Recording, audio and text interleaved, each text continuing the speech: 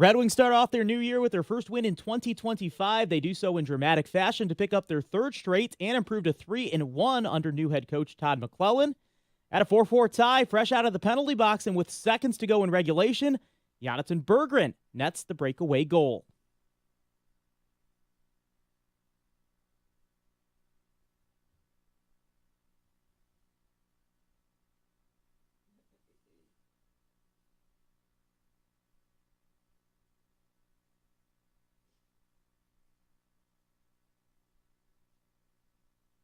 That goal puts Detroit past Columbus by that final score. Also puts them 4 points out of a wild card spot in the playoffs. Alex DeBrincat picking up a team-leading 3 points in last night's win. Patrick Kane and Dylan Larkin also tallying a pair of points. Red Wings hit the road again tomorrow to take on a very good Winnipeg Jets team. Meanwhile, the Stack Lions offense that has 5 Pro Bowlers this year prepares for this weekend's matchup at Ford Field. Sunday Night Football will feature a Lions-Vikings matchup to determine the NFC North winner and the number 1 seed in the playoffs. Many fans are calling this the biggest regular season game in Lions history.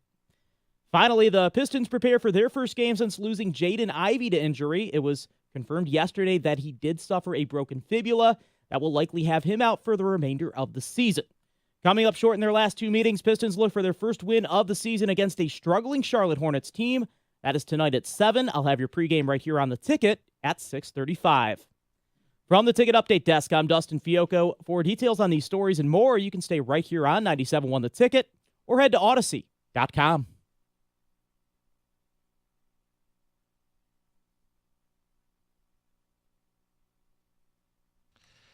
Welcome in on a Friday. Good morning, Jim Costa, Stoney, Heather Park, Gov, and Greg behind the glass.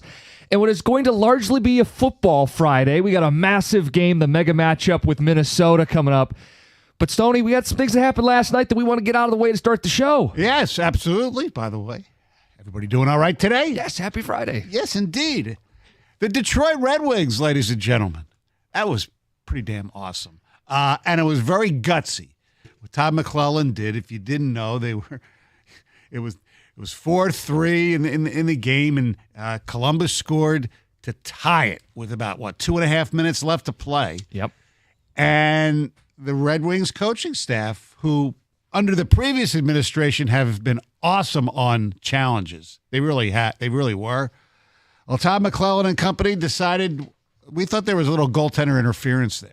Let's check it out. But understanding what this risk means, yes. If you're wrong, they'll go on the power play in a tie game. Right, and with about 2.5 minutes left. And the Red Wings challenge was defeated. So now you're going, oh, no. Yeah, they're going on the power play. And look, the penalty kill's been a little better, obviously, since the coaching switch. But still, you don't want to go a man short for the last 2.5 minutes or 2 minutes of the game, whatever. And, Columbus was buzzing and then took a shot, and Sherratt blocked it. Tyler Mott with like a shuffleboard pass. Yes, diving, gets it out to Berggren, coming out of the penalty box, and he scores the goal that you heard in the update from Dustin, and the Wings win their third in a row. 3 of 4 since the coaching change. First one on the road, right? Yep. Hot start, 3-1. Offense is buzzing, the stuff we hadn't seen really all season, right? Puck possession, shots on goal, net front, all the things that you need to do to win hockey. Stoney, they were playing effing hockey, and they were up 3-1. Now, here's a real test. You give it back in the second period. Yes. You're on the road. You're going to hang your head? Oh, no. And they didn't. Larkin got a big goal to put him up, and he's starting to pick it up a little bit now. But I thought the ultimate gutsy thing is you got to bail your coach out. Yes. He's come in here, and he's tried, and you guys are playing for him, but now you got to bail him out. You got to kill this penalty. And They did. Yeah. Berggren, breakaway, yep. Goal. And they're fun. I don't know where this is going. I mean, we could have a little bit of, channel the Tigers. Yeah, exactly. Don't let the Red Wings get hot here. Right. But, yeah, going into the new year, there is a little bit of buzz. Yeah, which is good. And, they have some more, they go another road game against a pretty good Winnipeg team. But then they come home for 4. Yes. So those are the games. In the next 5 games, we did the whole playoff thing, how unlikely it is. But, out of about 10 possible points in the next 5 games, 6 would be pretty damn good, wouldn't it? Yep. I think 4 back now. Yeah. And there's so much hockey to go. Yeah, I mean, yes, absolutely. Which I think is a good thing. Also, bye-bye to the SEC. Yeah, wasn't that a little interesting, huh? Bye-bye to all the teams that got buys, too. Bye. I was wondering if someone was going to sing it. Heather, it looked like you perked. Bye. Just with the hand movements, too. You got to do the dance. Technically, Texas is still in, so the SEC is represented. But, Right. but I think the big headline was the SEC champ got dethroned. It's been a tough year for the SEC. And the only SEC team that's in there wasn't even in the SEC last year. Texas is still a Big 12 team to me. And you're right. All of the home side lost. Yeah.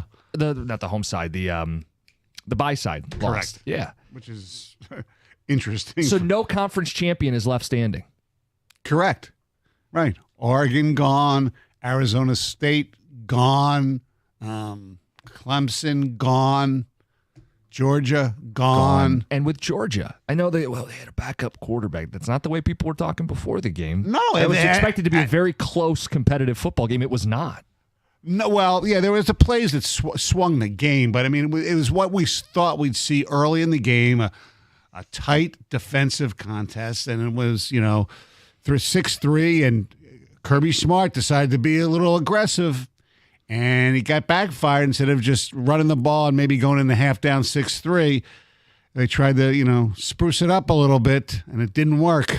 So the coaches talk about the middle 8, like the minutes right before the half and the minutes right after the half. The literal minute before you give up a touchdown, and the literal kickoff after is a touchdown. Right, the kickoff at the start of the second half, and it was over after that. Yeah, because it was supposed to be a rock fight, and 2 big plays can swing an entire football game. And yes. Even then, I thought Notre Dame was doing a better job getting the big plays or the tough plays or the winning plays of that football game. In watching that game, Marcus Freeman.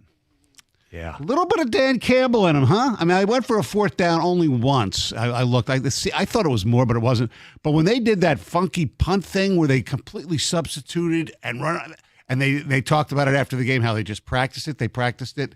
And even at the press conference, Riley Leonard said, no, he did it, meaning Marcus Freeman.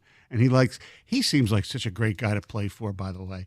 And it was just very confusing to Georgia. I think that they got a penalty on it. Yep. And, they went down the field.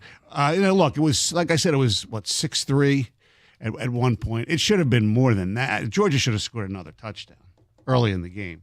Oh, you're talking about Parker Jones.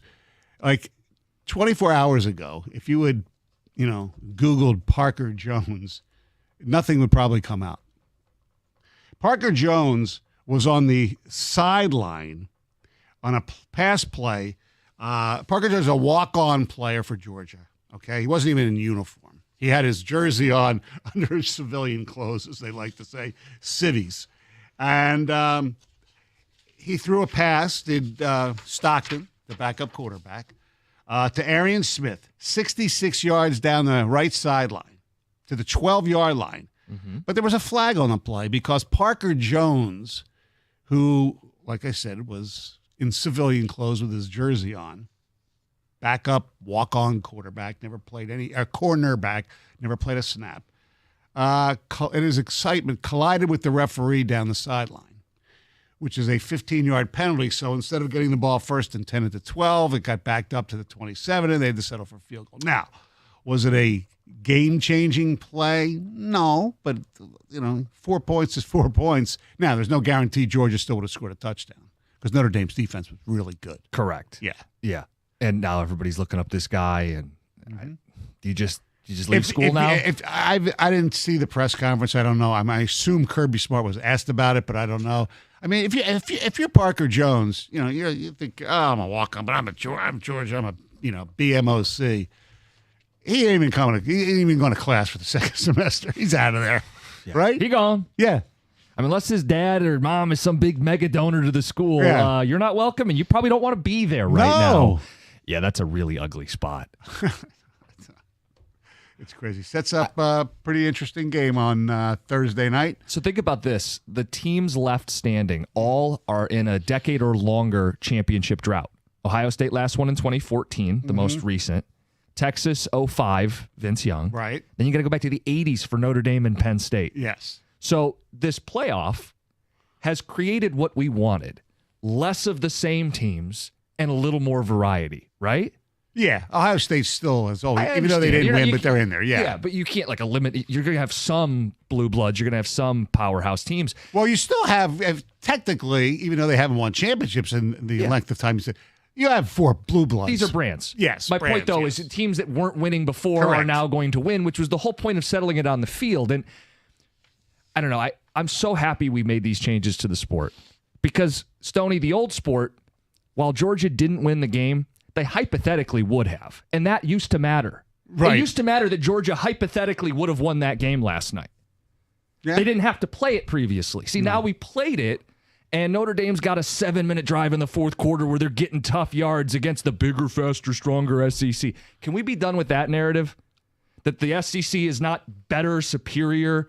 Well, especially with the transfer portal, because Yes. a lot of the guys are going to other schools. I mean, Notre Dame, Marcus Freeman said, we don't want to major in the transfer portal, we want to minor in it. And a lot good quote. of their, their quarterback was a transfer, obviously.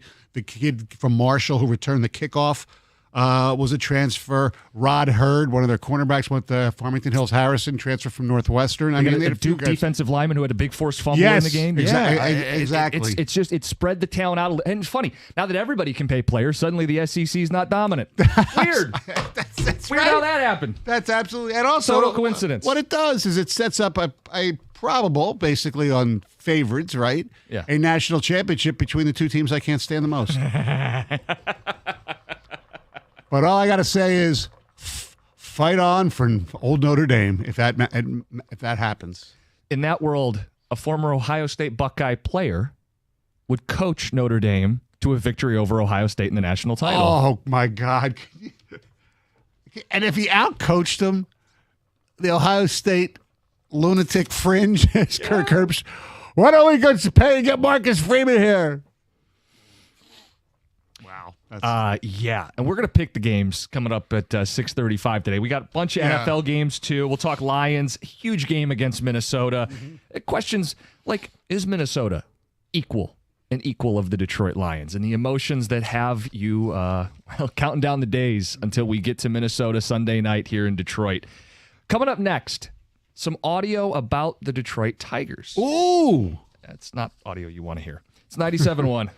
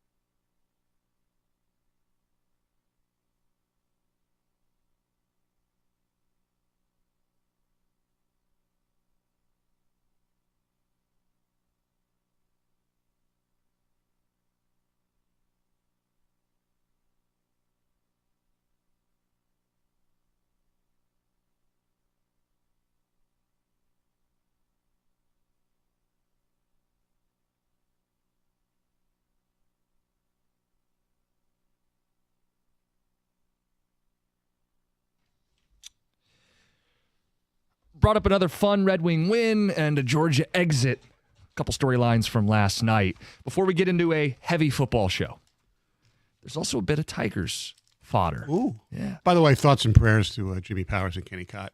Other Bulldogs. And a little bit of me. I still root for him I because know my you daughter do. went there for a little bit. So we were a little disappointed, but, whatever. Yeah. Well, SEC losing doesn't bother me one bit. I know. Nor should it. The Tigers, Ken Rosenthal. You like him? Yes. Okay, yeah, I think he's one of those guys, people, when they hear his name and it carries some weight what he says in the game of baseball. You ever seen him in person? I think so, yeah. I'd like to see a one-on-one match between him and either Mitch Albom or Mike Lupica. Very short fellows. Yeah.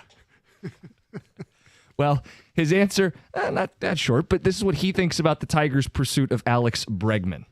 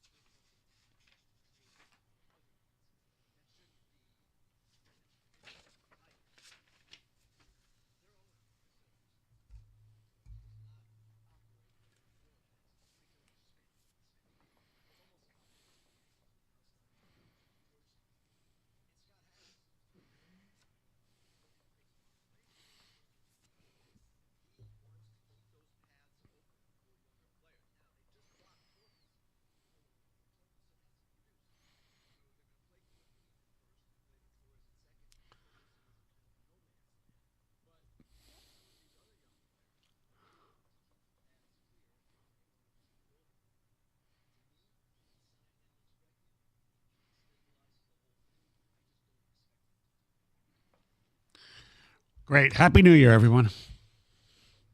That's from the Fair Territory podcast. He's right. Yeah, exactly. He is very right. Bregman is established. He makes sense. He fits. He'd be a culture pusher, right? He'd push the culture forward. He'd produce. Mm-hmm. The resume speaks for itself for Bregman and for what Chris Ilitch has spent and not spent. Well, and Speaks for Scott, itself. Yeah. his point is, because Scott's only handed out deals of short term. Correct. And Bregman wants a longer term deal. And however you define that, 5-6 years. Right. And a number that's going to be north of $100 million in total commitments, 150, maybe even 175. But that has become the sticking point is, will this team, this is not an outrageous spend. No. Will they just compete in the open market in free agency? Right. And it sounds like they're in on Bregman. Yes. But they may have a hard line in the sand. And I just worry that they're waiting for someone to outbid them. Yeah. Rather than being the team that says, how do we get the deal done today? Right. Let's stop messing around. I saw something late last night that said it's going to be between the Tigers and Toronto. I've seen some of that. And look, he's got his buddy Springer there. I assume they're friends. Sure. But there's a huge tax difference between here and playing in Canada. I don't know. I still think they can get it done. Same. They will have to spend a little bit more than I think they want. And I think Bregman has to be realistic and say, I'm going to take a little less than what I want to. Just get it done. Why does he have to take less? Because I think if I'm his agent, I'm telling him, we've got the Tigers offer here. We're okay with it. But we'll see if somebody else wants a bat. We have no, it's on both sides. But it feels like the Tigers need to aggressively get this deal done, because the longer it lingers, the more you're waiting for someone else to usurp you, make a bigger offer. And then you go, oh, well, we tried. Yeah, we tried. We just weren't willing to pay an extra 10 or an extra year. What? Why? I know. This isn't a Soto deal for $500 million or $750 million. Right. This deal, Bregman, at Bregman's top dollar, does not put the Tigers in the luxury tax. It does not put him in the top 10 of payroll. It does not put him in the top half of payroll. No, just get to the middle of the pack. Do something. Show your fan base. Now, granted, most people will not be spending, oodles of dollars for these new seats behind home plate. But there are people who will. Show them something. Give them something that says, you know what? You guys are spending money. You can have some of my money. It's and an look, investment. last year was fun and all that. You can't just live off that and sit there and wait for McGonagall and Max Clark and that whole deal. That doesn't fly anymore. It might have flown a little bit if you didn't make your run. But now we say, okay, we can compete. And the answer has always been both. I don't feel like I personally give Harris enough credit for the player development tweaks and progress that they've made, but it has to be both. And when we had him on in the summer, he copped to that too. It has to be both, player development and external ads. And they can do both, and they should do both. And I know people are going to go, well, there is a downside to handing out a 6th year on a player who will be 36. I know. You can have a bad contract at the end. You can't have 6 or 7 of them, but you can have one at the end that doesn't age properly. Right. Like Javi will be gone by that point. Right. Look, we have a lot of people have PTSD from Miggy. Sure. And I get it.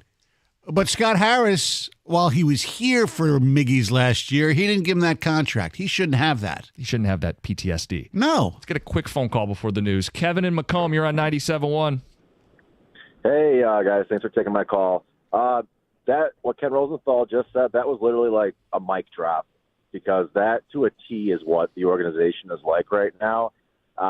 You see some things about how they're interested in Bregman and Santander, but I mean, you guys know, and anybody who knows who follows the team and Illich's past, they're probably giving the lowest possible offer that they can give.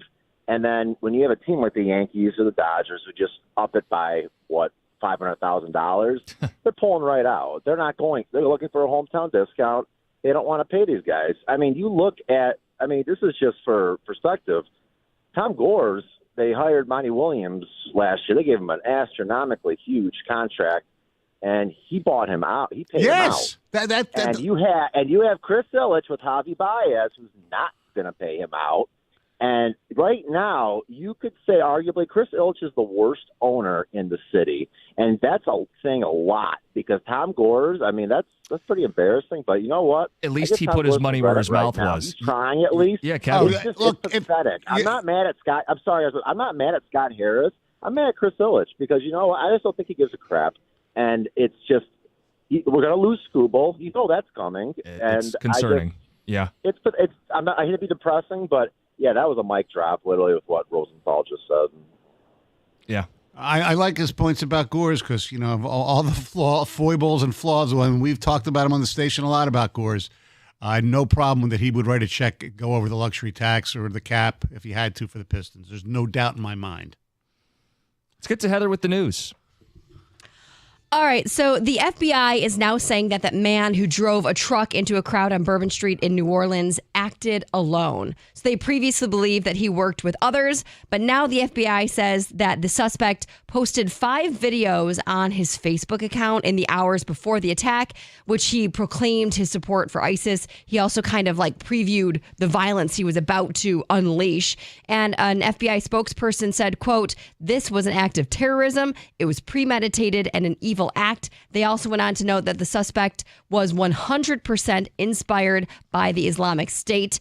And officials have concluded that none of those individuals we talked about yesterday that were seen on surveillance video standing near explosives in the city were involved in any way. You know what they were? They were just a whole bunch of drunk people having fun on New Year's Day. Mm-hmm. The explosive devices were in coolers planted by the driver. Okay. And these people saw a cooler on the street, thought, maybe there's some booze in there. They say they looked in the cooler, found no booze, and just kept carrying on. Most likely didn't even realize what they were looking at. One, probably because they were intoxicated and they were strictly looking for booze. So those people had nothing to do with an attack at all. So clears that story up, which we discussed yesterday. This is pretty cool. A Macomb County 911 dispatcher is being praised for helping a Clinton Township family deliver a baby over the phone last weekend. So on Sunday, December 29th, the dispatcher got a call from a man whose wife was in active labor. He said, "Her water has broke. Her contractions are less than a minute apart. Help me out," right? So, of course, the dispatcher gets the fire department on the line. Yeah. There sends help over, but she delivers the baby before anyone even gets there. She was able to walk this man through everything he needed to do. Also to help the baby's breathing post-birth. And she stayed on the line until the fire department got there.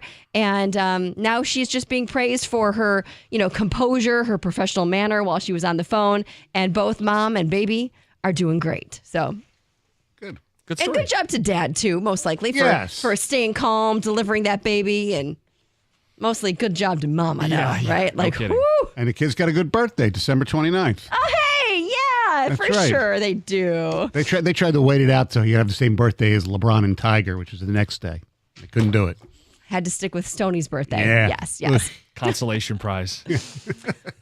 A shooting and targeted child abduction left 2 people killed and 3 people in police custody in Washtenaw County. Happened on New Year's Day. Police responded to a home in Northfield Township where they discovered a 74-year-old man and a 50-year-old woman shot and killed. A 53-year-old man was suffering from a gunshot wound but was still alive. And it was also discovered that 2 young girls aged 7 and 4 were abducted during this incident, leading to a manhunt. Thankfully, the girls were recovered. I don't know their condition, but they were found. They were taken to the hospital for, evaluation. 3 people are in custody. And what it sounds like is that at least one of those girls was in foster care, living with their foster parents. And the people who were arrested were related to that particular child. Really, really, really sad story. Yeah. Saquon Barkley is having some fun trolling his former team. On Thursday, he partnered with the sleep aid Unisom, and he unveiled some videos where he takes some subtle shots at the New York Giants owner, John Mara. So, a little backstory. On one of the episodes of Hard Knocks, Mara was caught on camera saying that he was going to have a tough time sleeping if Saquon goes to Philly, right? Well, Saquon went to Philly, so here are the at least one of the little videos.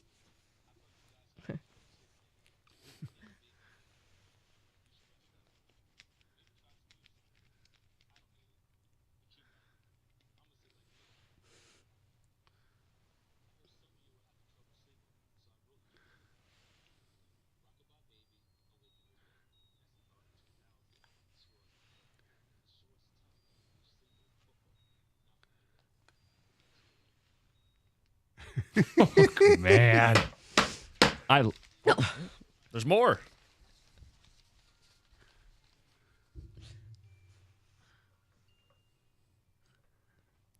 And that is Saquon Barkley trolling the Giants, Yep. which is amazing. Yes. Heather with the news. Picks next, 97.1.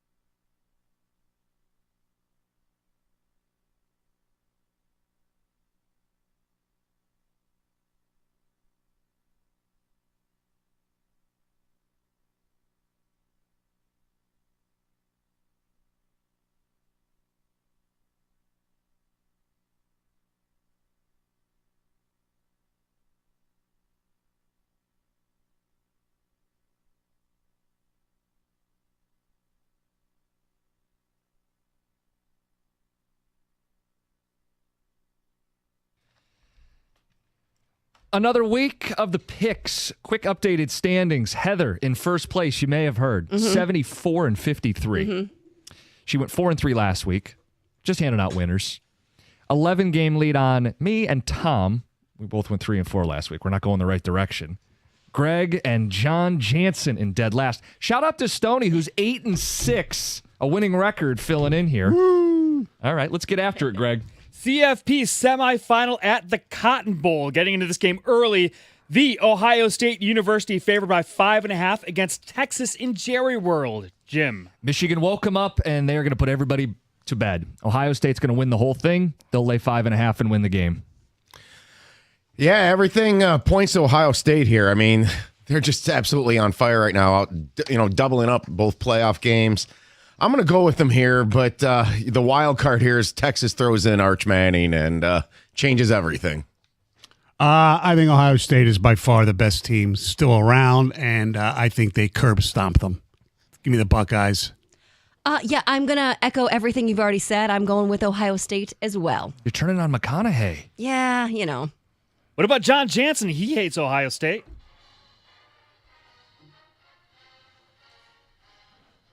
And he is going with the Buckeyes. Don't forget to run the ball, Sark. Texas. The other CFP semifinal. This one's on Thursday. That's why we're picking it today. Notre Dame early line favored by 1.5 against the Pennsylvania State University in the Orange Bowl. Gov. Notre Dame probably has the best defense in the country when it comes down to it. I'm going to take them here. I'm a little puzzled that this line is this small. It makes me a little concerned, but I'm going the Fighting Irish. I like Notre Dame. I like Notre Dame as well. Abdul Carter, who knows whether they're going to win or not, or who knows whether he's going to play or not. And if he doesn't play, they're in a heap of trouble. Give me the Fighting Irish. yeah, I want Notre Dame too. What about John Jansen? He was recruited by Notre Dame. He probably hates Notre Dame too because he went to Michigan. What's he say?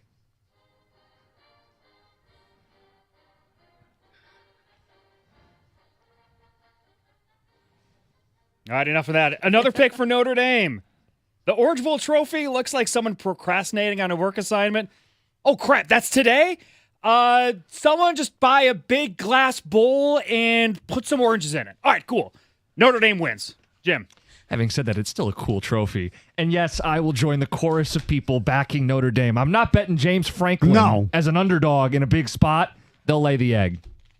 Let's go to the NFL. Packers favored by 10.5 as they welcome the Bears into Lambeau Field. Stoney. The Bears, they don't want any part of this game. They would just want to go home. And Green Bay, there's still some seating issues there. Give me the Packers big.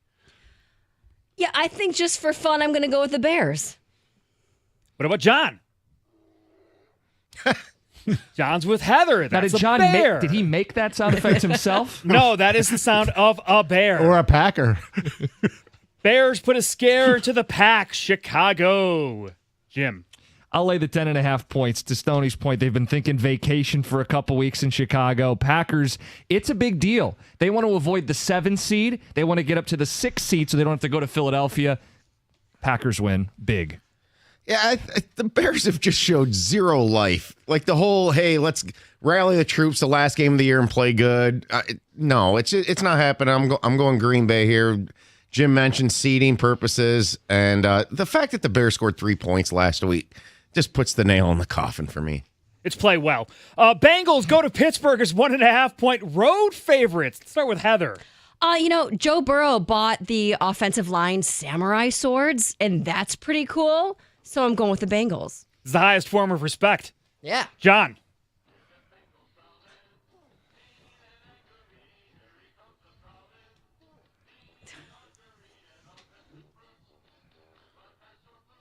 All right, that's the Bengals fight song. All of those old fight songs are terrible. Oh, they're great. I love them. I never heard that one before, believe it or not. Steelers enter the day with a chance to still win the division. They will not shut it down if the Ravens close the North and win it a half hour before kickoff. Steelers. Jim. I have flip-flopped on this game so much. We did this dance earlier. The Bengals were 4-7, favored over the Steelers, who had a winning record, and the Steelers won that game outright. This is Tomlin as a home underdog. I don't trust the Bengals. Give me the Steelers. Go.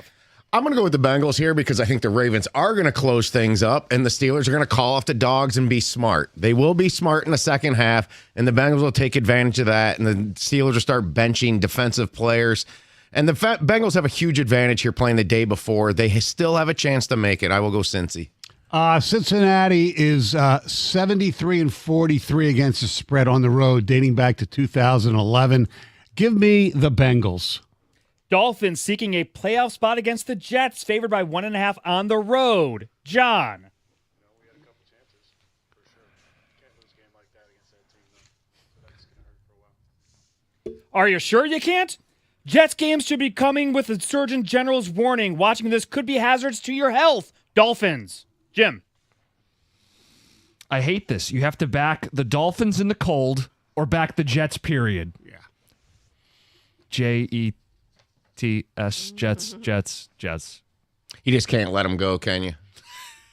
I mean, I don't like they were Aaron. 6-2 at the bye. Did you guys know that? Yeah, right. All right, sorry. I'm being very mean. I will go with the Jets, too, because of the cold factor. And I do think Aaron Rodgers has some pride, and he'll show it this week.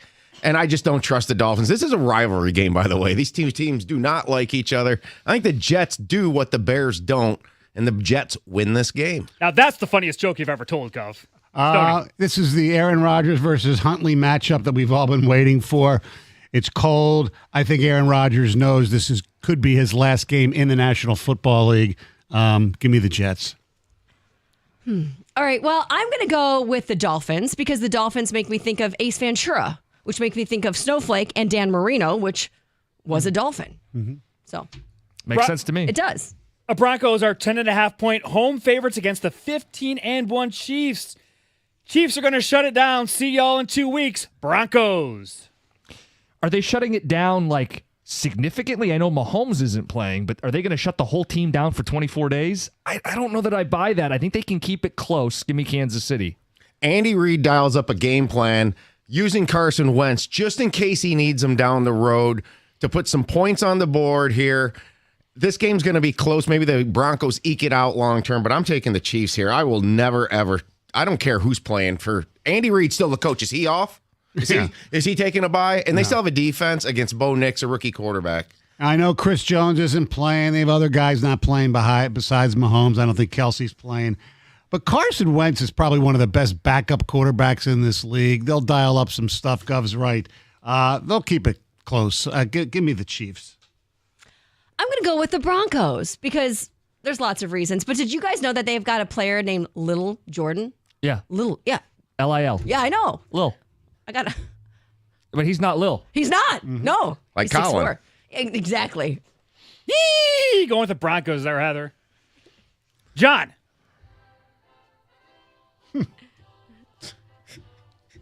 Hail to the Chiefs, says John Jansen. Lions host the Vikings, NFC North, number 1 seed, bye week, home field advantage on the line on Sunday Night Football.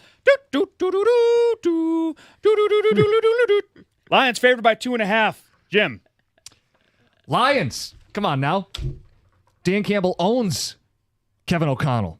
Jared Goff owns Brian Flores. And the Lions offense scores more points and wins the game. Give me the Leos. Greg, I'm going to put you on a spot here because I didn't tell you this, and I should have. So very bad to do this to a producer live on the air, but it's time to open up something that we did a few weeks ago against Buffalo. Do you have some music? Oh, no. Do we have any disco I'm going to have music right now. Yeah, can we search disco and put it in? Because the Lions are going to win this game by double digits. The double-digit disco is back open. I'm not scared. The QB situation here is extremely different. We've got a tier 2. They got a 3 or 4. He's coming in here. Lions win by at least 10. You mentioned the quarterbacks. Jared Goff, 15-4-1 against the spread in divisional games over 2021. However, Sam Darnold, 8-1 against the spread as an underdog. It's going to be the standard. That's what I'm here for. Lions 31, Vikings 30. All right. Well, you guys, I'm going to go with my people. Not my people as in the Vikings, but my people as in Detroiters. I am going with the Lions. My genuine people. Let's go, Lions. There you go, Hev. John, what do you got?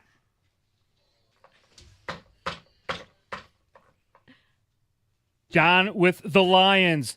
The logo on the Vikings helmet looks like a toilet flush handle. Lions. He's right. Is that Stoney on Viking Island? Yeah. Lions win, so I don't care. Of all the people I picked that was making the picks to do that, I'd pick you. Yeah, of course. Those are the picks. It's 97-1.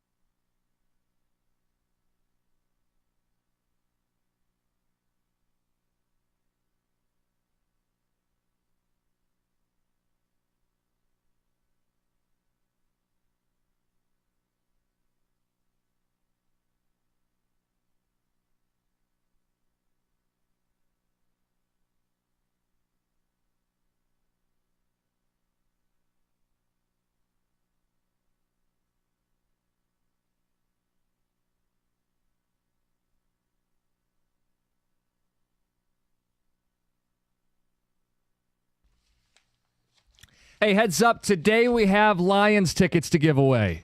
Be listening. We'll tell you how, tell you when. You could be there Sunday night when the Lions play the Vikings. It's going to be loud. It's going to be rowdy. It's going to be great. Can't wait. Stoney, we've talked about this game.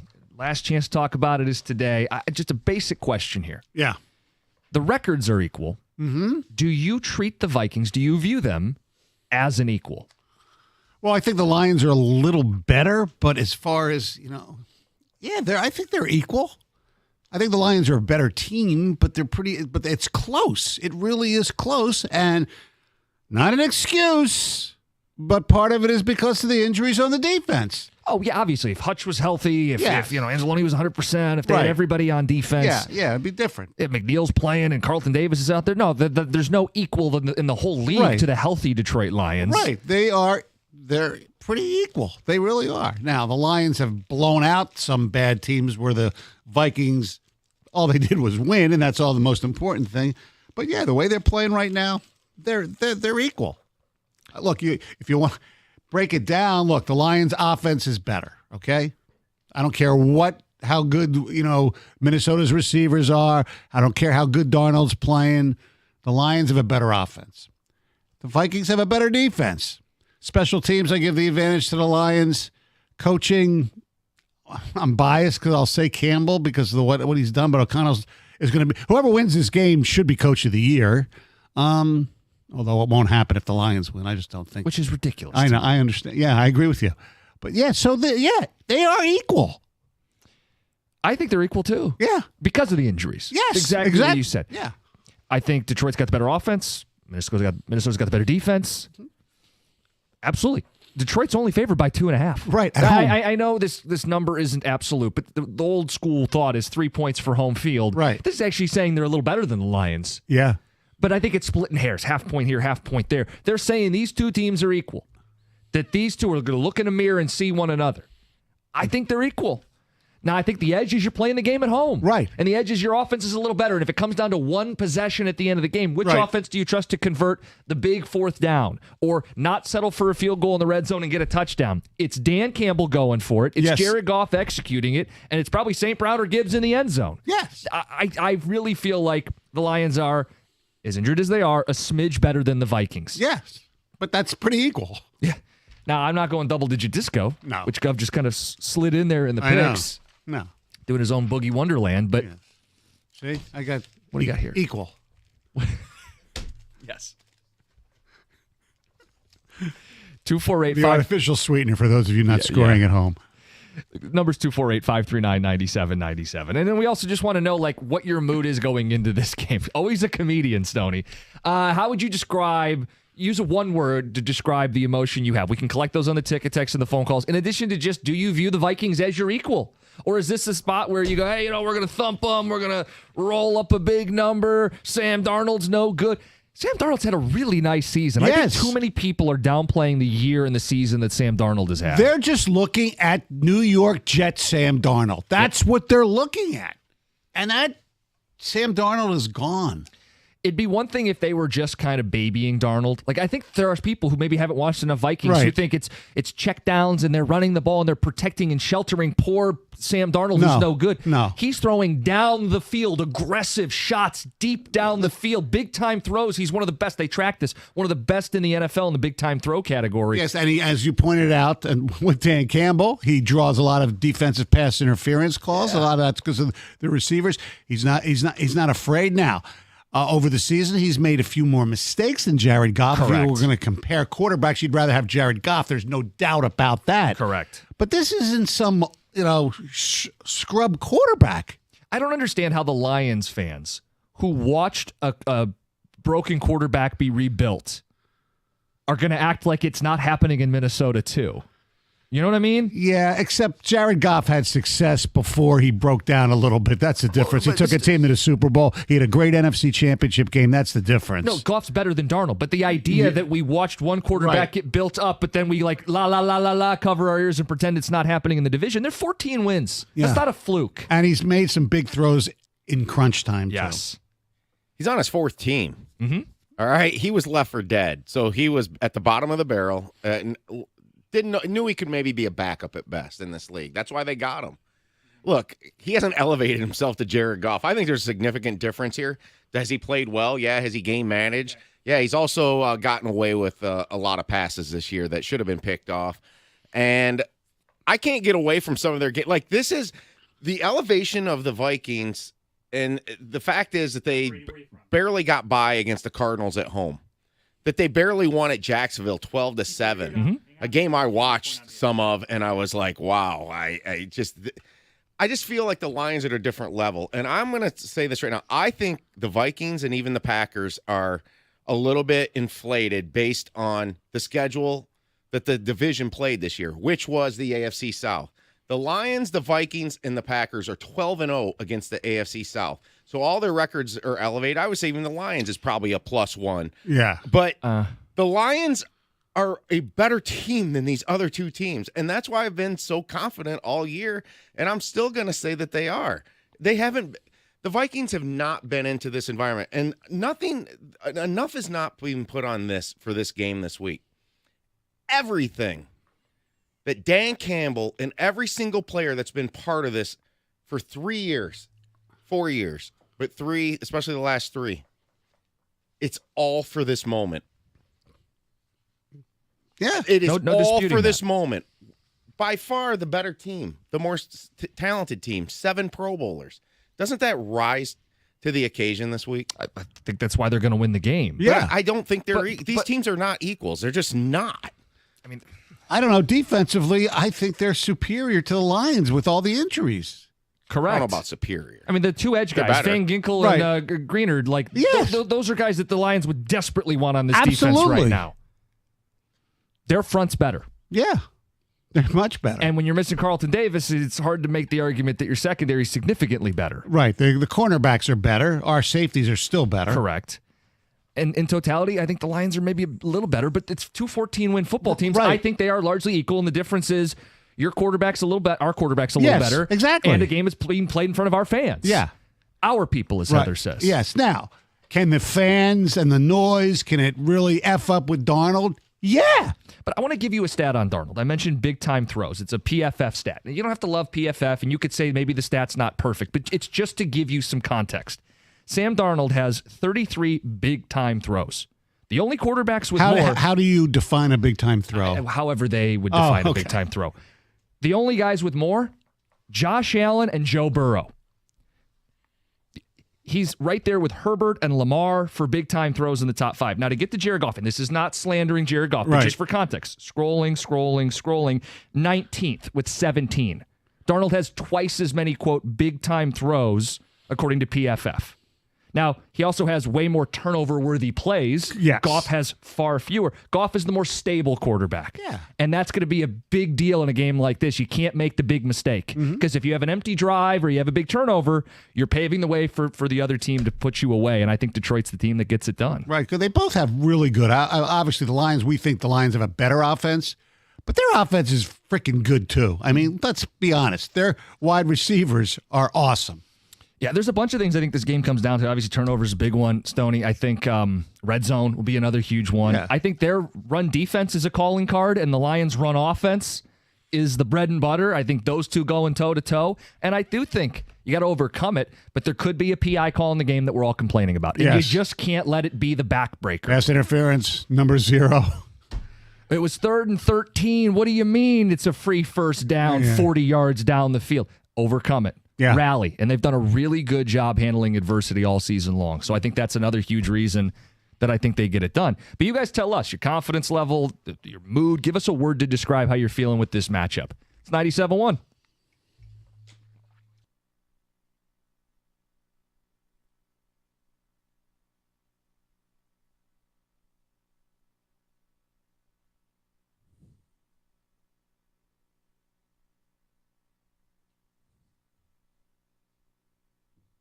Two days and counting from Ford Field being the hottest ticket in town. Many fans calling it the biggest regular season game in Lions history.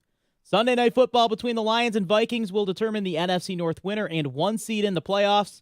If you're looking for tickets, expect to spend around $400 just to get in. That's standing room only prices. If you want a seat, your cheapest option will be top level behind the end zone. Expect to spend around $500 a ticket after fees. The Red Wings win their first road game under Todd McClellan. He now improves to a 3-1 record as head coach, and he's riding a 3-game win streak. Red Wings topping Columbus last night 5-4 following an out-of-the-penalty-box breakaway goal from Jonathan Berggren with 30 seconds and change left on the clock. Detroit's next challenge will be against a good Winnipeg Jets team on the road tomorrow. Even after losing their last 2 games, this morning ESPN ranking the Jets as the best team in the NHL. Pistons prepare for their first game of the season post Jaden Ivey. Ivey being confirmed to have a broken fibula as of yesterday. That's likely going to end his season. The 22-year-old was having a career year, being second in points scored and assists per game, only behind Cade Cunningham. Tonight, the Pistons battle a 7-win Hornets team for the first of a back-to-back. 2 of those wins for the Hornets against the Pistons in nail-biting fashion this season. Charlotte, however, losers of their last 8 games, while Detroit has won 4 of their last 5. I'll have your pregame beginning at 6:35 right here on The Ticket. And finally, the semifinals are all set for the college football playoffs after Notre Dame beat Georgia yesterday. The next batch of games now include Notre Dame facing Penn State and the Ohio State Buckeyes taking on the Texas Longhorns. From the Ticket Update Desk, I'm Dustin Fiocco. For details on these stories and more, you can stay right here on 97.1 The Ticket. You can also head to Odyssey.com.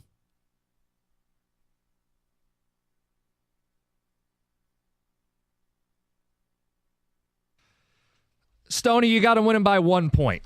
Yeah. So your emotions are... Cautiously optimistic. Yeah. How's that? I mean, nervous? Yeah, a little bit. But I'm not as nervous I'd be more nervous if it was a one-and-done game.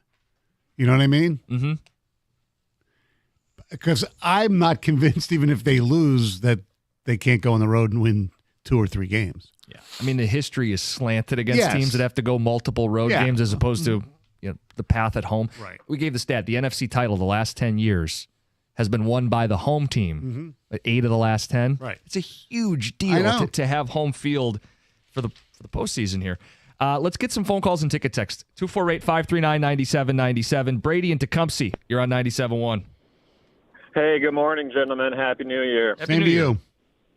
Hey, so you guys said one word to describe how I'm feeling about this team, and that word is gratitude. I've watched this team for 30 years.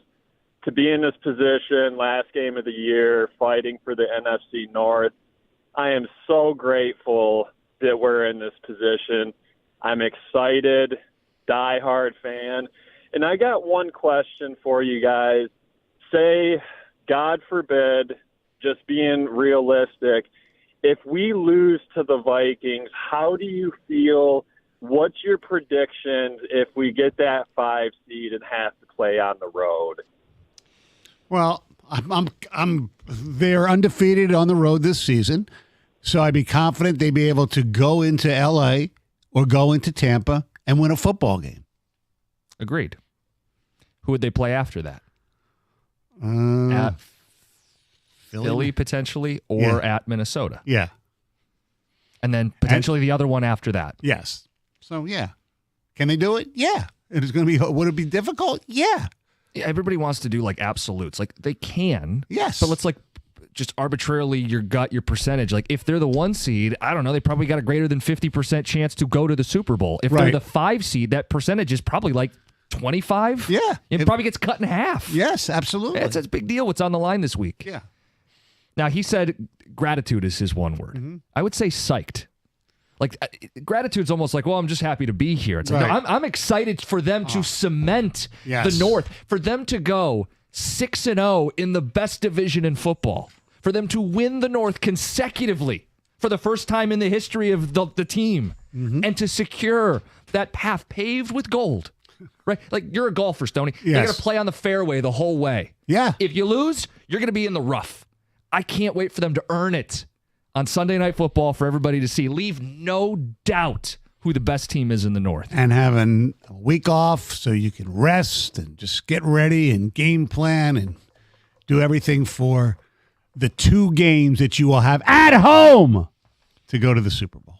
Ticket text, thoughts on the game and everything we've been discussing. Texter says, come on, guys. It sounds like Minnesota radio. Lions are an elite team. Vikings are not. They are not equal, period. Injuries don't matter. Lions by double digits. Okay. I hope you're right. The only thing I disagree with is Minnesota radio. I know. Everybody picked the Lions to win the game on the show. Yes. I would seriously doubt if you spend 10 minutes on Minnesota radio that it would be unanimous that they're losing the game this week. Right. I'm a heathen because I think the Vikings will Keep it close. keep it close. But the thing that injuries don't matter. That's a dumb statement. If Hutchinson was playing, would it make a difference? Yeah. Okay, cool. Then we can just be done with that ticket text. Like, Yes. that's nonsense. Right. The Vikings are only close due to defensive injuries, but yes, they are equal. Full strength, the Lions would win hands down. Yes, we all agree with that. Yep. That's not Minnesota radio. No. The Vikings defense is smoke and mirrors. They blitz all game. It gives you the false sense that they're a really good defense. They're a middle of the pack defense, right? Pretty much. But I think the perception is maybe greater than the reality. Yes. Now, look, Brian Flores, they give up big plays and have given up big plays to the Lions in the past. So it's a risk-reward type of a defense. And so it's going to be, Gibbs is going to have to be really good at, picking up the blitz if it's not, if he's not already, downfield or in the flat for a pass. But yeah, and they disguise them really well. And Lions should win the football game. Gibbs had a good blitz pickup in the last he did. game. Yes, he did. And typically, that's been something Montgomery's better at. Mm-hmm. And Gibbs has had to step up, not just as a ball carrier, but in protections, too.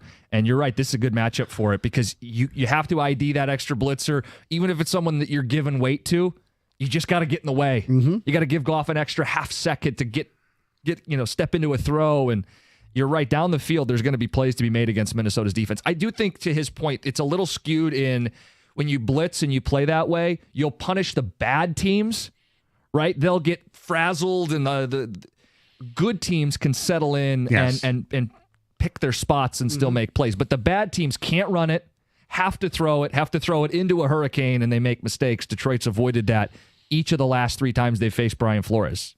Yeah. And maybe, Flores says, you know what, everybody's expecting all the blitzes all the time. Maybe we drop guys back because, Detroit's so good at, the middle of the field with their receivers. Maybe. 248-539-9797. A few more. This one says, Lions really need to stop Jefferson, Addison, and Hawkinson. Running game shouldn't be a worry.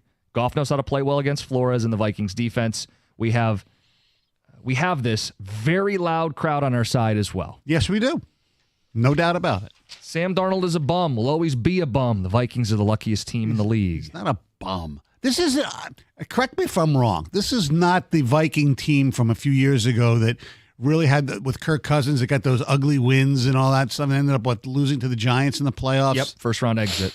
That was a team that all season, I think they won 12 or 13 games, and we said, they're just not that good. Right. This team is better than that team. Darnold does one thing that plays into our defense. He puts the ball in harm's way. We have 3 guys that love to pry the ball out and take the ball away. Branch Joseph and Ife Melifonwu. Keep an eye on him. The turnovers are going to be a key. If we can create some turnovers, we're going to win the football game. And if that's the case, it will be Gov and yours double-digit disco. Even though you didn't see double digits for this game, but it's still you have the trademark on it. Sure. Gov's got the franchise, second location. One word, pessimistic. Texter says, I think we lose, and we lose by a decent margin. And another one says nervous. Look, there'll be nerves. That's part of being a fan, because you do look at the bad as well. So I understand nervous, and I'm a little pessimistic too. You can do that, but you know what? That's why you are a fan. If you go into in my opinion, if you go into every game thinking that you're never going to lose, you're going to be disappointed a lot. So, realistic. Be realistic about this. It should be a really good game. I think a level of nervousness or stress is healthy with a game like this. Like your blood should be pumping a little bit. Mm-hmm. That's part of playing in a big game. Yeah. Yeah, I think that's normal. It's healthy. It means you're alive. Couple more. 248-539-9797 on the ticket text. The Vikings are a one-trick pony on defense. Late in the year, when people have scouted them, that blitz gets neutralized. That's why they haven't advanced late in the season. Mm-hmm. Ron in Garden City, nervous but excited. Minnesota's a great team, and it should be close. Crowd's a huge factor. Lions win 38-34. Is this the game where they just feed Jefferson constantly? Because when he plays against us, he gets some decent stats, but the Lions have done a really good job of trying to take him out of the game as best they can. Well, and I think it was last year, the defense late in the season said, we'll give up a big play or two. Right. We'll blitz, we'll leave guys on an island. We just can't. We have to stiffen up in the red zone. Mm-hmm. And those blitzes have to get home once in a while and force third and longs or turnovers. And it was a trade-off. Lions were really aggressive last year blitzing late in the season. Yeah. And they may do it again to try to heat up Sam Darnold because, Stoney, that's the other thing. Ticket Texture points out, how do they get pressure on Darnold? Right. They have not been able to get consistent pressure. This is a game that Zadarius Smith, I've said it all week, needs to show why they got him. And when he plays against his former teammates, he seems a little bit more energized. So this is a huge game for him, I feel. I agree with you. He does need to show up. Somebody on that line needs to show up. I'm not trying to say that I don't think the Lions' defensive injuries are going to be. Obviously, their defense is taking a hit, all right? I also prescribe to the theory is the more you get ready and prep with the defense that you have, the better that you just get. That's true. That just because they can get better, you would think. Mm-hmm. I think one of the things that got overlooked in the previous matchup was Jahmyr Gibbs. He had 19 touches for 160 yards in that game, and that's with Demo playing. He had 9 carries for only 31 yards. He had, in my opinion, one of the biggest plays of that game. They were down 10-0. Yes. And they need to get back into it, and they didn't want to abandon the run. They needed a big run play, and he housed it. I mean, that's the difference. That's how they came back. They had trouble with him last game. Now Gibbs gets even more touches with Montgomery out. Just how that, will open things up for the Lions offense even more. I mean, I think that Darnold will, succumb to the environment a little bit. I hope so. He's never been in anything like this before. No. That's true. And you've just got to, if the Lions can get up early, I think the Vikings might panic and go away from the run. I mean, Aaron Jones had a decent touchdown run in that game against the Lions up in Minnesota. It was the first score of the game. Yeah. So, look, who knows? I guess the word for me, I feel confident. It just keeps going back. I keep going back to trusting this team and trusting everything that's been built and put into this.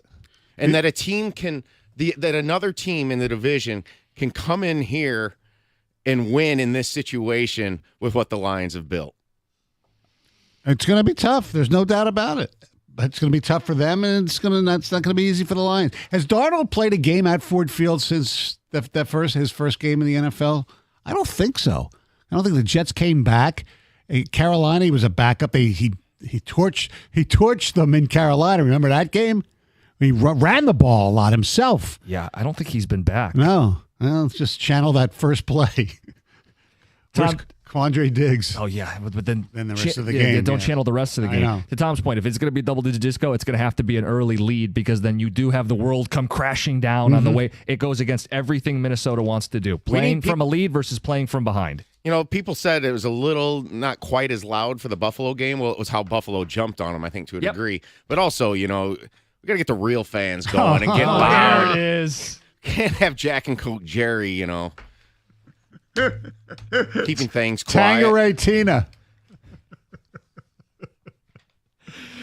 We're going to keep having fun with this game. We got open lines, Lions and Vikings, the game we've been waiting for. Stoney, you think we need a villain to focus our energy on with Minnesota, and you're going to cast that villain next? Yeah. All right, it's 97-1.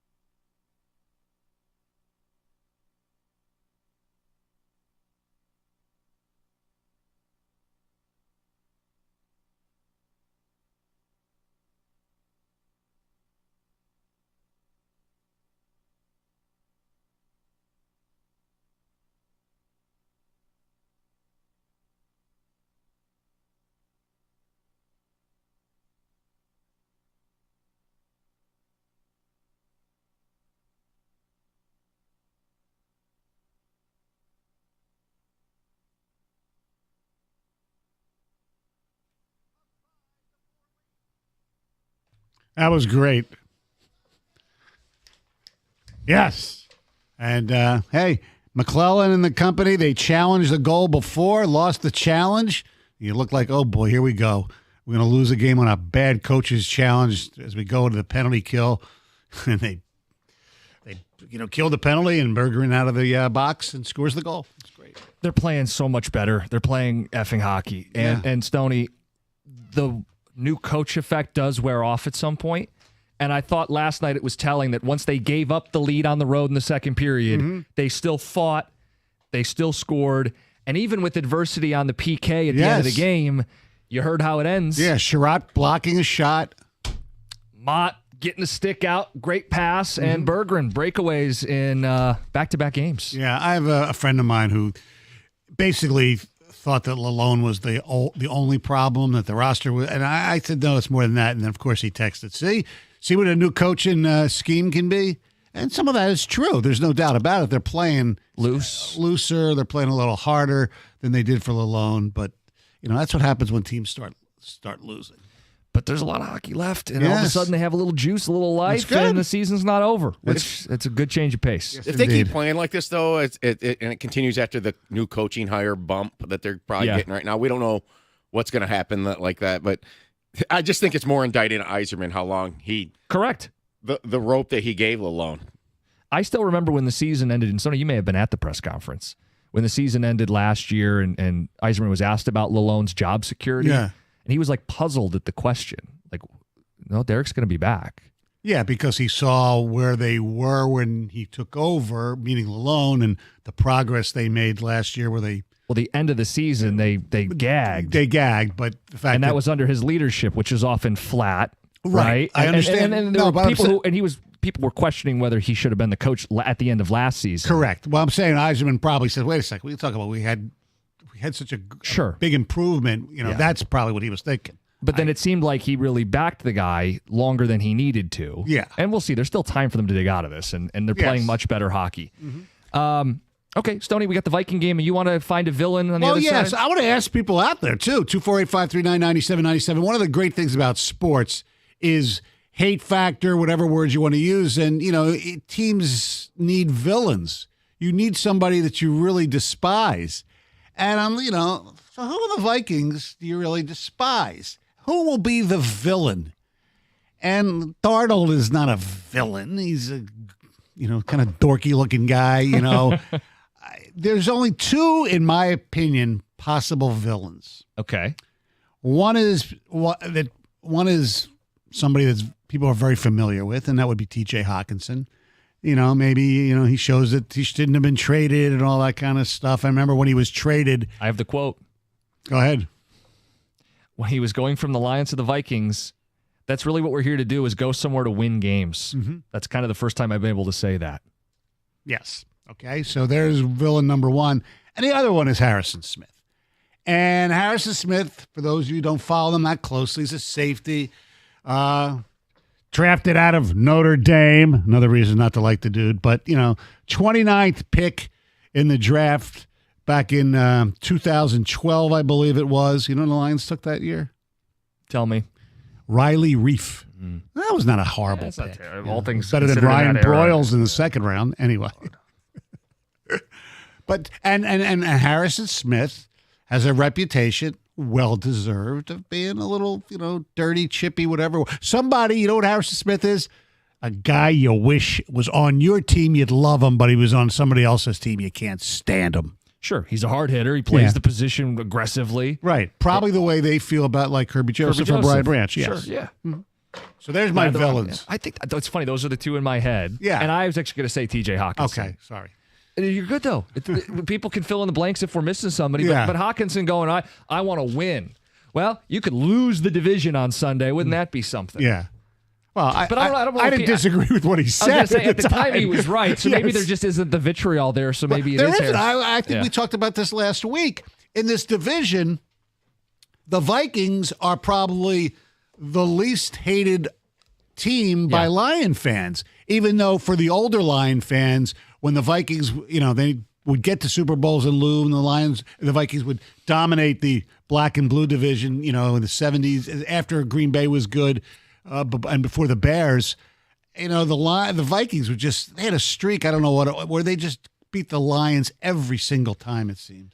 I mean, my perception of it is this. Green Bay's inflicted the most pain directly to Lions fans. Oh, yes. So nobody has anything nice to say about Green Bay. Right. And Chicago and Detroit have this sports rivalry that transcends even football. Minnesota has invoked more pain on the Lions than the Bears have, really.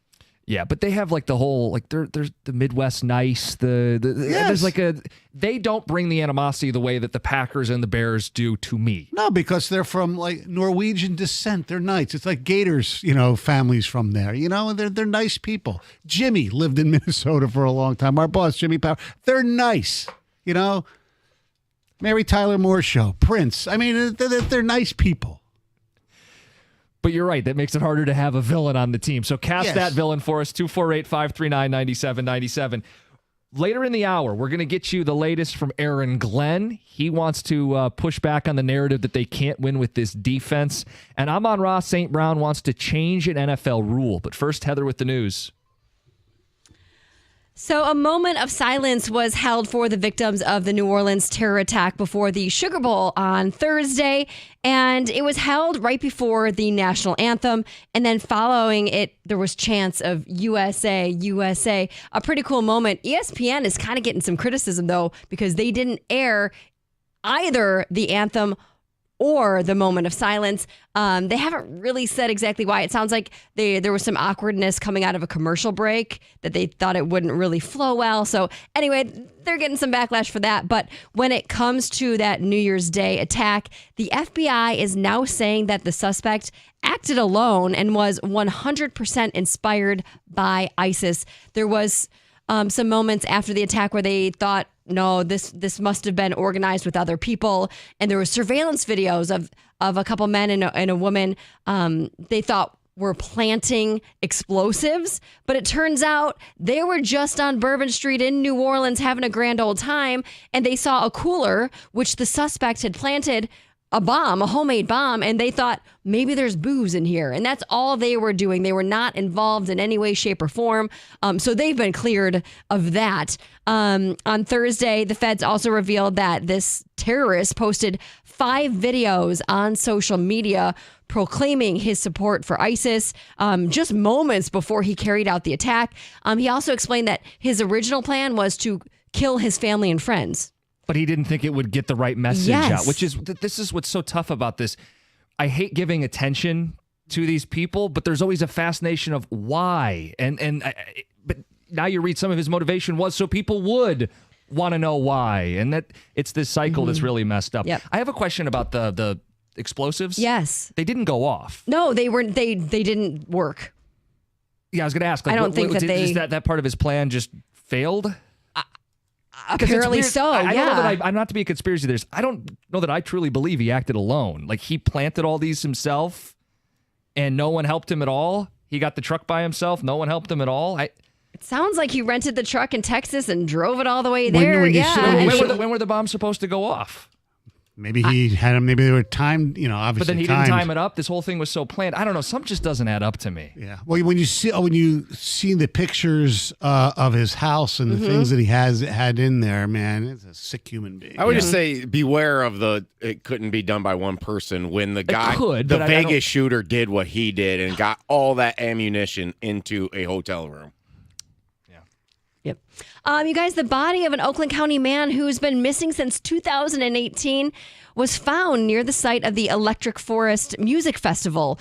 Kevin Graves and his girlfriend were there at the festival at the time, about almost 7 years ago now, but he went missing several days in. His girlfriend called his family, said, I don't know where he is. And according to authorities, human remains were found on December 30th in a wooded area, confirmed to be the remains of Kevin Graves. Now, police do say the cause of his death may take several months to determine, but there is no indication of foul play currently. So the investigation is ongoing.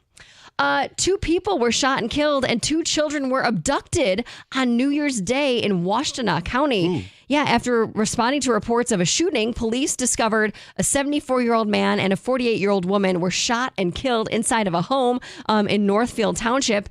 And then there was also another victim, a 52-year-old man who was shot and wounded. It was also discovered that 2 little girls, 7 and 4, were abducted during this whole incident, leading to this big manhunt. The girls were found unharmed. They're going to be okay.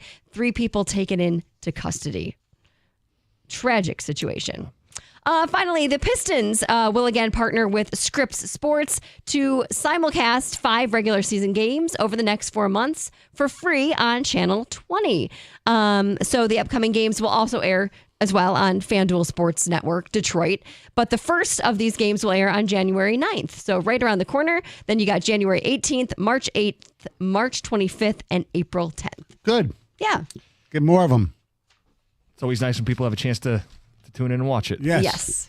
All right, that's Heather with the news. Coming up next, Aaron Glenn wants to defend this defense, says you can win it all with this defense. Do you agree? We'll get to St. Brown's rule change, the rule he wants changed as well. It's 97.1.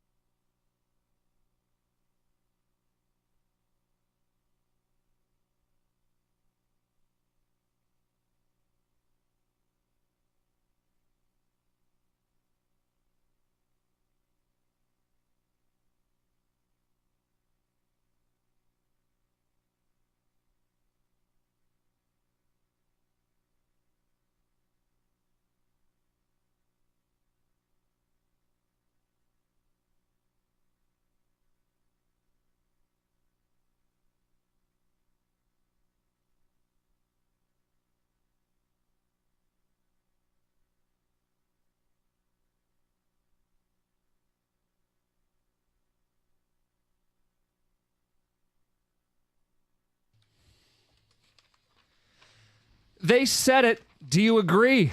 We got some audio from Amon-Ra St. Brown and Lions defensive coordinator Aaron Glenn. And we'll start with the defense. Seems to be everybody's fixation. Can they win a Super Bowl playing defense like this? It would be very tough. Of course, they can. They can outscore most teams, but if you're going to play against a really good defense, are you going to be able to outscore everybody? And if your defense is still leaky, your chances go down. Like when the injuries to McNeil, God, and Davis happened on the same Spit day. it out, Stoney. Yes, I think I told Doug, I was working with him the next day, that my Super Bowl percentages went down to 10%, and I probably was a little hasty on that, but they did drop a lot. When you have a defense, and every team has injuries, but when you lose your best pass rusher, arguably before the season, your second best pass rusher as well in Davenport, you lose your best linebacker in Anzalone, your best defensive interior lineman in McNeil, who's probably on his way to a Pro Bowl, and your best of a not strengthy cornerback lot in Davis. It's not excuses. How do you expect to be able to be as good? And that's why I felt what I felt, and I still feel what I feel. The Niners had nearly 500 yards of offense with practice squad offensive linemen, no Christian McCaffrey, no Brandon Ayuk. If there's any concern that you have about this team, it's on defense. Yes. Now, Aaron Glenn addressed some of that. This is what he had to say about the idea that he was asked if they could win the Super Bowl. Yes.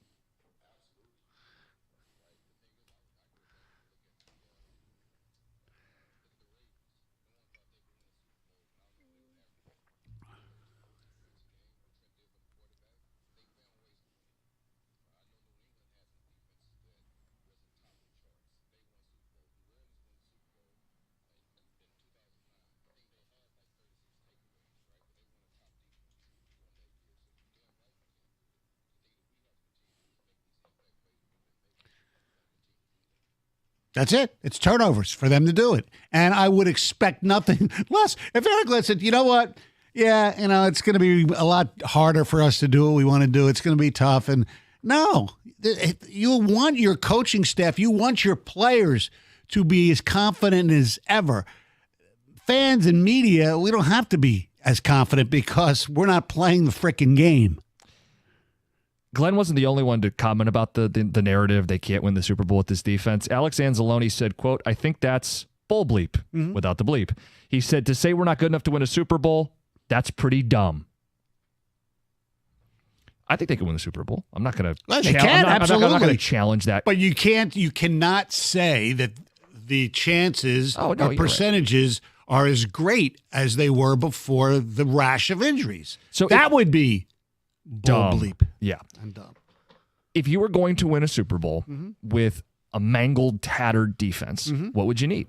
Well, you need to have the best offense in football. Unfortunately, that's what we're cooking with here. Right. The best offense in football. And I don't say that flippantly, like number one in scoring, but Stoney, also, this offensive line is arguably the best in football. It's a veteran group. It was a great nugget on Monday night. They pointed out over 600 games. It's veterans up front of the offensive line. Ragnow and Decker and Zeitler. And the least experienced guy of the bunch is the best of the bunch in Penei Sewell. Yes. So it's an experienced, elite offensive line. The offense is balanced in execution. They will run it. They will play action pass. They've got an all-pro in St. Brown. If you got to have a big play, they've got J-Mo who's taken his game to the next level. The offense is why they can win with this defense. You have to tell the whole story. The offense is why they can win with this defense. Right. Now, what Glenn said, it was a great analogy. I know you brought up the 09 Saints last week or earlier this week. Earlier this week. Yeah. But the Ravens is interesting because they had an elite defense. The Lions have an elite offense. The Ravens' offense was way far from elite. And the Lions' defense obviously is far from elite. So, yeah, different units, but it can be done. And I think it's important that you understand what you're working with. Like, Dan Campbell knows it. Why do you think the fourth down decisions are so prevalent? Why do you think the decisions are made in game the way they are? It's because he has to skew things to his offense. And I think Aaron Glenn knows it too, because last year, this time of the season, he started just blitzing. exotic blitzes. He knew he couldn't get pressure with his front four, Right. even with Aiden Hutchinson at the end of last season. And he said, I got to dial up and take some chances in blitz. And it was an honest assessment of where they're weak. You don't have Carlton Davis. Maybe you can't play as much man. Maybe there has to be a little more zone or a little more safety help. Understanding that I got to find, they're phrasing, find a way. It's not going to be perfect. We're going to give up a bunch of yards, but if we can get a key tip, a key fumble, a key interception, a red zone stop, it might be enough with this offense to win anyway. And the other thing is, it's not all of a sudden Right. that we got hit by this, Good point. rash of injuries. They've been working with this for over a month, so they're used to it. And now maybe you get Anzalone back Sunday, maybe. What do you think? Yesterday he was a full participant, but it wasn't like a full padded No, physical it was a practice. workout. Yeah. My guess is yes, but it's not a strong lean. So he said that he's not 100%, but nobody is this time of year. Yeah. And he said that he's weighing if you come back now and you have a setback, Right. would he be willing to miss, say, a Super Bowl to play in this game? And that's what he has to, and they have to decide. Yeah. Because you'd hate for him to come back, re-aggravate or injure. I don't know. I mean, and now you don't have him for playoff games, Right. And because Campbell did a good job setting up the mindset when we had him on, but also earlier in the week when he said it's not a playoff game. No. It's a big game. It's an important game. They're excited, but it's not a playoff game. So that may be, if he doesn't play, I think that will be the difference. Right. Is they say we can lose this game. We can't lose any more after this. Right. But I think he'll be out there. So do I. Let's go to Duran in Austin. You're on 97.1. Hey, what's up, guys? Real quick, I just want to say, people forget that first game when we played, Minnesota was coming off the bye. We just lost Hutch, and we still went into Minnesota and won the game. If Demo didn't fumble on that last drive, we actually probably won by more. I don't know why everyone's so scared. That if any game we could have lost when Costa thought the sky would fall and when Hutch was gone, they came off the bye. We had zero chance to win that game. And we went to Minnesota and win it. So, honestly, and we didn't have Hutch, so our defense was just getting to understand what we had without our top player, and we still won that game. So imagine now, okay, our defense has lost a lot more players, but we at home now with the advantage.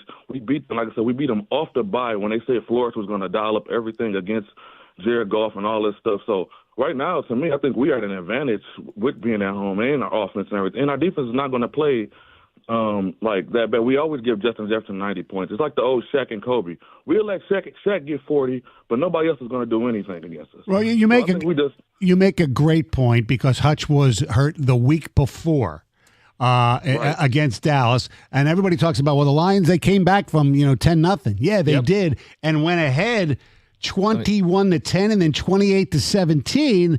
And then they almost, lost the game, and then Bates wins it with the field goal. The Demo fumble. Yeah. If they don't fumble, we were driving down. They wasn't stopping us. Think about that drive. We probably ran the clock out with that 6-minute drive. Yep. They fumbled. We got it right back and still went down and scored and won the game. Just ran the clock out anyway. It took us longer, but we were going to do that anyway, if you can really tell. So I don't see why everyone's talking about this Flores defense. Goff is they talking about equity and everything like that. Goff has carved this dude up multiple games. I don't understand why everybody's talking about Flores is going to blitz us to death and all this stuff like that. He's done it before. He doesn't have an answer for Goff. He doesn't. In our offense. So he doesn't. So let's everybody again, like Costa, like I told you before, the sky's not falling every time. But you on our side this time, Costa. Oh, I'm with you. And it's funny you mentioned this because I remember kind of how I felt going into that first Minnesota game. And I was concerned. I think I picked Minnesota to win that game. And I think I picked Green Bay to beat Detroit the next week. Right. But after those two, those were aha moments to me where it crystallized for me. This team does not let that adversity cripple them. That actually strengthens them. They rally. They are a team that can overcome. And I haven't picked against the Lions since. Yeah, I mean, it's interesting because he talks about the Demo fumble. I forgot. I had to look back. The fumble was recovered by Minnesota and run for a touchdown. That's what gave them the lead. Yes. And then you had to sweat it. Now, if you look at the box score, the game was so close. Yardage within 10 of one another. They both had 11 drives. They both averaged 7 yards per play. They both were 4 for 10 on third down. Passing yards within 3 yards of one another. Rushing yards within 6 yards of one another. Penalties, 8 apiece. Time of possession, 29 minutes to 31 minutes. The game on a box score level was very close, and the final score came down to a final kick. Yes. And that was on the road, and that was with McNeil, and that was with Carlton Davis. So I'm not going to be mad at someone who says, hey, our defense is still a concern. The difference is you feel like Jared Goff's going to beat Brian Flores. Right. Ben Johnson and Jared Goff will have answers for Brian Flores. They've had answers earlier this year and both meetings last season. So the other difference, if you want to play the injury card, is they didn't have Hawkinson. yeah. And he's playing really well right now. And then the other thing you throw into the mix is, well, that was in Minnesota. Now this is Yeah, in Detroit. So exactly. it's Yeah. all in the cauldron. Yes. And we want to hear from you guys. 248-539-9797. Amon-Ra St. Brown wants to change an NFL rule. We'll tell you about it next. It's 97.1. Guys, we're talking about the division, and we're talking about first place, the Kings of the North. Lions fans, toast to the Kings of the North with 1800 Tequila, the best tasted tequila and a proud partner of the Detroit Lions. Make sure to grab the limited edition Motor City jersey bottle. It's on shelves now, and it's made for this Lions season. The bottle's design looks like the Motor City alternate jerseys the team's worn a couple times already this season, and rumors are they may be wearing them this week too. The bottles will be gone soon, so get yours where you normally buy 1800 Tequila and enjoy the #1 super premium tequila and the taste of victory on game day. 1800 Tequila, Proximo Spirits, Jersey City, New Jersey. Please drink responsibly.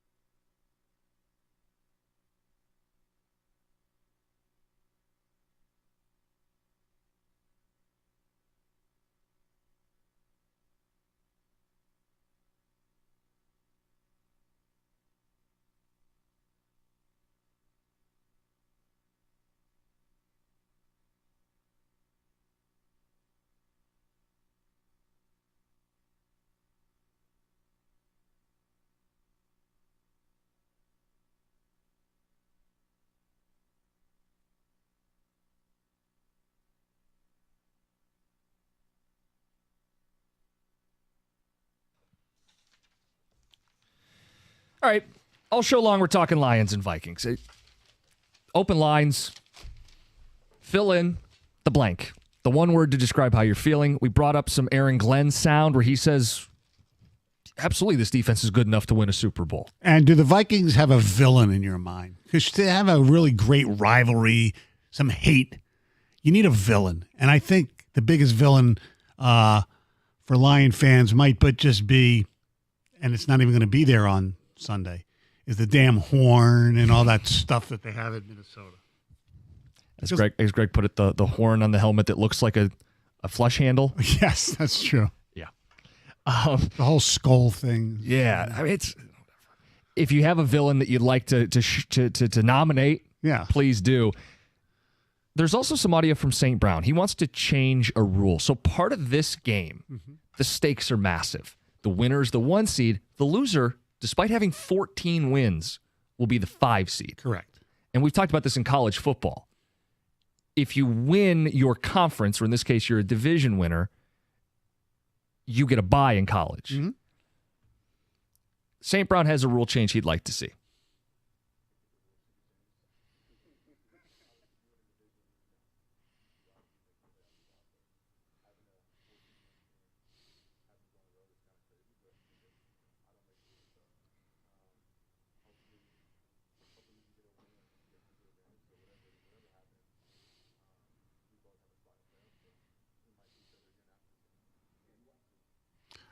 You know what? I agree with him. I don't think the NFL would admit that the way they are set up is ever wrong, but it should be. And he's right. There should be some reward for winning your division. The reward is you're in the playoffs, even if you have a record like Houston. If they lose, they'll be 9-8 and win that pathetic division. Okay, we've had times in the past where division winners have been 8-9, I believe, losing records and hosting a playoff game. Right, or 500, something like that. If you're 500. Or one game over, one game, you don't deserve the right to host a playoff game over a team that is much better. So I think they should just tweak it a little bit. Yes, every team that wins a division gets in, but you seed it by record. It's what people have said they want in college, and yes. I agree with that, and I agree with what St. Brown's saying. And this is not because I'm afraid the Lions are going to lose and get a bat. No. The rule's not changing. Right. And it would actually benefit Minnesota because I think the Lions are going to win. Right. Correct. Right now, if the season ended today, on the way we want to do it, Minnesota would be, I don't know what their tiebreaker would be with. First of all, Philly would have something to play for. Correct. That's the other thing about this. You would have more games on week 18 that matter. Because teams aren't locked in. Correct. Yeah, I agree with you. It would make Philly play for something. It would reward the 14 wins even for the losers, so the regular season would still have, meant something. You're guaranteed a spot if you win the division, and that's where the conversation should end. And then it should be seeded by your win-loss. Yeah. And this is, it would help. I think the Lions are winning, so it would help Minnesota more so. Right, exactly. But Minnesota would be, let's say they had the tiebreaker over the Eagles, and the Eagles win, okay? Mm-hmm. So Minnesota would then be the 2 seed. Yeah, and now someone will say, well, now you've taken some of the juice out of this matchup on Sunday night because there's a real consequence to losing this game. I would tell that person, the 1 seed is worth fighting for regardless because it comes with a bye and home field throughout. You'll have to win 2 games. 2 games. So it's not like it waters down this. Slightly, but not really. No. I think it amps up more of the games at the end of the season. Yeah, and it definitely does because there's too many games at the end of the season, and that's why people don't play fantasy football the last week of the season where it doesn't mean anything. So how do you guys feel? St. Brown says it's a rule that they should look into changing where the division, if you don't win your division, you can't be one of the top 4. Yeah. 248-539-9797. You and I are on the same page. I totally agree. It just makes too much sense, so it won't happen. Will it happen in college first? Well, yeah, because it's going to change in college after next year. Yeah, because one more year, and then they can dive in. Because there's no way that a commissioner of, whether it's the Big 12 or one of the others, is going to go, let's change it, because it has to be unanimous to change. To change for next year, it has to be unanimous. Right. After that, I think it's they've built in a period where they can tweak this after next season. And I think an example would be none of the teams left standing in the college football playoff won their conference. You should be rewarded for winning it, but it is not a sign that you are one of the best teams. Right, exactly. So 248-539-9797. The one word to describe this Vikings game for you is? Excitement. I mean, it is. It's excitement. Buzz. How about that? Buzz. Because the buzz downtown and the buzz in that building is just going to be off the charts. And will it be like the playoff game, the first playoff game last year? I don't know. But it should be. Now, you're going to be on right after, right? Or yes. 40 minutes after. Post game, yeah. Yes. Yeah, you guys will be taking phone calls and talking to Lions fans, and the mood's going to be one extreme or the other. Yes. I think you're going to get a lot of happy phone calls. I hope so. I do too. And even by a narrow margin, you think so too. Yes, they're winning the game. I think you can be a little stressed, a little nervous, and I think that's healthy. But yes, you should trust your Lions to win this spot. So you could use trust as your word. I said psyched. I'm psyched because this is what you're a fan for. You're a fan to have the game at your place for all the marbles, for the division, for the 1 seed, and you feel good about your team in this game, which is why you're psyched. You feel good because Jared Goff against Brian Flores. You feel like he's going to have enough answers. Earlier this year, he was great. Both meetings last year, he was great. And while Flores can dial up blitzes and confuse lesser teams and stop the run against lesser teams, that has not been the case against the Lions. Now, they're going to have to move the ball. They're going to have to keep their defense off the field. They're going to have to score 30 or more. Right. And I think they will. And then it just comes down to, can you heat up Sam Darnold? He's going to have a couple big plays. Yes. And they're going to benefit from a pass interference. I'm promising you that right now. Right. They will benefit from, Terry and Arnold, what are you doing? You can't let it sink you. You pick yourself up, you get back out there, you buckle down in the red zone, or you get a big tackle for loss and throw them behind the sticks. And the defense doesn't have to be great to win this game. No. The defense has to be below average but timely to win this football game. Exactly. Just like 1 or 2 timely turnovers change the whole game. Make it, that you're up by, 1 or 2 possessions. I mean, that's how you win this football game.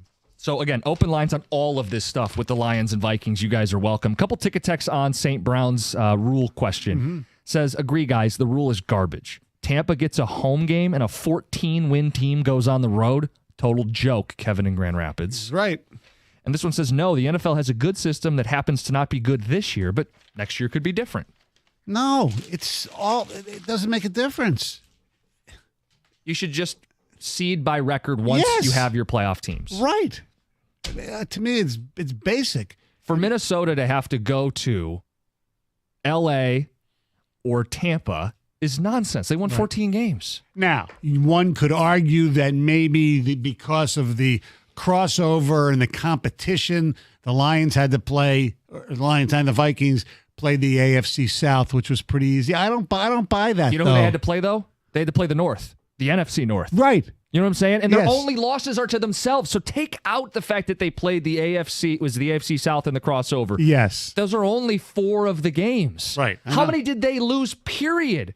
2 in the case of Minnesota. 1 of them is to Detroit. Right. Green Bay has 5 losses. 4 of them are in this division. So Green Bay has 1 loss outside of their division. That's not just because of the AFC South crossover. No. This division is legitimately the best in football. Oh, there's no doubt about it. And Minnesota will be punished for it when they lose on Sunday. Yeah. So in a weird way, St. Brown's sticking up for Minnesota. Yeah.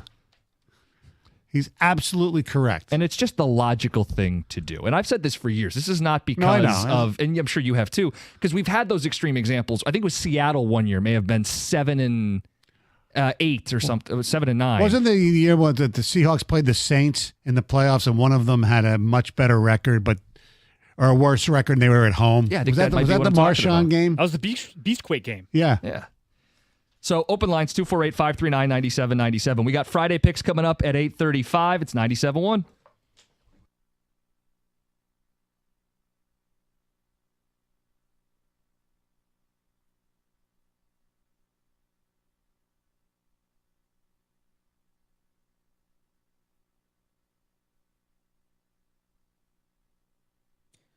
All the hype continues to grow ahead of Sunday Night Football. The NFL's last game of the regular season belongs to Detroit as they face the Minnesota Vikings for all the marbles. Winner claiming victory over the NFC North and the 1 seed in the postseason. The loser will be the first team in league history to reach 14 wins and not win their division. One of the reasons behind Detroit's stellar record this season is they have 7 Pro Bowlers. However, to the surprise of many, they do not have 8. Kirby Joseph who leads the NFL in picks. He was not selected.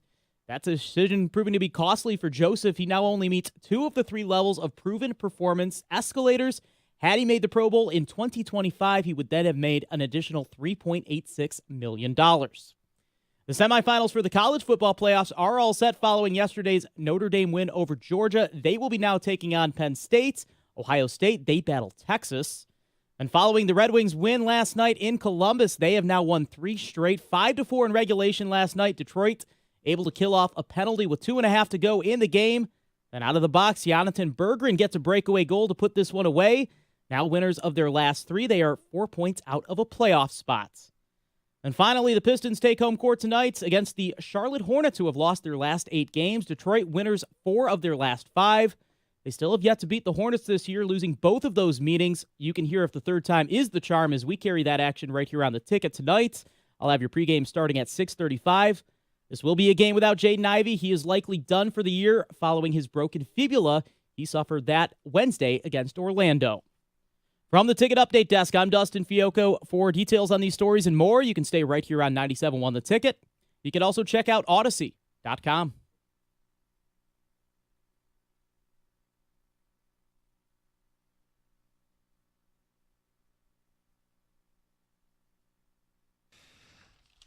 Good morning and happy Friday. Happy New Year. We've got Stoney in studio for John today. He's been in all week, and we have picks coming up at 8:35. Will anybody take the Minnesota Vikings? Who wins and why? We've got the open lines. We've asked you for your one word. We've asked you to cast a villain in this role. As Stoney points out, sports are great when there's a villain on the other side. Yes, indeed. In Minnesota, they don't really have a lot of great options. No. But help us cast a villain. In addition to all the other things that we ask of you on this Football Friday, 248-539-9797. Man, oh man, it's going to be. I can't wait. I wish today was Saturday and the game was. I mean, it's great that it's going to be a Sunday night game for people who don't have to get up at 4:30 in the morning. That would be you. I'm off, but then again, I'm working till probably 3 in the morning. I'll see you on the or hear you on the way, maybe. Yes, you might. But yeah, just the wait around for a big game it's tough on the players and the coaches too. You're talking about like the mentality as you just count down the seconds. Just play the game now. Just play the game now. And it sounds like the Lions, I mean, they haven't had, like yesterday was more of a walkthrough practice. Mm-hmm. They are trying to get everybody right for this game. Yeah. And Alex Anzalone will be a big key. But even if he doesn't play Stoney, I believe the Lions are winning this football game. I agree with you. And I know the defense has the issues, but he said it's BS. It's dumb to say this team can't win with this defense.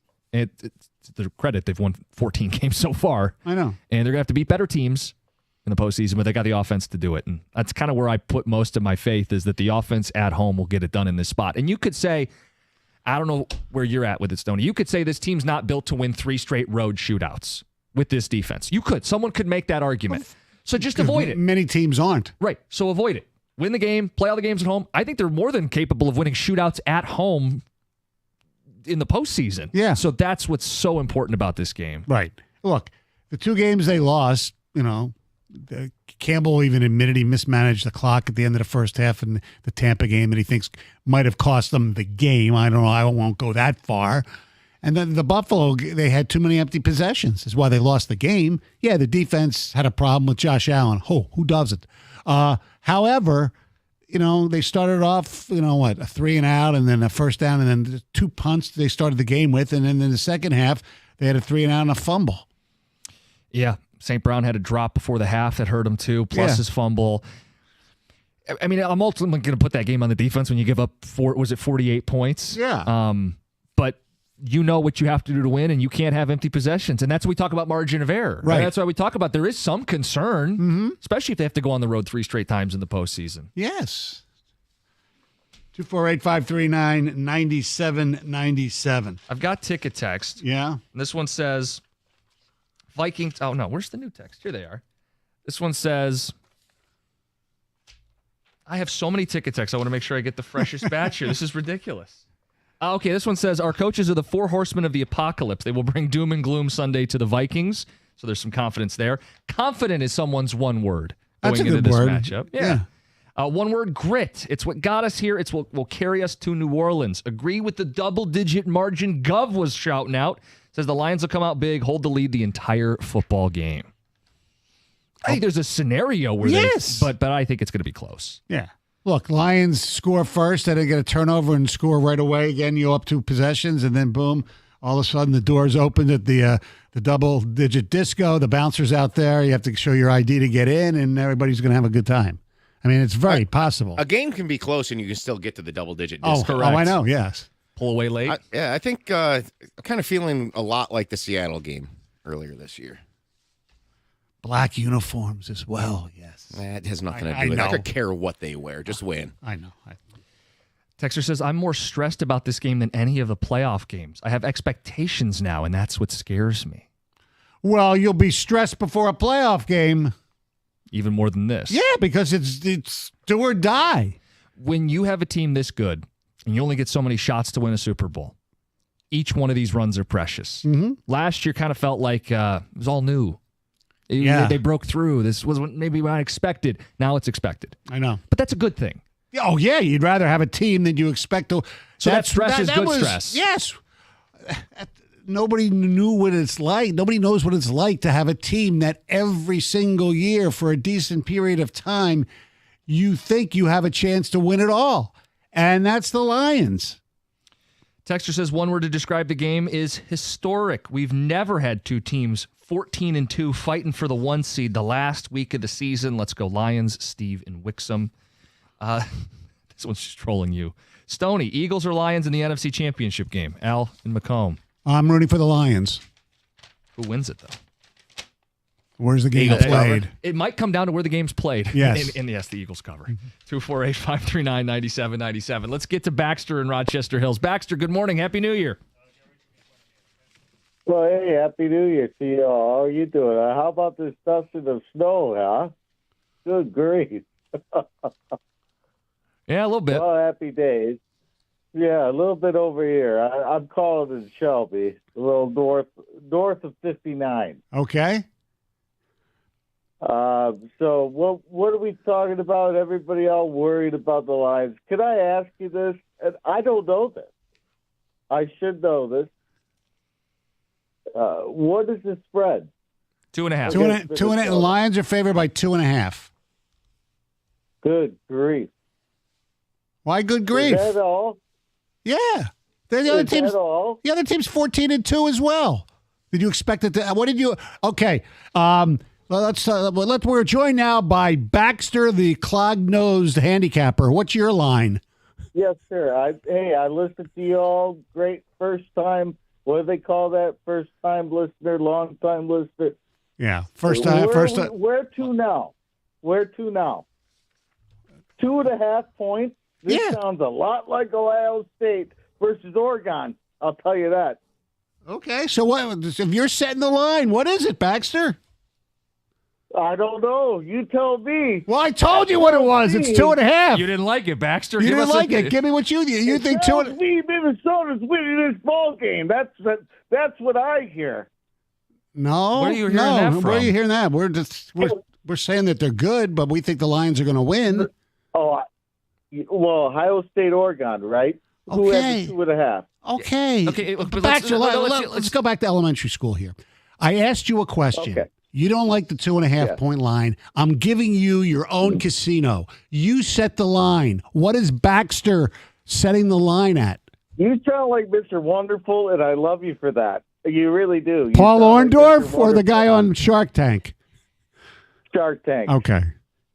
Is there a royalty deal involved in this? Baxter, just tell me what the line I hope is. so. What's your line? All right. Well, the line is going to get shorter and shorter. So if anybody, Baxter, I'm going to has any hang money up the phone if you don't give him a now. number. Give him a number. Give me a number, Baxter. All right. What do you want, a number? Goodbye. Goodbye. Baxter, I tried to enter your casino. You wouldn't take my business. Stoney gifted him a casino, and the man couldn't set a line. Tell me it's 15. I don't care. Yes. I mean, we'll laugh at it because that's a good Minnesota team, but just tell us what you're thinking. Quantify it. Put a number on it. I mean, guys, is that really the best phone call that we could take on this radio station? I mean, Baxter. Tony, what's the line? I don't know. Wait, what? Baxter, the clog nose handicapper. What do you think the over-under should be, guys? Baxter Casino brought to you by Vicks. You know what we're going to do? We're going to try to top that phone call. Shouldn't be hard. Chris and Oh, Pontiac. there's no way you can do that. No. Good morning, Chris. Good morning, guys. How you doing? Oh my goodness, boy! Bex reached for the coffee creamer and accidentally poured the Bacardi in his coffee. Okay. All right, guys. I'll be out your way real quick. Number one, my word for the game is prepared. Well prepared. Yeah. Ready. This team. If there's any team that I know this year that has always answered the bell, answered the call, it's this one. So I'm fine with that. We're going to be ready. We will be ready. You guys just mentioned something as I was telling the screener. I don't think I want to hear it right now. And y'all mentioned the double-digit disco. Mm-hmm. We talked about that a whole lot a couple weeks ago. And, we reached the double-digit disco, just not in our favor. So I think I'm going to let that one rest until after the game. That just brings kind of it makes me shaky. Yeah, I'm not doing. We were just really, if you remember, we were really just on that for like a whole week. I know. We were feeling real good, feeling invincible, like the Lions could never lose, and they lost to the Bills. And that's why I'm not going disco dancing this week. Find a way to get a win by 1 point. Now, I picked him to win by at least 3. Yeah. And I trust him in this spot. I agree with him. Prepared's a great word choice for this game. They are prepared to play this game at home with this offense to find a way to win this game. All right, we got picks coming up at 8:35. It's 97.1. Hey, Planet Fitness is the home of the judgment-free zone, and as we start 2025, you got to get your priorities in gear, and one of them is feeling better physically and mentally, and that's where Planet Fitness fits in. They got a great deal right now, just $15 a month membership. Now, here's what I love about Planet Fitness, and I go to the one in West Bloomfield. Get on the cardio and do all that great stuff with the recumbent bike and the treadmill. And I think for 2025, I'm going to try to take advantage of something that they offer that people don't realize: free personal training. So somebody can actually show me and guide me how to use their new plate-loaded machines, like the hack squat and the supine benches. And if you get a Black Card membership, which is really, really cool, you have all the cool things like the hydro massage and access anywhere you want around the country with free guest memberships. And you can also, bring a guest anytime. Now, here's the other deal. There are over 50 in Detroit. So no matter where you live, there's a Planet Fitness near you. Brand new location, 1200 Fort Street in Detroit's great Corktown area. Find your newest club. Join today in club, online, or on the free Planet Fitness app. We are all strong on this planet. Planet Fitness. Hours, amenities, and offers vary by club. Check out planetfitness.com or stop by your local club for more information. You must be 18 years old to enroll or 13 to 17 with parent or guardian. Planet Fitness. It's a judgment-free zone.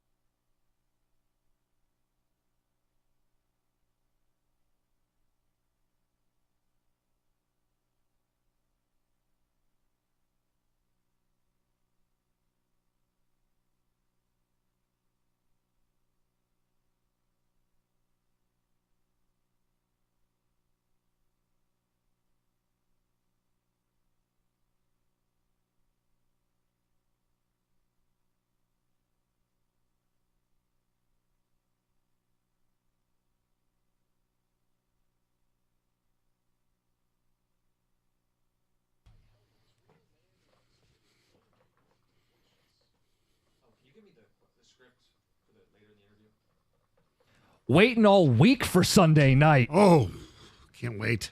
Lions and Vikings. Time to check in with Brian Baldinger, our Odyssey insider this week. And Brian, good morning. Thanks for joining us. Good morning. Happy New Year to everybody. Thank you. Same to you. Sunday night, 2.5 point spread. The Lions are favored. They're at home. Obviously, we know about the injuries. Anzalone might be back.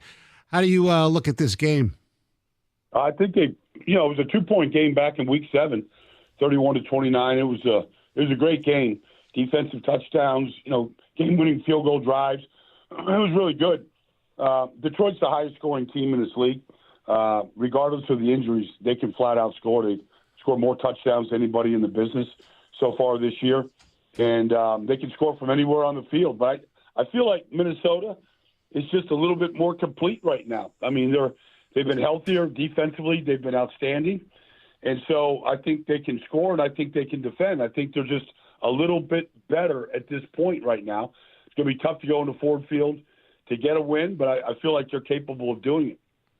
Kirby Joseph, not a Pro Bowler. What was your response to that? Oh, it's ridiculous. It's absolutely ridiculous. I remember that big game that they played earlier this year against Green Bay. Kirby Joseph, Brian Branch gets hurt. He's got to go play strong safety. He intercepts Jordan Love, takes it back for a touchdown. I mean, it just makes me wonder, do they watch these voters? Do they watch these games? Do they watch these players?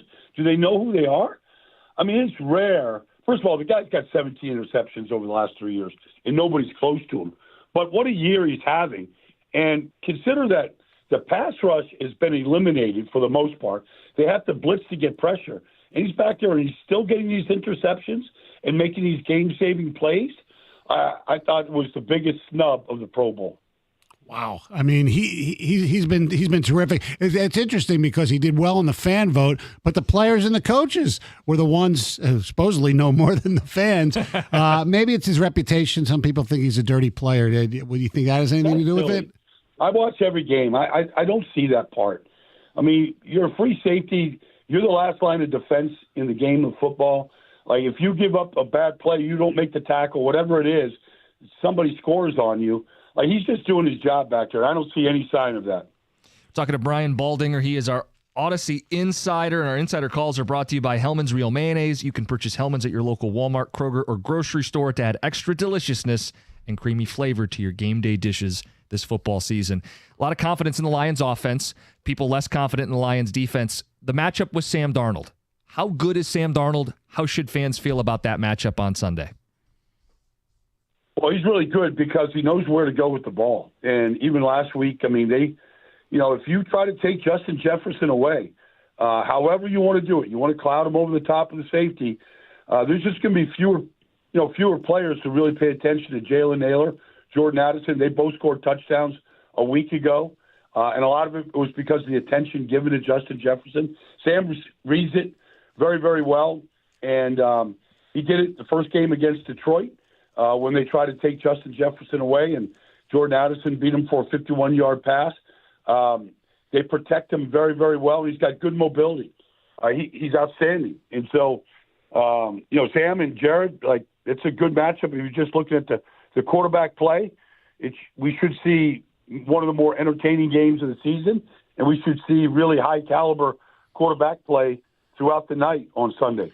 TJ Hawkinson did not play against his former team the first game. He's obviously back and doing well. How much of a concern is that if you're a Lion fan?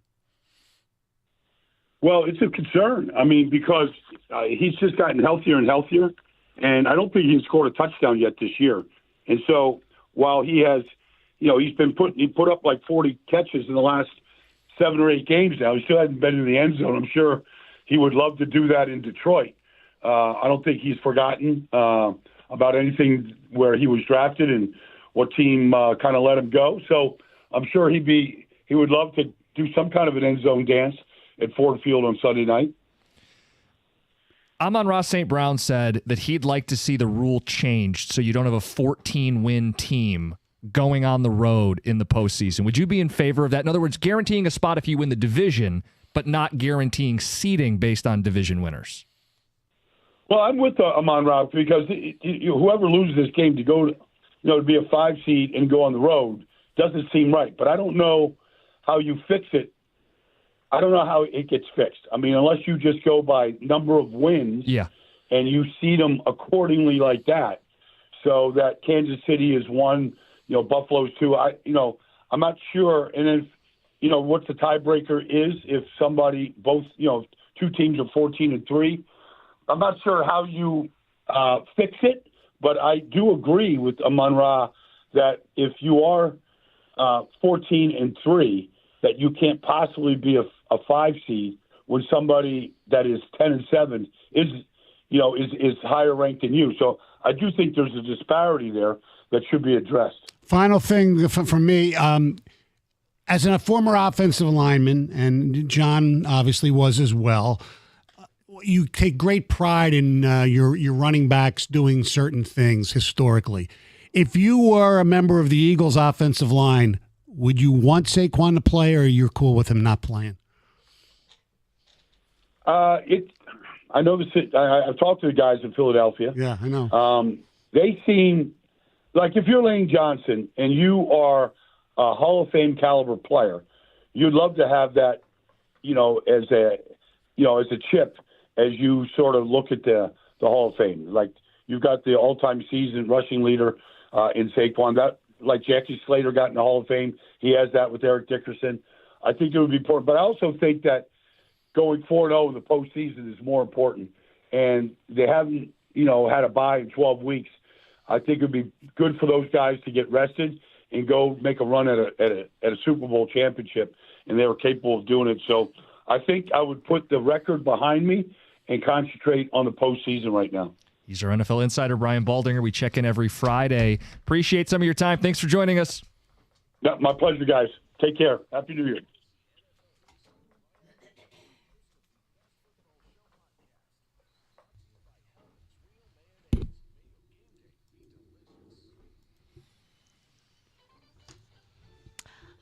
Well, this is a really cool story. There's a Taylor teen that is going viral for her simple act of kindness. Her name's Skylar, 13 years old. She has spina bifida and is in a wheelchair.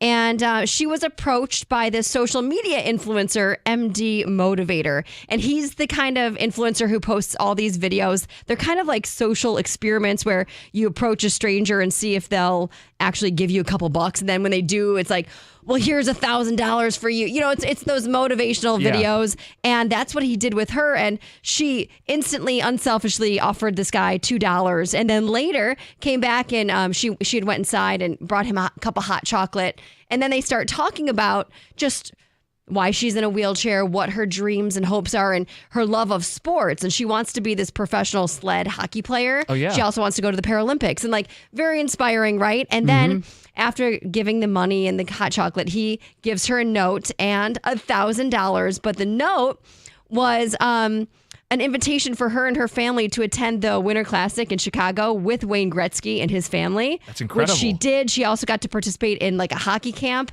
which is really cool. Yeah, it's really cool. I watched the video. It's one that the way it's edited too, it brings tears to your eyes because it's a happy video. And now her kindness is all part of this viral video. There's also a fundraiser going on. So people have been donating to that as well to help with her sports and her future. So a really cool story. It's a heartwarming Check story, out the video for sure. So NFL players participated in a poll to rank the toughest stadiums to play in all around the league. And Ford Field rounded out the top 10. So ESPN asked 111 players about where they thought the toughest place to play was. So this is their list: Kansas City, Seattle, Minnesota, Philadelphia, Buffalo, New Orleans, Denver, Green Bay, Pittsburgh, and Detroit. Some of those don't make sense to me. Well, historically, maybe they're just going for the... Will they pull players from 10 years ago, or are they pulling players from now? I don't know. I'm guessing. Current players, I would assume? It just says asked 111 NFL players. So I would say that they're currently playing. Like Green Bay, I've seen Detroit take over Green Bay. Right. I'm just not going to put that on the level of intimidating that is what current Ford Field is. Well, part of that might be the weather, though. Sure, that's fair. But Minnesota is like third, you Yeah. said? Are they Yes. the third toughest place to play? It's loud, and it is loud. I understand New Orleans at its peak is tough in the dome, and Kansas City's got the reputation. Seattle, 12th man. Right. Those make sense. Right. Steelers, the terrible towels. I get that. Yeah. Finally, if you bought some broccoli at Walmart, look out because it is being recalled for concerns that it may be contaminated with listeria. So this recalled broccoli was produced by Braga Fresh, includes 12-ounce bags of market-side broccoli florets. It's currently not being sold. It's not in the stores anymore, and it's actually past its like sell-by date, but you could still have it at home in the freezer or somewhere. So if you have any, throw it out because it was... Here in Michigan, it was sold in like 20 states, including our state. So get rid of it. If you start noticing a high fever, severe headache, stiffness, nausea, abdominal pain, diarrhea, you could be infected. So you get for trying to eat healthy to start the new year. It's Heather with the news. Coming up next, it's the Picks. It's 97.1.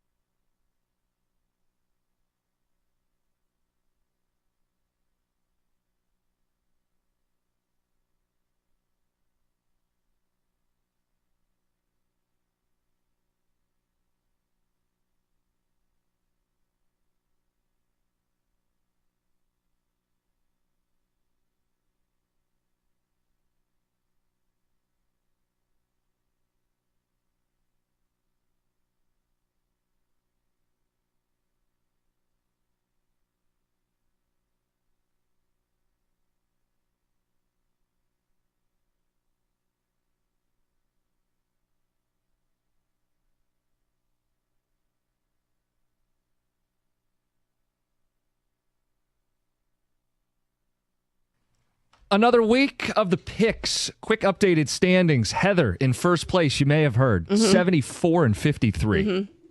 She went 4-3 last week. Just handing out winners. 11 game lead on me and Tom. We both went 3-4 last week. We're not going the right direction.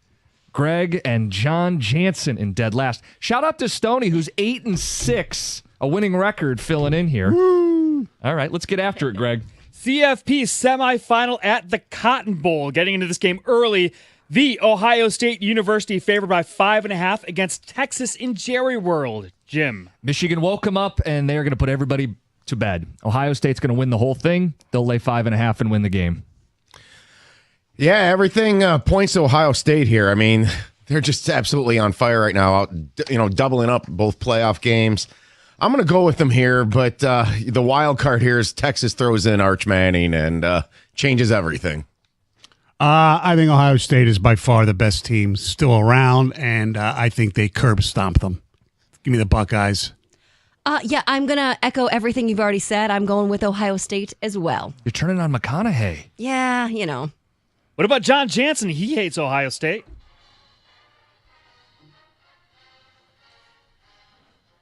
And he is going with the Buckeyes. Don't forget to run the ball, Sark. Texas. The other CFP semifinal. This one's on Thursday. That's why we're picking it today. Notre Dame early line favored by 1.5 against the Pennsylvania State University in the Orange Bowl. Gov. Notre Dame probably has the best defense in the country when it comes down to it. I'm going to take them here. I'm a little puzzled that this line is this small. It makes me a little concerned, but I'm going the Fighting Irish. I like Notre Dame.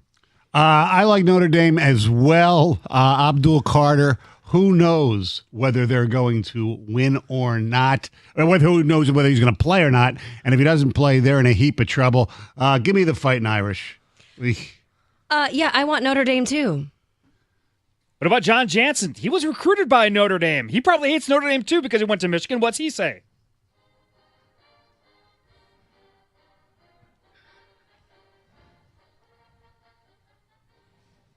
All right, enough of that. Another pick for Notre Dame. The Orange Bowl trophy looks like someone procrastinating on a work assignment. Oh, crap, that's today? Someone just buy a big glass bowl and put some oranges in it. All right, cool. Notre Dame wins. Jim. Having said that, it's still a cool trophy. And yes, I will join the chorus of people backing Notre Dame. I'm not betting James Franklin as an underdog in a big spot. They'll lay the egg. Let's go to the NFL. Packers favored by 10.5 as they welcome the Bears into Lambeau Field. Stoney. The Bears, they don't want any part of this game. They would just want to go home. And Green Bay, there's still some seating issues there. Give me the Packers big. Yeah, I think just for fun, I'm going to go with the Bears. What about John? John's with Heather. That's did John a bear. did he make that sound effect himself? No, that is the sound of a bear. Or a Packer. Bears put a scare to the Pack. Chicago. Jim. I'll lay the 10.5 points. To Stoney's point, they've been thinking vacation for a couple weeks in Chicago. Packers, it's a big deal. They want to avoid the 7 seed. They want to get up to the 6 seed so they don't have to go to Philadelphia. Packers win. Big.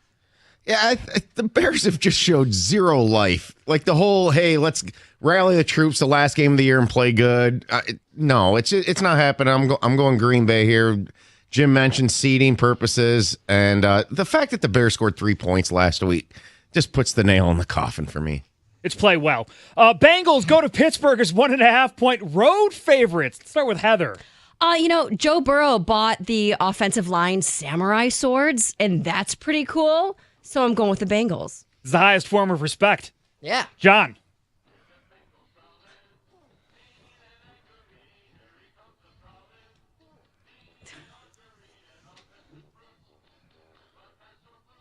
All right, that's the Bengals fight song. All of those old fight songs are terrible. Oh, they're great. I love them. I never heard that one before, believe it or not. Steelers enter the day with a chance to still win the division. They will not shut it down if the Ravens close the North and win it a half hour before kickoff. Steelers. Jim. I have flip-flopped on this game so much. We did this dance earlier. The Bengals were 4-7, favored over the Steelers, who had a winning record, and the Steelers won that game outright. This is Tomlin as a home underdog. I don't trust the Bengals. Give me the Steelers. Go.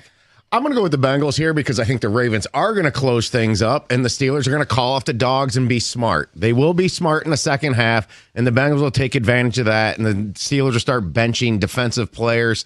And the Bengals have a huge advantage here playing the day before. They still have a chance to make it. I will go Cincy. Cincinnati is 73-43 against the spread on the road, dating back to 2011. Give me the Bengals. Dolphins seeking a playoff spot against the Jets, favored by 1.5 on the road. John. We had a couple chances, for sure. Can't lose a game like that against that team, though. So that's going to hurt for a while. Are you sure you can't? Jets games should be coming with the Surgeon General's warning. Watching this could be hazards to your health. Dolphins. Jim. I hate this. You have to back the Dolphins in the cold or back the Jets, period. Yeah. Jets, Jets. You just can't let them go, can you? I mean, I don't like they were Aaron. 6-2 at the bye. Did you guys know that? Yeah, right. All right, sorry. I'm being very mean. I will go with the Jets, too, because of the cold factor. And I do think Aaron Rodgers has some pride, and he'll show it this week. And I just don't trust the Dolphins. This is a rivalry game, by the way. These two teams do not like each other. I think the Jets do what the Bears don't, and the Jets win this game. Now, that's the funniest joke you've ever told, Gov. This is the Aaron Rodgers versus Huntley matchup that we've all been waiting for. It's cold. I think Aaron Rodgers knows this could be his last game in the National Football League. Give me the Jets. All right, well, I'm going to go with the Dolphins because the Dolphins make me think of Ace Ventura, which make me think of Snowflake, and Dan Marino, which was a Dolphin. Mm-hmm. So makes sense to me. It does. Broncos are 10.5-point home favorites against the 15-1 Chiefs. Chiefs are going to shut it down. See y'all in 2 weeks. Broncos. Are they shutting it down like significantly? I know Mahomes isn't playing, but are they going to shut the whole team down for 24 days? I don't know that I buy that. I think they can keep it close. Give me Kansas City. Andy Reid dials up a game plan using Carson Wentz just in case he needs him down the road to put some points on the board here. This game's going to be close. Maybe the Broncos eke it out long term, but I'm taking the Chiefs here. I will never, ever. I don't care who's playing for Andy Reid. Still the coach. Is he off? Is he taking a bye? And they still have a defense against Bo Nix, a rookie quarterback. I know Chris Jones isn't playing. They have other guys not playing besides Mahomes. I don't think Kelsey's playing. But Carson Wentz is probably one of the best backup quarterbacks in this league. They'll dial up some stuff. Gov's right. They'll keep it close. Give me the Chiefs. I'm going to go with the Broncos because there's lots of reasons. But did you guys know that they've got a player named Little Jordan? Yeah. Little, yeah. Lil. Yeah, I know. Lil. But he's not Lil. He's not. No. Like He's Colin. 6'4". Exactly. Yee! Going with the Broncos there, Heather. John.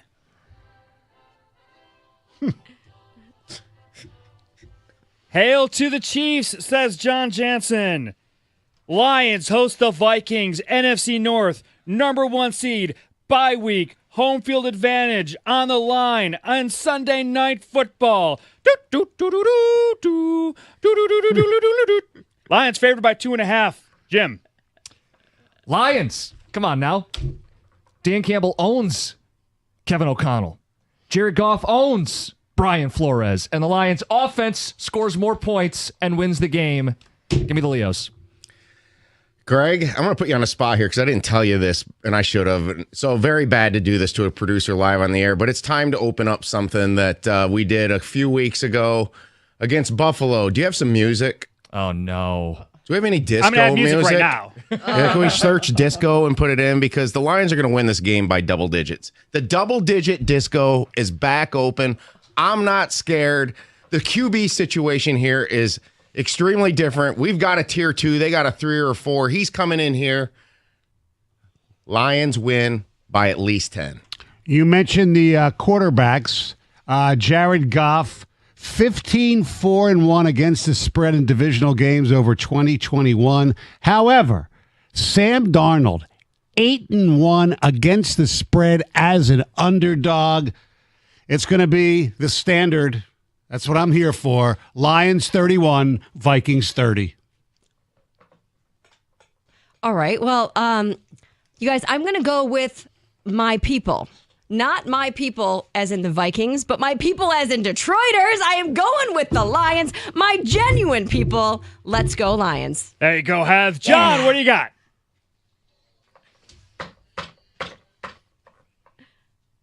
John with the Lions.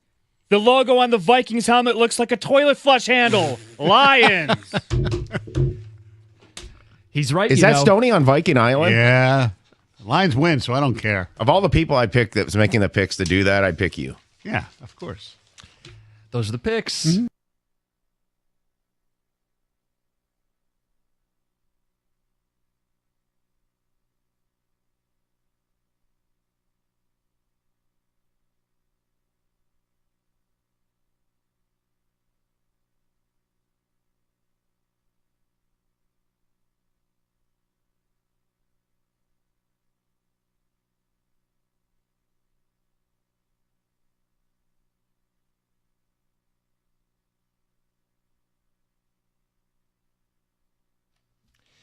All right, listen up. We have Lions tickets to give away today on the show for Sunday night's matchup against the Minnesota Vikings.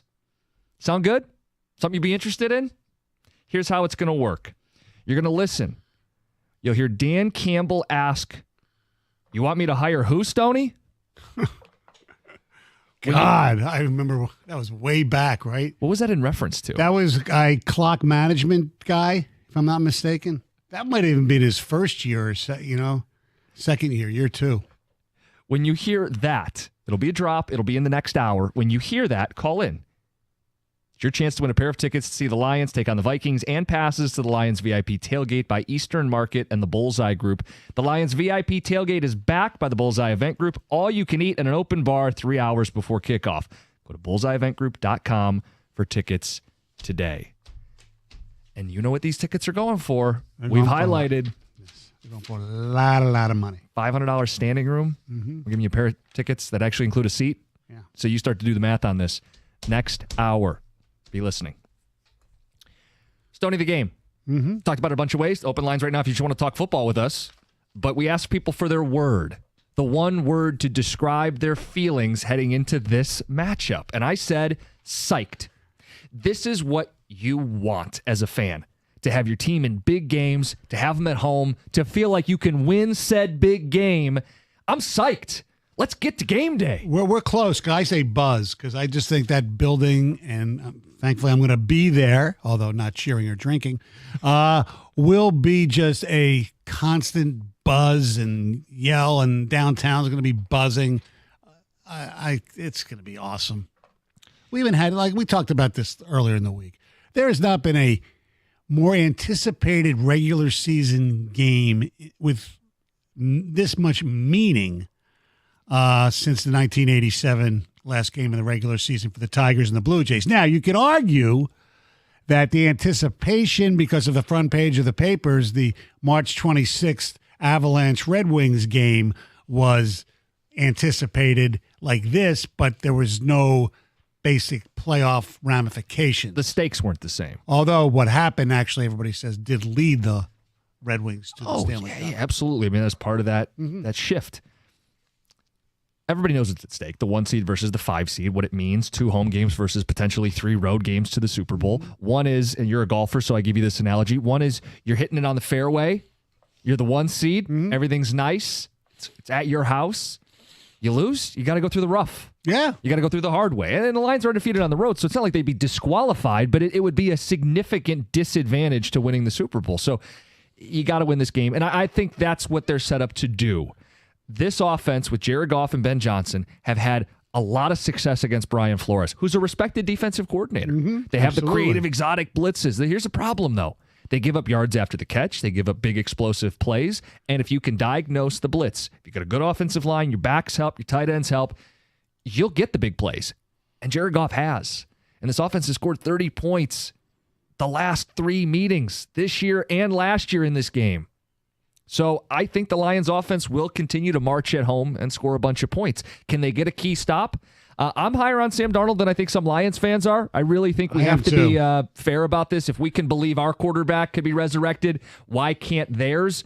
And Darnold's had big throws all season long, but he's also put the ball in harm's way, and the path for the Lions win is a turnover. Sam Darnold, the third most turnover-worthy plays in the league. He's going to be on the road in a loud environment, got to keep up, can't screw up, and if he does, the Lions pounce on him, and it's why I think they win, albeit a close game. I respect Minnesota, but I think the Lions get it done, and that's why I'm psyched. I think the resurrection of Sam Darnold is, I think comparing it to Jared Goff is a little short-sighted on your part, because where Sam Darnold came from was way lower in the resurrection department than Jared Goff. And yet statistically, he's had a season mirroring that of Jared Goff this year. I understand that, but I don't think his depths. It's more impressive then. Jared Goff's depths were not as bad as Sam Darnold's depths. Okay, so you're saying I'm not giving Darnold enough credit then? Yeah, but I guess you could say that as far as the resurrection angle goes. But I don't think people realize that Jared Goff, look, people just look at Jared Goff as, also the number one, 1-1 guy coming in here, coming into the league. They forget how good he was with the Rams for a while. He was really good. And everybody, he lost the Super Bowl. Yeah, you know what? They lost to New England with a really good defense. And just look at the fourth quarter of the NFC Championship game that they got him there. Everybody talks about the bad call and all that kind of stuff that screwed New Orleans. No, Jared Goff had made some impressive throws in that game. At the same time, though, he left L.A. disgraced. Yeah. He was fragile. The pressure would get to him, like literal on-field pressure, and he would turn into a turnover machine. He didn't have any, I know you cite a couple big playoff throws. He never had a signature playoff game. I don't think he had a game where he threw for 300 yards. I don't think he threw for more than a single touchdown in any of those playoff games in L.A. He clearly had talent that needed to be unlocked. Yeah. And Detroit has brought him in. They've pumped up his confidence. He has taken his game to another level. It's a credit to him. But both these quarterbacks have done that. And they're both quarterbacking 14-win teams, and they're going to play a game that's expected to be a shootout. Totals over 56. I mean, that's one of the highest scoring totals you're going to see in the league, not just this week, all season. I know. So I trust the Lions offense to win the shootout, and I trust the Lions defense to get the takeaway because of Darnold's more erratic play. That's the thing with Goff. He had the 5-interception game, but outside of that, Stoney, the guy's made very few mistakes. And I feel bad that everybody labels it as a 5-interception game. It is fact. But the Hail Mary at the end of the first half. I mean, come on, really? I mean, called a 4-interception game. It's not much better. Well, yeah. I don't know. It just seems even if only 2 or 3 are on him, it's still a rough game. Yeah, he had a rough game. It's the needle in the haystack. It's the only time it's happened. Yes. 248-539-9797. The one word you would use to describe your feelings for Lions and Vikings. Let's get to Will and Fenton. Will, good morning. Good morning, and Happy New Year, guys. Thank you, Will. Happy New Year. My word will be execution. And just from the standpoint of, I think they'll be prepared. I think Dan will have them prepared. But being prepared, you still got to go out and execute.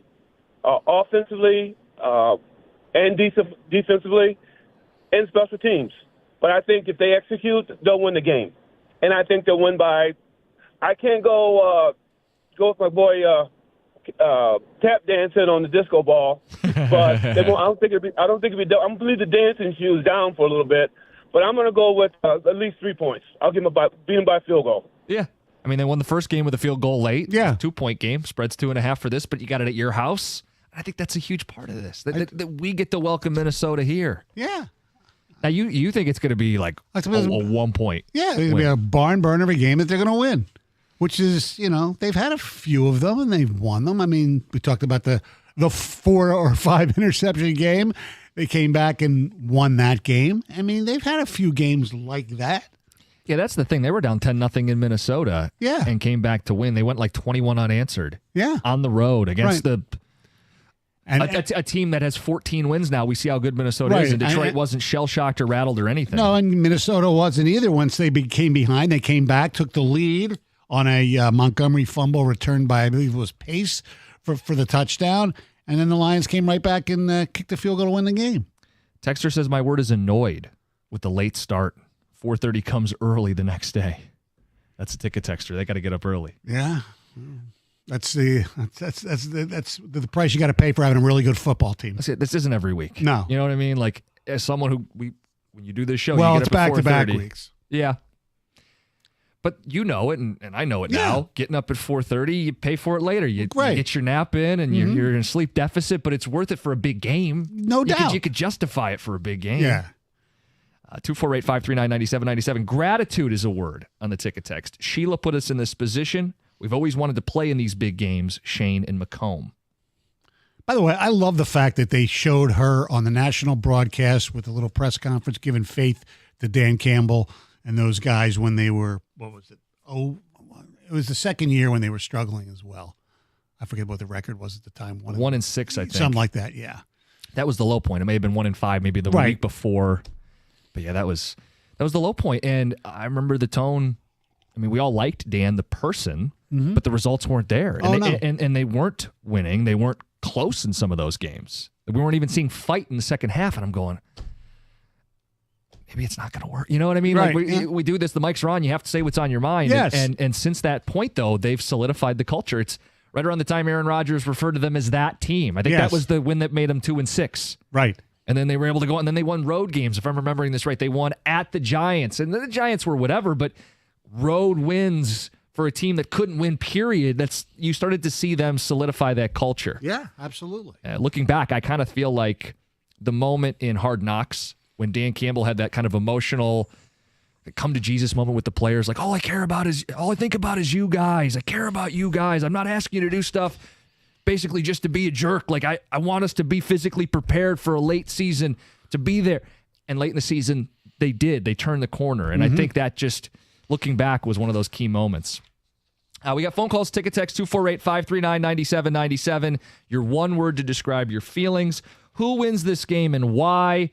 And, Stoney, you're still looking for them to cast a villain. We need a villain. Yes. So submit those in as well, 97.1.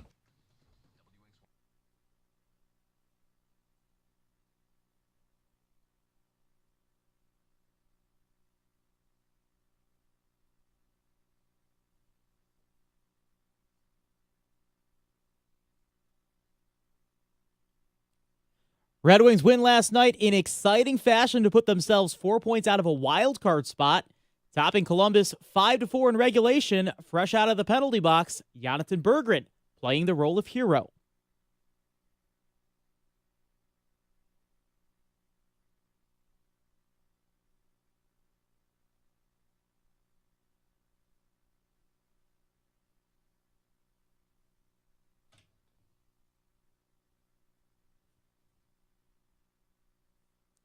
Excellent call from Ken Cal. Detroit now winners of 3 in a row. They also are a 3-1 record under Todd McClellan as their head coach. Their next challenge lies in Winnipeg tomorrow night. ESPN earlier today naming the Jets the best team in the NHL. Meanwhile, we find out who the best team in the NFC is on Sunday, or at least who wins the 1 seed and the NFC North. That's when Minnesota and Detroit battle it out at Ford Field, many referring to this as the biggest regular season game in Lions history. And if you want to attend a big game, you need to pay big prices. Cheapest tickets for this game are over $400. That's for standing room only. You're looking at about $500 after fees for the cheapest seats. Those are in the upper level behind the end zone. And if you're looking for tickets along the sideline, those are going for nearly $1,000, depending on how close you want to be to the field. Finally, the Pistons play the Charlotte Hornets tonight at LCA. Those tickets likely a whole lot cheaper compared to the Lions. Pistons have yet to beat the Hornets this year, losing to them twice by a total of only 3 points. However, the Hornets losers of their last 8. Detroit coming in winners of 4 of their last 5. I'll have your pregame at 6:35. That's right here on 97.1 The Tickets. From the Ticket Update Desk, I'm Dustin Fiocco. For details on these stories and more, you can stay right here on 97.1 The Ticket. You can also head to Odyssey.com.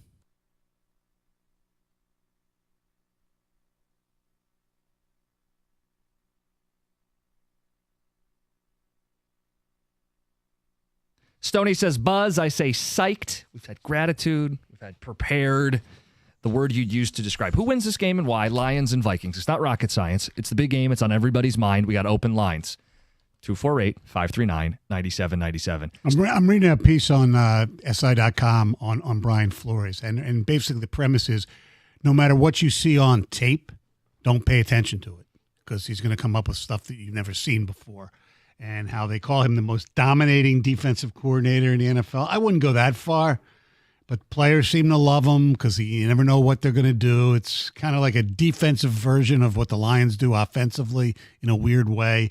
And what they've been able to do is figure out a way to take out the best receiver.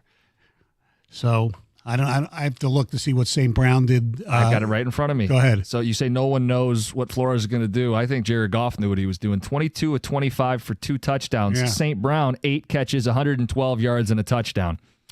And if you remember, the first win of Dan Campbell's Lions tenure came against the Minnesota Vikings. Yeah, that wasn't Flores. It though. wasn't. But it was St. Brown who caught the big touchdown. Oh yeah, at the when end they of that gave him game. so much, they were down to like the 3-yard line, and they're playing like 6 yards off the ball. And that was the end of Mike Zimmer, if I remember correctly. I believe that's correct. But if you just want to use the Flores comparison in the head-to-head, the Lions put up 31 points this season in the first meeting. Yeah. And then go back to last season. They played them twice. They won both games. And the Lions last year scored 30 in Minnesota and 30 in Week 18. 30 each of the last 3 meetings. Yeah. I expect them to score 30 again this Well, week. that's why I was surprised that they said the most dominant. I know he does a lot of exotic stuff, fun to play with, obviously, if you're a player, but, it's going to be interesting. Well, I think he's a great coach because he takes the sum of the parts and gets the sum of the parts is greater than the right. Yeah, you get what I'm saying. Yes, exactly. I'm pulling a Stoney right now. Yes, you are. But I think because of that, he puts his guys in positions to succeed. If you don't have a great player, he puts you in a spot where you can fool the other offense. And I think lesser offenses don't run it. They get in 3rd and longs. They panic. They misidentify the blitz, a turnover. The Lions aren't that team. Right. That's what they do to lesser teams. It's not what they do to the Lions. True. So the 2 best offenses they've played, they've lost to. The Rams and the Lions. Yeah. 2 best quarterbacks they've played? I'd have to double check, but probably, right? 2 very balanced teams, running and passing. Rams, Kyron Williams has been great this year. They've really been leaning on him lately, too. Yeah, I would say those are the best 2 quarterbacks they've faced all season. Stroud has not had a great year. No. Skill players, Pro Bowl level skill players take advantage of this defense in the blitz. Right. Yep. And that's usually what happens in the NFL. You can't blitz against great quarterbacks and that have skill players. Which is why I said earlier in the show, I wouldn't be stunned if they don't blitz a lot. So they're going to change who they are in Week 18. Maybe. Usually teams don't do that. I understand that, but if it hasn't been working against the Lions, as you point out, why not change the script a little bit? But didn't somebody yesterday, or maybe it was Tuesday, said who changes their scheme in what you do this late in the season? You shouldn't. No. I think they may throw a curveball. There may be a series where they show heavy blitz and drop, but in crunch time, they're going to go with what they do. Yes. Yeah, I mean, I think there will be a moment where Goff gets fooled to thinking the blitz is coming from somewhere and it comes somewhere else, and he throws a ball into an area where he maybe thought was going to be open because of the blitz. Yeah. I think there'll be some sort of moment like that. I mean, heck, I remember he had a fumble in that Viking game that we got back. And during that game, I think it was early second half or mid-second half, something like that. And we were talking about, are the Vikings equal to the Lions? Oh, yeah, that was a question we had today, too. Okay, so here's some stats. Okay, offensively, where they're close in both. The Lions, obviously, the better offense. Okay, quarterback rating, 114 to 106. Touchdown to interceptions, 38 touchdowns for the Lions with 10 interceptions, 35 and 12 for the Vikings. So advantage Lions. 8.7 yards per attempt to 8.3. Advantage Lions. Rushing yardage, 4.6 to 4. So, yes, the Lions offense. Defensively, the Lions gave up 4.9 yards a carry, I believe, if I'm reading my handwriting correctly, or 4.4. The Vikings, just like 3.9. Yards per carry. It's more for that was yards per carry. The Lions defense, 16 interceptions. The Vikings 22. Yeah. Forced fumbles. It's even at 13. Yeah, so they forced just a little more havoc, a little more turnovers. Yes. Their defense is a little better, but the Lions' offense is better in the games at Ford Field. And you just start to nudge things a little more towards the Lions. Special teams seems to be the Lions are a little better. I would say so. Great punter, right? Yes. Pro Bowl punter, and Bates has had a great year kicking. Yeah. Weird faces and all. Yeah. So to me, it's the nudge. Are they equal? You are what your record says you are. They're 2 14-win teams. They are equal. They're equal because the Lions are injured, right? Yes. If the Lions were healthy, they wouldn't be equals. And even in a matchup of quote-unquote equal football teams, the Lions are favored, and the Lions should win this game. Correct. But you know what's crazy? Even if the Lions weren't injured, they might have this exact same record as they have now. They probably beat the Bills with Hutch. That's a good question. You could go either way. You're right. I don't know. Obviously, maybe they are the same record, but they'd be a better team. Yes, yeah. No doubt. Ticket Texter says, I'm 11. I have to go to school. I can't stay up for the Lions game. Thank you for listening. You let the kids stay up. We do very well in our 6+ demographic. There's just no good reason to not let your kids stay up. You have to. It's the first day back to school for most kids on Monday, so what? They'll be tired. This is make a memory. Yeah. Right. Put them to bed early on Monday if they're bad because they're crabby. Right. Or make them take a nap during the day on Sunday. I don't think most 11-year-olds are taking naps, but maybe it's the trade-off. You do what you got to do. Yeah. You make them. Because you want to stay up. Yeah. I wouldn't go into sorry, it's 10:30. You got to go to sleep. What do you mean? It's the second half. No way. Come on. What are you kidding me? Oh, some will say halftime. I want to know that part. Are you making your kid go to bed? No way. Is there anybody out there? Seriously. Maybe Baxter. No. No. Does this kid talk like this too, Stoney? Yes. Dad, can I please stay up? Oh, please, I don't want any more Afrin. 248-539-9797. I remember, obviously not for big games, but like Monday Night Football, when I was a kid, started at 9 o'clock. Mm-hmm. So the rule in my house was I had to go to bed at halftime. And then I'd go to bed at halftime or after halftime highlights because, there was no Sports Center back then. Yeah. It was your chance to actually see, are they going to show the Eagles on halftime highlights? Anyway, so you go to bed at halftime highlights. And all of a sudden, every week, Father would come in my room. He goes, Mom's upstairs. Come downstairs. There you go. Yeah. Be the good parent, the cool parent. Yes, absolutely. There's no way you're not letting your kid watch that game. There's no freaking way. Let us know. Could be a fun little tangent here. Yes, and you have to let them stay up till 3 o'clock in the morning, listen to me and Jennifer Hammond after the game, too. And then they better not go to sleep. We get in here at 6. Yeah. 248-539-9797. Let's get to the phones. Denzel in Detroit. Good morning. You're on 97.1. Good morning. Good morning. Hey, Denzel. How's it going? Good.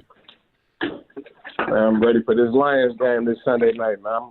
Kids getting ready for school. I got to work that night. I'm calling in using a personal day and all kind of stuff, man. I'm ready, man. I'm geek, man. All right. Okay, you talk about your kids. Are you letting them stay up? Yes. Fortunately, my daughter's a football fan, so they're going to stay up and watch the game. Good. Make sure I set a couple extra alarms for them in the morning. Got to do it. Got to do it. What's your word, Denzel? Anxious. It's kind of more like anxious, geek, man. This is history we're going through right now for the city, the culture. It's just like, it felt like it's something we've been waiting on, something that we've been needing, like, with the scene, how the scene been looking with the baseball team and the basketball team and, the Red Wings and everything. But I just feel like everything coming along, man, with the Lions and the Pistons. They've been doing a lot better too, though. But, man, with these Lions, man, it's just got chills just thinking about it, man. Just watching them play, man. It's just that offense, man. I don't see nobody stopping our offense. Either do we. No, and they've done well in this matchup. He says Lions kind of leading the way for the city, and he's right. Yeah. So last year, they make the playoffs. Tigers make the playoffs. This could be a breakthrough year, 2025, right? Lions break through and win the Super Bowl, right? That's what we're talking about. Yeah. Tigers, if they can get around to paying Alex Bregman, maybe they're a team that not only makes the playoffs, but breaks through and makes a run. Yeah. The Pistons are alive. And the Red Wings appear to be alive right now, too. How about a breakthrough year for the city? All 4 make the playoffs.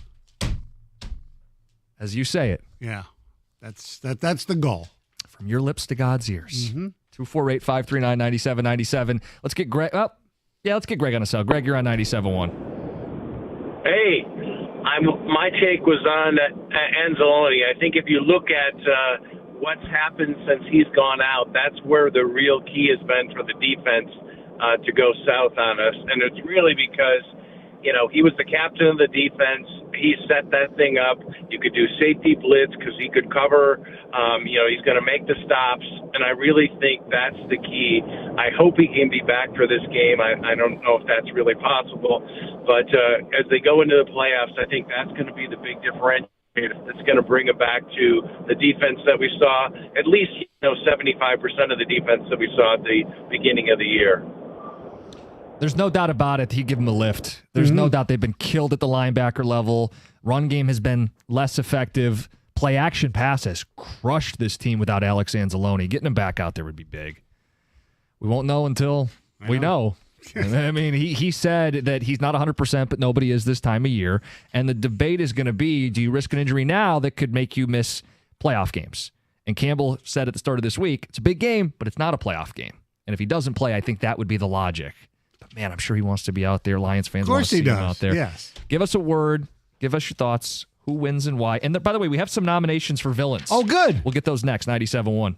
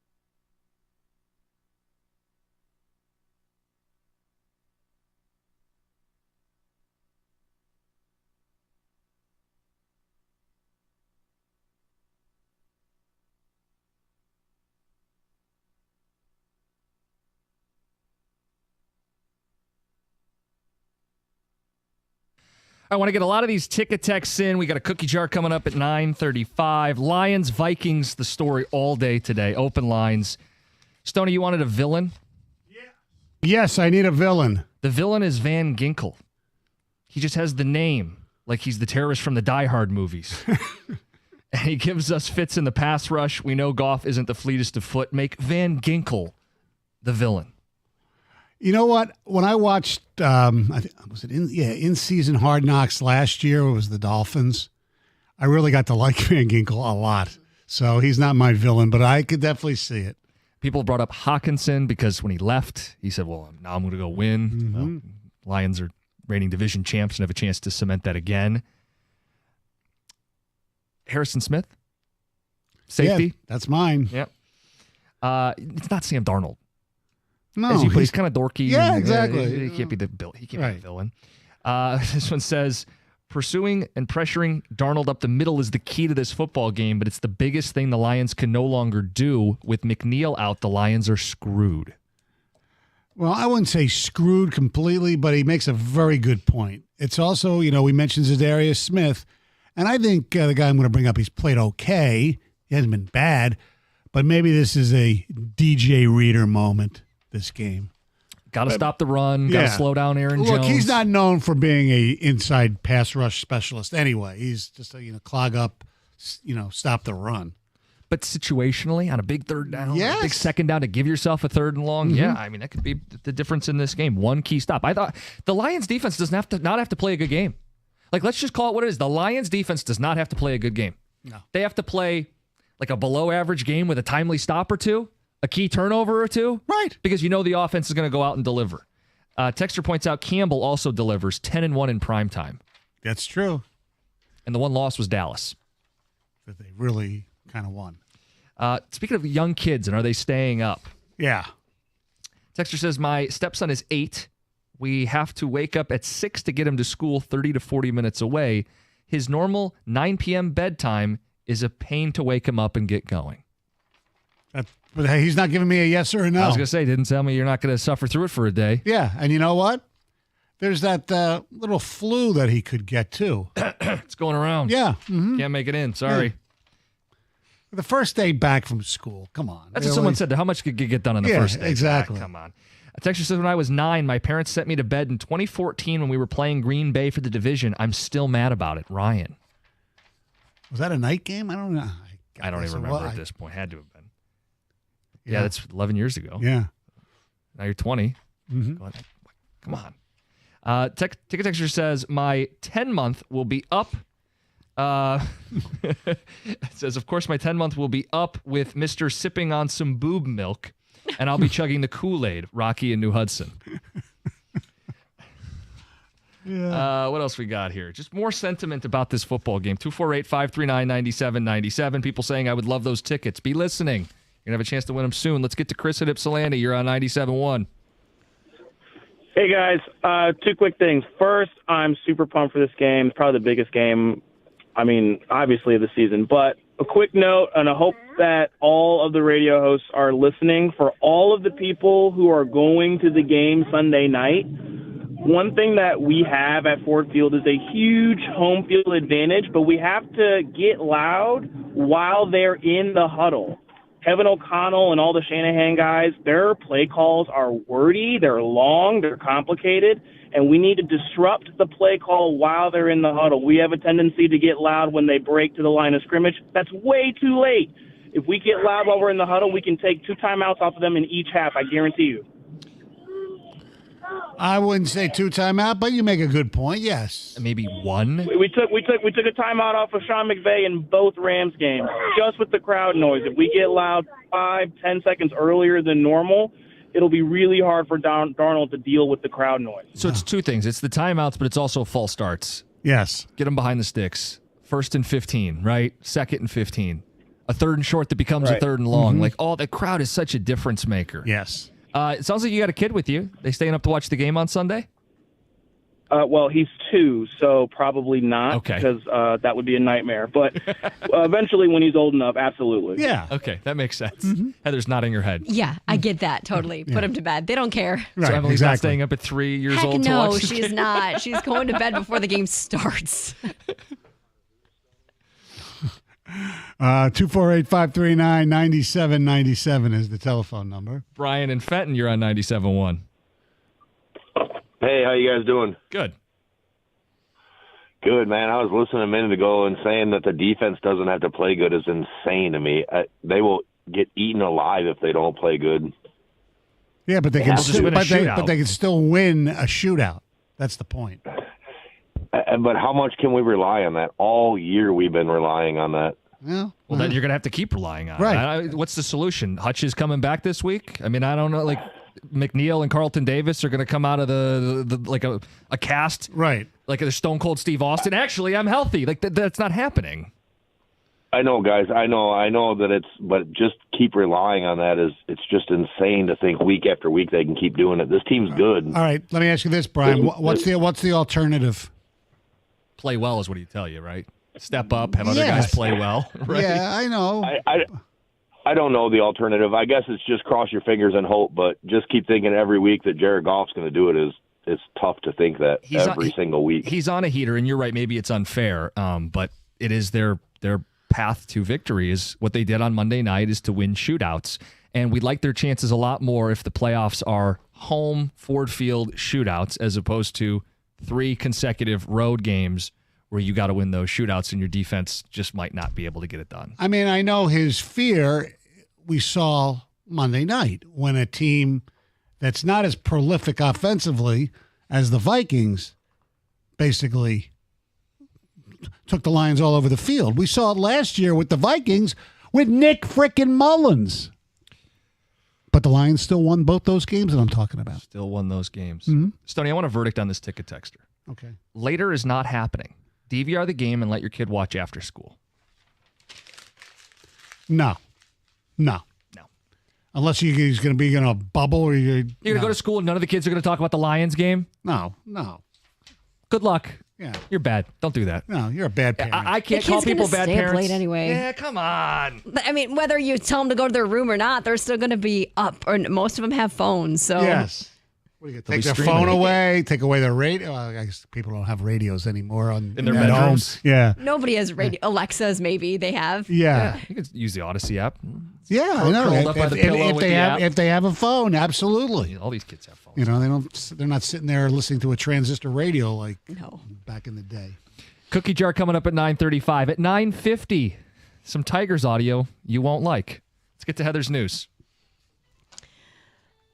So ESPN was being ripped, and maybe still is, for not showing the national anthem or the moment of silence for the New Orleans terror attack victims during the broadcast of the Sugar Bowl. So people online were quick to get very upset that they decided to show analysts breaking down, the matchup instead of the tribute. Some labeled ESPN as woke and disgusting. They were very upset by this.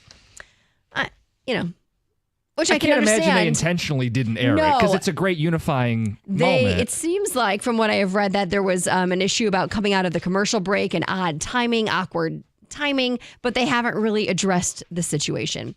Saquon Barkley was having some fun trolling his former team. So on Thursday, he actually partnered with the sleep aid Unisom, and he made some videos where he, takes some subtle shots at the New York Giants owner, John Mara. So actually, during an episode of Hard Knocks, Mara was caught on camera saying that he would have a tough time sleeping if Saquon goes to Philadelphia, which is, in fact, now where he is. So the videos had a little fun making fun of that.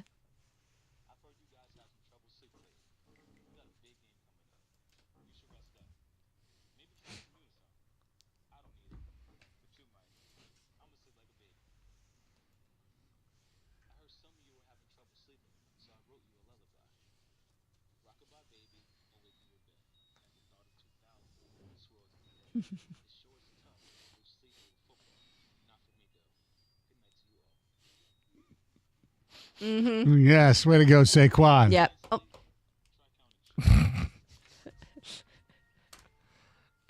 That's really creative. Yeah. It's well done. It's cute, for sure. Oh, they're still going. Yeah, it's still going. You're still counting sheep. This is a really cool story. A Macomb County dispatcher is getting some rave reviews, I guess you could say, after helping this family deliver a baby over the phone last weekend. Happened on December 29th. This father, soon-to-be father, called 911 because his wife was in active labor, right? Said her waters broke, her contractions are less than a minute apart.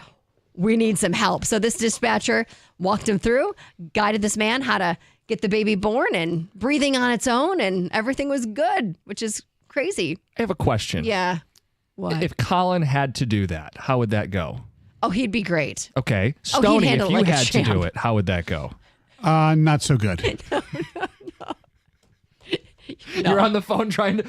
What now? I have to do what? Yes. Tell her what? Yeah, Pressure spot. You'd be able to do it if you had to, Stoney. Hopefully. You would. Yeah. You know. As long as you tell yes. You got instructions. You'd be able to. In a high pressure moment like that, you'd get it done for sure. Yes. So the Detroit Auto Show returns in January, and safety is on the top of everyone's mind, especially after what we saw go down in New Orleans. Mind you, this is different. It's all indoors and such, but still people are worried about security. But now, of course, security is always tight at this annual event. They say the building itself has safeguards around it. Got concrete barricades. There's going to be a lot of officers on hand. There's other barriers in place, metal detectors as well, and obviously limited access for people going to the show. So, go in it, be prepared. And the thing that it's always been like that is be conscious of your surroundings, right? I mean, I think that's something you do at all events now is just kind of. It's unfortunate, but yes. But just don't not go. Yeah, still live your life. Yes, but just be conscious of what's going on around you. You hate being taken out of the moment, but you don't want to take yourself out of the moment entirely by not going and doing the things you love. They're also, speaking of security, looking at the security for the Super Bowl as well. The Louisiana governor has declared a state of emergency, which will allow him to utilize more resources in an effort to secure the game, which is of course right around the corner. So that was something that was always going to be in place, but now it's even more heightened because of course, what happened in New Orleans. It's Heather with the news. We have a winner for those Lions tickets. Ryan in Ypsilanti. He's got a pair of tickets to see the Lions and the Vikings on Sunday night. Passes to the Lions VIP tailgate at Eastern Market by the Bullseye Group. Go to bullseyeeventgroup.com for tickets today. So he heard when I said, when Dan Campbell said, Stoner, so who you want me to hire who or something like that? We were referring to there was a clock management issue. I think it was Campbell's second year, and I don't remember the team, but they showed one of the teams that had somebody who definitely just did all that. So then I said, should the Lions do that? And he kind of took offense a little bit. Maybe caught off guard too. Like what? Hire who? Yeah. Mm-hmm. All right. Coming up next, the cookie jar. It's 97.1.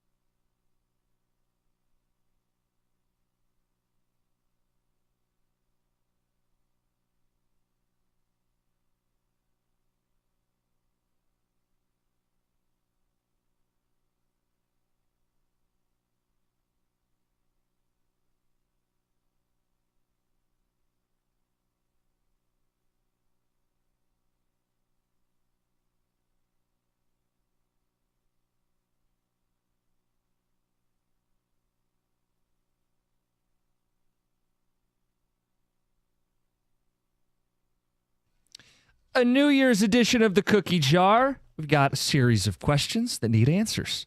The first, not a ton of snow right now, but we're supposed to get a bunch here soon. Are snow days better than holidays off? No.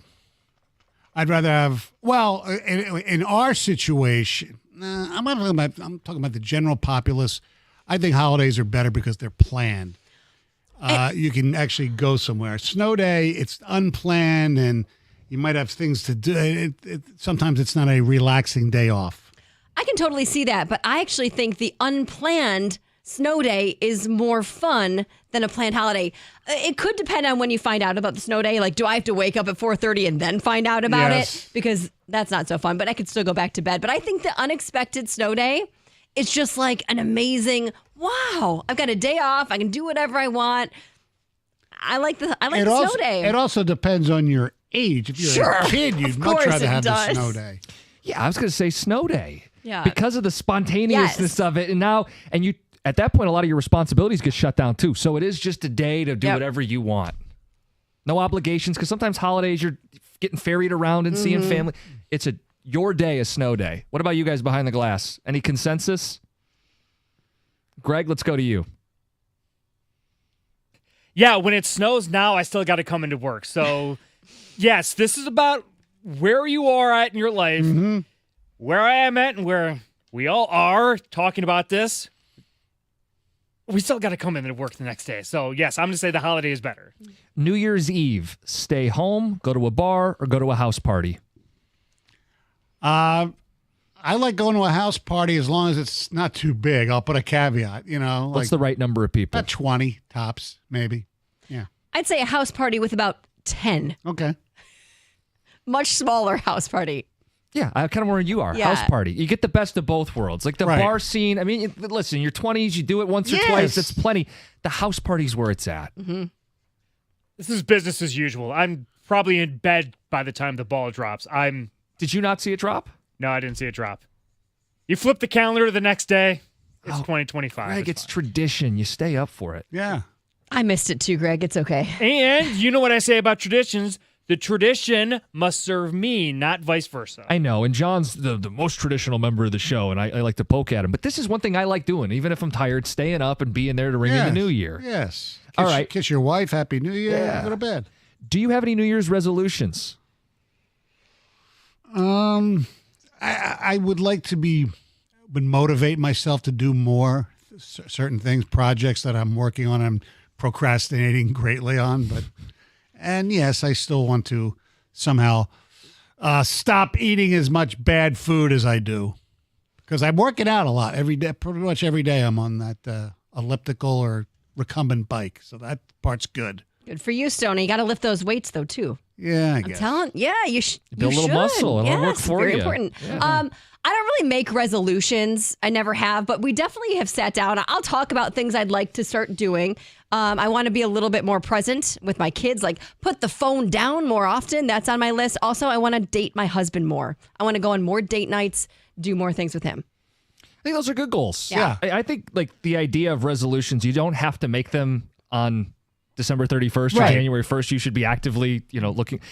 For me, it's the obvious stuff, movement, vegetables, but screen time is something I really want to be better about, because too often do I default to just mindlessly scrolling. Oh, yeah. And it's a waste. Not saying you have to go be overly productive, but do literally anything else. Well, a lot of times I'll be in bed and I'm just going through Facebook, and now with the reels that they show all the time, and there's things that you like, it's like Rodney Dangerfield routines and hockey fights just come up out of nowhere, and I just, oh God, I got to watch this. Remember this one when Proby beat the crap out of this guy? Yeah. Why do I'm not looking for it. And it's then there. 2 hours go by, or even an hour. It's too much. Definitely pull another spontaneous event with my wife and kids, whether it be sports or not. Classic. I mean, that trip to Cleveland was priceless. This next one. How long should you say Happy New Year for?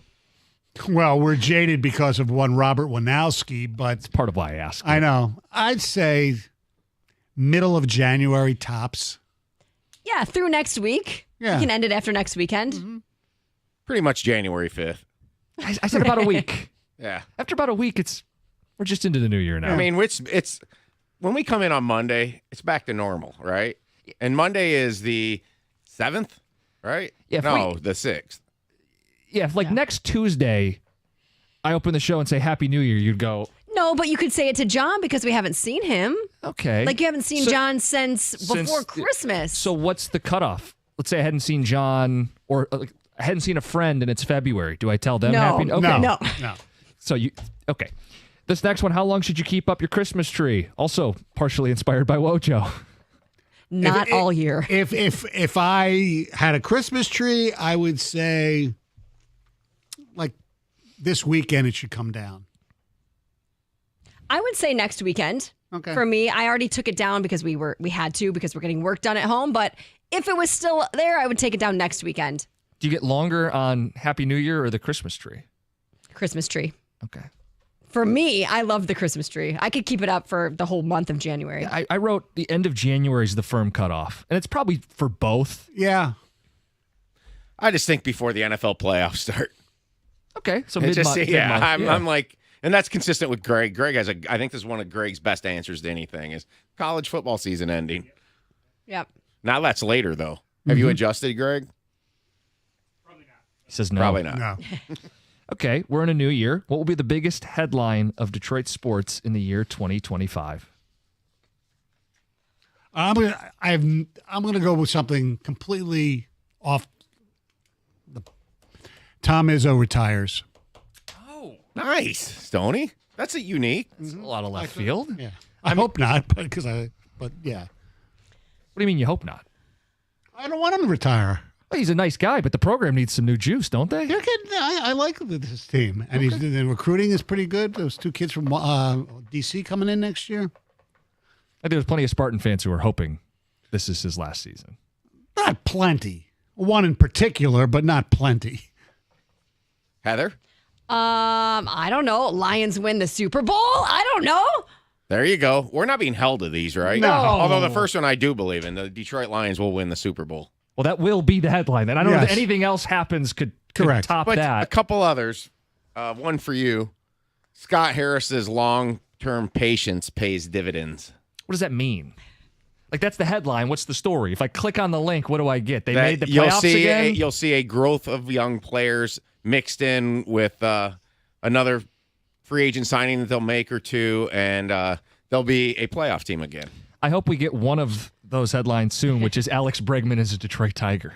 And the big one, Dylan Larkin will no longer be a Red Wing. Oh, no. Come on. I thought about that one, actually. Do you think there's a world that happens?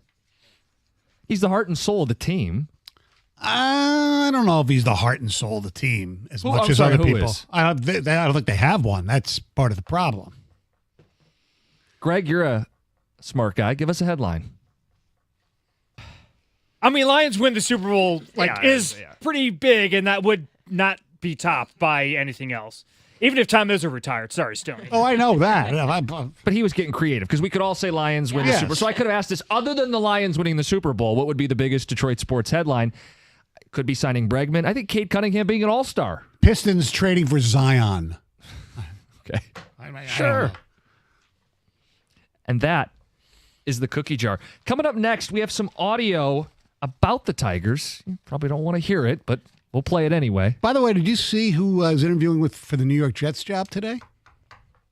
Is it Rex Ryan? No, Is it Ron he's already has. did. Ron Rivera? He has as well. Somebody new. Head coach or GM? Head coach. Because Riddick interviewed for the GM. Yeah, that's where I thought you were going. You tell me next, or you want to tell me now, or how big of a suspense is this? I'll tell you next. Okay, great. 97 won the tickets.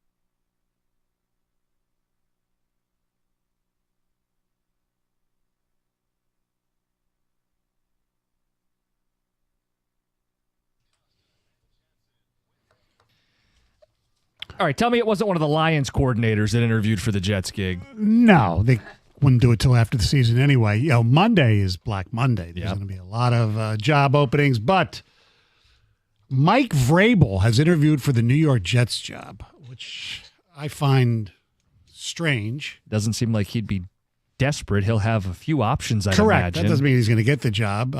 I think if New England fires Mayo, which they might after 1 year because I haven't been following it that closely, but he's made a lot of bad decisions and things like that, that they might actually do it. And Vrabel obviously played there, so that would be a natural. He'd make a lot of sense. I saw this online earlier this week. There's actually a belief out there that Vrabel's just using the Jets to get the Patriots. I can see it. Yeah. Same division. Yeah. The whole Belichick thing all over again. Mm-hmm.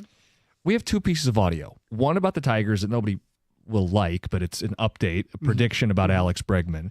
And the other thing, is this a CBS Sports Minute with Boomer that just ran? You said I need to hear this. Can we play this?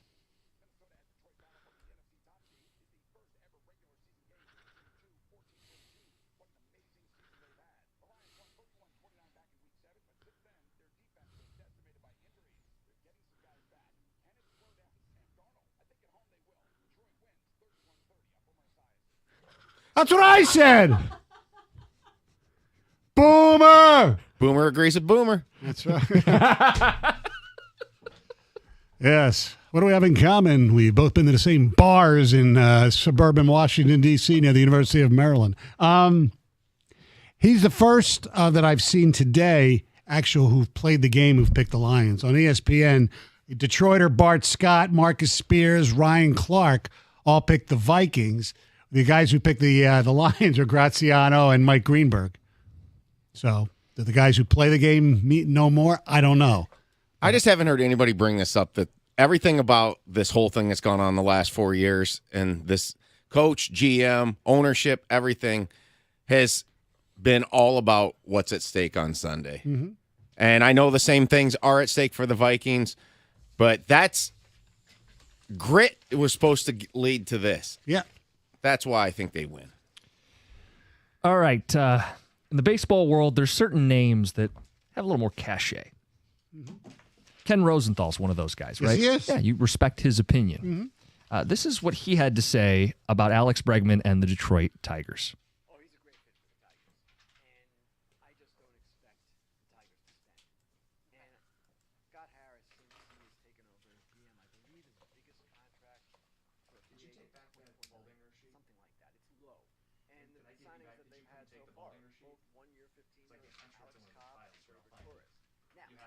It makes sense to me that they would go big for an Alex Bregman right now, and I know they've got young players coming. They've got younger brother Jace Young coming at third base, but Alex Bregman is an established player, and if you add talent, then you have a surplus of talent, and you can trade talent for other means.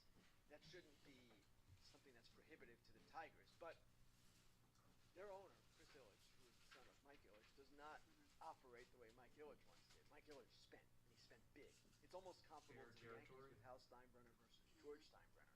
And Scott Harris seems to be the right kind of head of baseball operations for such an owner because he wants to keep those paths open for younger players. Now, they just blocked Torkelson a little bit, but Torkelson hasn't produced. So they're going to play Colt Keith at first, Gleyber Torres at second.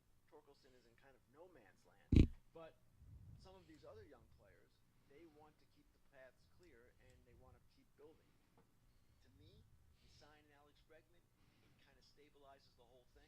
I just don't expect them to do that. He could be right. I'd love to just get into Chris Ilitch's mind. Because everybody, not everybody, but thinks that he just doesn't give a rat's ass. And when people think that, whether it's true or not, it's got to, you don't sit there and say, well, I'm a millionaire, F you. It's people have feelings too. So go out and spend money. And, like we said, we're not asking for the moon here.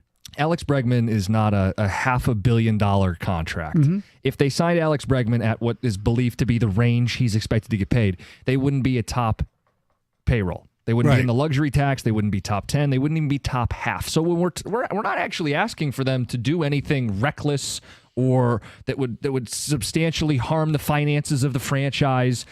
What people want to see is, hey, you made a run, build on it, show a real investment in not just the ancillary things around the team, but on the team itself. Let me ask you this question. What if they did something that they obviously didn't do or want to do, or we'd have no idea if they even liked with Chapman last year, like a 3-year, $90 million deal with opt-outs? That's probably early. The worst case scenario for Bregman if the market doesn't materialize. Right. And I have no issue with that. Right. I mean, if I'm the Tigers, I'd offer him a series of deals. Some could have opt-outs, some not. I think the sticking point sounds like it's between a 5th and a 6th year. Mm-hmm. What are we squabbling about? Javi will be off the books by then. You're not Right. up against a luxury tax. All these young guys aren't going to hit true free agency in the next 5 to 6 years, really. Anyway, Max Clark's not even here. McGonigal's Right. not even here. Right. Colt Keith already got signed. Exactly. What are we? I hate to say penny pinching, but what are we penny pinching for here? I know. And look, it's not early, but it's still not late for this to happen. I just get concerned that I think they're in. Everybody's reported they're in on it. They're making offers. They may have a great assessment of the market. They may be offering a firm, fair market deal, but by not closing the deal, they're waiting and waiting for someone else to swoop in, whether that be it's Toronto or the Red Sox or the Yankees or a mystery team. By you not just going to them and going, hey, what's it going to take to get the deal done right now? Because I can't imagine it's got to be all under $200 million. You would think so. So what's the holdup? I don't know. Maybe it's Boris. Maybe Bregman doesn't want to come here. That's the other. I mean, we have no idea. It's been reported mutual interest. Yes, that's been reported. It doesn't mean it's accurate. Sure. I don't know why he wouldn't want to come here. Tigers went in and just beat his Astros in the playoffs last year. A.J. Hinch was his manager when they won a World Series. There, people have a preconceived notion about living here too. Don't forget, even though it's only during the season. Yeah, but I would say if you're a baseball player, let alone a baseball fan, you recognize the Old English D, and you could see what the crowds looked like at the end of last season. And he's been alive long enough to know, even a decade ago, what this city was like when we had a great baseball team. And to be part of that, I would think is appealing. Yeah, like I said, I would. But I know. We're preaching to the choir. I know everybody here agrees. So here's another reason, maybe. The distance from home plate to he's not going to hit as many home runs here. Yeah, it's been pointed out as maybe a the reason. Dimensions is the word I was searching for. An easy word to figure out. People have pointed out right-handed batter, pull to the left field in Houston was really favorable for him. Won't be as favorable here in Detroit. I mean, that's got to be factored in here. Is he's probably not going to hit 30 home runs. Right. He may be a guy that hits in the low 20s home runs, but to me, I like that he walks for his career, that he plays good defense, just won a Gold Glove, that he's a postseason performer. You envision yourself playing in the postseason for years to come. I mean, these are all reasons to get a deal done. He's a right-handed bat. They need righties. I know look, we are on the same page from the the want perspective. I'm just trying to figure out maybe what's the holdup doesn't want. You're saying if the holdup isn't necessarily Detroit, right? If the holdup is not necessarily money, sure, that it might be something else. I don't know because we don't know. We do know this: Sunday night, I assume I'll be sitting next to one Scott Anderson in the press box. That's right, and we'll be nervous during the game, probably. Is that how you describe yourself? Yeah, we get nervous during the game. I get a little more upset. It's intense. You're watching it, and you can't really. Cheer. You got to stifle. Yeah. I don't like to stifle. I know. We talk under our breaths a lot. Yeah. I eat a lot of popcorn. He does eat a lot of popcorn. What's a lot of popcorn? Well, enough to let everybody know you've had some popcorn. Yeah, because I'm like a. It's everywhere. Yes, I'm a slob. Yes, I mean, but it's Stony. It's like part of the deal there. Yeah. Mm-hmm.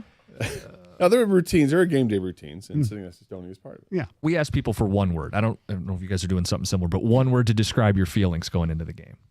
Anxious. Okay. Doug? Confident. Okay. I said psyched. And I said buzz, because there's a buzz around that's going to be unbelievable. You feel like it should be, yeah. And yet, the intensity does it feel like right now the intensity setting up for this game is going to be more than what playoff intensity is? Probably. And yet it shouldn't be. Well, no, I understand that. But because if they lose, there will not be a playoff game at home for the Buzz. Yeah, no, I get it. And if they win, we have a week to figure out who we're going to play, and then the buzz builds up again. That's the difference. Yeah, I mean, the analogy I used is you're on the fairway if you win, you're in the rough if you lose. Yep. Still get it done. Yeah. Yeah. It'd be harder, though. Depends on what rough. And who's golfing.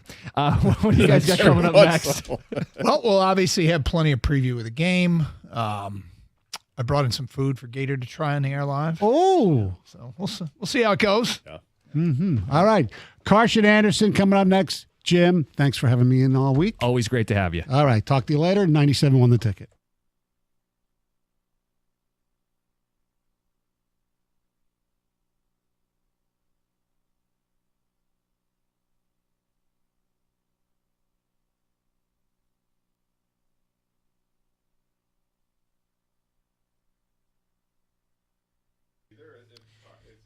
All the hype continues to grow ahead of Sunday's major clash between the Lions and Vikings. Ford Field playing host to Sunday Night Football as the two teams battle it out to see who wins the NFC North and the 1 seed in the playoffs. At 14-3, the loser will be dropped to the 5th seed, marking the first time in league history a 14-win team does not win their division. One thing Detroit does have going for them is the fact they have 7 Pro Bowlers, 5 of them on offense to lead the NFL. Jared Goff, Amon-Ra St. Brown, Jahmyr Gibbs, Frank Ragnow, and Penei Sewell all making the cut for Detroit. Brian Branch on defense and Jack Fox on special teams also gets the honors. The only name surprisingly missing is the NFL's leader in interceptions, Kirby Joseph. The quote-unquote potential snub proves to be a costly one, as Pro Bowl appearance would have guaranteed Joseph an additional $3.86 million next season per his contract. Shifting gears to college football, the CFP is all set in terms of semifinal matchups. The following victory for Notre Dame over Georgia yesterday guarantees them a game against Penn State, while Ohio State takes on Texas. And finally, the heroics of Jonathan Berggren in Columbus sealed the deal for the Red Wings' 3rd straight win last night, topping the Blue Jackets 5-4 in regulation. Right out of the penalty box, Berggren nets the game-winning goal in breakaway fashion with just about 30 seconds left on the clock. That win putting the Wings only 4 back of a wild card spot. From the Ticket Update Desk, I'm Dustin Fiocco. For details on these stories and more, you can stay right here on 97.1 The Ticket. You can also head to Odyssey.com.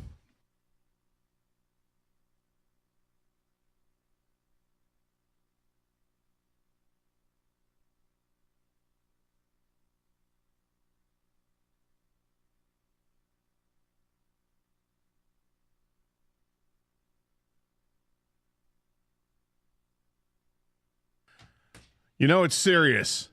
You know you got a serious Friday when you start off with the music. That is correct, my friend. Are you ready for this?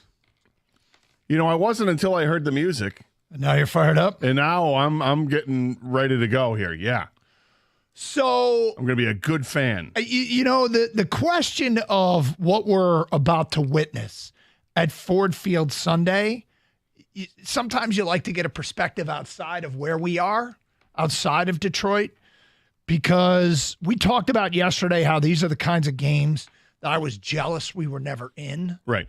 And you just kind of kicked back and watched and thought it was so cool and really kind of almost with maybe even a bit of sense of resignation that the Detroit Lions don't play in games like these.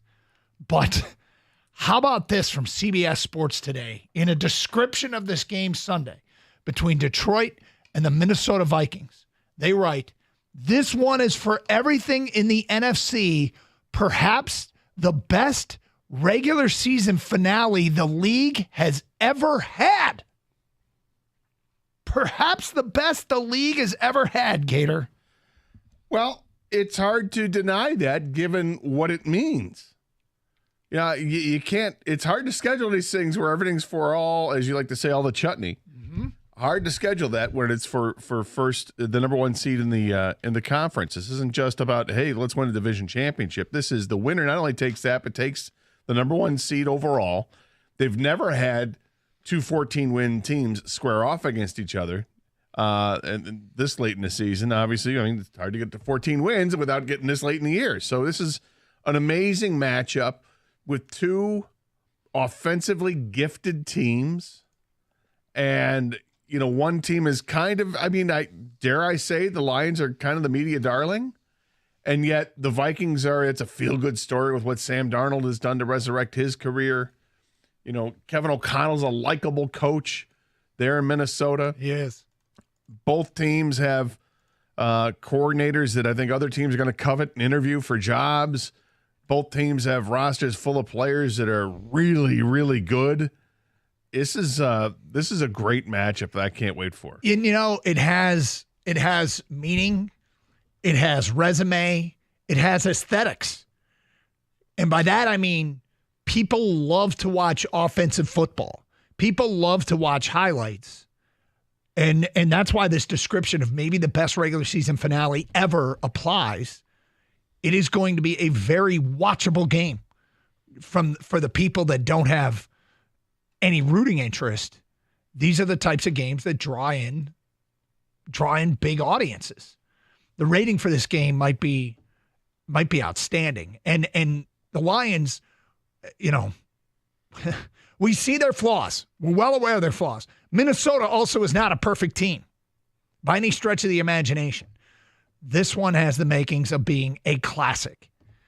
And, you know, you want to go out and you want the Lions to do what Ohio State did to Oregon. Every once in a while you have a game where your team just shows up and is damn near perfect. Yeah. And just rolls. And there's going to be a lot of in-building hubris where, you know, the fans are going to be, it's going to be loud. You and I have often talked about that Sunday night game against the Bears or Monday night game against the Bears, whatever it was, as the loudest it's ever been. Has that been topped this year, do you think?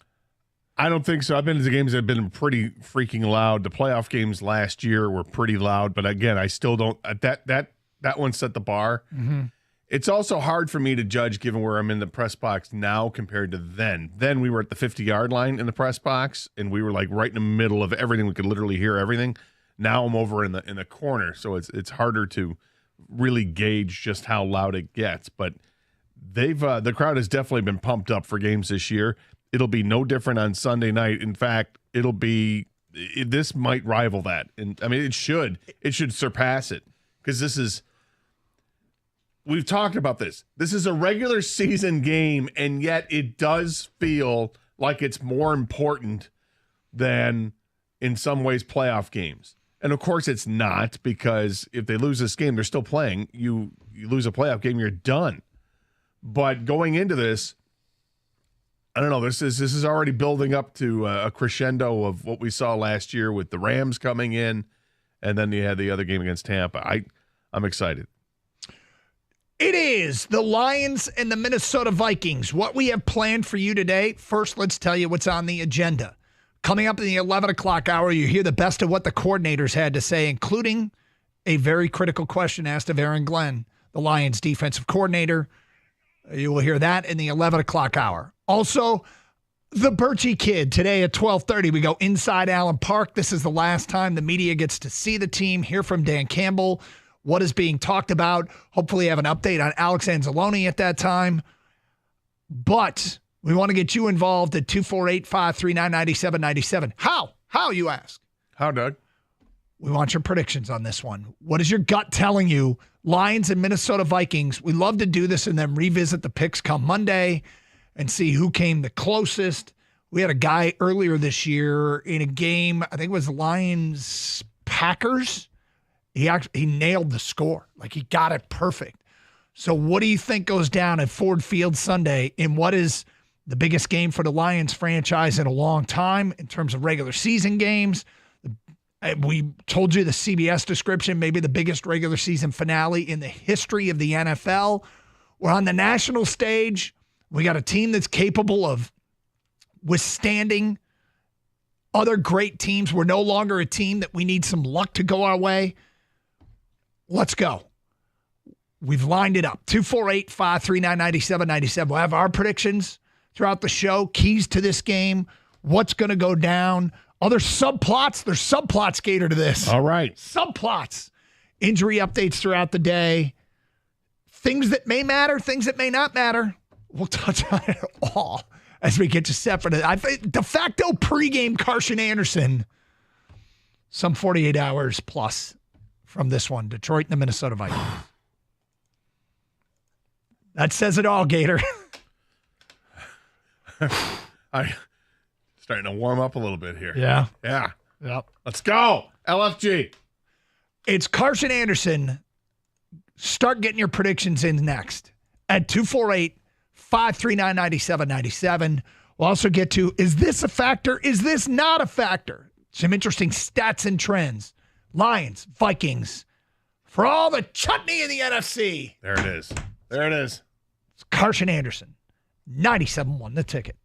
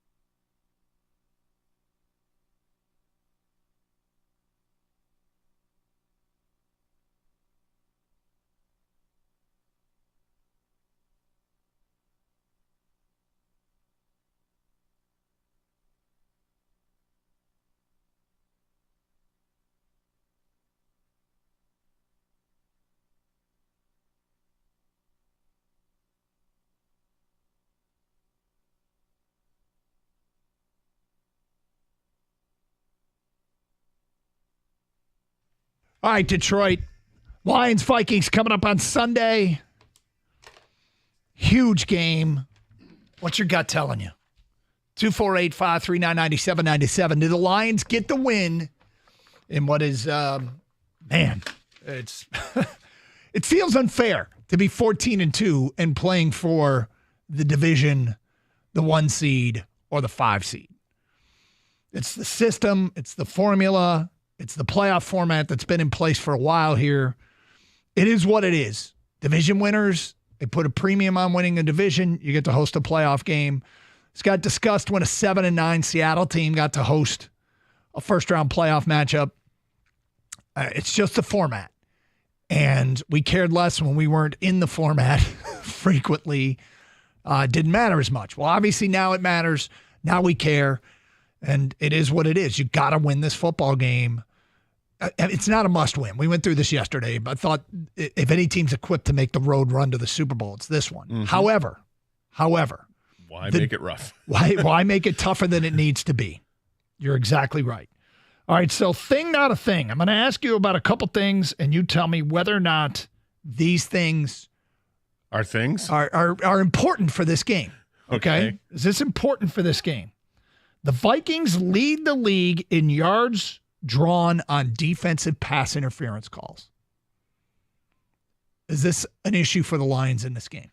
Ain't no thing. You don't think so? No, look, they've got really talented wide receivers, and if you're not talented in the defensive backfield and you're getting burned, you're going to get called for it. I mean, they throw the ball a lot, so that's to be expected. They're going to draw some of those penalties. I think that the way that we've seen Terry and Arnold grow this season, where that was a real issue for him for the first few weeks of the season, and then it's died down almost completely.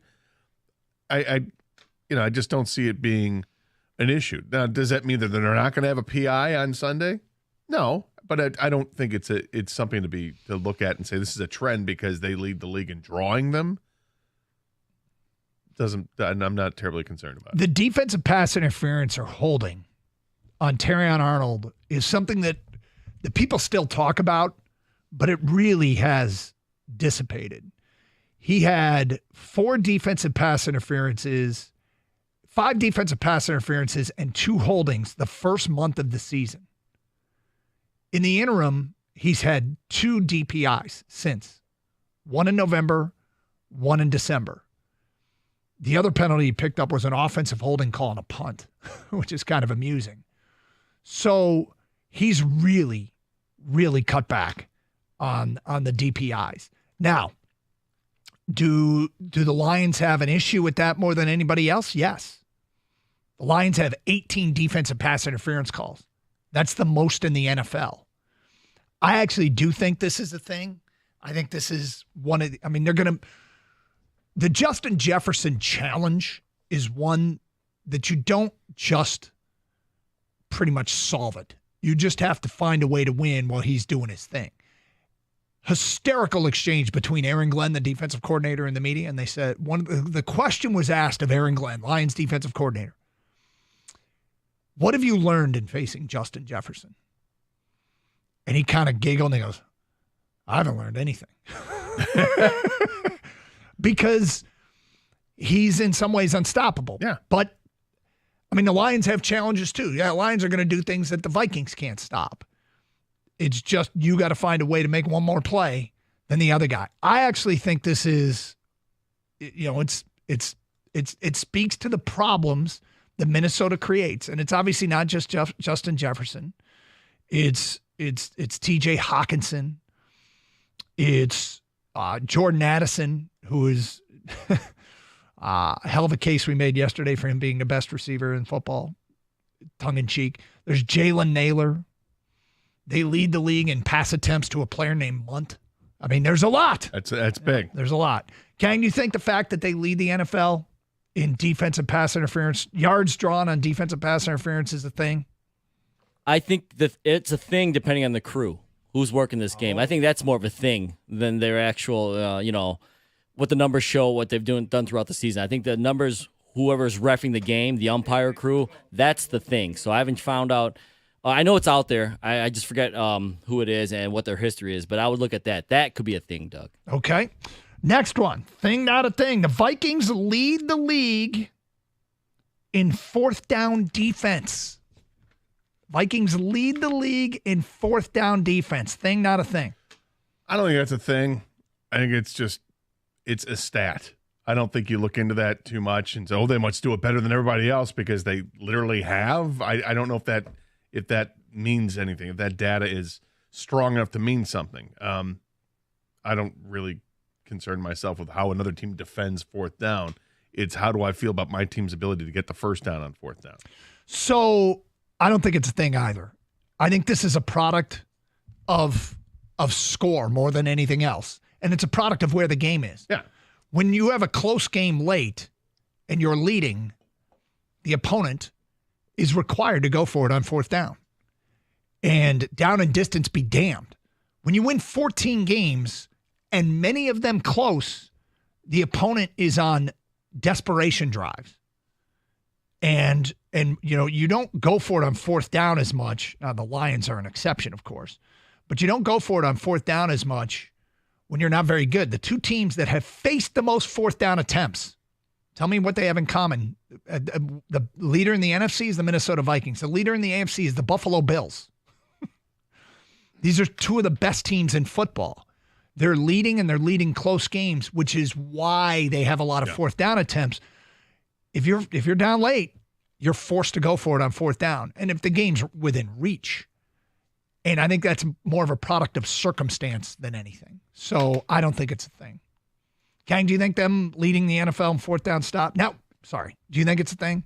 I don't think it's a thing. The only thing that matters is they're not going against the Lions fourth down every week. And the Lions are a different animal on fourth down than the rest of the league. So show me the stats, what they are against the Lions on fourth down, then that could be a thing. But against the rest of the league, not a thing. So, and that's why, I mean, it could play a bit of a factor because the Lions are going to go for it all the time. And we already know that. But, I think it's really more of a product of circumstance, time, and score. All right, 248-539-9797. It's Carson Anderson, 97.1 a ticket. We want to get your predictions in on this one. Lions and Minnesota Vikings. We record these, and then we circle back on Monday's show and see who did the best. Let's talk to the people. We go to David in Sterling Heights. You're on 97.1 a ticket. Hi, David. Hi. Hey. So my prediction was 48-45 favor of Lions, but I wanted to ask you guys your opinion on, for lack of a word, changing up this playoff picture, how they do it. I get that divisional leaders should have a home field game, but, why not just say, okay, you win your division, you're in, you get a home game, but after we have our 7 teams, we just rank them by their record and then fill out the bracket that way instead of for like this year, we'd be playing for 1 and 2 instead of 1 and 5. Well, look, I mean, if you're really truly going to make the home field, the division crown matter, I think, giving those teams the benefit of being able to hold serve at home is valuable. And I do like that division championships matter. It means the regular season matters. It means these games at the end matter. I don't think this feels like we want a format change because it's us more than we want a format change because this is ridiculous. This happens like every 3-4 years where there's some team that's hosting and some team that's on the road. We're like, this isn't right, but.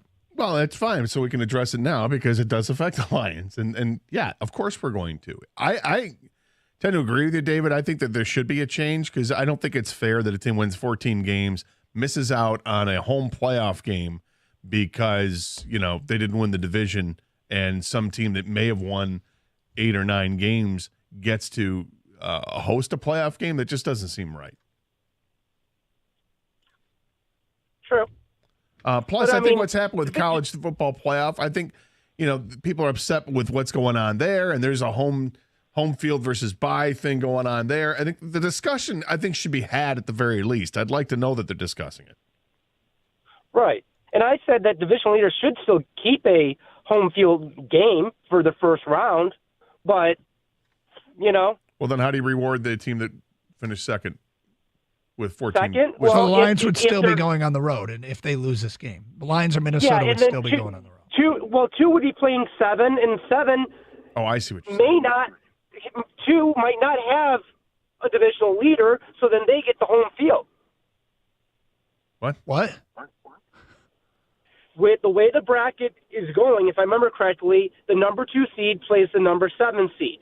Yes. And with what I was proposing, the number 7 seed in there may not be I see a divisional champion. So if the 7 seed's a wild card and the 2 seed is a wild card, but the 2 seed has the better record, the 2 seed now gets to host it. Is that what you're saying? Exactly. Okay. And it was where you kind of clear off, but you're still giving your divisional leaders a home field. The only time it would get sticky is if for some reason. Okay, stop. The 2 seed's always a division winner. But he's and saying the 7 seed is always a wild card. What he's saying is that you get the teams, and then your division winners and your teams that qualify for the wild card, and then you seed them based on their record. Correct. Is what he is saying. So it doesn't necessarily mean that you're hosting the game if you're the 2 seed, but you're likely to. I'm completely confused. Because he said the division winner still hosts. In most cases. It says it would get funky if, I guess you'd have to kind of create the scenario. I think you're creating literally the exact same format. No, he's not. Because if a division winner, he said a division winner always hosts. Oh, my God. Not a thing. Okay. Kevin in Sterling Heights, you're on 97.1 The Ticket. Hi, Kevin. Hey, hi, guys. What's up? Hey, I'm predicting Detroit to win Minnesota 42-21. 42-21. Why do you think it's going to be that big? Oh yeah, I think Jared Goff is going to have his best game ever, and they're just gonna trounce him. Wow, Goff best game ever. Now the interesting thing is the 21. You think the Lions defense holds them to 21? Yep, I think they're going to hold them. I think that Zadarius Smith is going to have 2 sacks on the game.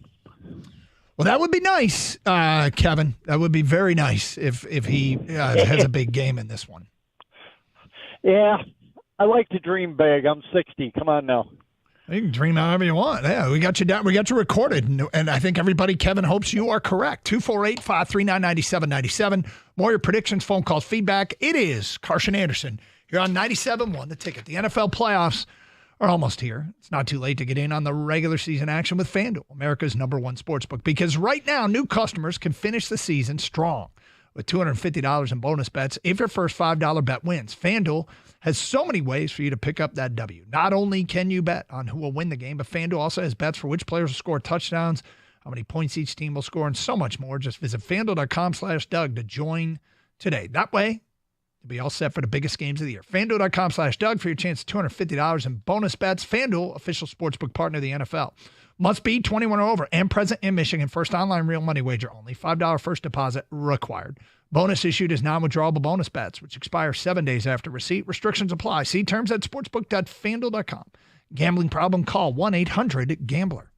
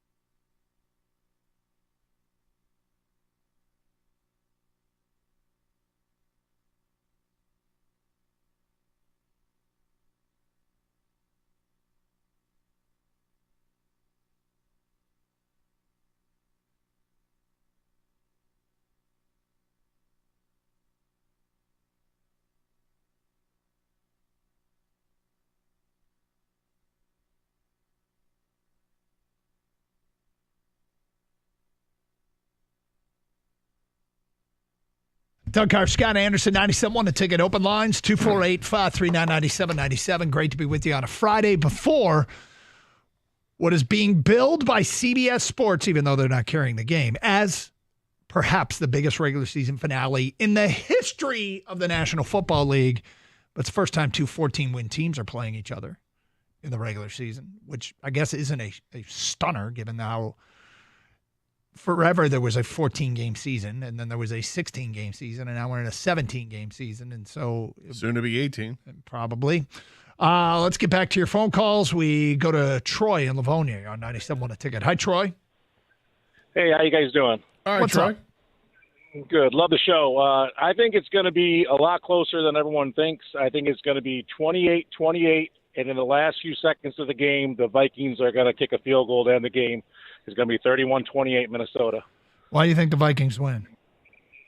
I just think that these two teams, when they show up, and they're always close. They're always divisional opponents. You look back over the last 10 years, and they've always been close games. Well, I'll just say we had the second caller that predicted a blowout. I think most people expect this to be a close game.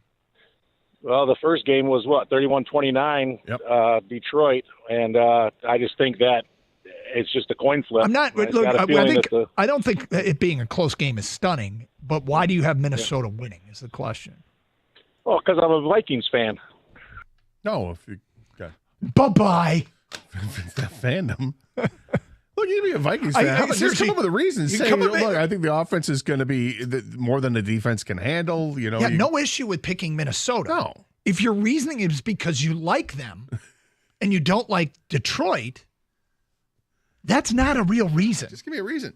I did some research, getting back to the questions thing, not a thing, about the pass interference calls drawn or whatever. Yeah. So I went back and looked at the last time they played when the Lions won 31-29. Mm-hmm.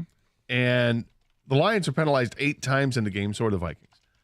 Of the 8 penalties for the Lions, 3 of them were either pass interference, illegal contact downfield, or defensive holding calls. Mm-hmm. And I believe all 3 played a role in scoring drives for the Vikings. So maybe that is more of a thing than what I wanted it to be. Yeah, I think it is. I don't think they're leading the league in fourth down defense means anything. And then the PIs, the concern with the pass interference. There were 3 different players too, by the way. Oh, was it? Yeah. The concern with the pass interference is that pass interference can be a 40-yard penalty. Pass interference can be a 45-yard penalty. Yeah.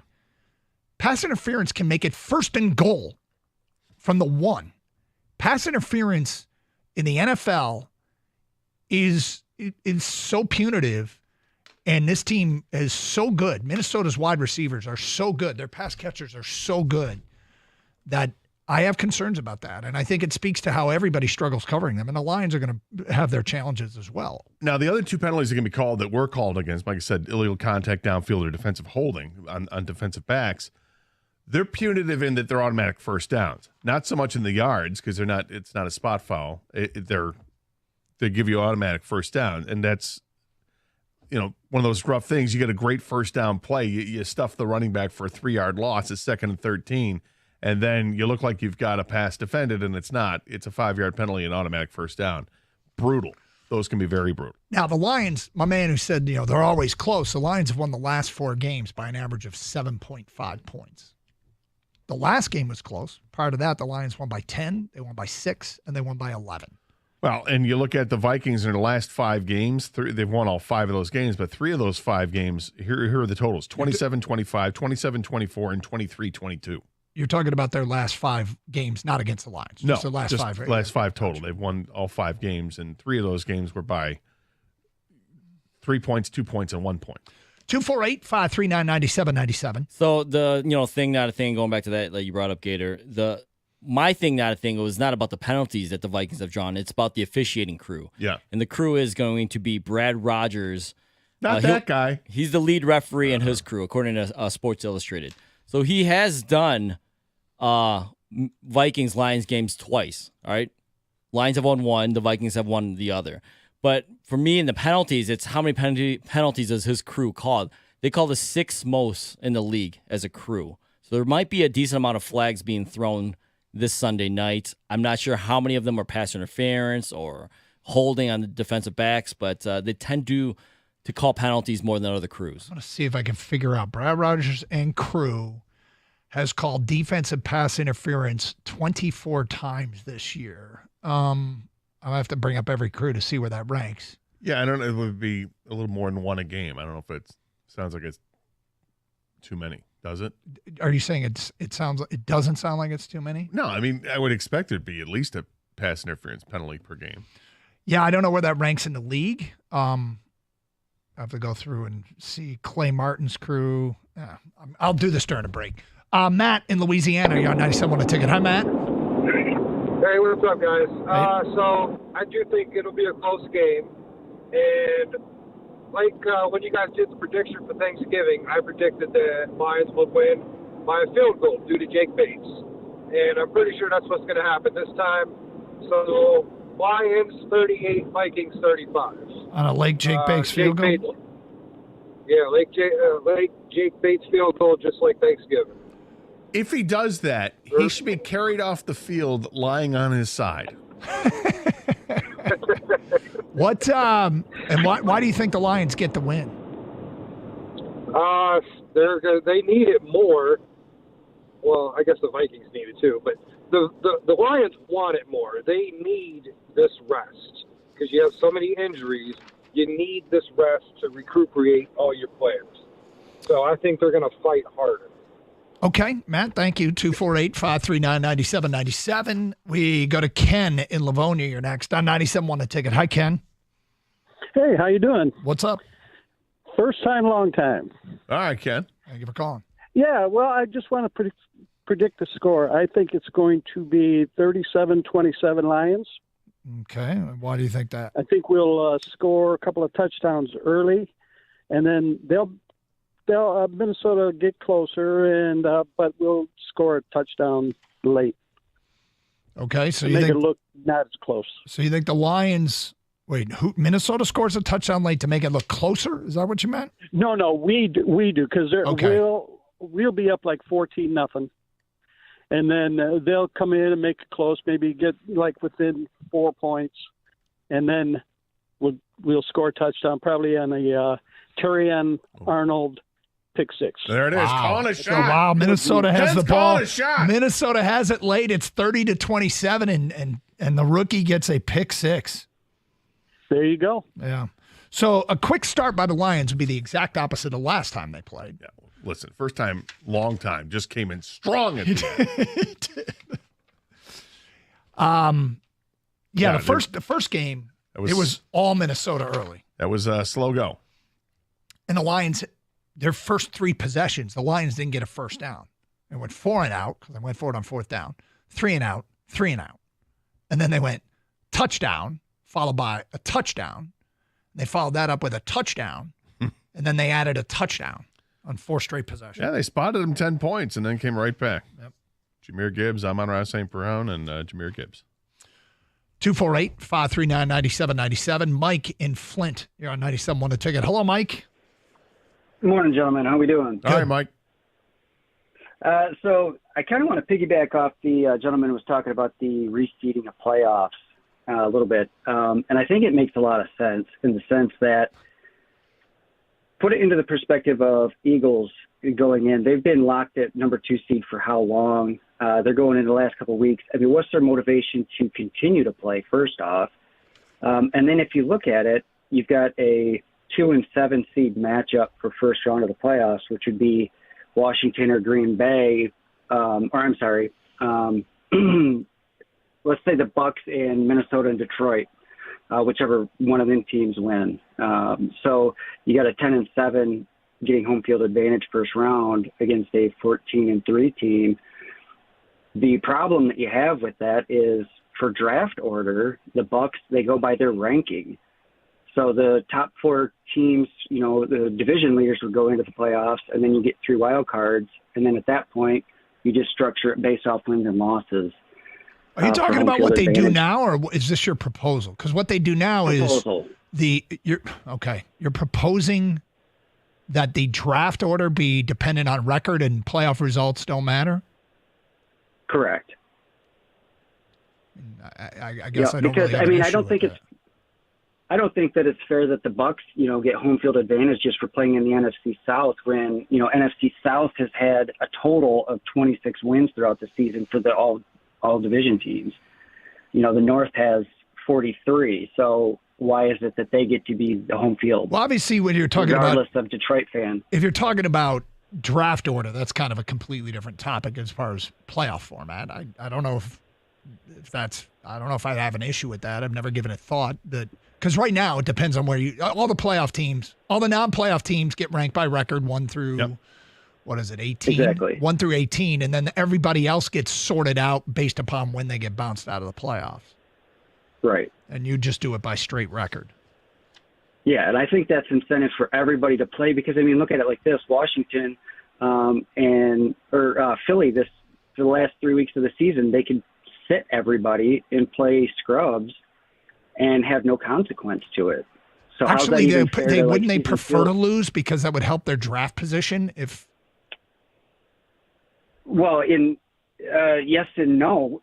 In today's, in today's it would. And in your they format, prefer, it would doesn't too. really- If it's straight record, then the Right. losing those games at the end of the season would make their draft position. No. We don't need to worry about draft position. Like let's. This is the format. We don't need to mention the word draft. No, we really don't. We got game. But if Philly, We got playoffs coming up. if their last few games don't matter, except for their draft position, they'd prefer to lose them to increase their draft position. Right, because if you're just ranking them based on the regular season results, absolutely. Yeah, teams would really tank at the end to improve the draft position because what happens in the postseason has no reflection on that. I think there's a flaw in that gentleman's theory. Carson Anderson, 97.1, The Ticket. Michigan Auto Law, auto accident attorneys. They specialize only in auto and truck accidents. Many law firms don't specialize, but focus on many different areas of the law. You wouldn't go to a doctor who specializes in all sorts of medicine. Why would you do that with your lawyer? Specialization really matters. Educated consumers choose Michigan Auto Law. Do your research and learn more at autolaw.com. Once they take your case, they will communicate with you. They are the best in customer service and satisfaction. They care more, so you win more. Michigan Auto Law, auto accident attorneys. Visit autolaw.com. That's autolaw.com.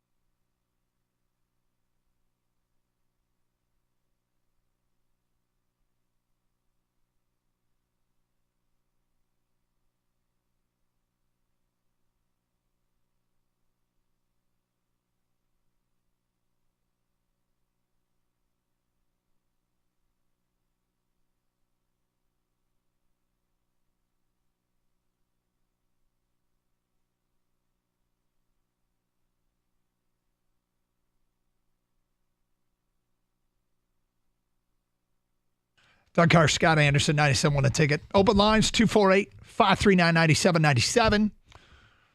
Taking your predictions on the Lions and the Minnesota Vikings coming up on Sunday. Next hour, hear what the coordinators had to say about this matchup. Kevin's in Detroit and on 97 a ticket. Hi, Kevin. Hey, how you guys doing? Good. All right, Kev.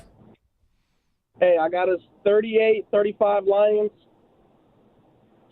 Okay. And I got us because you got to think Kirby's going to be knowing about that snub, and I feel like our defense is going to show up just a little bit more. So the Kirby Joseph story is an interesting one.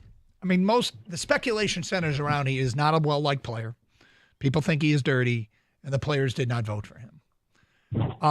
I think it's hard to genuinely well up extra motivation. This is a genuine reason to have a chip on your shoulder. Is the guy who leads the league in interceptions. Guys like that get considered for Defensive Player of the Year. Leads by 2, by the way. And he's not a Pro Bowler. Doesn't make sense. I would agree. And yet we do understand. That's exactly why it is. And you look at the other side of the field, and the Vikings have a player in Harrison Smith who also has a nasty reputation. But Harrison, it's not like it's on Harrison Smith for voting against Kirby Joseph. It's just that it's interesting. This game features 2 of the least liked safeties in the National Football League. And one of the reasons they're not liked is just because they're good, right? Do they do things? Do they make some questionable hits? Absolutely. Absolutely. Is it borderline dirty? Do you want to say it's dirty? I'm not going to fight you on that. But it's also, it gives both teams an edge defensively on how they play that game. And you got to be aware of where you're going. You're going across the middle against the Lions and you have your back to the defensive back. That is not a good place to be. Thank you, Kevin. 248-539-9797. Mark is in Detroit and next on 97.1. Hi, Mark. Hey, guys. How you doing? Good, Hi, Mark. Good. Well, first, I'd like to thank you for hanging up on the Minnesota fan. This is 97.1 The Ticket, home of the Detroit Lions. He needs to call a station in Minnesota, don't you know? Well, he can talk about the Vikings. Just give us something. Don't just say, why do you have them winning? Oh, because I like Minnesota. He's a Vikings fan. Yeah. So my prediction's 24-21, Lions win. I think Ben Johnson's got a few plays we haven't seen yet. St. Brown scores two touchdowns, Gibbs one, and Mr. Bates a 46-yard field goal to win the game. This all came to me in a dream last night. I'll tell you what, if you're going to tell me the Vikings are only going to score 21 points, I think the Lions win handily. Yeah. And not just by a late field goal. I woke up with these numbers in my head, boys. Well, I can't deny that. So those are facts. That's a thing. The 21 points thing is the stunning part of this prediction. That's the big thing. I would have said 14, but then there's a pass interference call that gives them good field position that gives them 7 points. But we still win the game. Minnesota never lead. Does this whole game play out in your dream or just the final score? Highlights. You got Bernie Smilovitz in your head. We got highlights. I have flashes of highlights that I remembered this morning. Good. Maybe the whole game played out in my dream. I just woke up with highlights. Nice. All right, we got you recorded, Mark. 248-539-9797. Joe is in Madison Heights, and he is next. Hi, Joe. Hi, how's everybody doing today? We're good, Joe. Yeah, I am so pumped. I got a 31-30 game. I think the game is going to start off like San Francisco. Nobody's going to be able to stop anybody at first. They're going to make adjustments in the second half, and this is where Sam Darnold's going to get the butterflies a little bit. And the defense will make a stop, either a Kirby Joseph hit on the quarterback, and you know how he can hit. So that's what I got. And then the Lions will take it home in the last 5 minutes of the ball game. Just kind of a slow ball, to the tight ends, maybe to Amon-Ra. Nothing too big, no razzle-dazzle or nothing. Short passing. You're trying to close the game. The team is so damn smart. So I got a 31-30 final, and Bates hits a field goal with about 15 seconds left, 48 yards 31-30 Detroit Lions. I'm out. That'd be nerve-wracking. Yeah, I prefer you more specific. Yeah, well, I wanted to, really call my shot. Oh, you're calling your shot. 48-yard shot. field goal to win it. It's a lot of vomit. Sounds like, and the way he described it, more of a 4-minute drive than a 2-minute drive. Lions down 30 to, I guess he got 30 to 28, and they drive in a field goal range, get it down to From 48 yards. Get It's it down like, to it's the not a 30. gimme, And, yeah. Yep. I'll take Please, it. I will, but I don't need that. My stomach doesn't need that. Well, I hope you're prepared. I'm not. You're not. Okay. No, I'm not. Well, you'll admit it. I mean, that's okay. I'm not prepared at all for this. 248-539-9797. Gil is calling. Is it from New Jersey? Yeah. What's How you up, Gil? doing? All right. I got a score 31-28. The Lions are going to win. It might not even be that close because if the Lions could get a rush on Donald, I think he has happy feet because I noticed watching him play games. He gets very nervous and everything, and he starts not looking around, and he throws the ball up for grabs. That's one thing. The other thing is I hope the refs don't change this game with their calls. And like the inopportune times, they make calls. If you ask 10 refs, 5 would say pass interference, 5 would say, no, it's not pass interference. I think the refs get too involved in the game. What do you think of that?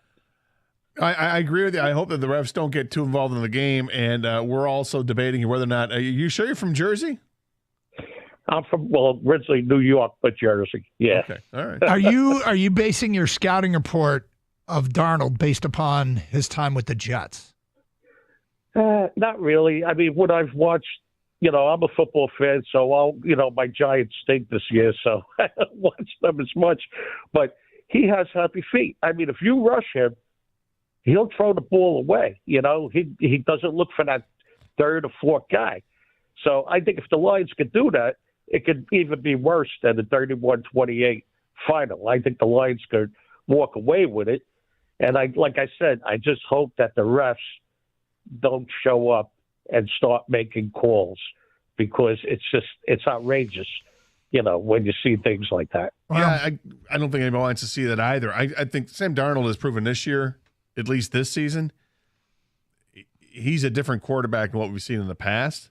He's got weapons to work with, and now he's having a really good year, as much as it pains me to say it because I don't like him.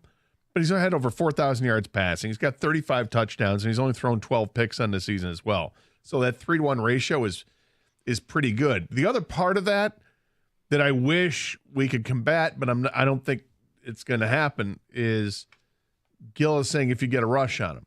The Lions don't get a pass rush. The only way the Lions have been able to have a pass rush since Aiden Hutchinson got hurt is by dialing it up through blitzing.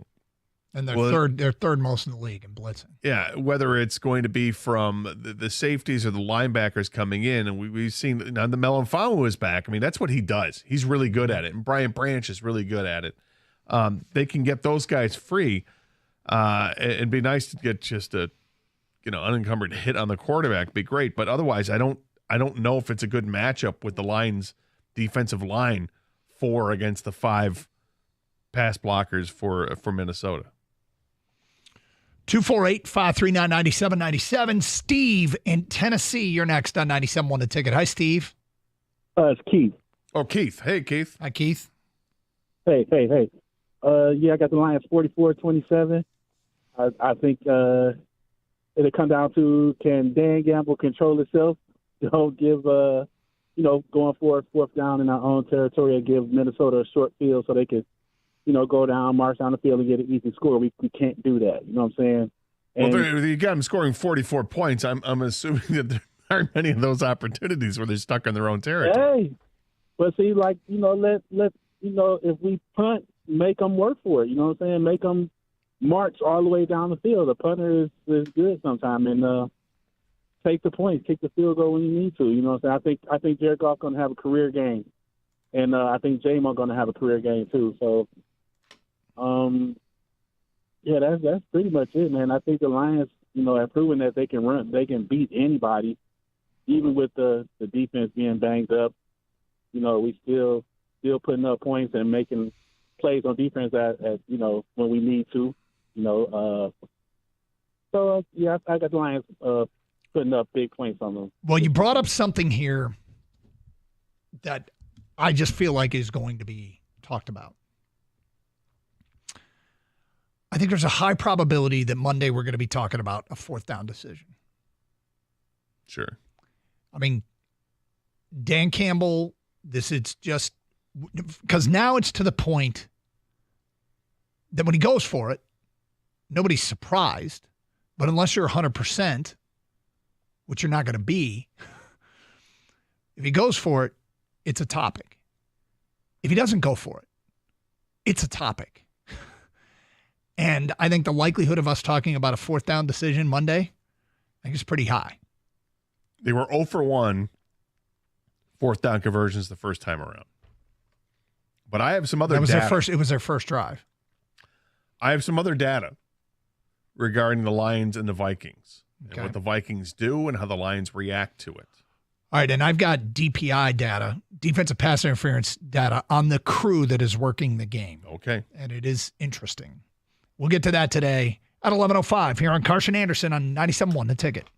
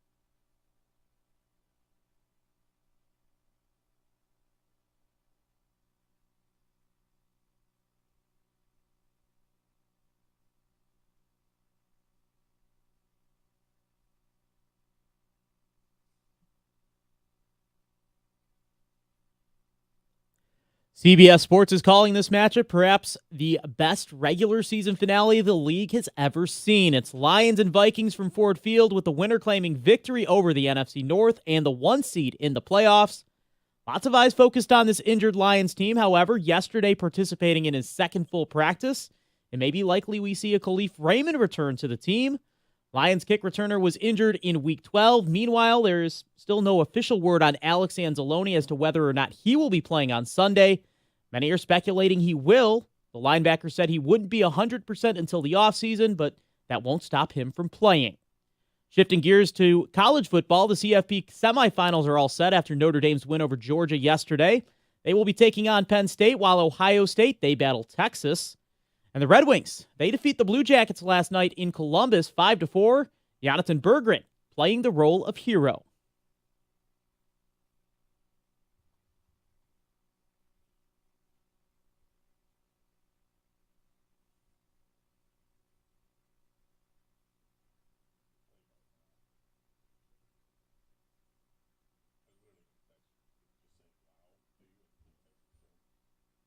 Ken Cal, great call from him. That win, Detroit's third in a row. They take the ice again tomorrow against a very good Winnipeg Jets team.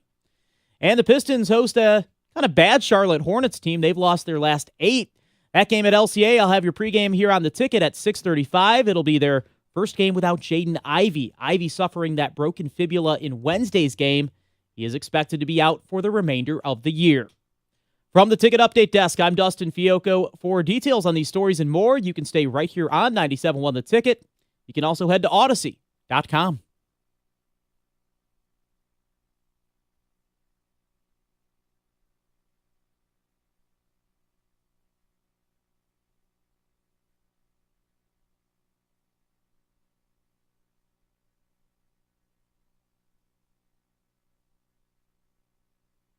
Okay, you just read me something. Where did you get that from? From Gina Trotman from Channel 7. Former lead, Channel 7. Sorry. She's great. She's awesome. But she had tweeted out, says Holly Campbell, Dan Campbell's wife, continues to be social media gold. She posted a video from the holidays with Dan saving a coffee before it spilled, and someone asked, "What can he do?" And she replied, "Punt." That's so great. It's awesome. Good for her. All right, so we both have some data that could impact this game. What do you got? So the data that I have says that when it comes to, and this comes from Doug Clausen, who works for CBS Sports as a researcher, Brian Flores, defense coordinator, has blitzed Jared Goff 68% of the time into 3 matchups in the last 2 years. Goff has carved up the blitz, 77% completion percentage, 8.8 yards per attempt, 4 touchdowns, no interceptions, and he's been sacked just once on the 70 times that he's dropped back versus Flores' blitz. That's incredible. That is incredible. Because Flores is, where he... This is the Vikings' defense, is that they're hyper-aggressive and they blitz all the time. Yeah, and if you look at Flores, Flores was the defensive coordinator against Goff in the Super Bowl when Flores was with the Patriots, and they completely rattled Jared Goff by going off script, breaking tendencies, and really mixing up their coverages.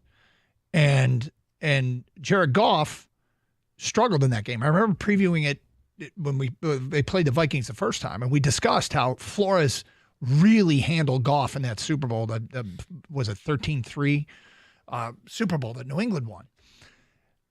First time around, though, as it turned out, he did pretty well. The other weird thing about this game, and there's a Ben Johnson soundbite about it. Ben Johnson was the wide receiver coach in Miami in 2018. They fired their coach. Brian Flores came in and told Ben Johnson, "We don't need you anymore." Ben Johnson then latched on. Ben Johnson latches on with the Lions as an offensive analyst. Flores, 3 years in Miami, gets fired. Now Flores is in Minnesota calling the defense, and Ben Johnson's calling the offense in Detroit. Now, look, we'll play. Ben Johnson was asked about this week, and we'll play it for you. I love it. But you want to fire him, huh? Well, what's great about this is, of course, Brian Flores can bring in his own guys. Of course, any head coach can. Sure. But again, if you want to cultivate a chip on his shoulder. Yeah, but he fired Ben Johnson, Doug. He fired Ben Johnson. Said, you can't do that. We don't need you. Yep. That's a colossal mistake. But because of this data that's out there, would you? I mean, if you're Brian Flores, you just keep doing what you do, or do you change it up because it has not worked against Jared Goff? I think he changes it up because when he was in New England, they changed it up for the Super Bowl and did something, broke a tendency. And I bet they change it up. I bet he doesn't blitz him as much. I bet he doesn't blitz him. Yeah, 1 sack on 70 dropbacks. That's not getting home with a blitz. Yeah. Okay. We talked earlier about how Minnesota leads the league in yards gained because of defensive pass interference calls. And Kang, you said the referee crew in this game is Brad Rogers? Correct. Him and his boys. Him and his boys have thrown more flags for defensive pass interference than any crew in the NFL. Thing. That's a thing. It might be a thing. Might be more of a thing than you want to give it credit for. Now, Brad Rogers and his crew haven't worked every week. They've worked 14 weeks. They've thrown 24 defensive pass interference flags. Bill Vinovich's crew has worked 15 weeks and thrown 24 defensive pass interference calls. Brad Rogers' crew averages 1.7 DPIs per game. Yes, Minnesota leads the NFL in yards gained on DPIs. They also have the most yards gained on penalties, period. Minnesota with 1,136 yards gained in penalties is the most in the NFL and over 400 yards more than Detroit has gained. Like the DPI thing is starting to scare me a little bit. A little bit. I mean, but they survived it the first time they played. There were 3 calls, whether it was defensive pass interference, illegal contact downfield, or defensive holding that went against the Lions, and they still won. Yes. Uncomfortably, but they won. But this is feeling, if I were Minnesota, okay? If I were Minnesota and doing the show in Minneapolis, I'd love this crew. Yes, you should. And back then, when the Lions played the Vikings the first time, they had Carlton Davis. Right. They had several players. Yeah, well, I'm just saying for defensive back purposes. No, I know. I'm just saying that there were other players that they don't have now that are available to them that they had in that game. Yes, and Carlton Davis is definitely one of those players. Will we see Emmanuel Mosley in this game where he wasn't there in the first time around? Maybe. He's been ill and has missed the last couple of days of practice. I think he missed yesterday's. Let me just double check that. And indeed, he did not practice yesterday because of illness. But it feels like they need to get as many healthy bodies out there from the secondary as they can because of what they're up against. Because these receivers are awfully good. And we've known this for a couple of years. We've known this. We've known it since Justin Jefferson got in the league. He was great, right? But before it was Jefferson and Thielen. Now it's Jefferson and Addison. And, oh, by the way, Jalen Naylor's there. And, oh, by the way, T.J. Hawkinson, who didn't play in the first game, is now there. They got a month. They got a month. And Aaron Jones, the running back. So they've got an offense, but it's nothing the Lions have not seen. No, I mean, look, this is we're talking about things that are on the margins. Okay, we're talking about when you start getting down to the officiating crew and their frequency of calling certain flags. We're clearly wandering into the margins of things that may or may not matter in this game. It doesn't matter if the Lions defense shows up. It doesn't matter if the Lions offense doesn't punt. Like all these things that they can do, that these conversations we're having on the margins are only matter in a close game where, it becomes a thing, where it can become a thing. You don't want it to be, but Alex Anzalone, by the way, yesterday was listed as full practice. Yep. And Aaron Jones was limited again. And that's a big deal. And there's another storyline, if I were doing the show in Minnesota, that I would be talking about. And it would be a concern. We will get to that today at 11:15. And more of your phone calls and predictions. 248-539-9797. 97.1, the ticket.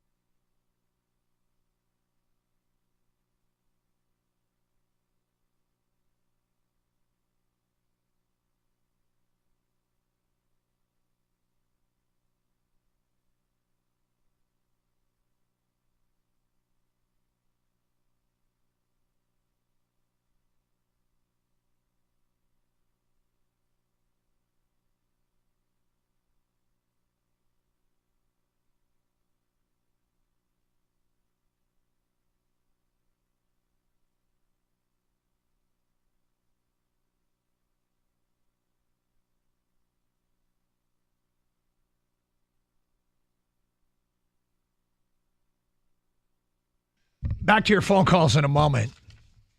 All right, so if I'm doing the show in Minnesota and concerns heading into this game against the Detroit Lions, if I'm doing the show on, the ticket in St. Paul, what should we, being the Vikings, be concerned about?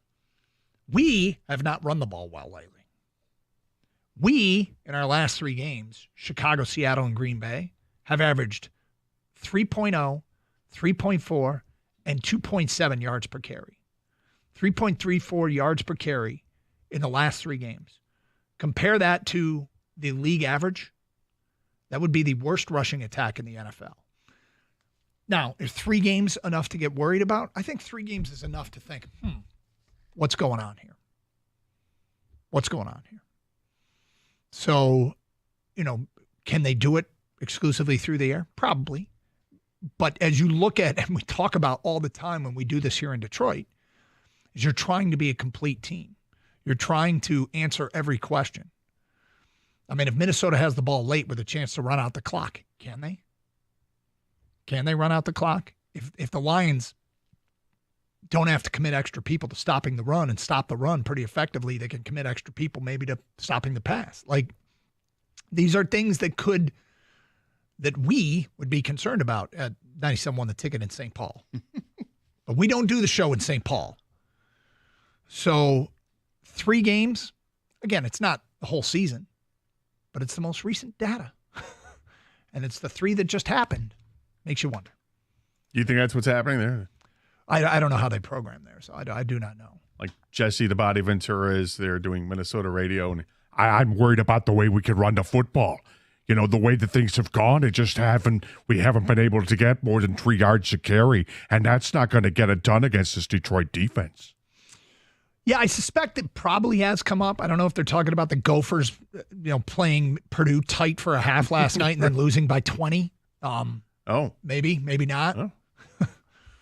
But and what the hell's happened to our hockey team?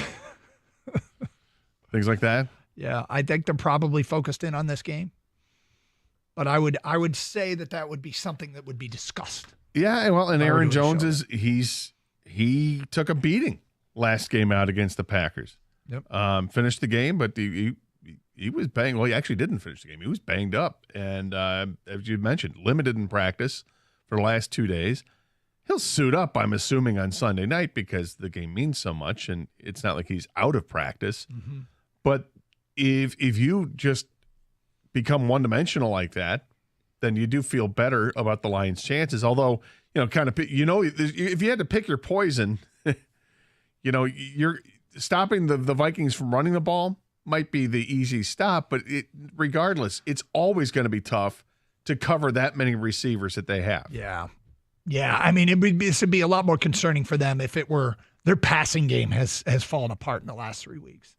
That would be a way bigger deal. Yeah, I'd feel a lot better about that if in the last 3 games that Sam Darnold's thrown 6 interceptions and only averaged 220 yards passing per game and has got a completion percentage of 52. Yeah, that'd be fantastic. That's not the case? No. Oh. 248-539-9797. What the coordinators had to say at 11:30. Interesting stuff. In the meantime, let's go to Brian in Pinckney. You're on 97 to take it. Hi, Brian. Hi, how are you guys doing today? What a pleasure and what an honor to speak to y'all. Well, thank you for calling. This purpose and preface of my call is to say I think the Lions will outscore them greatly in the first half. No, take that back. Rewind that. The Lions are really going to struggle in the first half. They are. They're to my belief and understanding, the Lions for Lions, the greater defense for Lions is a better offense. I mean, as you know, they dominate offensively. That's the way I see it. Rewinding that back to the time is that Wayne Fonson, when he came through, was 51-50, just mediocre, and people praised him. I don't get me wrong, he came a long way. He did. Lions were basically the laughing stock of the franchise. Campbell came there, basically, I can't remember exactly how long it took, but he came in with a team that was, 0-16? Come on now. Campbell's doing a great job. The team's been following his orders really good. He's a team players. Moving on from there, I'll say this to you, that his first half, it'll probably be 14-14. From there, the second half, I mean, as you know, the Vikings cannot rush for the darn. And Lions are mediocre. They actually have pretty good running game, to my knowledge. Moving on from there is that I predict in the second half, in the third quarter, it's still going to be competitive. In the fourth quarter, in my predilection, and I'm ominous, is the way I see is that the line in the fourth quarter are going to open the floodgates. They're going to score the living daylights out of them. I agree.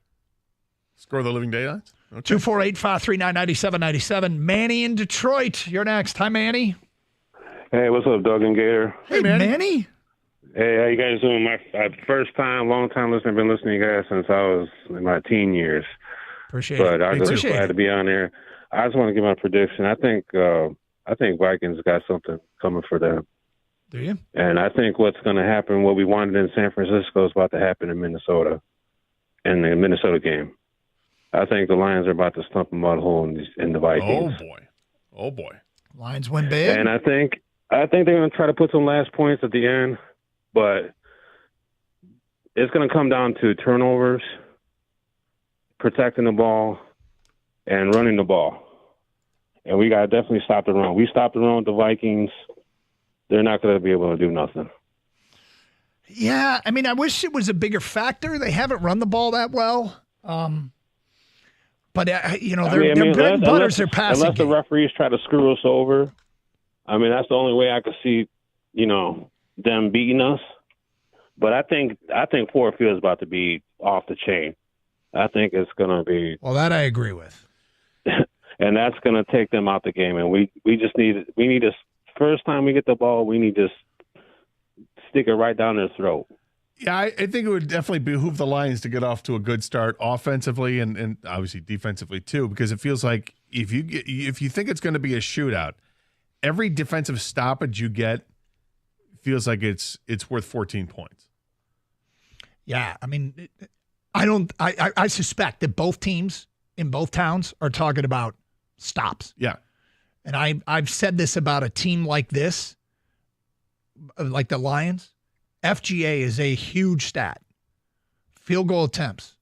You got to hold them to field goal attempts. Yeah. That's the bend but don't break part. Yeah. I have no issue with bend but don't break defense, inside and in front. But find a way to stiffen in the red zone and make them kick field goals. Well, not doing the same thing yourself. Right. You got to convert for touchdowns, and the Lions have been very good at it. The first time around, both teams had a turnover.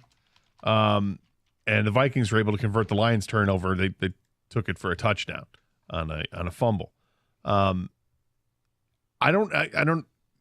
think it's fair to keep referencing the first time that these two teams played because it was such an even game and came down to a field goal at the end. And these teams are really evenly matched. And as you said, we imagine that Minnesota's talking about, at least Minnesota radio is talking about, how do we stop the Lions' offense? Can they get the stop? And which is more likely? That defense can stop the Lions' offense or the Lions' defense can stop the Vikings' offense? Well, I think the Lions' offense is better. I think the Vikings' defense is better. And so So here we go with white knuckle for 4 quarters. Yep. But sometimes when you think that's going to happen, it goes the other way, like Ohio State, Oregon. Mm-hmm. You totally expected a tight game, and it was not even close. And we've seen that happen with the Lions games in the past too, where they just get off quickly and they're able to maintain. It'd be nice if they could do that again. Get off to a great start. Scored 21 points in the first half. But they actually didn't get off to a great start. That was the second quarter. They scored 21 I know. points. I'm saying we've seen it happen before this season in other games, but they got down 10-0. Yeah. And then decided we're going to shut this team down a little bit while the offense gets back on track, and they did get on track. The Lions have been great in the second quarter. I think they lead the league in point differential in the second quarter. Yeah. I rewatched the Lions-Viking game last night, the first one from this year. And this is sports. These are two very good teams, and you could break it down by position group, who's got the advantage here, who got the advantage there. But ultimately, it comes down to who shows up Sunday night, and you know what I mean, and who makes the play Sunday night. These are two 14-win teams. I'm not cocky at all. The Vikings can easily beat the Lions, and vice versa.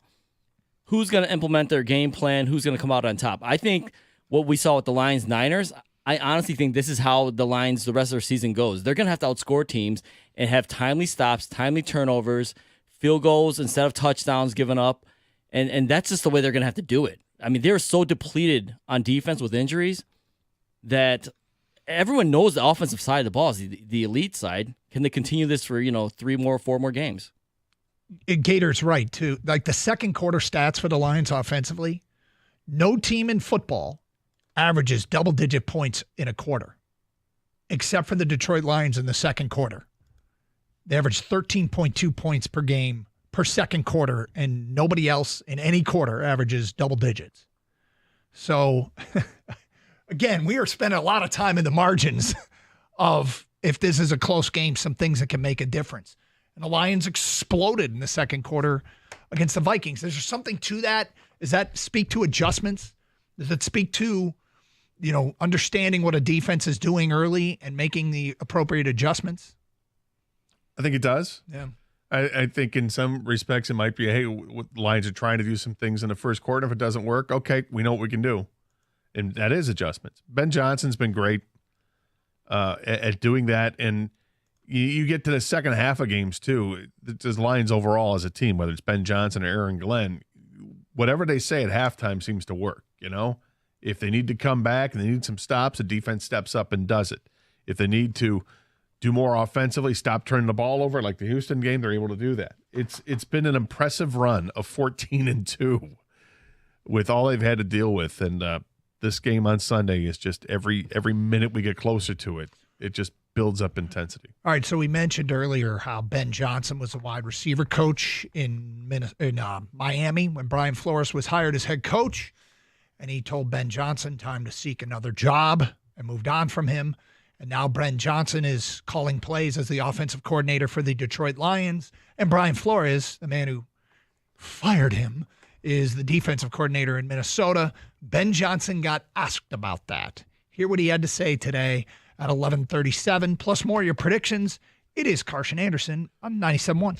Hey, 24 Seconds Bar and Grill in Berkeley. It's my favorite place to go, and for good reason. If you're going to watch a game, any game, this place is amazing. They got flat screen, high definition TVs all throughout the place. Every seat's a great seat. They pipe in the sound for the big games, and the food's amazing. Best wings in town, and the atmosphere is absolutely perfection. If you want to save the parking and the driving hassles of going to Sunday night's game versus Minnesota and all home playoff games, well, hop on the 24-second shuttle. You can have a drink on the way to the game, and it's only $40 round trip. And how about this Sunday? Well, that shuttle leaves at 6 o'clock. And for Sunday night's Detroit-Minnesota game, you get $4 Honolulu Blue shots. There's $5 hot dog combos, $6 if you want the brat combo. And here are drink specials. $3.75 for 20-ounce drafts and Miller Lite for all football games all day, every day. And all the specials on the Michigan State basketball games, they got that too. Specials for the hockey and for basketball with $4 bottles of Blue and Blue Light. They got trivia back on Thursday nights at 8 o'clock. And 24 Seconds is also open for lunch on Thursdays and Fridays. That's awesome. And next week, college football semis and the NFL, the playoffs begin.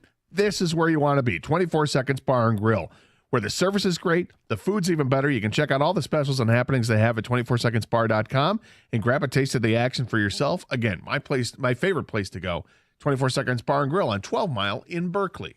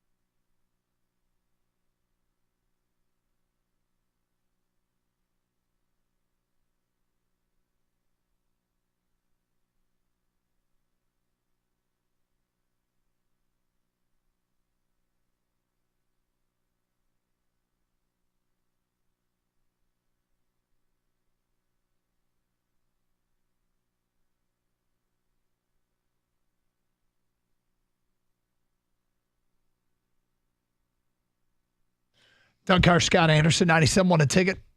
Open lines, 248-539-9797. Let's get back to your phone calls. We go to Glenn in St. Clair Shores. You're next. Hi, Glenn. How you doing? Happy New Year to you guys. You too. Hey, a couple quick things. I'll give you my prediction. It's going to be a close game. Lions 36, Vikings 34. There's going to be a missed extra point in there, but we're going to get a couple field goals. Oh, boy. And it's going to be a tight one, in my opinion. Yeah. And extra I was going to ask you guys, what do you think that does to the morale of Kirby Joseph when Dan Campbell that says, I love you guys, I believe in you guys, go bite kneecaps, do this, do that, and then you don't vote for your own guy. What do you think that does to his morale? I don't know that you're allowed to. Viking game. Are you allowed to vote for your own guy? You know what? That's a good question. I don't know that. I don't think you are. But he said that in his press conference that he voted for the other guy, didn't vote for his own guy. So I don't know if that's does anybody, you guys know that? I don't know if you can, and I didn't hear that he voted for the other guy, but if you can't vote for your own guy, you got to vote for somebody. Right. I think it's hard. Well, it says yes, coaches are allowed to vote for their own players, and I didn't hear that he said that. Where did he say that? It was on a press conference. I saw it on YouTube this morning, and he goes, I watch a lot of game films. I'm voting for a complete player. And I'm thinking to myself, well, you got a complete player on your team. And my thought was, if I'm Kirby and I go out and play this Viking game and my coach says he believes in me and loves me and, blah, blah, blah. But I'm sure there's a lot of players. You can't vote for all your own guys. And I'm sure he would tell all his players he believes in them and loves them. I'm doing a Google search on Dan Campbell vote here, and nothing is coming up on voting for the Pro Bowl. So I don't know. I don't want to comment on it until we can confirm what you say is true. But another thing on a Google search said that you can vote for your own players. So let me see what. I got a quote here about Kirby Joseph being left off from Dan Campbell. Man, he came up in a big way. Not just the picks he had, some critical tackles. He just really showed up for us. I don't know. I don't know that this is. I want to be careful here because I don't want to create something where there's nothing there. But see what we can find out. But you can't vote for everybody in your. It kind of feels like that would be front page news. Kind of. But if it's on YouTube, Doug. Well, I'm always leery, and we have learned and been burned before that stuff on the internet. It's not 100% true. Just saying. And so I don't know that he actually said that. And there's some people here, I'm just looking down some of the feedback saying that that's not true, but I don't know. We'll see if we can find out. In the meantime, said we get to this, let's do it.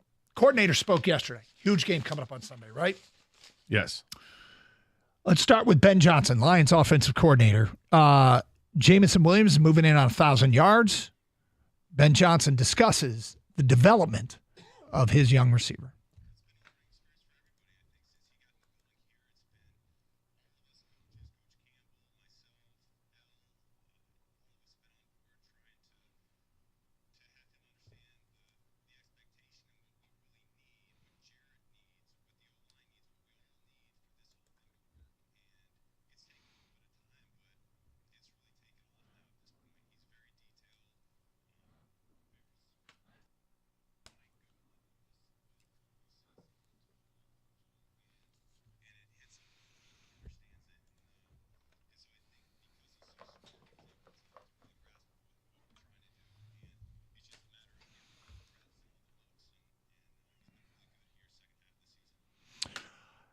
He is a difference maker that has really come into his own at the right time.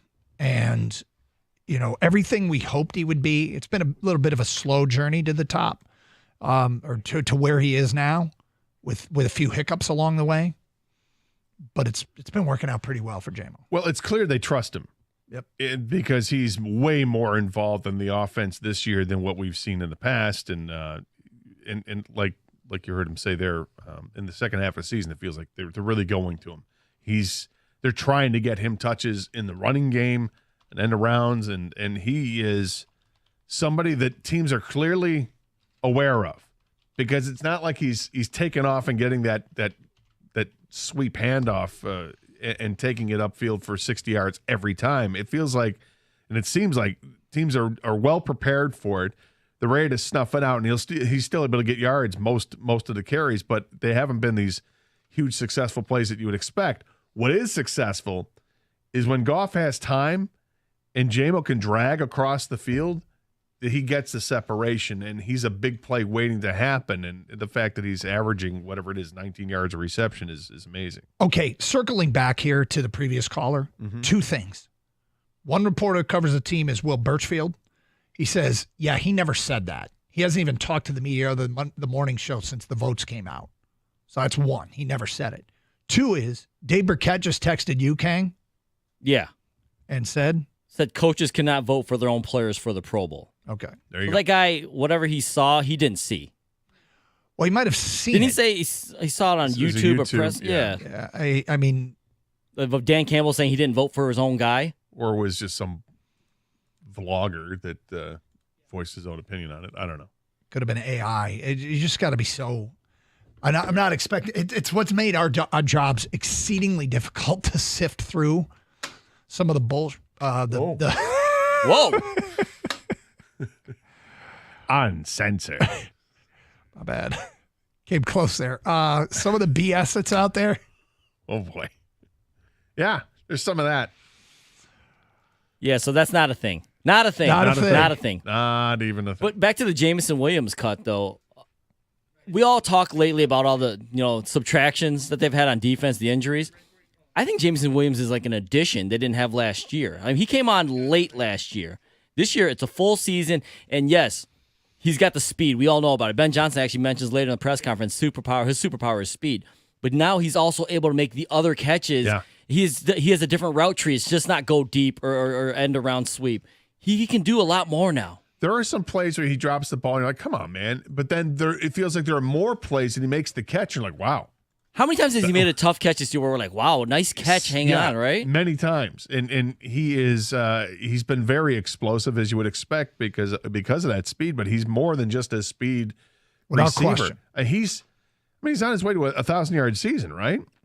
I don't think he's that far away from it. And 967 yards. when you talk about the difference in the offense last year and this year, he is the difference. Because they had Josh Reynolds last year, but I sure like Tim Patrick.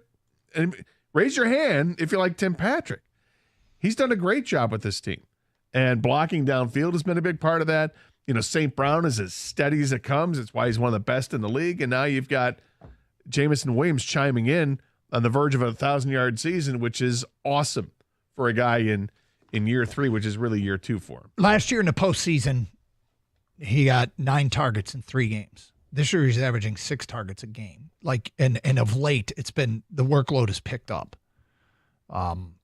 It really has. This guy is, as far as what's the difference between this Lions team this year and last year, the use of Jameson Williams is one of them. All right, so I mentioned we'd get to it. Here's Ben Johnson on his connection with Brian Flores when Flores took the job and a head coaching position in Miami, and Ben Johnson was let go as wide receiver coach. Now they face off again. Here's what Ben Johnson had to say about it.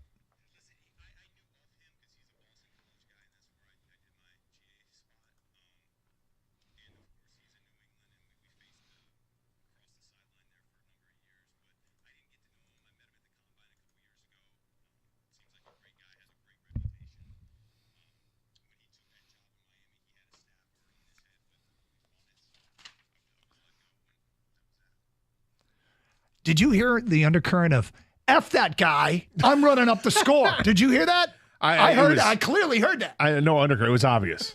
It was just We're blatant. joking. We're completely joking. Because now somebody's going to call. Did you hear the Ben Johnson said F that guy? No. I kind of well handled by him. So is that a thing or not a thing? Based upon Ben Johnson's response, it sounds like to him it's not a thing. 248-539-9797. It may not be. Listen, outwardly, these guys aren't going to give him anything. But inwardly, do I think it matters? I sure want to believe it. I want to believe he's got something to prove. Do you guys remember the first matchup? They really hyped Flores versus Ben Johnson because Flores, has done great things with the Vikings defense. We know what Ben Johnson's done here. It's kind of like I don't even want to call it a side matchup. They're like elevating it to part of the matchup. These two guys going at it. Sure, it's good to be the main event. I think the other thing about Brian Flores, and we discovered this yesterday when it came to Cliff Kingsbury in Chicago and what a perfect fit he is for the Bears job. I think Brian Flores is perfect for the New Orleans job, don't you? I think it'd be great for New Orleans. Yeah. I think, absolutely. You want to go to a defensive guy? Why wouldn't you go with Brian Flores? Brian Flores, I would, yes, absolutely. That's twofold right there. Yeah. That's get him out of the division. It's perfect. And stop Aaron Glenn from leaving. Oh, I didn't even think about that. Oh, no, you weren't thinking I that? didn't even think No. Straight ahead, Ben Johnson talks about Jared Goff in the season he is having, and later, can you win a Super Bowl playing defense the way the Lions play? Hear what Aaron Glenn had to say. It is Carson Anderson on 97.1 The Ticket. All right, Detroit, get ready to show some grit. Show Some Athletic Apparel has dropped a limited edition grit line of long sleeve performance shirts and hoodies.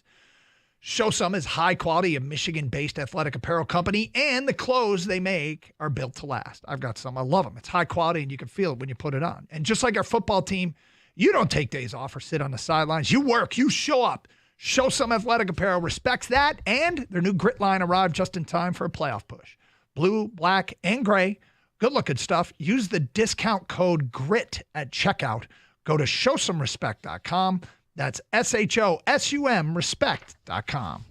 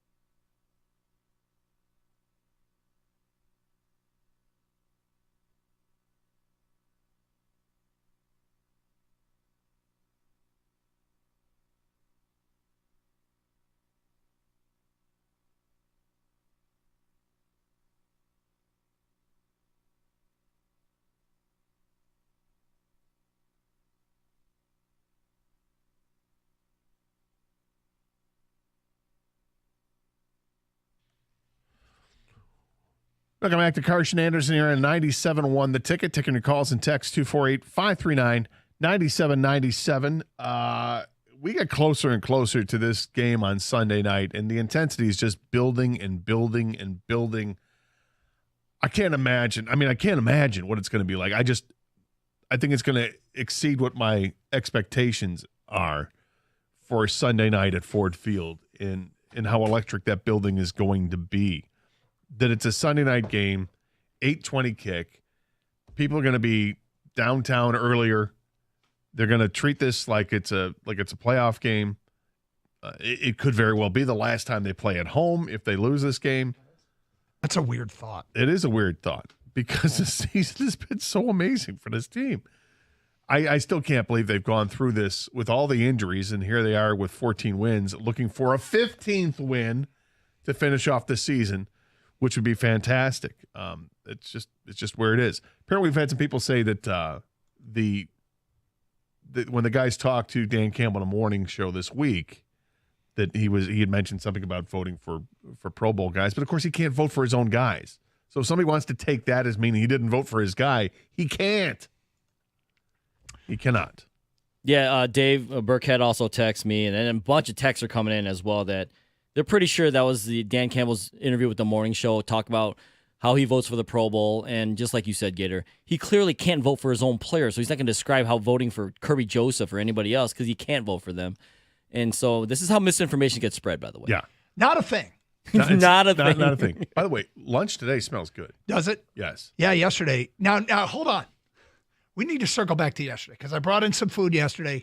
Gator said it was the most pungent thing I've ever brought in. I said in the top 5. In the 18 years we've done the show, it's and top so 5. we lit the candle, and then I said yesterday, I'm going to have the best smelling candle possible.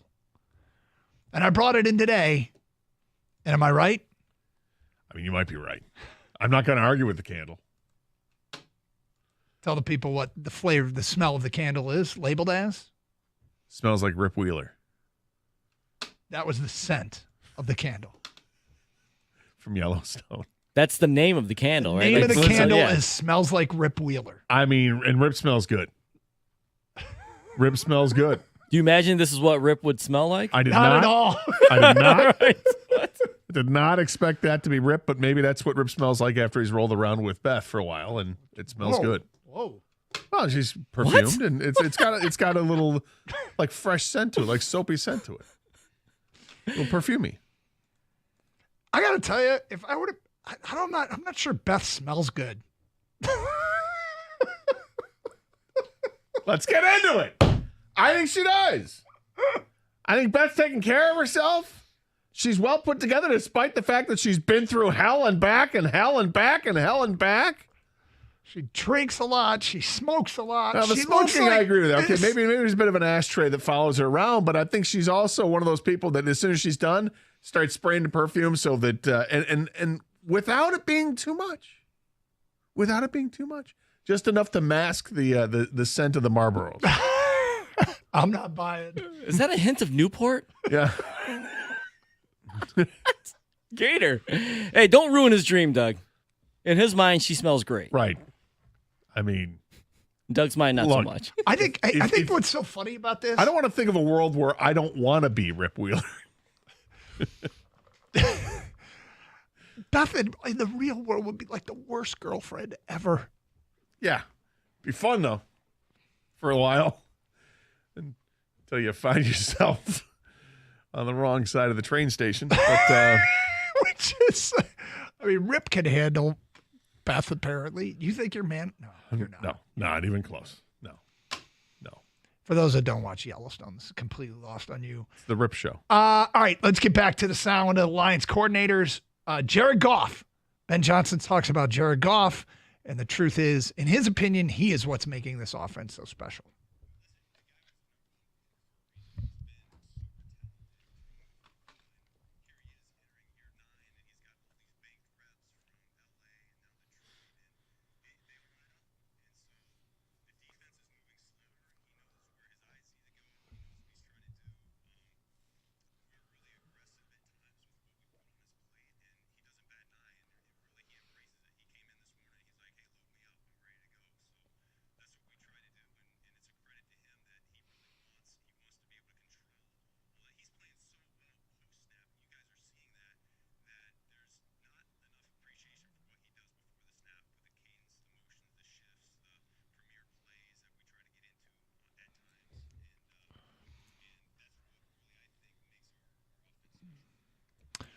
It's a lot of the things that can't be measured at a combine. That the quarterback play is so dependent on the ability to read a defense, to quickly process information after the ball is snapped, and to be able to use that. Because, like, if you think about a non-mobile quarterback in this day and age to be as good as he is, you have to be so good pre-snap and in the 1.6 seconds you have to make a decision and deliver the football. Well, the greatest quarterback of all time, Tom Brady, was not mobile. Nope. And you could argue that certainly when Joe Montana was making things happen with San Francisco, that he wasn't mobile at that point anymore. Some of the greatest quarterbacks you've ever seen in the National Football League, Dan Marino, Dan Fouts, these guys were not mobile. And it is everything else. It's the ability to process that's most impressive.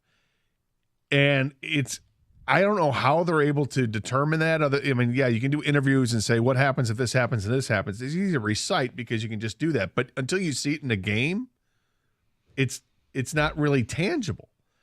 And is it fleeting too? Because look at like what C.J. Stroud was a year ago as a rookie. Mm-hmm. Came in and lit the world on fire. My God, was he good. And then this year, what? What happened to C.J. Stroud? Right.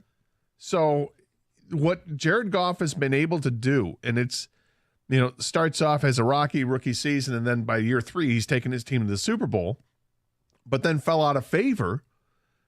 Whether it was a lack of confidence that he had, or certainly that the coach had in him, but then to build it back up here in Detroit like he has, where he has gotten appreciably better almost with every game. I know it's not every game, but it's like segments, that first half of the first season here, not good. Second half of that first season, very good. The next season, really good. The next season, really good. I mean, he's been absolutely incredible. The growth we've seen out of Jared Goff, the maturation under the guidance of Ben Johnson and Dan Campbell. So you mentioned all the greats that were not mobile, right? Yeah. But that was in a different era, too. Imagine doing that now in this era. That's why it's so impressive what Goff is doing. That's why Tom Brady is still the guy there because, and obviously Peyton Manning is another one, yeah. Yeah, but now everyone's mobile. Like, at least even a little bit. Brock Purdy, whoever, a guy who's not running quarterback but can move elusive. Yep. Goff's not that guy. He's so cerebral. Like, Flores says this week, he praised Goff. Like, he knows where his receivers are supposed to be. He knows where the ball is supposed to go. He knows where the defense is going to line up. He knows all this stuff so beyond what, regular quarterbacks are. That's why he's so successful. We're so lucky to have him running Ben Johnson's offense. It's really weird that I've come to appreciate an offense where the quarterback basically goes out and executes the play as it's drawn up. I don't know. This is not a real stat, but I would suspect that the Lions' offensive improvisation percentage is low. that most plays that the Lions run are as they're designed. Even if it's not the first option, you deliver to the second and third, but you don't see him like the scramble drill. And, if you're the quarterback, what is it? If you're deep, you run towards the quarterback. And if you're shallow, you run deep. And all these things that we've heard about, we see teams execute. It just doesn't feel like there's a lot of a high improvisation percentage when it comes to the Lions offense. I always say football players aren't chess pieces, but offensively, the Lions are closer to being chess pieces than any team I remember being successful at doing it, It's an impressive run. All right. Aaron Glenn spoke as well and answered questions. What have you missed most with Alex Anzalone? And why he thinks this defense has still been effective and good, even though the stats suggest otherwise. Hear what he has to say at noon straight up. We go inside Allen Park with the Birchie kid at 12:30. Last chance for Dan Campbell to meet with the media and to see them as they go into their final practice prior to this huge game with Minnesota. We'll talk some college football in the second half of the show. We got to talk about the end of last night's Red Wing game, which was wild. It is Carson Anderson on 97.1 The Ticket.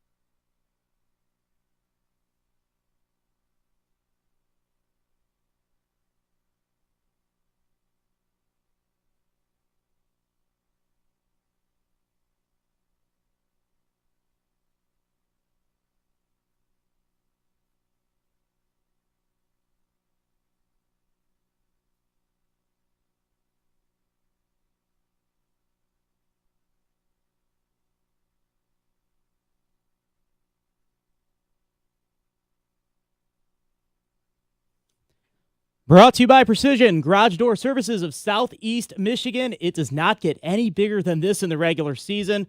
Sunday Night Football between the Vikings and Lions will be for all the marbles at Ford Field. Winner winning the NFC North and claiming the number 1 seed in the postseason.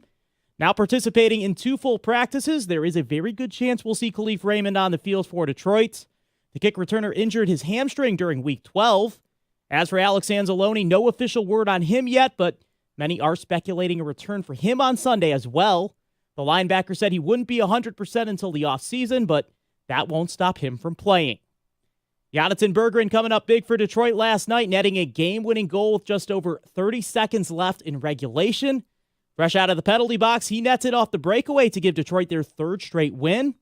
Todd McClellan now improving to a 3-1 record as Red Wings head coach.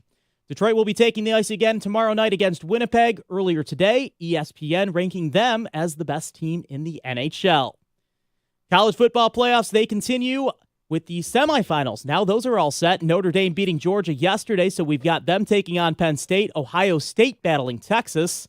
And finally, the Pistons go for their 5th win in their last 6 attempts. They take on a struggling Hornets team who have lost 8 in a row. Detroit, however, 0 for 2 against the 7-win team this season, losing to nail-biting situations off of just a combined 3 points in their 2 games with them. They'll have to go without Jaden Ivey tonight. It was reported yesterday he suffered a broken fibula during Wednesday's game. He will be expected to miss the rest of the season. From the Ticket Update Desk, I'm Dustin Fiocco. For details on these stories and more, you can stay right here on 97.1 The Ticket. You can also head to Odyssey.com.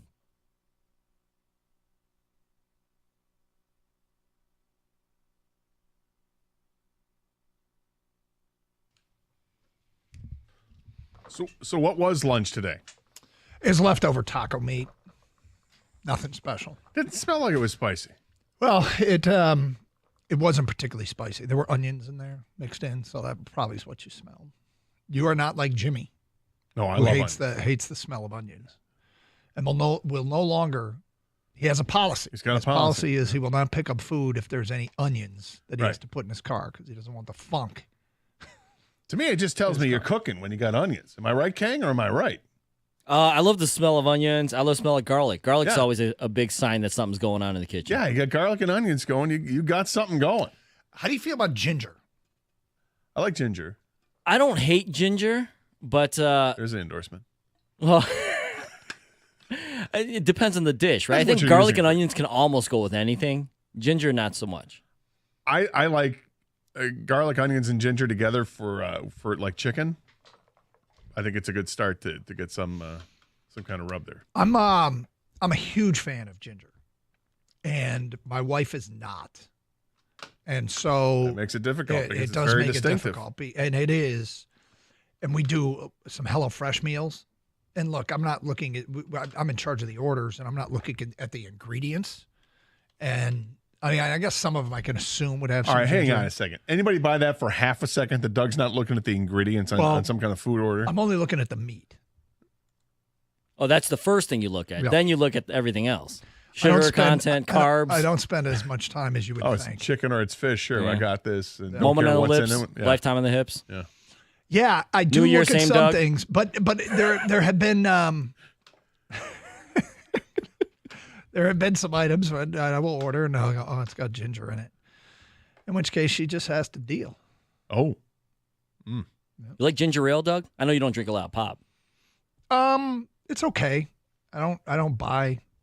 I don't. I mean, again, if I drank a lot of pop, it would probably be in the rotation. Great mixer at the bar. Great mixer. Well, that is true. I probably drink more that way, although not in January. All right, dry Dry Doug. January. Dry Doug. Your rules, though. Extra dry, Doug. Yeah, well, if Doug wants to take a day off, Doug can take a day off, but it's your rule. Yeah, but I'm pretty good about dry January, and some years you're like, oh, I really need dry January. And other years, it's like Last year you altered it a little bit. Well, I mean, Michigan won a national championship, Right. and so You didn't really participate. Shut up, they're my rules. my rules. All right, so 248-539-9797. I do, before we get to the Aaron Glenn sound, I do want to mention the Red Wing game last night. Look, there is George Blaha once said, there are wins and then there are wins. This one was really fun because it was going really well and then it wasn't. And then it was going really well again and then it wasn't. And then it was going really bad. Yeah. And the Red Wings were up 4-3. They scored early in the third to take a 4-3 lead. They're hanging on that lead for a while.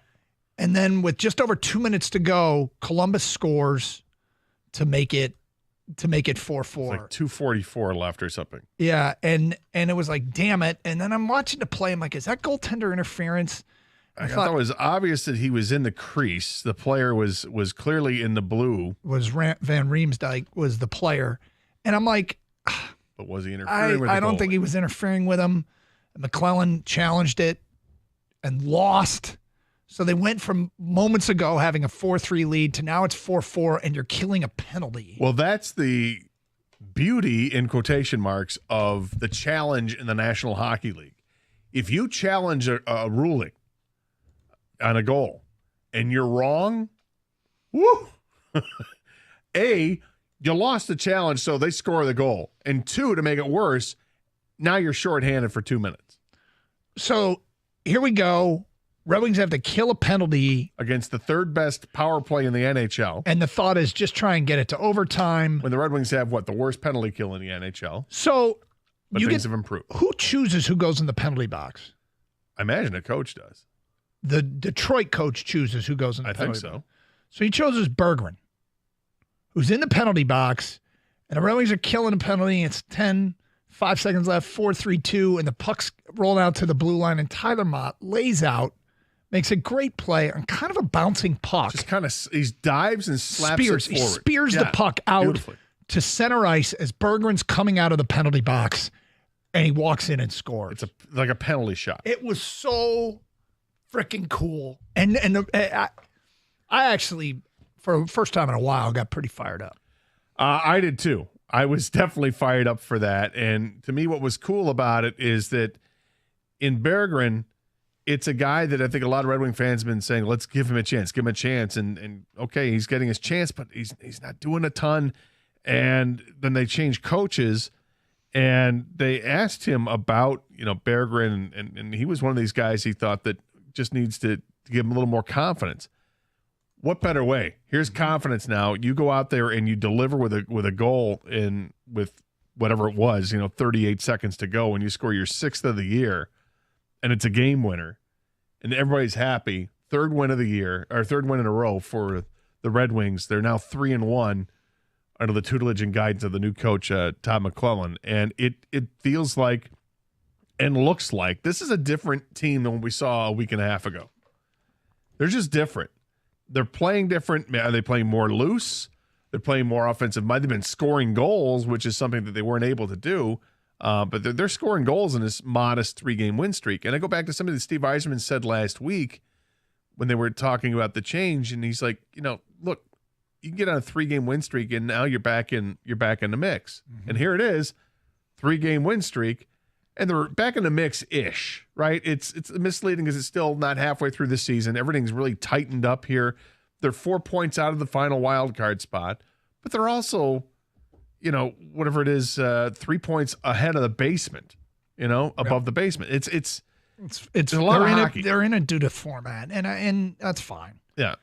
But they're playing better, which is most important. Which is cool.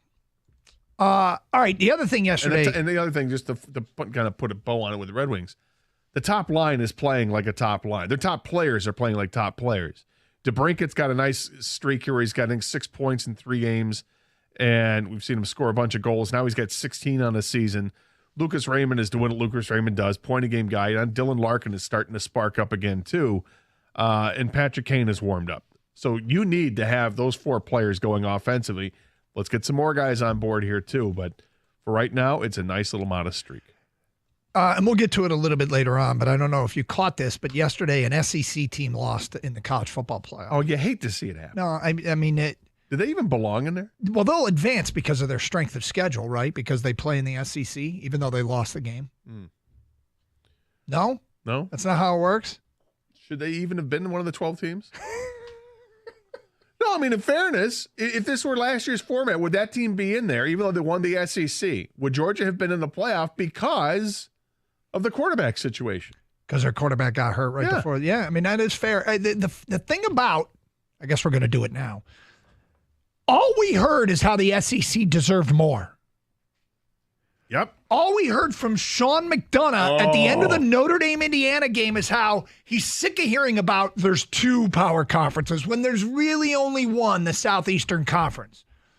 All we've heard from Paul Feinbaum and his army of SEC suck pumps is that the SEC deserves 4 teams, maybe 5 teams. Big Ten is 4-1 in the postseason against the SEC. Now, the bowl games are exhibitions.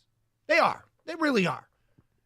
Michigan had 13 starters out and beat Bama, who had almost everybody. Not everybody, but almost everybody. And Bama deserved to get in? Nope. Oh, I looked up a number here. Indiana, who seemed to draw the biggest ire from the Southeastern Conference, right? They played at Notre Dame. They lost by 10 on the road. Georgia, who won the Southeastern Conference, just lost by 13 on a neutral site. Enough. Paul Feinbaum, please discuss. Well, I think Feinbaum did kind of capitulate a little bit with because Michigan beat Alabama, if I'm not mistaken. He's had some better things to say about it, which he's been known to do it from time to time. But nonetheless, the national narrative was all over the Big Ten after Indiana lost to Notre Dame. And I thought it was wildly unfair because Notre Dame is absolutely a national championship contending team. Mm-hmm. That's a good football team. Yep. Marcus Freeman, good luck getting Marcus Freeman away from Notre Dame. You know, you think about the most coveted jobs in college football, Notre Dame is one of them.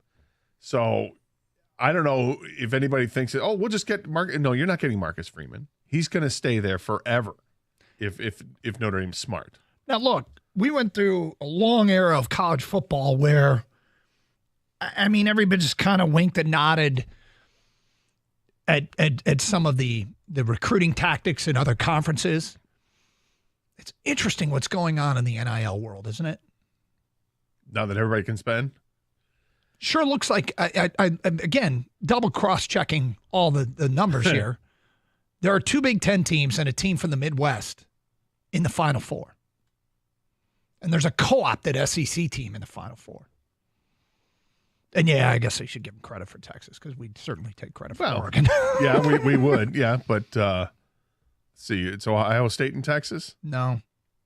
Is Ohio State in Texas? No, Ohio State's in the Big Ten. Ohio State and Texas are playing in the Final Four, right? So I like Ohio State's chances because Texas, to me, does not look like they're a world-beating team. They're a really good football team, but they look incomplete. Ohio State certainly looks more complete, and after that just resounding win over Oregon, you got to imagine that's a favorite there. And I think when all is said and done with the college football playoff, after all the talk we've heard the last few weeks, how wrong they got it wrong, are these the 4 best teams in the country? I don't know. I don't even know what. I think it might be. I think they might be, but I'll say this. I'm so sick of complaining about the format. Everybody bitched about the previous format, and we've already launched into bitching about this one. Can we let the thing breathe for a few years? I'm with you on that. I don't have as much of a problem with this format. Could you tweak it? Sure, you can. But like what you said, let it breathe for a little bit. Let's see, over a few years, how is it represented? Does it need to really be tweaked, or was just knee-jerk reaction at this point? But when it comes down to it, you got these last 4 teams in. These are 4 good football teams that all could win the national championship. If you wanted to say that, Oregon should be one of the top 4 teams, well, then they should have beaten Ohio State, and they didn't get it done. So they got this part right. If you want to bitch that Arizona State never should have gotten the bye or that Boise State shouldn't have gotten the bye, all right, fair enough, but they're not in there, are they? No. The teams that you thought would beat them, beat them. And now we've got a pretty good Final Four to look forward to. Penn State and Notre Dame feels like that is college football royalty, that this should have happened a long time ago. I don't know when the last time these 2 teams played, but it feels like this is an epic battle. And then you've got Texas and Ohio State just screams best of the North, best of the South, I love this Final Four. I'll say this. Like, I'm seeing headlines, SEC dominance is over. I'm not even going to go there either. It's just nice to see that it's not constant. Yeah. That the SEC is constantly, we all have to stop what we're doing and bow down to them and say whatever you want, Mr. Slive, or whoever the hell the commissioner is. All right, let's get back to the Lions. We promised it, and Aaron Glenn spoke too. We'll go inside Allen Park at 12:30. Huge game coming up on Sunday. It's Carson Anderson, 97.1.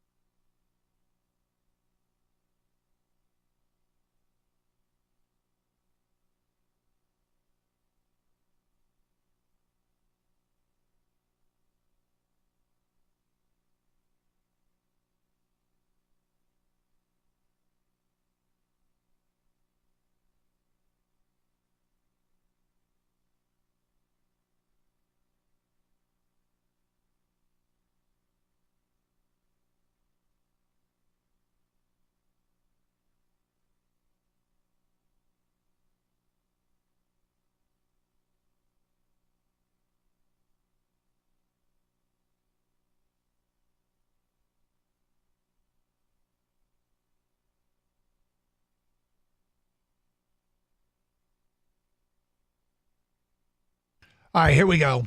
We promised it. Let's get to it. We are on the brink of what CBS Sports is calling arguably the best NFL regular season finale ever. First time in a regular season, 2 14-wins teams are playing each other. This is a battle for all the chutney in the NFC. The format is what it is. You win the division. You win, you get a first-round bye. You win, you get home field throughout the playoffs. It's the way the format, like a winner take all. This is the true meaning of winner take all. Is it possible to work your way through what feels like the loser's bracket, going on the road and having to win 3 games to get to a Super Bowl? Yeah, it feels like it would be very difficult, but I think the Lions could do it if called upon. But as you put it earlier, why make it hard? And this is 2 games in 1. This advances you. This helps you health up. And there is some discussion of Alex Anzalone perhaps being on the field this coming Sunday. He was a full participant in practice yesterday, coming off the broken forearm. What have the Lions missed in not having Alex Anzalone around? Here's Lions defensive coordinator Aaron Glenn.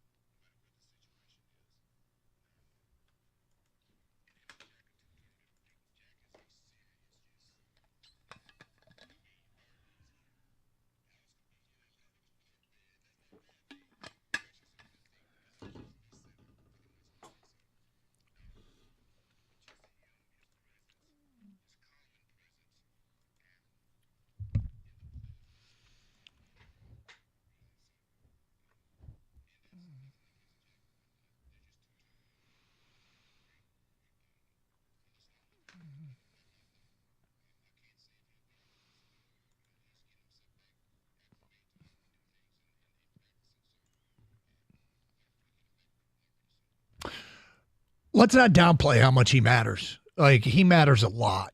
He's the heart and soul guy, the veteran leader of this defense. Jack Campbell's been really good in his absence. But they're a way better defense with Alex Anzalone on the field. They just are. Yeah, absolutely. I mean, without him, there's different responsibilities heaped on Jack Campbell, and he's risen to the occasion. He's been great, but I'd love to get Anzalone back. Anzalone's he's way more athletic than I think people want to give him credit for. he's a player that has really won over Detroit Lions fans over the years. Do you remember when that signing happened? Yeah, I think People all were kinda like collectively, meh. Yep. And he's turned into this really, really good linebacker that has speed to go sideline to sideline. He's an able pass rusher when needed, but he's a guy that can get better coverage on running backs and tight ends, and we've probably seen in the past. And having him back, if he's able to play on Sunday night, it seems like he will, that should give this team a lift. Now, is he going to play 90% of the defensive snaps? I can't imagine he does because he's just getting back. But just getting him back for even if it's half of those snaps, it feels like it's going to give this team a big lift. And there's just the emotional lift it should give the team anyway to get the guy back. But from a physical standpoint, from a gameplay standpoint, I mean, if he's healthy, you want him playing. All right, so the Lions' defensive statistics have been a little bit ugly of late. And earlier in the year, we saw they were looking like a more complete team. But that doesn't mean they can't get the job done. And Aaron Glenn talks about what this defense is doing. I think in particular the last year's defense wasn't.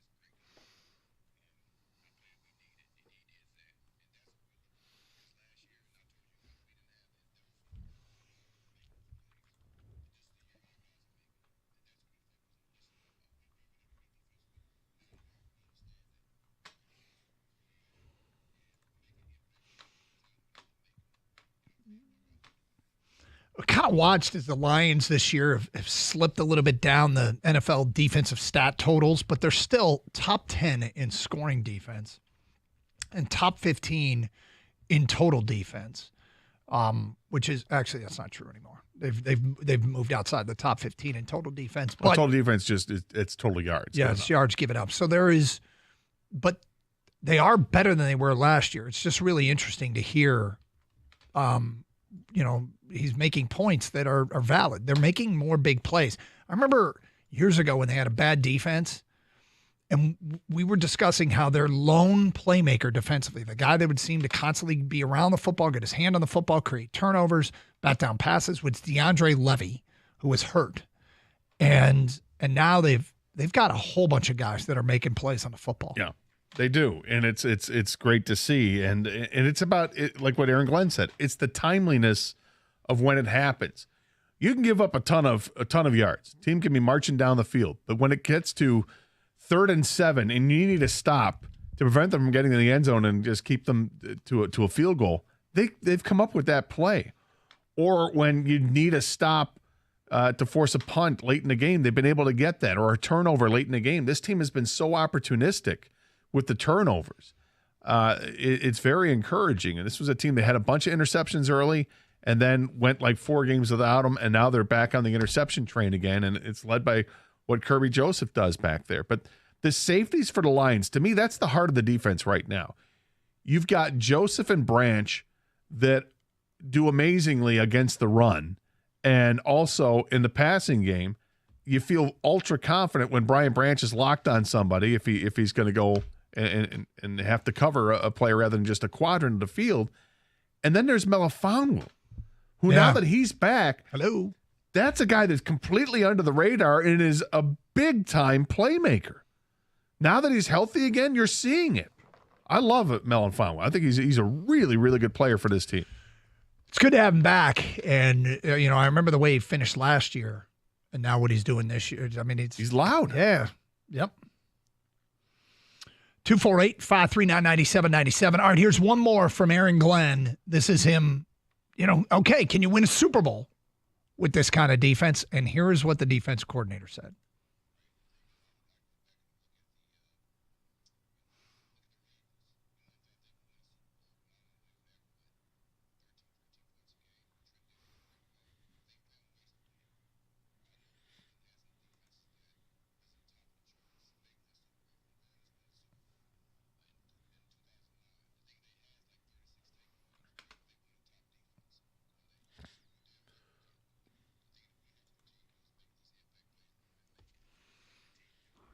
I right. love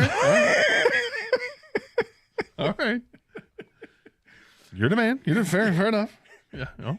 Damn right. Okay. All right. It's interesting because stats are just that. They're just stats. You can use it as a predictor, and it's not always going to come true. That Super Bowl where it was New England and Philadelphia, weren't those the top two defenses in football? And that game ended up being like in the 40s for both teams. Yeah, I don't remember. Philly wins on a Philly special. You just don't know. You don't know what you have, and until you're tested. This is a test for them on Sunday night against one of the better offenses in the National Football League. Just like it's a test for the Minnesota Vikings against the best offense in the National Football League. It's I think we'll learn a lot about this defense. It'll mean more, obviously, getting Anzalone back. Are they going to get anybody else back for the playoff run? Is Emmanuel Mosley going to play on Sunday night? Is he over the illness? He's missed the last two games, and it feels like we've been waiting for him to come back and play in a game as a defensive back and not just a special teamer for the last 4 weeks, and it hasn't really happened yet. But that would be an upgrade, right? Yep. Be nice to get him back. And then you start thinking about guys who are longer term out. Are they going to get a chance to come back? Is Ennis Rakestraw going to be healthy enough to come back? I saw some reporting from Tim Twentyman. He didn't think Rakestraw would. I think one of the weirdest stories that's been covered this year is Derek Barnes. Has anybody confirmed his status? It seems like that's a long shot based on the initial reports. Thinking it's a severe knee injury, and yet not being ruled out. Khalif Raymond has practiced fully in the last couple of days. He was almost a go last week. He's a go this week, I would imagine. So that's great for the special teams. And we saw that he can change a game on his own in special teams. If you're able to hold the team to a punt, he's a weapon. Okay. Dan Campbell just stepped to the podium. We'll talk to the Birchie kid eventually. We'll go inside Allen Park and hear the most interesting stuff he had to say prior to this one. It's the Lions and the Vikings coming up on Sunday. Your open line calls next. 97.1 The Ticket.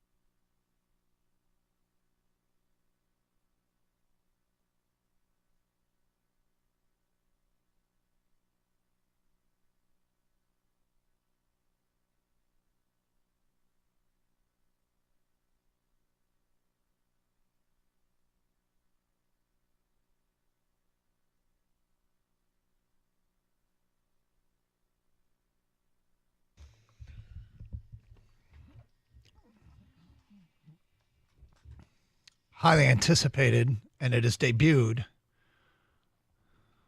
I don't know if you're in yet, Gator. But we will get to that coming up today at 12:36. Birchie Kid at 12:46. From inside Allen Park, let's get back to your phone calls. We go to Ariel in Detroit. You're on 97 a ticket. Hi, Ariel. Hey, as far as the Lions, I think it has a chance to be one of the best games of the year. I expect a very tightly contested ball game, And as far as the college football playoff, I think the Big Ten was definitely the best conference in the country this year, and I think the results of the bowl season in a playoff have proven that. And that goes back to the next point. If Michigan had a semblance of an offense this year, I think they would be 10-2 instead of 7-5.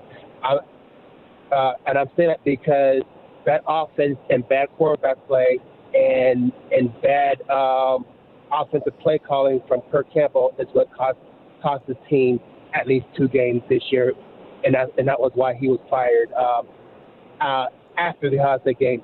Kirk Campbell did not even make it to the bowl game, and there's a reason for that. But and Jake Buck from the Big Ten Network made a point earlier this year when they played Michigan State, was that Michigan was is a better team than what the record shows, and I think them pulling off that upset against Ohio State and then Alabama proved that.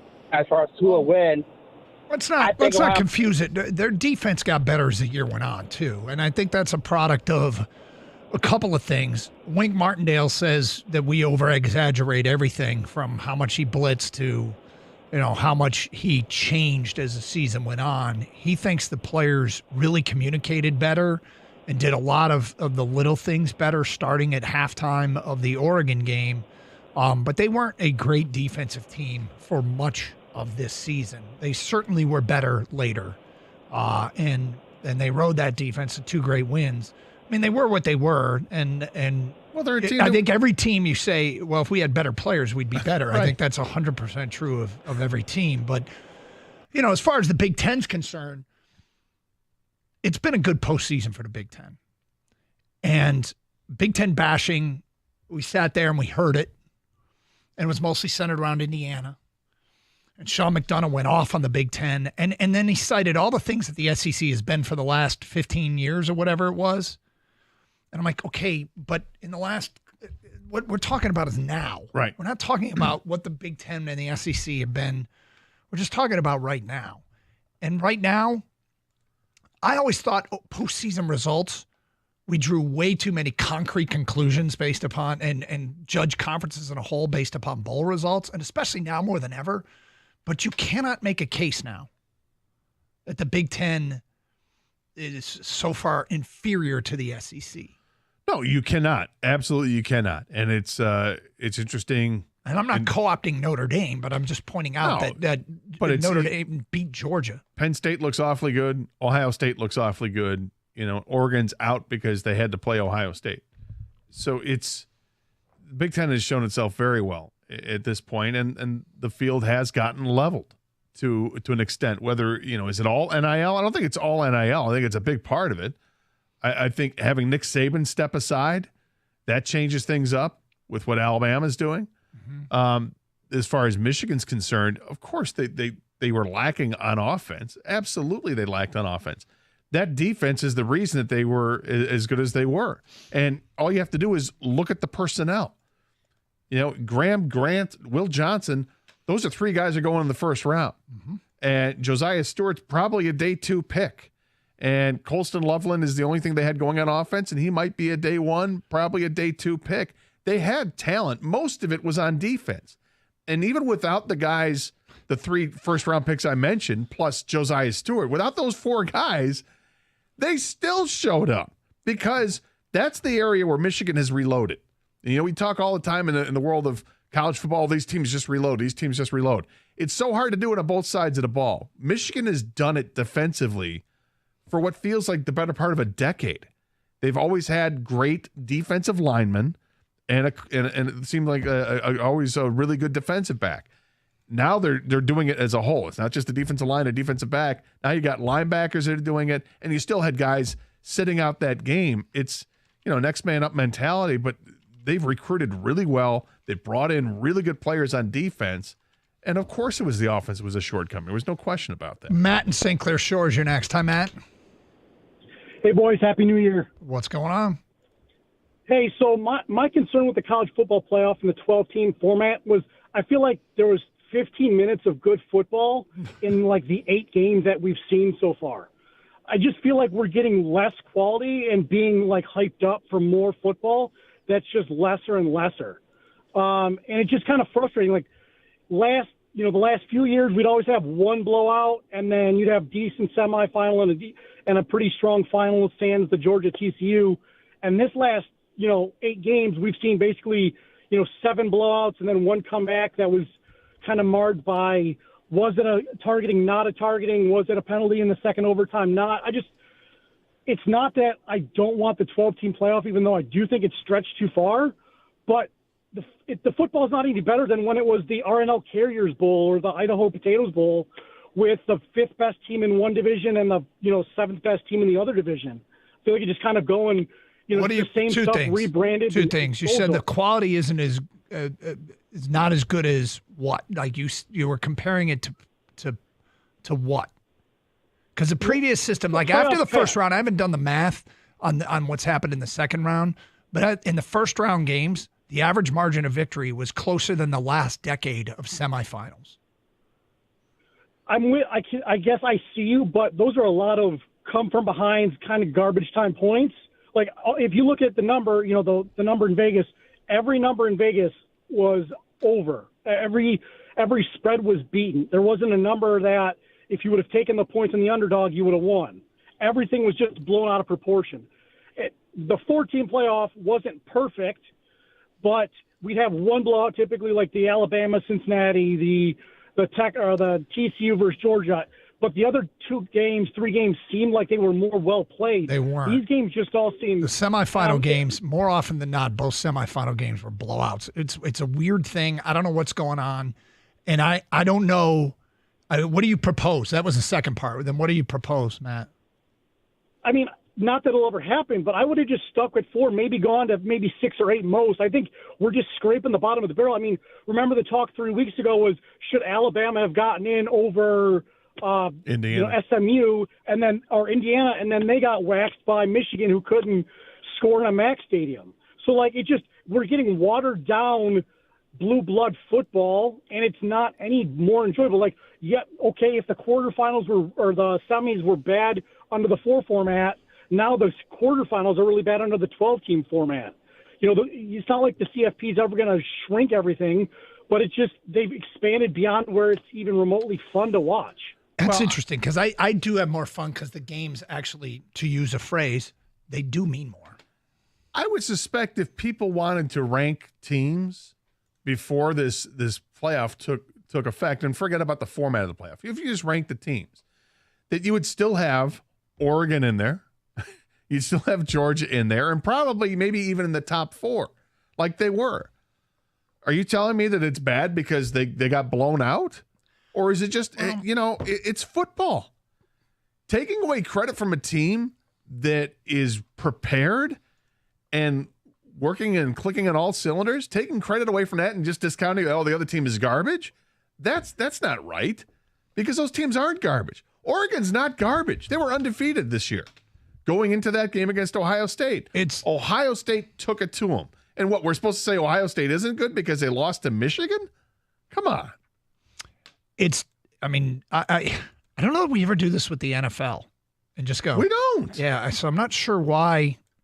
For some reason, people love to bitch about the college football playoff because before, when it was 4 teams, it was bitching galore. Well, because you got 118 college football teams that are eligible for this compared to 32 in the NFL. I understand why. Everything weeds out. Yeah, but now we're bitching again. And I'm like, I think they got the right 12 teams in the college football playoff.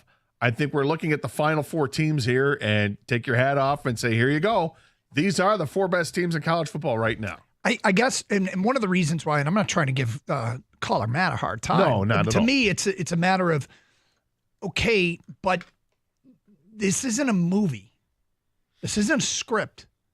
This is real life, and these are games, and sometimes games aren't close.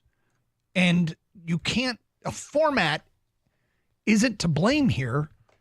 It's sports. Well, and sometimes games aren't close. It's like I said a couple weeks ago. It's about matchups sometimes. Sometimes you just don't match up well against the team you're going against. And, okay, like, hey, you're going to run up against a buzzsaw. A team is so good defensively. Georgia trying to take on Notre Dame, and Notre Dame's really good defensively. And Georgia didn't have it going. Their offense is different, got a different quarterback. Hey, it's just not going to be there. And I think, I sit here and I ask Matt a bunch of questions and challenge him a little bit, because in our job, I'm like, okay, the point of complaining without having a better solution is useless. Anybody can complain, but is there a solution, a better that you can, and this is year one. So let's see what happens over the next 2, 3, 4 years before we revamp anything. That's the way I approach it. But that's not the hottest take. Cold takes, Gator. Here on Carson. Cold takes. Cold take. Let's go inside Allen Park with the Birchie Kid next. The latest said for Dan Campbell leading into this game with Minnesota. That is straight ahead here on 97.1 The Ticket. Hey, I know you see them in the red, white, blue trucks, and they are everywhere. Out there helping you, the consumer, out. Birmingham Plumbing, Heating, and Cooling. These people are amazing. The new year is here, and your resolution has got to be to find a team that's going to help you get that plumbing problem fixed. So call the expert technicians at Birmingham Plumbing, Heating, and Cooling. They're going to get your 2025 started with some peace of mind for sure.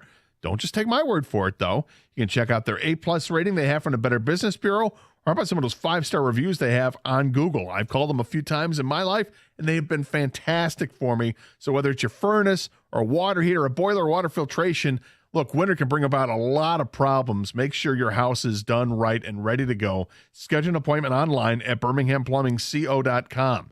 Birmingham Plumbing, Heating, and Cooling, your Metro Detroit boiler experts.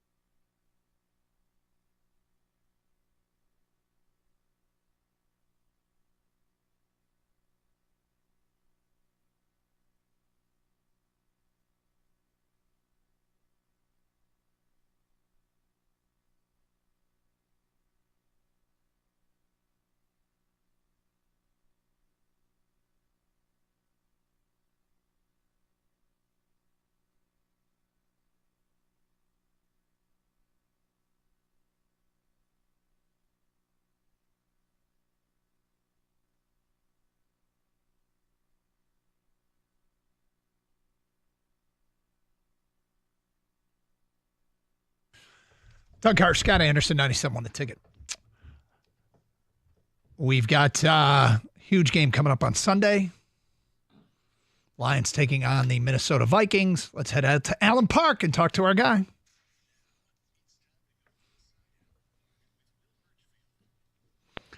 Birchie Kid, how's it going? What's up, fellas? It's been too long. I was at a loss these last 2 Fridays at about 12:30, wondering what to do with my hands. It's great to talk to you again. Happy New Year. That's an asset to the station, of course, and having you on, we do appreciate it. And Dan Campbell just met with the media last time before this big game. What did he have to say? Yeah, he had his typical Friday performance. He came to the podium just almost jumping up and down, almost wrestling the microphone. He was so excited and eager to get to practice. It's red zone day. It's going to be a spirited practice for this team. And he just emphasized the fact, this team now for really 3 years has been playing big games, playoff-like games, and they always find a way to rise to the occasion. They've now won 11 of their last 12 primetime games under Dan Campbell. He said, we love the bright lights. We love the challenge of this, the chess match of this. He thinks for some teams that haven't been in these spots before, all of the attention and media and pressure can be overwhelming. He says for us, this is kind of our normal now. So they just can't wait to get to Sunday. He called it one of those all-out, come to the end of the line type of games. And that feels like the best way to describe what we're all about to witness on Sunday night. What do you think is a special sauce with this coaching staff to get this team primed and ready to go each and every week? I mean, this has been an astounding year with all the injuries, but somehow they're able to get through it. Creativity. I think obviously we go to the psychological edge that Campbell and others like Aaron Glenn can provide them. But I think we'd be remiss not to mention how adept they are and how nimble they are in week to week to adjust to the opponent that they're playing and to adjust to their own personnel. I thought Aaron Glenn was as real as we've ever heard him yesterday, talking about the reality for this defense now. They are not who they were. They can't do what they could earlier in the year, and it's going to come down to, their playmakers, the likes of Kirby Joseph and Brian Branch and a couple others, making a few takeaways, a few big plays per game to swing games in their favor. And, of course, Ben Johnson is as creative as it gets on offense. And, I think a great testament to that is the way that this Lions offense with Ben Johnson has always had the upper hand in their matchups against Brian Flores. And against every other opponent over the past 2 seasons, the Vikings defense has held teams to about 17 points per game. Against the Lions, it's 30 points per game. And against all other quarterbacks, other than Jared Goff, they have held those quarterbacks to a passer rating of 83, one of the lowest marks in the NFL. Against Jared Goff, it's 118, 119. So they just find ways to exploit whatever weaknesses exist in the other team's armor every single week. And it's a great testament to those coordinators. And it's why, and I say it maybe begrudgingly, that those guys are destined for head coaching jobs likely next season. And we spent a lot of time at the beginning of the show in the margins, so much so that we got into the officiating crew and the fact that this officiating crew has thrown more defensive pass interference flags than any other crew in the NFL. And the Vikings have benefited more from DPI calls than any team in the NFL. They got more yards on DPI calls than any other team in the National Football League. And we're debating, is this a thing, not a thing? And it feels like it could be. If this is a close game, those kinds of things could loom large. Yeah, I think it might even be a capital T thing. I like it truly. This is obviously a deficient Lions secondary when you're missing your number one cornerback who would take that Justin Jefferson assignment. Now, Amik Robertson will be the first to tell you he is more than ready for that challenge. And to me, Amik and Jefferson is the most fascinating matchup on Sunday night. These guys have a rivalry that dates back to their high school days. They're from the same area of Louisiana. They matched up in 7-on-7 tournaments back in the day. They played each other in college when Jefferson was at LSU and Amik was at Louisiana Tech.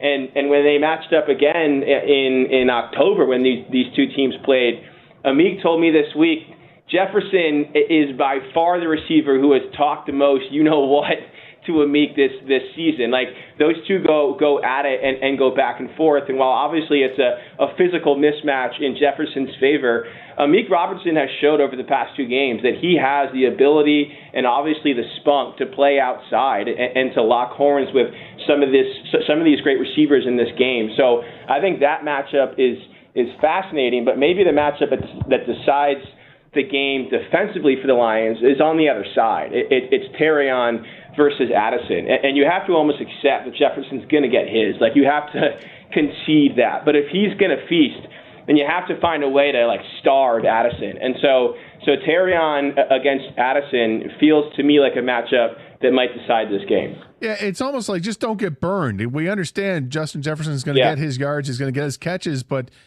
keep him in front of you. Don't let him get behind you and then, turn a 15-yard gain into a 75-yard touchdown. And he's gotten massive yardage totals in his career against the Lions. But, yeah, that's one way to do it. But the other way is, can they get a pass rush? And it's something that the Lions have lacked, obviously, since Hutchinson's been out. But the only way they've been able to dial it up is with the secondary, with guys like Brian Branch coming in. And now that Melifonwu is back, that he's that heat-seeking missile as well. Can they get a pass rush against Sam Darnold?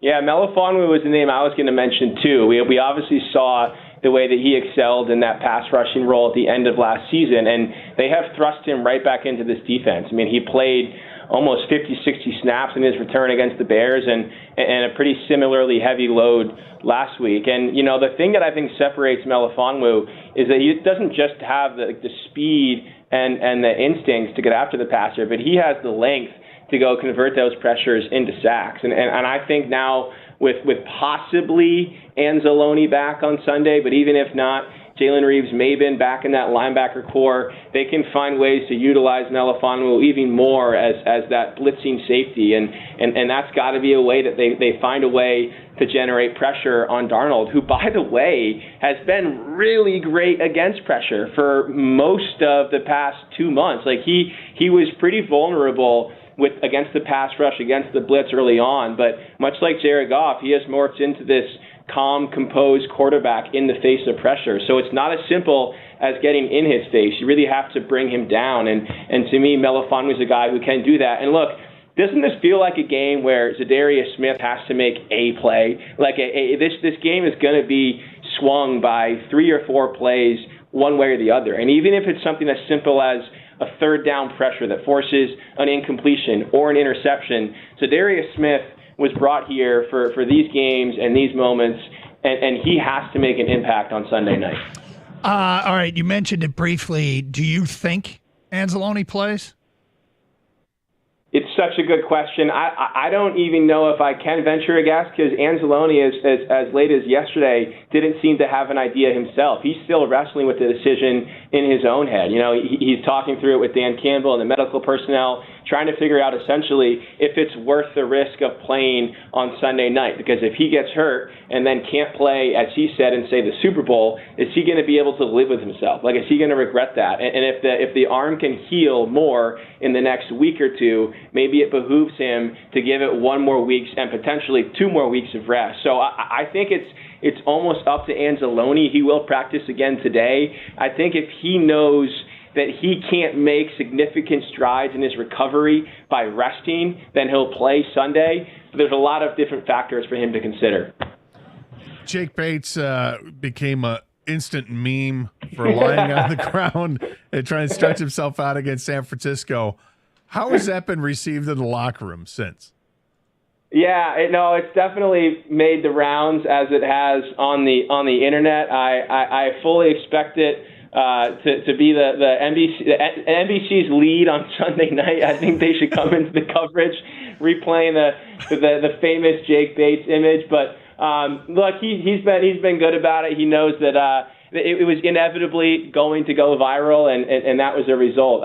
Hey, by the way, guys, a couple good nuggets for you. This has been talked about as the biggest regular season game ever, and there's a lot of numbers that back that up. It's the first time ever we've seen 2 teams in the regular season play with 13 wins each. First time since '93 a season finale decides the 1 seed It's the most combined wins in a regular season matchup ever, 28 wins.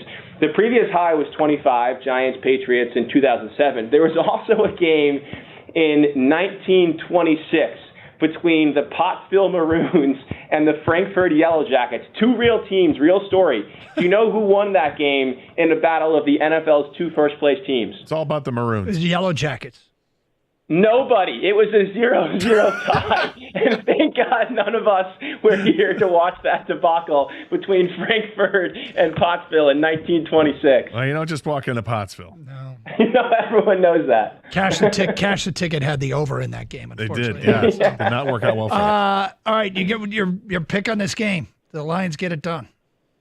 I think they do. And I think it comes down to the Lions have the edge on offense, as I referenced, against Flores. And I think it's because Jared Goff and Frank Ragnow might be the best center quarterback combination in the NFL at diagnosing the defense. And while most teams against this Flores defense, which has the highest blitz rate in the NFL, are overwhelmed by all of the exotic looks and chaos that they see, these guys aren't. They know how to sift through it, to decipher the defense and to get into the right checks. And it's why they've had such success against this defense dating back to last season. I think that's the case again on Sunday night. And I think, it's an old trope, but whoever has the ball wins this game. And something tells me Jared Goff and the Lions get the ball last and have a game-winning drive with, say, 2 minutes to go. Birchie, appreciate it as always. And we'll see you on TV. What time Sunday? At 10 o'clock on Sunday, and we'll talk to you guys next week during the bye week. How about that? I like it. There you go. Take care. All right, see you, fellas. I'm now down the wormhole of Justin Jefferson versus Amik Robertson in high school. And he said their battles go back to high school. I like it. We'll get to some of that and your phone calls next here on Carson Anderson on 97.1.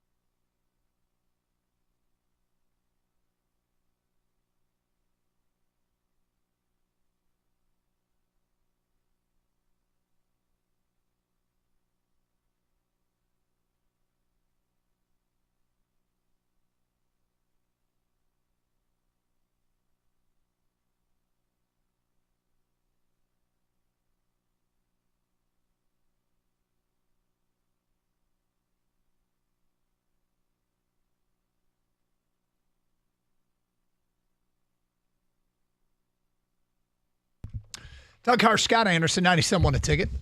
248-539-9797. We got open lines. Let's get back to your phone calls as we go to Greg in Dearborn. You're on 97.1. Hi, Greg.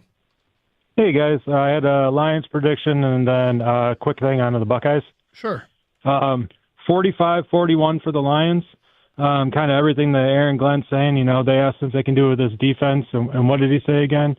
He's like, damn right we can. Yeah. So, I think, you're going to get like Kirby with I'll just forgo all that stuff. But yeah, 45-41. And then on Ohio State, I think this is going to be the legitimate first year that Michigan fans for majority will be rooting for Ohio State to win. Because you got B1G pride a little bit, right? Because we all hate the SEC after this. And then there's a trolley side with, extend Ryan Day. And then I got a text from my Ohio State buddy yesterday that was a legit question. These guys are sick. I think I would rather beat Michigan every year than win the Natty. Well, that's just stupid. I can't. They're out there, Gator. I know. There. And they're out there for every fan base that, they've got the nutballs out there that would say that they'd rather just beat the rival than win a national championship. It's beyond dumb to have that kind of mentality. I mean, I don't understand it. Well, I'm not wired that way. I'll just say that. But in terms of whether or not most Michigan fans will be rooting for Ohio State, I don't know. I always like to say fans can feel and do however you want. Can't imagine that's the case. I would think that, Greg, you're wrong, but I don't know. I found myself happy for two Buckeyes I've gotten to see over the years and hear over the years. I think Emeka Ibuka and Travion Henderson seem like really cool kids, and they're key parts of this team. And I'm also sensing that they've caught a lot of crap for what happened, and I feel bad for players. It's the way that this I think some of their fans treat them. But I don't want to paint all their fans. Though. Yeah, well, like I said, there were two in particular. Bottom line is, I don't know. I think it's better for Michigan football if they don't win it all. If you're asking that or coming in, but I think what if Ryan Day has a big Michigan problem? So it's obvious he does. Yeah, I think he's done enough in the postseason that will secure his return. The only thing that could have got him fired, what were they up 34-8 at the half? If they'd blown that lead, yeah. If they'd found a way to blow that lead in the Rose Bowl, I think he might have got canned right there. But thank you for the phone call. But they did. Nope. Let's go to Kevin in Redford. You're next on 97.1. Hi, Kevin. Hey, guys. Happy New Year. You too. So what I was thinking with the college football playoff is that all four teams that lost were the teams that got the bye. They're rusty. We say it all the time in the NFL. If they sat too long, you get rusty and then you get beat. You asked earlier what needs to change. All the games need to be pulled ahead. You could still give buys if you want. Pull everything closer to the regular season. And then you won't have this month-long break where everyone sits. It gets all rusty. Or if we look at it realistically, they're going to expand to 16. If you pull the first-round games the week after the championship games, it puts the finals this coming Saturday. The games go for far too long. College football has a massive calendar problem. There's something true to what you're saying. There's a huge calendar problem with things like the portal being open before the season is done. The way to solve that is the portal is open after spring semester. And guys can move around then. You when you are out of school, you're there for a year. You can leave school, but you can't transfer anywhere until after the calendar year is done at the school you were at. Because right now you got players and coaches and all the shuffling going on. Well, teams are still playing, and it's really bizarre. Exactly. It makes no sense. You don't hold free agency with 2 weeks to go in the NFL season. and then have movement, and you have player movement before the NFL season's done. As far as the format and whether or not we need to move it around, there's the thing that is really crippling this whole idea is that we have conference champions that are so diluted. We're crowning a conference champion that plays half the teams in the conference because we've overexpanded the conferences for a short-term money grab. And I'm not even sure what to do with that. So we're giving these conference champions first-round buys because they did well with their schedule in a given conference, and that's screwed everything up. We don't need conference championship games. We don't need the long breaks. You're right. the before this whole thing started, my only complaint was I thought that the teams that got a bye should also get home field. And I think the results would be different. And I will. Well, that right there, you expand to 16, everyone gets a home game. I don't want to expand. I mean, I don't really either. But I just it feels inevitable because every time you do do, it means there's more games and more money. I always thought the sweet spot was 8 teams. 8? 8. Okay. Not 18. 8 teams total go that route, and you could figure out whatever you. I like the idea of the home games. That's a lot of fun for those fan bases. It was cool this year. It was really cool to see those matchups take place. At Notre Dame, at Columbus, and the our like. Our buddy Andy went to the Notre Dame Indiana game, and he said there's nothing like it. Was incredible. That scene, that atmosphere, everything about it. All right, I mentioned I went down the wormhole of Justin Jefferson versus Amik Robertson, which apparently goes back to high school. Now, unfortunately, I don't remember which guy went to which school. There's got to be a list of famous alums here somewhere on the Wikipedia page. Justin Jefferson, found it here, is a product of Destrehan High School. Oh, yeah. The Destrehan Go Eagles. Wildcats. Wildcats. And Amik Robertson's from Thibodeau High School. Oh, Thibodeau. Yep. Go Bulldogs. They are the Tigers. Tigers. Yep. And they are separated by 42 miles. Destrehan and Thibodeau. And apparently they used to do battle when Destrehan and Thibodeau played. Okay. Yep. So there's some history there. Keep that in mind when you're watching. It's Tiger Pride versus Wildcat Pride. Okay. Yep. Yeah. Tigers and Wildcats, huh? Mm-hmm. That'll feel line. Yes. Yes, indeed. Are there more Louisiana names than Thibodeau and Destrehan? Thibodeau's pretty. That's pretty Louisiana. Yep. So there you go. Something to look forward to this weekend. I want to do an update, Gator, on the ticket situation for Sunday. Oh, the buy-in price? The buy-in price. Has it gone up? Has it gone down? We will get to that coming up today at 1:16. Here on Carson Anderson on 97.1 The Ticket. Hey, Michigan Auto Law, auto accident attorneys. They care more, so you win more. They specialize in auto and truck accidents, and that is why they have the largest auto accident settlement of any lawyer or law firm in Michigan. And they have the largest truck accident settlement of any lawyer or law firm in Michigan. So why wouldn't you call them if you are in an accident? Educated consumers will choose Michigan Auto Law. Do your research and learn more at autolaw.com. They care more, you win more. Michigan Auto Law, auto accident attorneys. Visit autolaw.com. That's autolaw.com.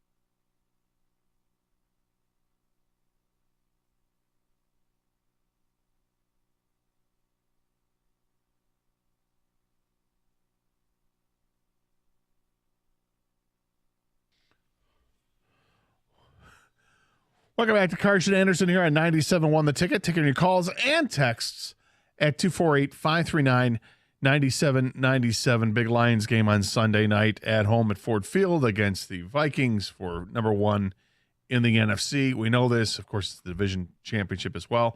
Some other NFL news that has come down that the Jets have reportedly, they say this because their webpage put this out, their Twitter account. We have completed an interview with Mike Vrabel for our head coach position. I think the Jets would be pretty wise to go ahead and make that head coach hire if they could. Not Rex Ryan? No, not Rex Ryan. Not Rex Ryan. They've completed an interview with Mike Vrabel, which only makes all the sense in the world because I'm stunned Mike Vrabel is still not employed as a head coach. So. I'm a Vrabel guy. Always have been a Vrabel guy. Good reason to be. Yep. All right. Couple things need to get caught up on. One, we mentioned it earlier. We got sidetracked by some calls. It took a little bit longer. Squid Game 2 is out. Oh, it is? Yes. All of us watch Squid Game on Netflix. I don't watch a lot of television. I'm still working my way through Breaking Bad. How far are you on that? I'm almost done with season 2. All right, so you slow down considerably. Yes, I have. You still into it? I'm starting to lose a little bit of interest. Oh, boy. I'm going to stick with it because it comes with such high praise, but... How many seasons are there of Breaking Bad? There's got to be like 8 or 9, I think. Oh, boy.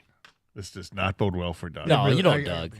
This is not unexpected. Doug's going to be out before January's day. He's done with it. I made it through a few series. I made it all the way through Ozark. Yeah, well, that was only 3, I think. I think 4 or 5 that was. I'm It was all the way through Yellowstone. Yeah, that's I done. bailed on The Walking Dead. And I'm hanging in there. I'm not completely done.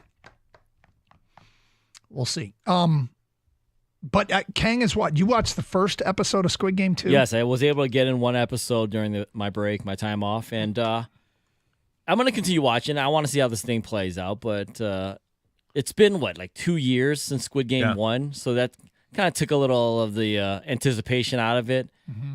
But, I'm going to finish this one out. Gator, you're in, right? Absolutely. And Okay. Have you started it all No, yet? I Okay. did. I totally forgot that it had started. So you would crush it. I think. Yeah, I'll crush it. So is this... I got some time. It's going to stop me is, hitting pause to let the dog outside. All right, you just stay. And then at some point, I'll just leave the back door open. You do what you got to do. I'm watching this. So this is going to be done by Monday. I don't know if it'll be done by Monday. I mean, there's a lot of good stuff going on this weekend I want to do, but it'll be done within 2 weeks at most. At most. I got to tell you, the weird thing about Squid Game is, honestly, watching the first season, it was hyper tense. I was so tense watching that show, and I was like, why am I doing this? The thing about it is, I don't think they needed to do a sequel. Me neither. Actually, it was such a perfect series, and then like the last whatever it was 2 minutes of that final episode, I'm like, come on, they were setting up. They didn't need to. They didn't need to. That's the thing. It was Usually, a perfect ending. Usually, people want more, right, Gator? Yeah. But I think the way that season 1 ended, you didn't want more. In fact, everyone said no more, right? They're saying and they gave us the second one anyways because hey, they knew people would watch, right? Like me and Gator. Yep. The one that I did finish and I am anticipating is Severance, which comes out in February. In fact, the Severance thing is I'm such a big fan of season 1. I'm going to go back and watch it again so I'm caught up when season 2 debuts. Wow, that's dedication. That is not like me. That is dedication. Not like me at all. What is that on Netflix? What is it?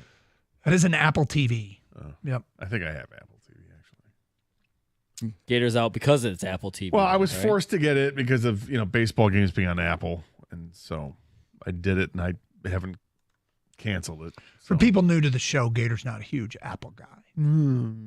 Doesn't like the Genius Bar. The Genius Bar. Yeah. Oh, what's your problem? Did you make a reservation at Genius Bar?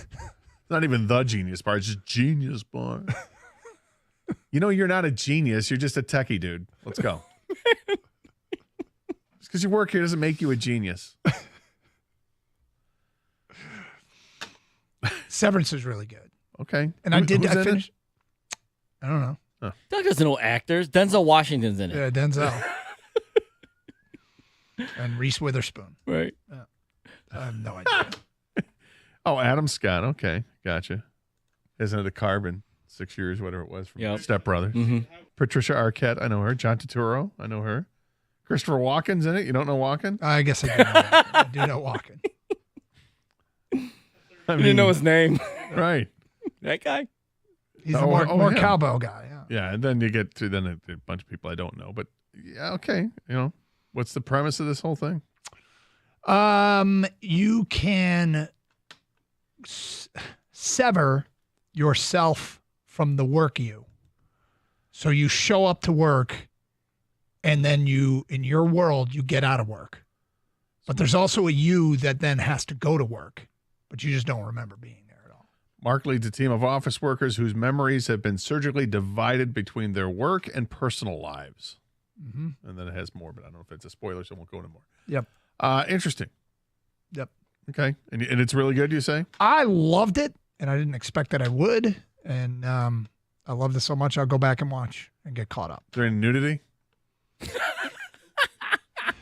Well, you big Patricia Arquette fan? This is Not anymore. Maybe back in the True Romance era, 30 years ago. Yeah. How about 2025? Right. There is no nudity. Sorry. You want to see Adam? Hey, you want to see Adam Scott's abs? Yeah, are they still spectacular? Yeah, right. That's no all. Carbs. Just asking a question. It's all right. Well, I'm not sure seeing his abs does not necessarily qualify as nudity. Is there any good violence? Good violence. Any violence? Not really. It's a thinker. Oh, it's a thinker. Oh, it's on Apple TV. Yep. Shut up. You have to be Gator for you to understand it. Oh, that's funny. For you to understand it. Oh, yeah? Yeah. You have to be part genius. Oh, okay. This is the part of the show where you're supposed to get your iPhone out and, dear Siri. Dear? Am I writing her a letter? Hey, Siri. So you're out. How pompous can I be and still work at Apple? You can't be too pompous to work at Apple. Gator's thinking of Squid Game, too. What do you mean? I think that. Well, I mean, he's gonna watch that. Now he's not going to any Apple TV series. He's gonna go. He's gonna crush Squid Game season 2. Yeah. And I'm curious to this season because the season 1, you know why you were so tense, Doug? It was the games. Yeah. So season 2, no spoiler for anybody out there because I've only seen one episode, but are they gonna play different games? Are they gonna play the same games? Is it more of a storyline? With the main character. And just so people didn't watch Squid Game, the premise was. You either win the game or you die. And you win a bunch of won. Yeah, a bunch of money. It ended up being whatever it was. And at the end, there was, $20 million or something. And there was 200 contestants. And in the end, one of them would be left living and get all the money, and the rest all were dead. That's right. High stakes. Survival of the fittest, yeah. But they take people that are downtrodden. Yes, that need the money. Yeah, people that are desperate. Those were pretty much who were choosing to play the game. Well, yeah, but they didn't know. Death was the other option. Yeah, but they were given the option of leaving. Sure, but if they didn't know that the other option was you die. Yeah. But once there was a bailout, right? They were told they could leave at one point. And it's a very interesting. Yeah, it was childhood games. Yeah, as an adult, but death right. was the consequence. And the games were interesting with the strategy involved in that, and then knowing what the outcome could be if you don't win. That's obviously it's there, and it's the mind games that go on, like because you start. There's no question when you watch a series like this, you put yourself in a position of a contestant. God, I will and still how have would nightmares. you possibly handle those situations? And I don't know about you. I remember being brought to tears in an episode. Like, how could you possibly make this decision? Dude, I have nightmares about trying to get an umbrella shape out of a cookie wafer. I mean, are you kidding me? With the clock ticking? It's too bad you didn't get the candy cane. Well, one of them was like a triangle. That's what you wanted. You wanted the triangle. You didn't want the umbrella. I sure as hell didn't want that umbrella. All right, enough. Buy-in price for Sunday's game now. Yes. Listed on SeatGeek at $370 with only $128.50 worth of fees. $498.50 is the buy-in price right now for a standing room only seat. Seat? For a standing room only ticket? Space. Yep. Man, that's a lot. Yep. What about an actual seat? Actually, here's one for same price. You can get a single ticket in section 370. Is that what it says? No. Listing price is section 343. Doug, what if I wanted to impress a lady and take her to the Lions game on Sunday night? And I don't have tickets, but I want two right next to each other. You want two tickets and you want good seats? Let's say I want to be on the 15-yard line. 15? Yeah. And here's a pair for $715. Each? Yep. Oh, that's before fees. Hold on. Go to checkout. With the fees, $1,913.50. I'm sorry. Without the fees, they were 700 and something? Without the fees, they were $715 each. So And now they- $1,430, add in $241.75 per ticket in fees. That's ridiculous. It is. The fee thing is really hell of a markup. It is completely unnecessary. So does that mean if I were to buy a ticket for $20, that it would now cost me $260? No, the fees are They're like the percentage $370 ticket is $128.50 fee. See, how does that make sense? The $715 ticket has a $241.75 fee. It's a percentage. I hate this. Dude, everybody It's hates ridiculous. it. You aren't It's just alone. ridiculous. Like, no, I know, but it's like, They could do themselves such a favor by just listing what the person is paying instead of listing this BS price and then adding fees, because we all know it's coming, but it is insanely irritating. Okay. Let's get to more Lions Vikings talk. Also, we got picks straight ahead at 1:38 here on Carson Anderson on 97.1 The Ticket.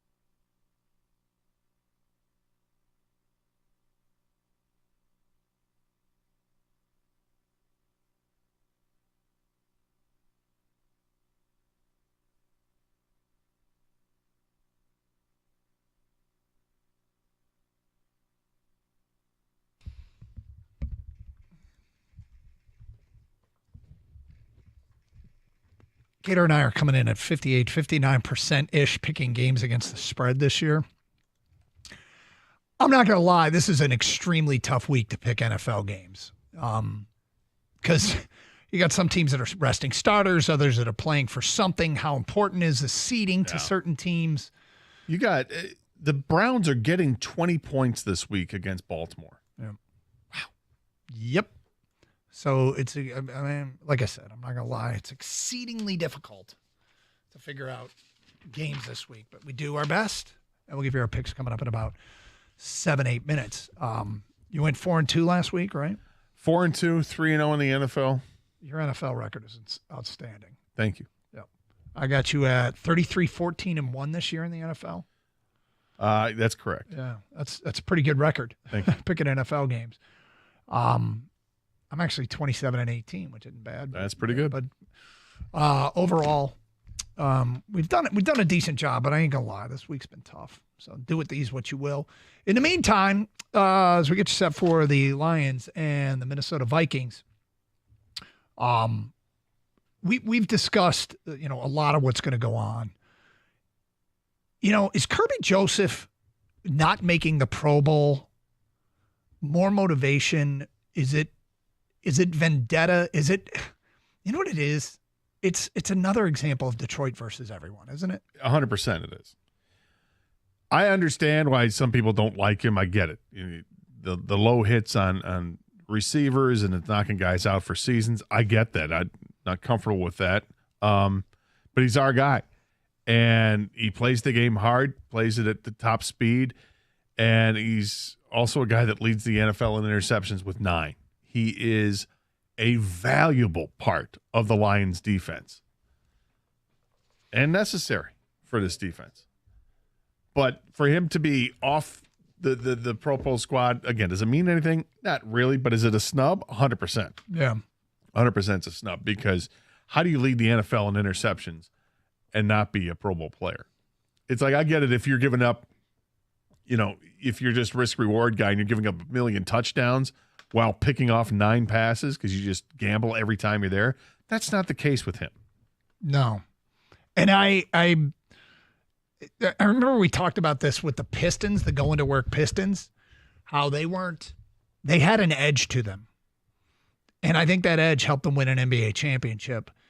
And I feel like this Lions team, as much as they're mostly loved, although I'm sure fans of Minnesota and Green Bay and Chicago are probably thinking, enough! Right. But they are getting a lot of love from non-Lions fans. You see Lions jerseys everywhere. We take over other stadiums. The fan base has been really supportive of them, and they're, for the most part, a likable group. But if people don't like Kirby, I feel like this Lions team has an edge to it that I don't want to ever go away. And I think it goes all the way back to the perceptions of the city. It goes back to what the perceptions were of Jared Goff. Like, it's a whole bunch of stuff. And we still have this edge that I think is really, really important to the culture. And it gets tested this week against the Vikings. I also want to play this again. I just love this soundbite from Aaron Glenn. Fair enough. He talked about how the defense, they are opportunistic and they do make big plays, but the question was asked, can you win a Super Bowl with this defense? Here's what Aaron Glenn said.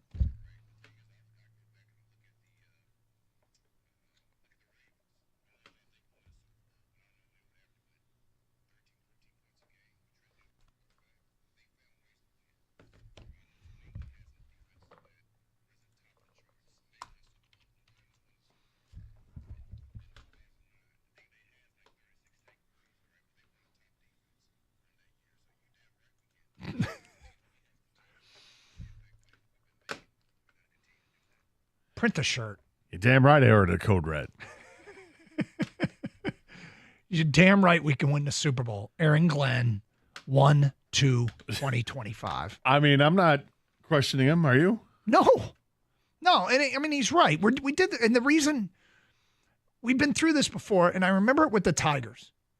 We were striving for them to have a perfect team, and they never did win a World Series.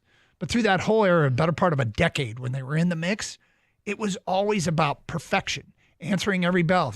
Can you steal enough bases if necessary? Do they walk enough? Is the bullpen good enough? Is your set of guys good enough? Are they covering enough ground in the outfield? Everything. Like we were just every last minutia of the game. You question whether or not they're good enough, and now we're doing it with the Lions, and it looked like they were good enough defensively, and then the injuries hit them, and it is what it is. But that doesn't change. It shouldn't change the goal. It might change the percentage chance of the confidence in getting it done, but the goal remains the same. Oh, let's get back to your phone calls. DJ in Detroit, you're on 97 on a ticket. Hi, DJ. Fellas, Happy New Year. What up, though, with you? Happy New Year. Good. Happy New Year to you. Can you hear me? Yeah, we got you. Go ahead. Oh, yeah. So, in this particular instance right here, fellas, I don't even think this is a Detroit versus everybody. I'm total team Detroit, everything. But I don't even think this is that with the Kirby Joseph thing. Yes, he's had some low hits and that sort of thing. I go back to Amon St. Brown making All-Pro a few years ago, but he didn't make the Pro Bowl on his big welcome to the world moment. Kirby Joseph has been playing well since he was drafted, but I think a lot of people really wasn't hip to him for real. So that's kind of like the Pro Bowl snub, whereas if he repeats anything close to this next year, he's going to make the Pro Bowl and everything else. But this year, he's actually going to make All-Pro and don't even make the Pro Bowl. I just think they wasn't fully hip to him, guys, in my opinion. Yeah, you might be right. And, I would use this in any way possible. Do I really think it's Detroit versus everybody? I kind of do. And whether it is or it isn't, I would phrase it that way in Allen Park. I would phrase it that way. Yeah, look, he is having an All-Pro season. I don't Pro Bowl, who cares? All-Pro, that's got teeth to it. That means something to be All-Pro. Absolutely. You guys keep going in and out. Can you hear me? Yeah, we got you loud and clear. Oh, okay. Yeah, no, I mean, I've always thought anyway that Pro Bowl is kind of All-Pro, man, that's the one that's you the best of the best of the best. You're right. That's the one that really, you get what I'm saying? But I just think next year he repeats anything close to this, he'll make the Pro Bowl and the All-Pro. But, from a contractual thing, fellas, what I think he probably will be a little juiced at, when you go into a contract year, what I think is next year for him, when you put that Pro Bowl on your resume along with All-Pro, you kind of missing out on money by not making the Pro Bowl. You get what I'm saying? So that might be another reason why he's mad or motivated as well. You could be right. And, I don't know how much the Lions seem to have a real good relationship with their players. Hey, Doug, before I go, man, you there? Yeah. Hello? Yeah, I got you, DJ. Go ahead. Oh, yeah. No, it's like y'all keep going in and out on my end. Hey, Doug, man, I thought about you this holiday season. No kidding, man. I'm talking about every time somebody had a camera, dog, I was teasing, man. When I tell you this hairline is straight across, man, it wasn't one camera that got ready to take a photo that I wasn't in because my hair is growing back. Okay, now I want to let you know that. I want to talk about that. Are you Marcus Freeman good? Well, what's Marcus Freeman? I'm not here. What's Marcus Freeman? Marcus Freeman, the coach for Notre Dame. Is your hair as good as his? No, heck no, man. Hey, but you gotta realize something, Doug. You dealing with somebody, man, who had a receding hairline since he was about 18. I mean, it's just back and noticeable to where, like, all my friends, my family, like, dude, your hair looks great. It really does. But no, it's not Marcus Freeman. Heck no. That's gonna take about another year. Did you take plenty of before pictures so you can compare it with the after pictures? Absolutely. Yeah, absolutely. So that's part of the process. You, like in Turkey, you send off all your before pictures, and then they'll let you know if you even have enough donor hair or how bad it is, whether they can even help you. Like, they'll be honest with you. If it's too far gone, they'll know. So I got plenty of before pictures to compare. DJ, this is my favorite Carson Anderson subplot of 2024 is DJ's hair. Yeah. When you start a Whatever, sentence man. with "in Turkey" with a capital T, yeah, it's game on. Yeah, you had Doug at Turkey. Hey, man, you know you guys are my guys, man. I love listening to y'all. I'll send y'all some pictures on my Twitter, man. You can check it out. Much noticeable. appreciated. So I'll Thank you, holler at y'all DJ. guys There we later. go. Look forward to it. Happy New Year. All right, you ready to pick some games? Am I? Let's go.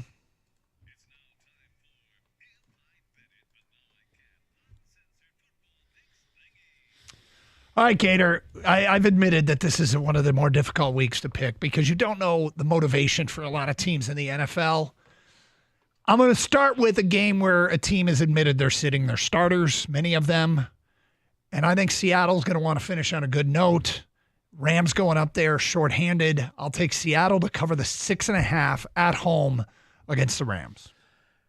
I'm looking at Cincinnati at Pittsburgh. Cincinnati hanging on to any kind of shred that they could possibly have to win this game. They're giving up a point at Pittsburgh. Cincinnati is just trying so hard. I think they'll continue to win. I like Cincinnati -1. Washington is playing for seeding, and Dallas is terrible. I think they've had I-75 eyes, as we used to call it here, for months in Dallas. I'll take Washington to cover the 6 to try and secure their seeding in the NFC playoffs. Look, I recognize that Philadelphia is going to be resting some players this week for sure, but they're taking on the Giants. And I think the Giants, they had a nice win with Drew Lock at the helm last week, and they're probably feeling good about themselves. The players are. But at this point, maybe the coaching staff and the management is saying, stop winning. Philly's giving up 3 points. I like Philly to cover. Okay, I have a policy, Gator. I do not really play the local teams. Oh. But I am 10-6 this year in Car House Lock of the Week. I will Car House lock the Detroit Lions -3 against the Minnesota Vikings. Okay. He went there. I did. He went there. I'm not going there. I did. Not with my picks. But looking at the Miami and the New York Jets game, this is always a crazy, crazy game. I love that the Jets season has just turned into what it's turned into. Miami not going to play Tua, but it doesn't mean they're not going to be playing. I like Miami -1 at the Jets. It's my shoot the boot lock of the week. All right, there you go. Kang every week loves on a pick and hates on a pick. Which one do you like the most this week, Kang? I know you haven't been the best with your shoot the boot lock of the week, Gator, but I'm going to agree with you this week on the shoot the boot. I actually thought, all right, will the Jets pull one out for Aaron Rodgers? This is probably his last game as a Jet, maybe as a pro, who knows? But they just don't have anything. They don't have anything, and I don't care that Tua's not playing. I think the Dolphins beat the Jets, so I like that pick, Gator. And which one do you hate? I'm going to stick with Gator on this one. I think Drew Lock is trying his ass off with the Giants. I feel like with Philly sitting guys, Drew Lock is going to really try to win this game at all costs. I think the Giants pull this one out because Philly doesn't care. Look, I would laugh hysterically if the Giants are able to do it again, because I do agree. They're just worsening their draft pick. Drew Lock is doing everything in the world to make this happen. He was my champ of the week, by the way. Oh, was he? Because what he did was like 17 of 23 for 309 yards, 4 touchdown passes, ran for a 5th. Like this, somebody forgot to tell him we need to lose.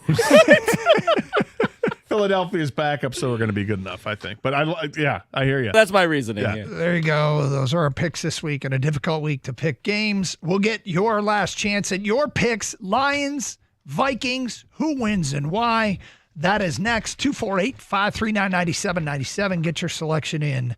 Go on the record, and we'll revisit it on Monday. The NFL playoffs are almost here, but it's not too late to get in on regular season action with FanDuel, America's #1 sportsbook. Because right now, new customers can finish the season strong with $250 in bonus bets if your first $5 bet wins. So go find yourself an alternate spread, like find the Lions plus 17.5 for this game against Minnesota. Your $5 bet might get you 5 cents, but you get the $250 in bonus bets for the playoffs.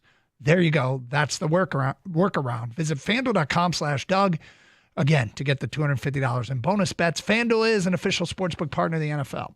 Must be 21 or over and present in Michigan. First online real money wager only. $5 first deposit required. Bonus issued as non-withdrawable bonus bets, which expire 7 days after receipt. Restrictions apply. See terms at sportsbook.fanduel.com. Gambling problem? Call 1-800-GAMBLER.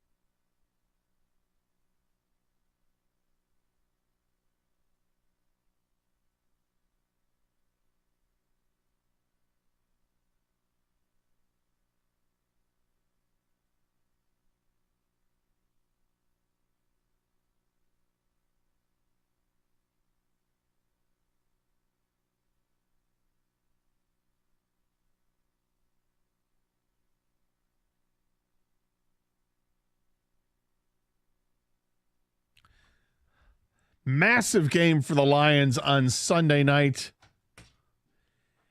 It has the feel of playoff atmosphere already, Doug, and yet it's not a playoff game, but the ramifications are so huge. Huge. First, you get the bye if you win the game because you'd be the number 1 seed. It's just massive. And oh, by the way, then you also have home field advantage throughout the playoffs. Huge. Winner take all. When Dan Campbell said, I think it was yesterday, he was talking about the this is the Squid Game of NFL regular season finales, right? Right, sort of, except both teams get to continue on. Dan Campbell mentioned when he's put it in just the simplest terms. Yeah, look, if you win this whole thing here, then or if you win the game and you get the number 1 seed, then you only have to win twice to get the Super Bowl. Yep. Like, yep, that's it. Yep, at home. Give me 2 and they're both at home. If you win the first one, you get the second one. It's going to be so reassuring if the Lions do win and have a convincing performance to know that they're going to be getting healthier and they're going to play playoff hopefully games at home. Let's get back to your open line calls. We go to Michael in West Bloomfield. Hi, Michael. Hey, Happy New Year, fellas. You too. Can we just skip Saturday and get right to Sunday night? I can't stand this. As much as I love Saturday, I'm waiting for Sunday at 8:20 p.m. Understood. Hey, so here's the deal. The Lions got B-Dab, okay? And it's not a dance move. That's Brad, Dan, Aaron, and Ben. Oh. They're just not going to let these guys let their guards down. They have been the best prepared, most attentive to detail team I have seen all year. And I called a few weeks ago, remember? And Doug, you looked up the last time they had a false start on the offensive line.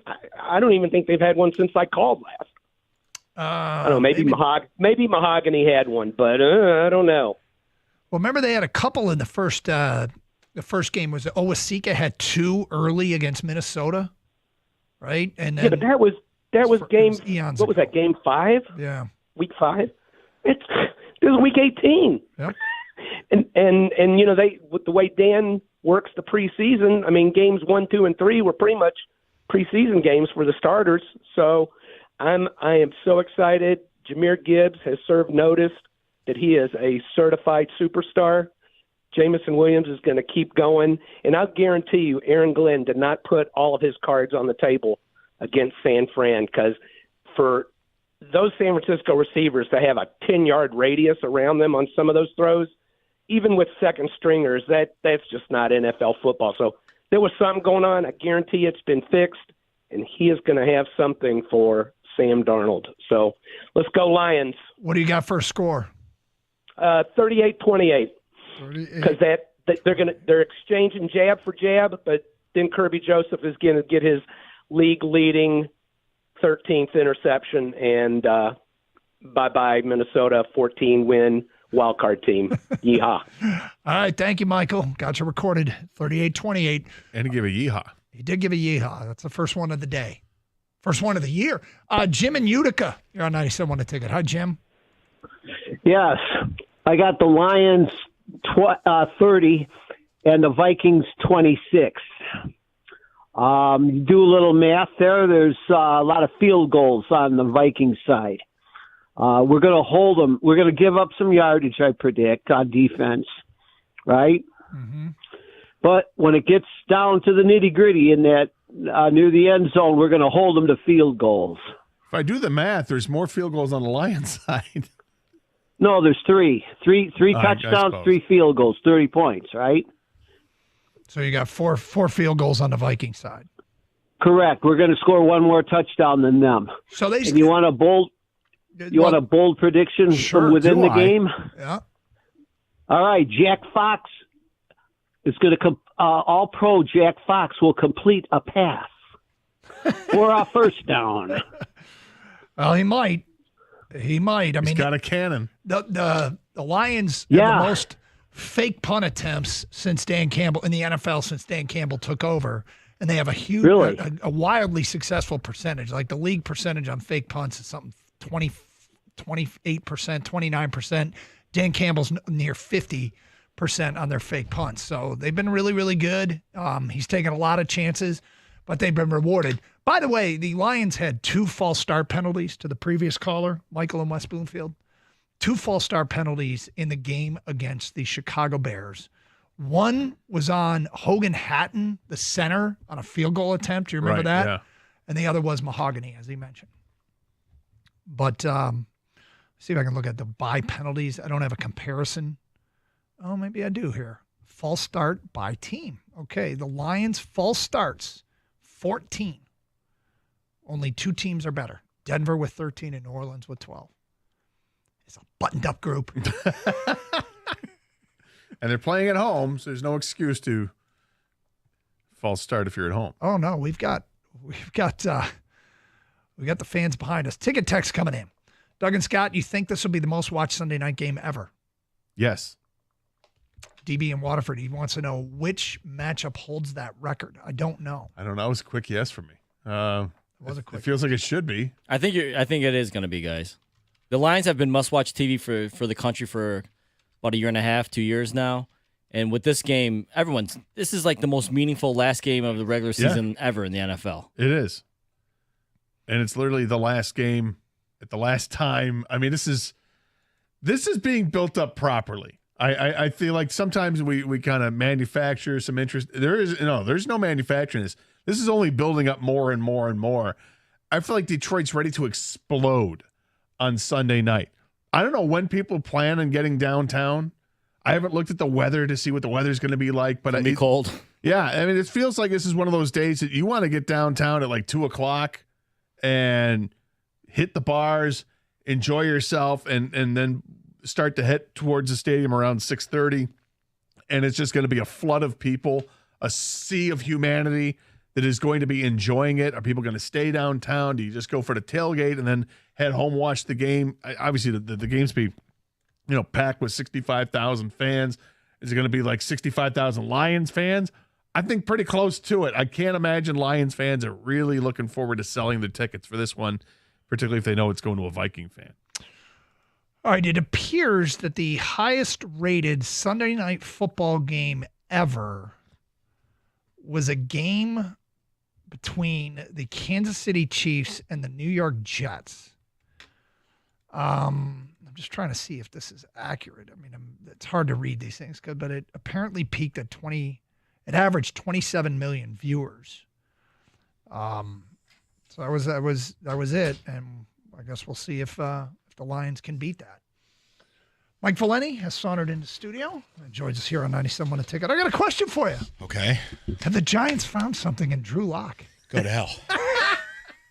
And I mean that respectfully, because I know this is your and I think sincerely. Domain. No, not sincerely. You're a good man. I don't want to talk about it.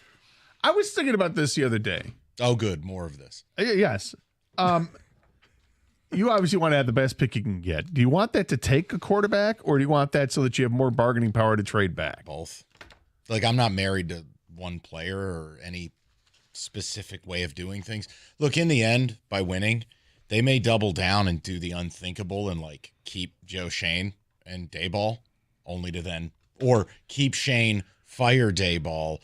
It's just the whole thing is going to repeat. So it doesn't matter. We have become what the Lions used to be. And the Lions have become what the Giants used to be, which is the ultimate compliment. Is there a player right now that you're like, okay, as long as they end up with this guy, I'm okay? No. So you're just miserable regardless. Gator, like, look, we lived it all together. We've all worked together since 2004. I mean, when the Lions would draft a QB or not have a QB, right? You're looking at Stoney Case and Gus Frerotte. You don't have any hope. So, yeah, I'm hopeless. I have nothing. I have the Lions as my B team. Yeah. 17 of 23, 309. They hadn't scored more than 20 since October 5th. It took about time you handed it over to Drew Lock. There you go. He unlocked the offense. In the end, it doesn't matter. Like, they're garbage. They're one of the, 3 or 4 worst franchises in the sport. They're awful. They're just a disgrace. And the man who owns them is a complete spineless coward. John Mara's awful. He reminds me of, certain other people who we don't like who've owned teams in the past. So sounds like you're taking it well. I'm great. I'm just super. All right, what do you got planned coming up next? Lions Vikings. Yeah. I mean, I've got some CFP thoughts that we'll sprinkle in. Did you see the one thing? Changes are unlikely. Oh, that's good. I'm okay with letting it breathe for a few years. I'm not. No? I want to suffocate this with a pillow. I hate this whole thing. The only thing I'd change is something I wanted changed before it even started. What? This past round of games being on campus sites. Would be good. Yep. But it's all 4 teams with the bye, 0-4. All 5 conference champions, 0-5. Mm-hmm. The seeding's a joke. Like, guys, these are basic fixes. I will tell you what. The SEC taking a gas pipe is. We're doing this again. Yeah, but Georgia lost the starting quarterback. Yeah. Did they get the top 4 teams right? I mean, the 4 teams playing the final 4 teams are the best 4 teams in college football. Penn State's not one of the 4 best teams in college football. Scott, they're just well coached. I'm leaving it alone. Every Friday, will you get to your weekend? You're spicy. Yeah, right now. let's get to the Gator Rant. Another big weekend of football and a huge Sunday night. Stay safe. Treat each other with respect.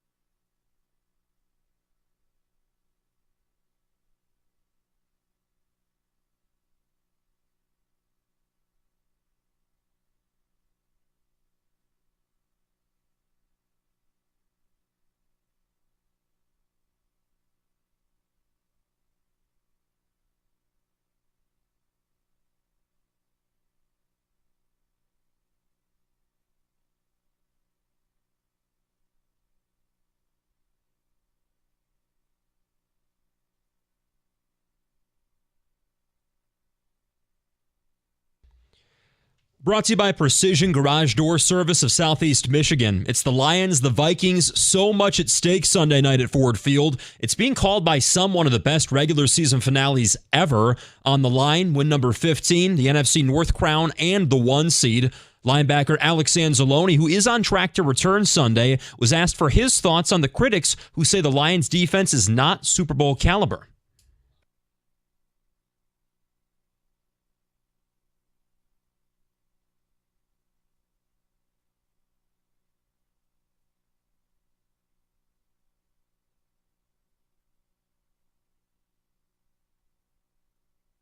Anzalone had a full practice yesterday in Allen Park along with Khalif Raymond, Amik Robertson, and Jack Campbell. Emmanuel Mosley still out. Lions 2.5-point favorites in primetime Sunday night. Pistons will play without Jaden Ivey for the first time tonight. The Hornets making a trip to LCA. Tip-off at 7, 6:35 pregame right here on 97.1. Wings have won 3 straight games under new head coach Todd McClellan. They end their road trip tomorrow night at the Jets. Number 18, Michigan State's got a Big Ten road test tonight at Ohio State. Spartans winners of 6 straight. Meantime, Michigan plays tomorrow night at USC. And the current favorite to win the national championship, according to FanDuel, Ohio State. Then in this order, Notre Dame, Texas, and Penn State. At the Corwell Health Sports Desk, I'm Luke Sloan. For more, go to 97.1 The Ticket or Odyssey.com.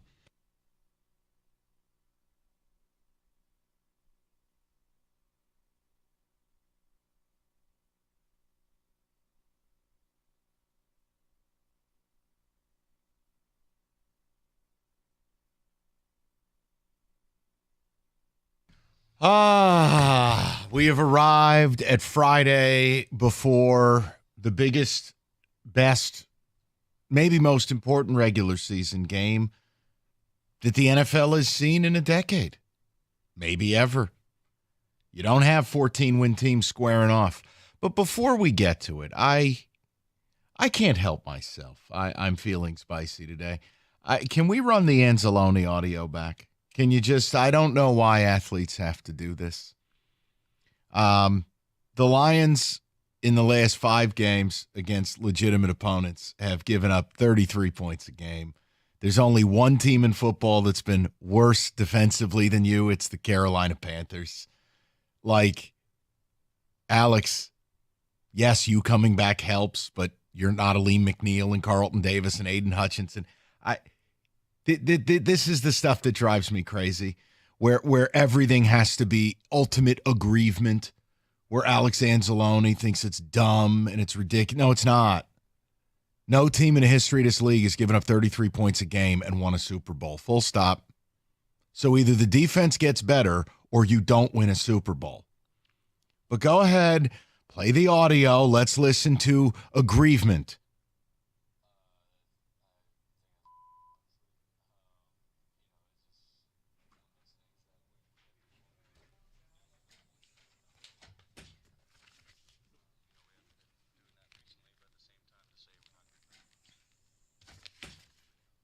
Well, why is it dumb?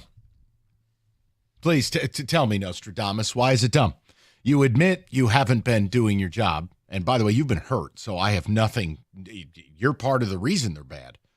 You coming back will help. But which is it? This is where I guys, when you wonder why I just hate, I'm sorry, I'm not trying to insult anybody. This is why we don't interview athletes on this show. It's a complete waste of time.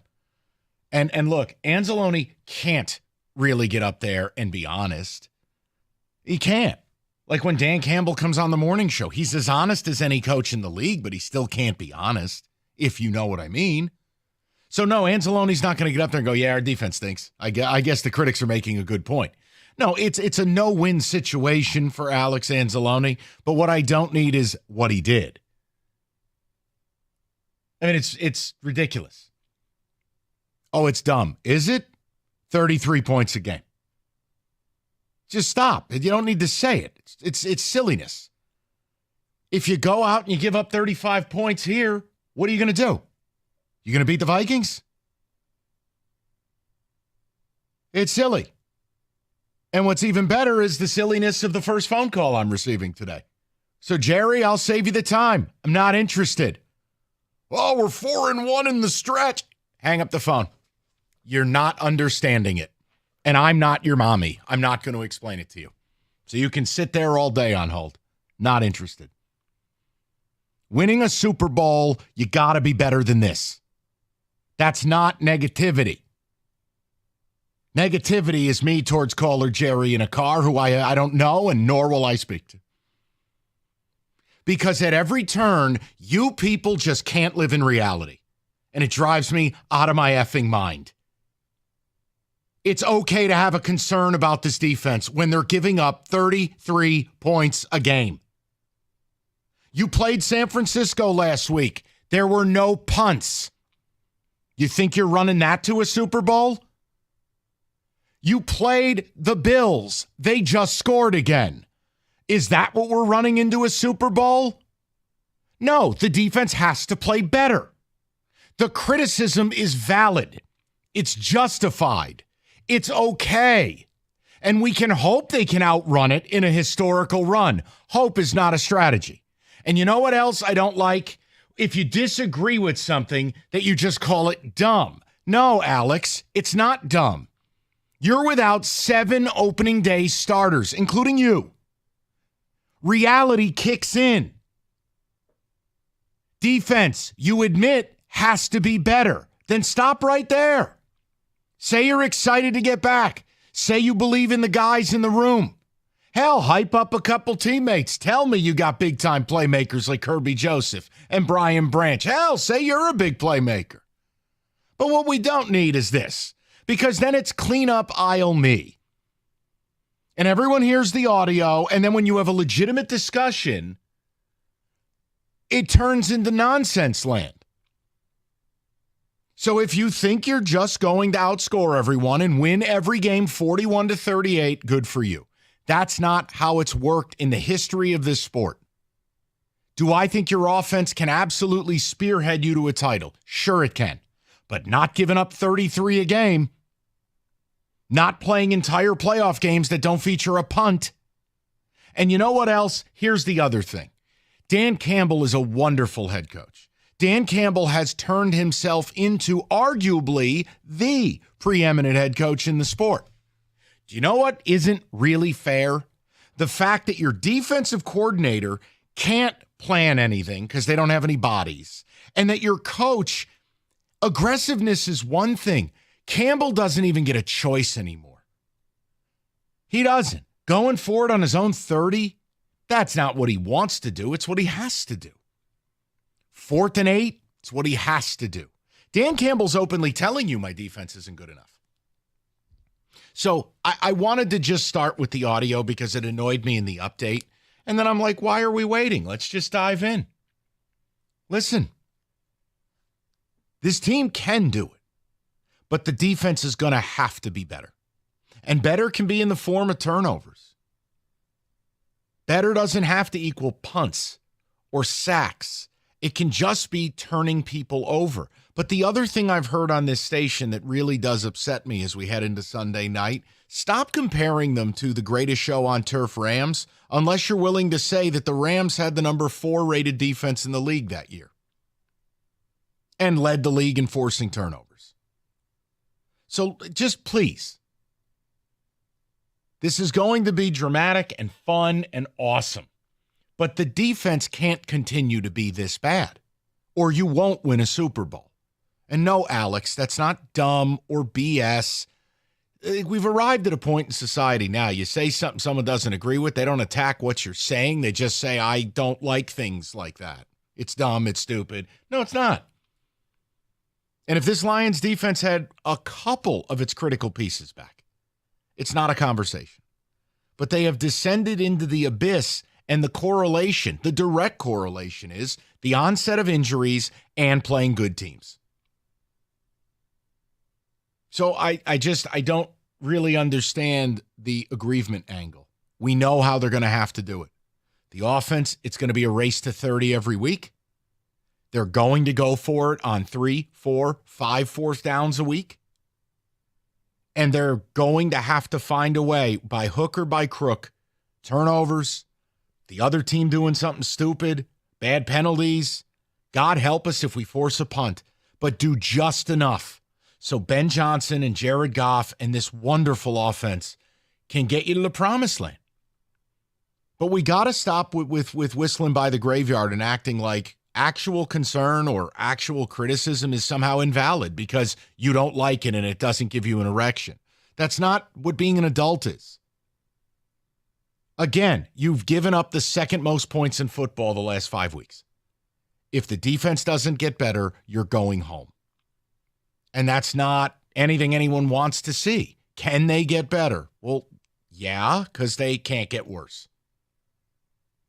Again, last week in San Francisco, you played a team that is down Christian McCaffrey, who might be one of the 5 best football players in the league, down Brandon Ayuk, and down their entire O-line. Forget about defensive injuries. Just look at what Frisco had on offense. They didn't punt. It's unsustainable. Minnesota coming to town this week. Do you think you're winning this game if you don't force a punt? Come on. You know deep down what the answer is. So instead of taking the Anzalone approach, just be an adult about it. It's not BS. It's not dumb. It's factual. If you're going to give up 33 a game, you're not winning the Super Bowl. Why? Because it's never been done. So let's just talk. Do I think you're winning Sunday? I do, but it has very little to do with the defense.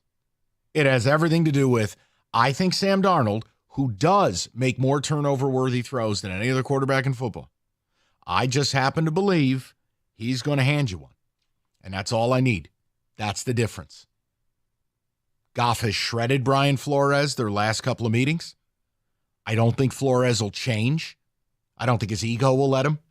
Guys like Flores or Todd Bowles or Wink Martindale or Rex Ryan, right? Like these real alleged defensive gurus who love to blitz, they don't change. They have a fastball, they throw fastball. They're a closer, they're a Aroldis Chapman, but they don't have a slider. So yes, the turnovers are how the defense can get better. Because on a personnel basis, they don't have anybody else. Anzalone will help. There's no doubt. I want him back desperately. He's a good football player. He's a green dot linebacker. Those are hard to come by. And Jack Campbell's done a good job in his absence.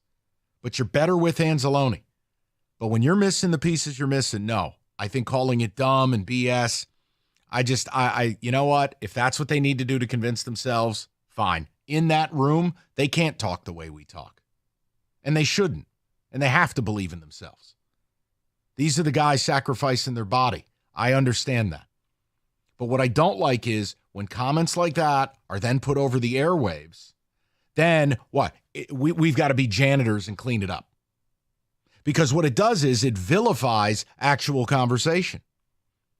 And when you're headed into the biggest regular season game in the Lions' history, I don't think calling something dumb or BS that's rooted in facts, I don't think that's productive. I think it's silly. So, yeah, I have a problem with the audio. He could say whatever he wants. That's free speech. So can we. I don't think there's merit in what he's saying. He doesn't like hearing the criticism, therefore it's BS and dumb. Okay, well, that's how kids talk. And Alex Anzalone is not a kid. That's a grown-ass man. Like, come on. You got to understand the difference, people. He can say it. That's how players need to think. What I'm saying is you don't have to subscribe to it like it's coming from the mouth of Jesus. No disrespect, David. Although Alex's hair is biblical. It's beautiful. But do you understand what I'm saying, David? Like when the Lions talk, people are treating it like they are the Messiah. We have to stop. You can think for yourselves. Lions fans has fallen in line with whatever the team players say. Which is not how things are done. Should never be how things are done. Maybe after your third Super Bowl and you want to pretend you're Patriot fans, maybe then we arrive at that stage. In the here and now, I'm still waiting for our first parade. Let's chase that. And the headline is simple. It's not dumb or BS to say you have a concern about the defense and that it's not Super Bowl caliber. It's not. Here, want something else? I'll give it to you. The last 10 Super Bowl champions. Do you know the average points per game they gave up? Oh, I do. 16. You're giving up 32.3 the last 5 weeks. Is that BS? Is that dumb? Let's elevate the conversation a little bit. All right? A game of this magnitude where you're favored by 2.5, not 200.5, it's okay to have some concerns. Now, I will present you with an area of confidence I have. Once again, it has nothing to do with the defense. We'll do that next. 248-539-9797. All right, winter driving season is here. Reckless drivers are everywhere. I mean, people texting during winter driving, that's insane. If you are injured in an automobile accident, there is one attorney you need to call. It's David Femininio. You pick up the phone right now, talk to David personally, 855-65-CRASH, or go to that website, getpaid.com.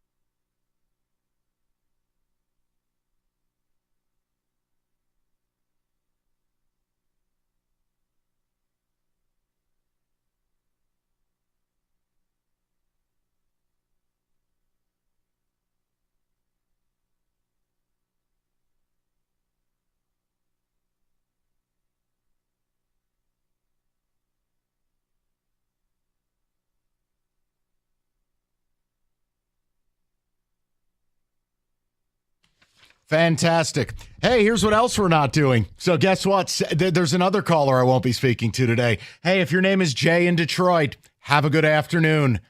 I have said it's a 5-game stretch as the zenith of the injuries is hit and you've played good teams. But thank you for calling. You could sit on hold until midnight. Not talking to you. We're not going to play this game where I'm a janitor and I'm cleaning up everyone's mess.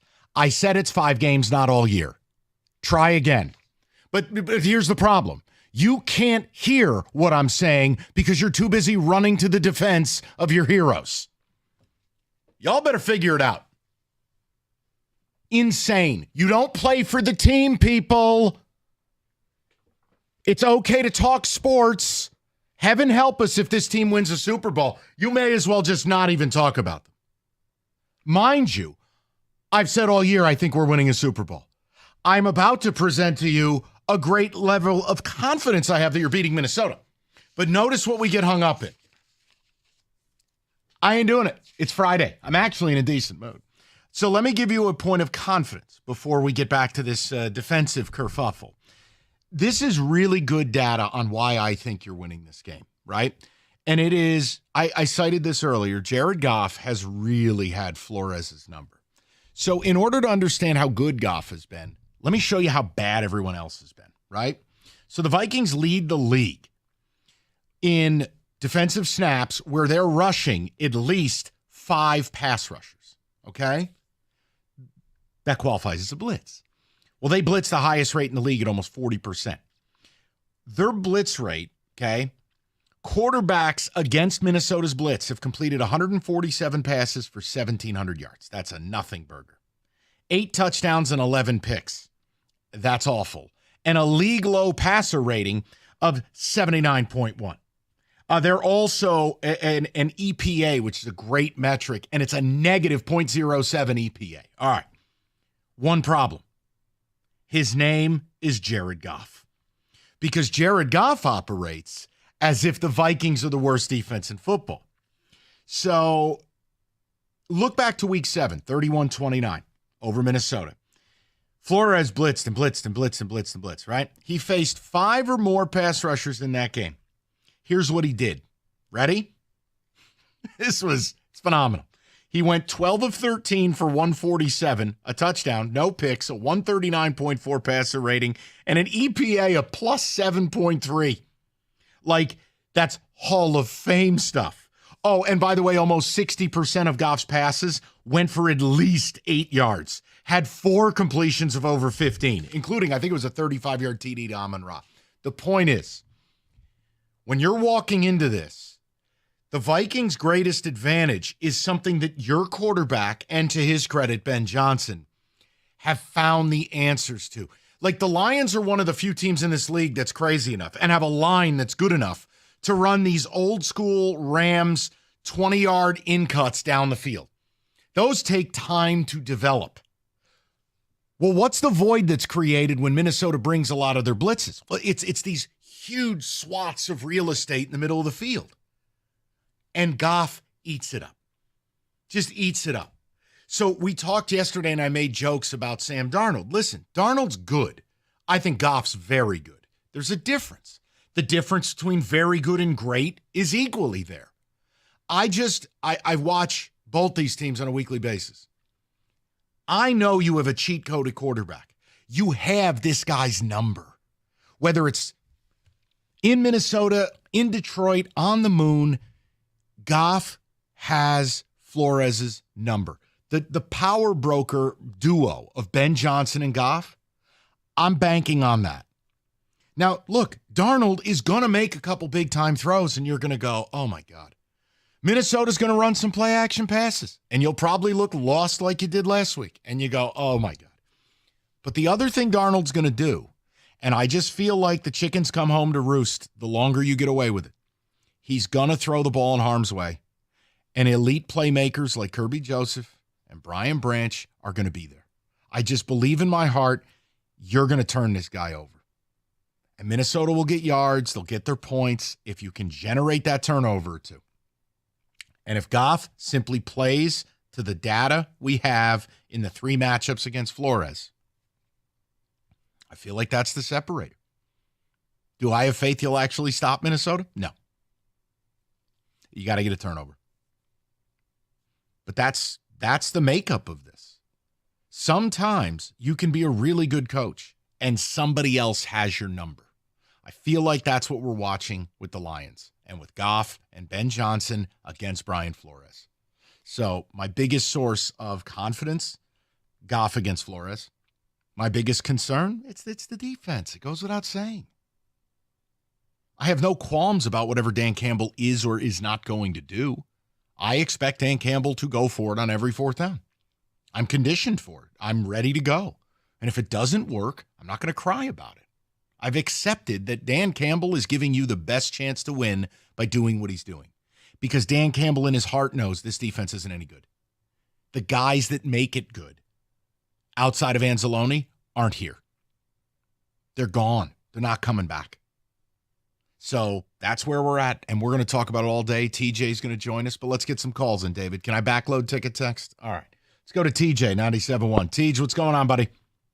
Mike, how you doing? Good, bud. What's on your mind? Well, I'm kind of with you on this, and I feel like people, especially, around here, need to take their feelings out of things for a minute and look at reality a little bit, because we're getting another 14-2 opponent.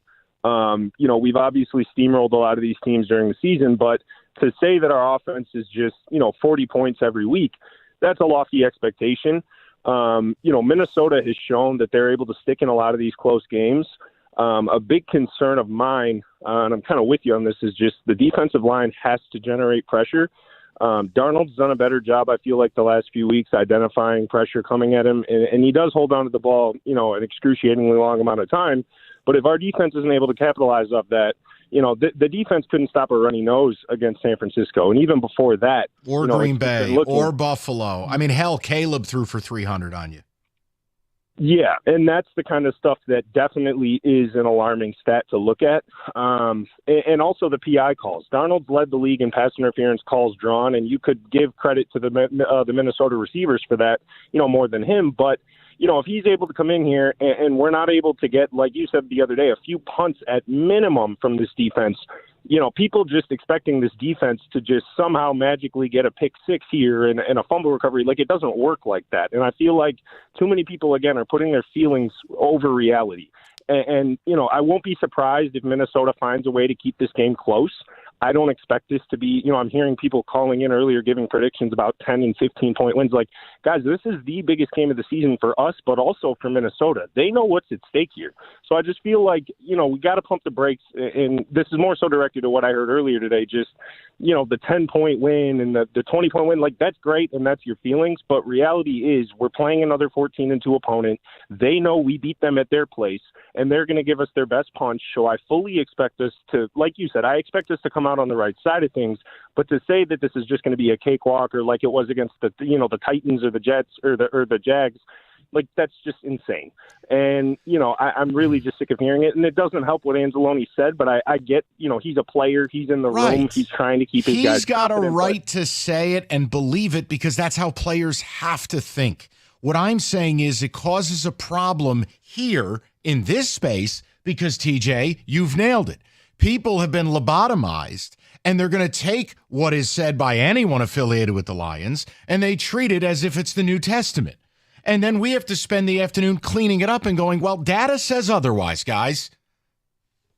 Yeah, absolutely. And I mean, you brought up the points per game with, these teams that win or at least make the Super Bowl.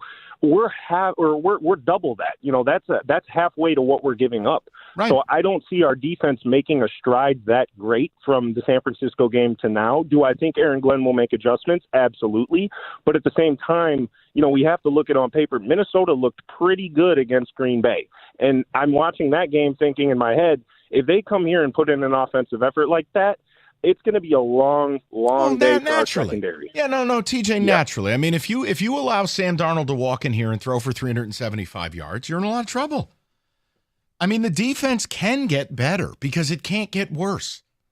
Anzalone coming back should help a little. I'm not turning him into Ray Lewis like some of you.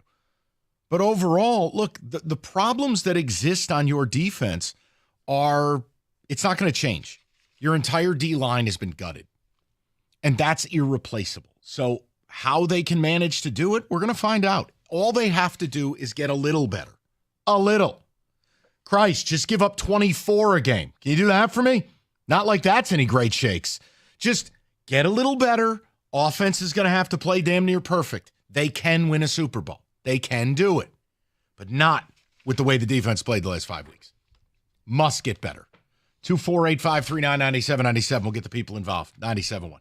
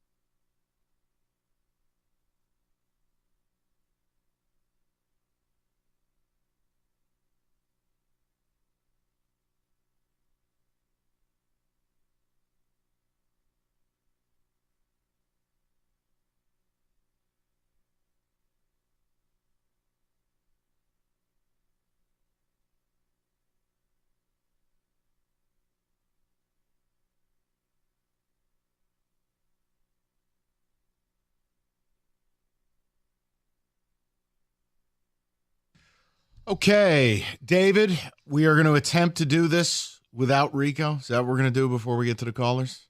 All right. Prop Bet Casino, let's go.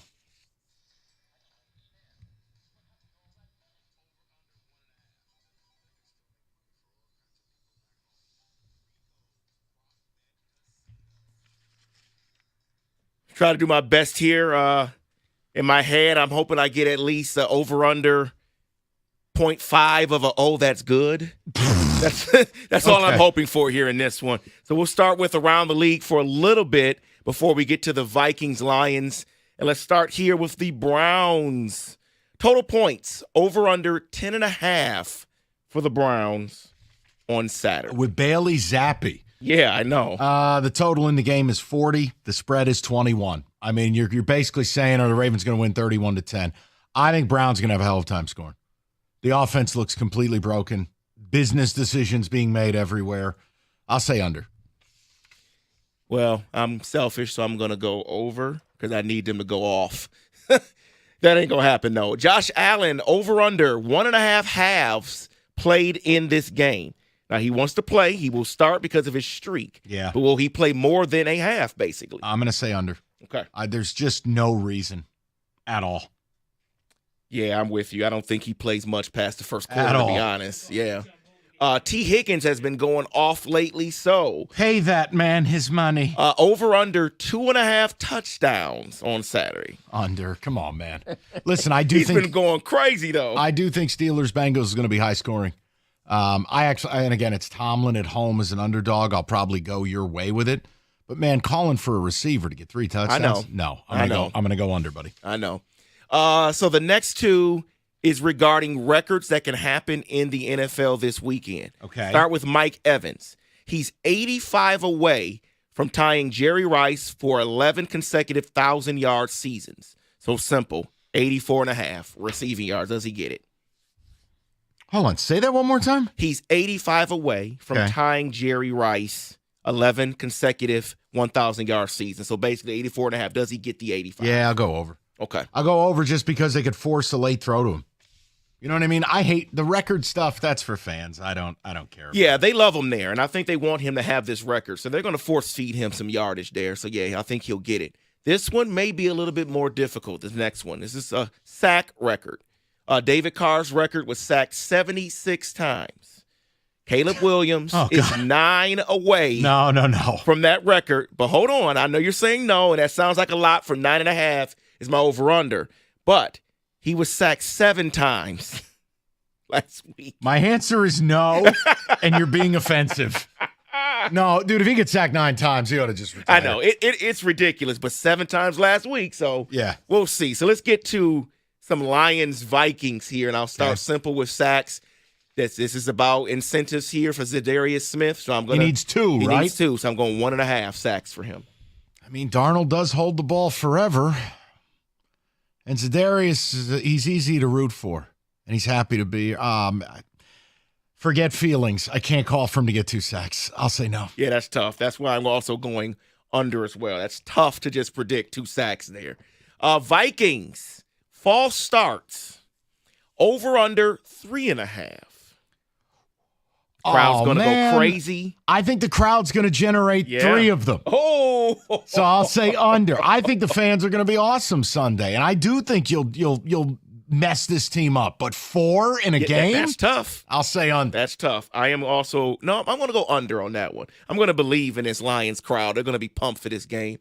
Jared Goff got sacked 1 time the last time they met, 4 times the time before that. So sacks in this game for him, over under 1.5. All right, there's your first good number. Like the one where you're I got it. Yeah. Oh, Rico. Woo! All right. No, you know what? It's this Flores second time around, adjustments. Maybe he gets him twice. Maybe. But the Lions are masterful picking up blitzes. They are. Part of that goes to Ragnow, part to Goff. Look, they identify it. They pick up. They pass guys off, and someone's always there to pick up. I'll say over, just try to give Flores a little respect. Yeah, I'm going to say under because one thing I was worried about with the Montgomery injury was Gibbs picking up the blitz and picking up the block. But he had a key one in the game against the 49ers, and I think he has it down. So I'm going to go under there. He'll help in that scenario. Jameson Williams scored a touchdown in every game since the Packer game. So I'm going over under 1.5 touchdowns. No, under. If you said half, I'd say over. He's been scoring. J-Mo's, So he's been a big play that. machine. They look for him on a lot of the trick plays as well. Plus, he's become a threat in the red zone with a little jet sweeper and end around. So, you tell me, does J-Mo score? I'll say yes. He does score. But I'm not doing 2 touchdowns. Yeah, I wanted to go different there because I do think he scores. I'll say under. So, Goff passing yards, over under 271.5. There's your second good number. Look, the key for the Lions, they've got to generate a running game. They got to win some TOP, give the defense a breather. I'll go under. I think it's going to be critical for them to grind out some yards on the ground. Yeah, I'm going to go over on that one. You are? Yeah, oh, I am. Oh, boy. Well, there's a reason, and I'll tell you later on one of the other ones I select. Sam Darnold, this one's just for you. I'll put this on here just for you. Interceptions, over under 0.5. Over. I can already see Brian Branch pick 6. Just come on, please. Darnold is turning this ball over. Over. Yeah, he had one in the game earlier this year, so I'm going to say he has another one in this game. Now, this is why, the next one is why I went over for the Goff passing yards. Yeah, well, what is this? This theory. Gibbs, total yards, over under 120.5. Under. That's a ton. Okay. Yeah, I'm going over. Oh, I think they give him the ball a lot in the passing game, which Goff gets those yards. Easy yards for Goff. All right. David, I'm not telling you Goff's not going to throw for a nice day. I know what you're saying, though. But it's going to 271 is a lot. I'm trying to factor in if they get close to 350 yards of total offense, and I'm getting 240 from Goff and I'm getting 110 on the ground. Like, you're starting to talk about if Goff pops off and goes nuts, what's there for the ground game? But I'll go under. Longest reception in the game by either team, 35.5 over. yards. Okay. Over. Someone's doing something. I mean, Goff had a 35-yarder to Amon-Ra in the first matchup. He did. J-Mo could easily take one. Justin Jefferson on the Naylor. other side. Yep. Yeah, I'll go over. Somebody's going to make a splash play. Yeah, I'm going to go under. For that one. Sam Darnold passing yards, over under 283.5. For my sanity, under. I understand he threw for 370. But what have I told you? It is in the NFL and the football gods' bylaws. You don't win a game of this magnitude with a ginger. Under. I'm going to go under as well I for that one. refuse to accept this. Now, Gibbs has gone off since Montgomery has been hurt. So I'm going to go Gibbs over under 1.5 touchdowns. Under. He's usually had one for receiving and he'll get one, but under. Like, again, if you're ever asking me to predict a guy to score 2 touchdowns in a game, I'll always say under. It's so hard to do. This guy has shown up big in the red zone and on third down. So Tim Patrick receiving yards over under 20.5. Over. He's got a good relationship with Goff. Third down guy. He's got the knack. I'm going to go over. And then I'm going to close it out with this one here. The tight end, Sam Laporta, who has shown up the last few weeks. Receiving yards over under 51.5. I'm going to go over. Those big open pieces of real estate, the voids that are left by some of Flores' blitzes. That's prime Sam Laporta territory. I'll go over.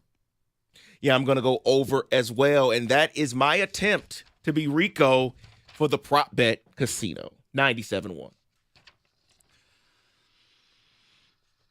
NFL playoffs are almost here. FanDuel, America's #1 sportsbook, has you covered. More betting markets than anyone else. That includes for Sunday Night Football, where, dude, just pick what you like. If you guys think it's going to be a barn burner, go for it. Hawkinson, Laporta, it could be a big day for the big dudes out on the outside. You name it, FanDuel's got it. It's FanDuel.com/ticket. That's FanDuel.com/ticket. Ticket, 21 and up, present Michigan. First online real money wager only. $5 first deposit required. Bonus issued as non-withdrawable bonus bets that expire 7 days after receipt. Restrictions do apply. See terms, sportsbook.fanduel.com. You got a gambling problem, call 1-800-GAMBLER.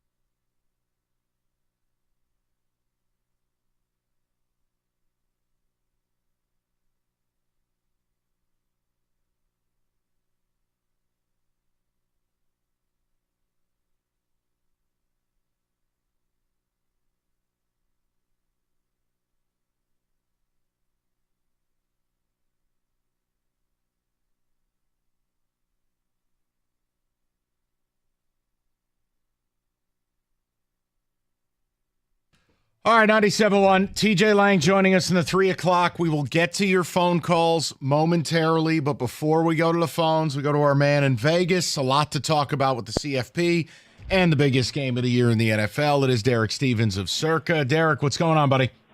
Hey, how you doing, Mike? Good to talk to you. Happy New Year. Same to you, brother. Real quick, before we get to the Lions and Vikings, I just want to know, now that the CFP, you got 2 rounds, 8 games, was the handle bigger than imagined? What has been the Vegas viewpoint on the college football playoff so far?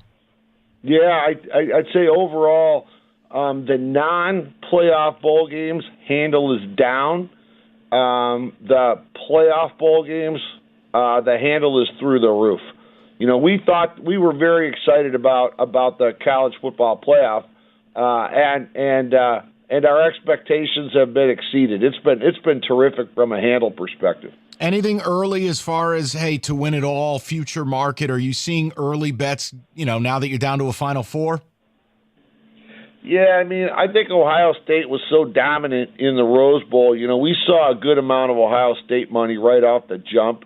That one really stood out to me. And then we saw a little Notre Dame come in here. So that's kind of where we're at so far. You've seen where the numbers have gone. We got Ohio State as a 6 now, So really, Ohio State money and Notre Dame money is what we've seen so far. All right, so Lions-Vikings, it's a standalone Sunday night game. It's from a football importance level. It's you could make a case the most important regular season game in recent NFL history. Here's my question, Derek.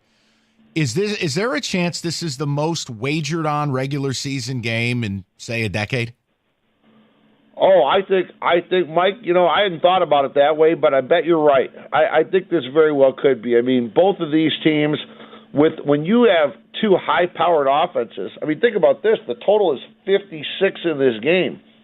Everybody that's a prop better or same-game parlay better, anybody that wants to take an early position on the game is going to be on this game. And the fact that it's the signature featured game of the weekend, I think it very well could be the case. I think you might be right on the money. So with the action coming in, obviously, I know the Lions have been a darling. They're look, they get hammered every week. Is this two-way? Are people taking the Vikings? Not a lot of value in the number at 2.5, or is this just the Lions train rolling on? Well, there's a little bit of a fight in the marketplace right now, and this is where it's important for all the listeners on 97.1, you got to do a little bit of work. You got to do a little shopping. Circus Sports isn't in Michigan, but we're hanging a 3 right now. There's a lot of 2.5s out there. If you like the Lions, make sure you're laying 2.5. If you like the Vikings, there are 3s you can get. So it hasn't found its balance point yet, whether it's 2.5 or 3. Okay, listen, I'm surprised, by the way. I mean, birdies have not told me, but are you flying back for this deal? No, I can't, because that's why I made it out to Chicago a couple weeks ago, because I got the final weekend of Circa Survivor and Circa Millions. And actually, there's a handful of Metro Detroiters and Michiganders that are part of this thing. So we're going to be awarding $14.2 million on Circa Survivor this weekend and $6 million in Circa Millions. So I got a film crew, and we're doing all that stuff at our sports book. So I got to be in town. There it is. That does make sense now. Well, Derek, listen, best of luck. I know you'll show everybody a hell of a good time. We'll see you sooner than later. Now it's the new year, March Madness right around the corner. Derek, thank you as always. Thank you. Take care. Go Lions. You got it. Derek Stevens of Circa. I forgot about the Circa Millions thing, because normally big game, he'll fly right to it. Yeah, I forgot about it as well, but that makes total sense. All right. Want to get a few people in the mix before we get to TJ? All right. David in Detroit has been patient. He's up next. D, what's going on, buddy? Hey, can you hear me? Yeah, loud and clear. What's up, David? All right, so I got some stuff that's going to probably change this line, because everybody feel like the Vikings is such a tough competition. But when the Vikings first faced us, they had a bye week, came off a bye week. We failed the fake punt from the 30, so we spotted them 7 points. David Montgomery gave him 7 points. I know he injured, but he could have been injured that game. He had 9 carries for 31 yards. Gibbs versus Gibbs 15 for 117. And the only people we missing is Carlton Davis. Aleem Manil didn't even record a statistical stat that game. And who else? And Khalil Dorsey. And the Vikings struggle with the Seahawks, Cardinals, Jags, and the Colts and Jets was an 8-point differential. So for everybody saying the Vikings had a third place schedule, so they benefited from an easy schedule this whole year. That's just okay. Now look, the other stuff, I'm with you. I think you're winning the game, David. You can't say they had an easy schedule. You played the same damn teams. What are we talking about? No, we didn't. No, they played the Giants. They played the Falcons. They played. They had a way easier schedule than we did. They didn't play the Bills. Hold on. You both played San Francisco. You both play in the NFC North. You both played Jacksonville. You both played Houston. You both played the Titans. A discrepancy of one game? I'm sorry, David, I'm not allowing it. I'm not doing it. This isn't judging Indiana's schedule versus Purdue's, where one was 108th and the other was 5th. I tell you, this town is on the ooh-wee. Yeah, everything, and people need to understand the schedule. Everything was the same but 2 games.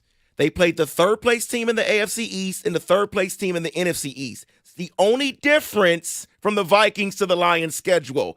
Everything else is the same. Well, hold on here. How about this? They played San Francisco when they were healthy. That's yeah. I mean, but that's not what we're doing. You don't win 14 games by accident. Now, again, I think you're going to win the game. But it doesn't have to be at the cost of going, this team's garbage. Come on. I tell you. All right, let's go to Mark. Can't get worse. Mark, how you doing, bud? All right. I'm going to be a realist here. This guy, I don't know what he was talking about. He made some good points, but he lost me with the schedule thing, Mark. But here's what I thought. After that last game, I said, what was the only way this Lions team can win Sunday? They have to get a couple turnovers, no doubt, because otherwise they have to some way get maybe 3 4-and-outs to win this game. I was with you the other day, what you said. That's the only way I think they can win this, because I know they're going to score points, and Minnesota's going to score points, but I think it's going to come down to a couple turnovers or 3-and-outs, 4-and-outs. Well, to get 3 more possessions. And Mark, look, here's the thing. If we all believe, all right, the defense is totally bottomed out, can't get worse than what we saw against San Francisco or against Buffalo, hell, even at second half against Green Bay, whatever you want to call it. If the defense can just improve marginally to produce a stop or two, then you get a turnover, and you know Dan Campbell, by the mathematics, is going to buy you a few extra points. That's the way they can win a Super Bowl. But the defense, look, Mark, that's why I opened the show the way I did. Because the Anzalone has to think what he's thinking. He's a player. He's the one sacrificing his body. But for the rest of us, no, it's a distinct problem, and you won't win a Super Bowl giving up 33 a week. You're not going to. What did Anzalone say? I didn't catch that, what he said. I'll play it for you, but basically he was asked a question about, and again, this is why we don't interview athletes. It's a waste of time.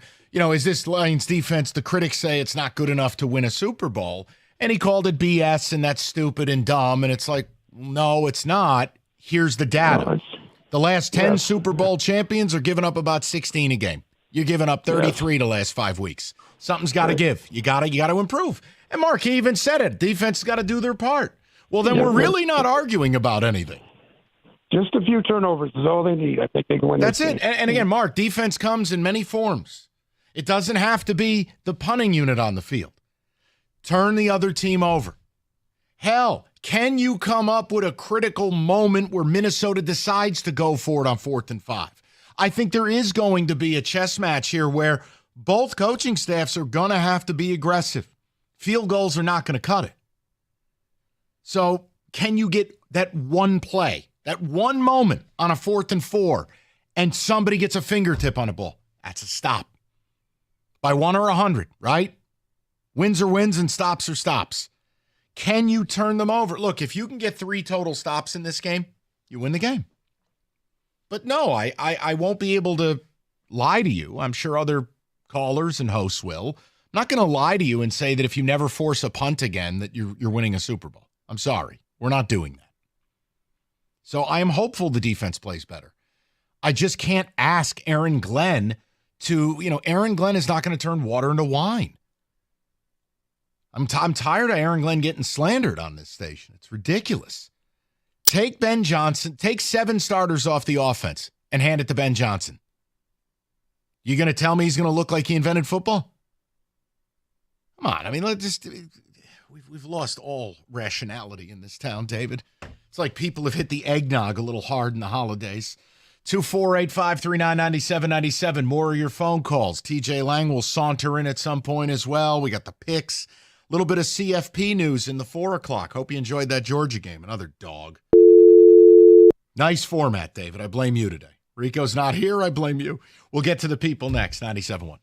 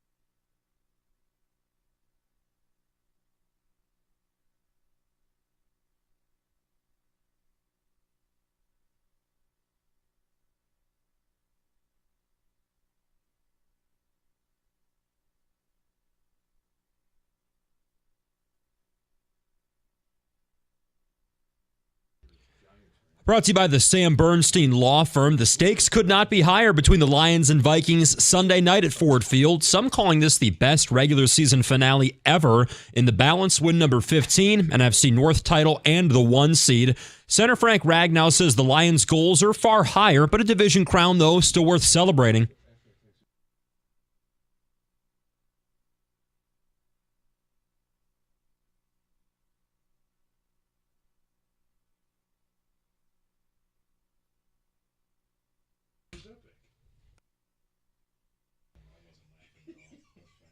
Alex Anzalone, Khalif Raymond, Amik Robertson, and Jack Campbell. Full practices yesterday. Emmanuel Mosley still out. Detroit's a 2.5-point favorite in prime time Sunday night downtown Detroit. Pistons will take the floor minus Jaden Ivey for the first time tonight when they welcome the Hornets to Little Caesars Arena. Tip off at 7, 6:35 pregame right here on 97.1. 3 straight wins now for the Red Wings under new head coach Todd McClellan. They finish their road trip tomorrow night at Winnipeg. Number 18 Spartans have got a Big Ten road test tonight. It's at Ohio State. Michigan State has won 6 games in a row. Meantime, Michigan hits the court at USC tomorrow night. And according to FanDuel, Ohio State, the current favorite to win the national championship, then Notre Dame, Texas, and Penn State. At the Corwell Health Sports Desk, I'm Luke Sloan. For more, go to 97.1 The Ticket or Odyssey.com.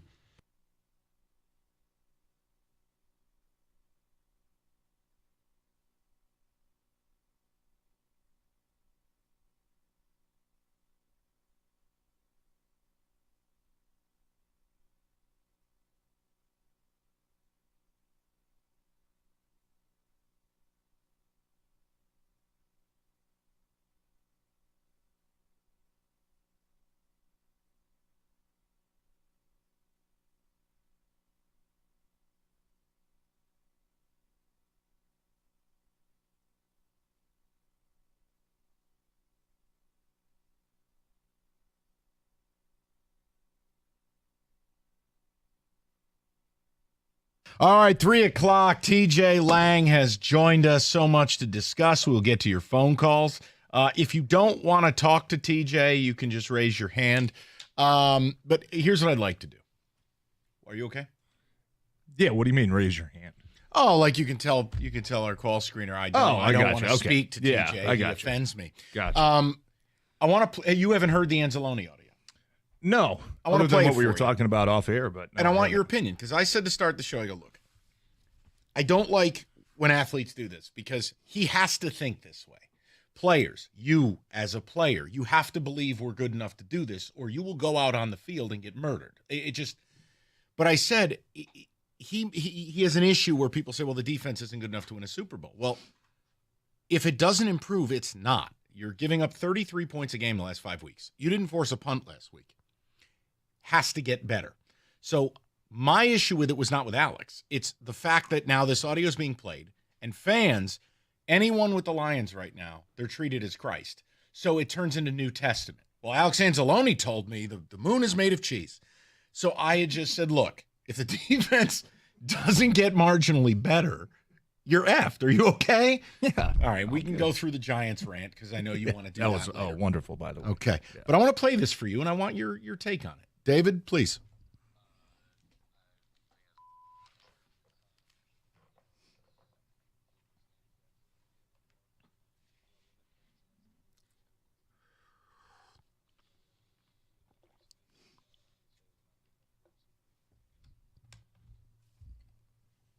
Yeah, I mean, I think it's what he has to say. There it is. Yeah. But do you agree with me?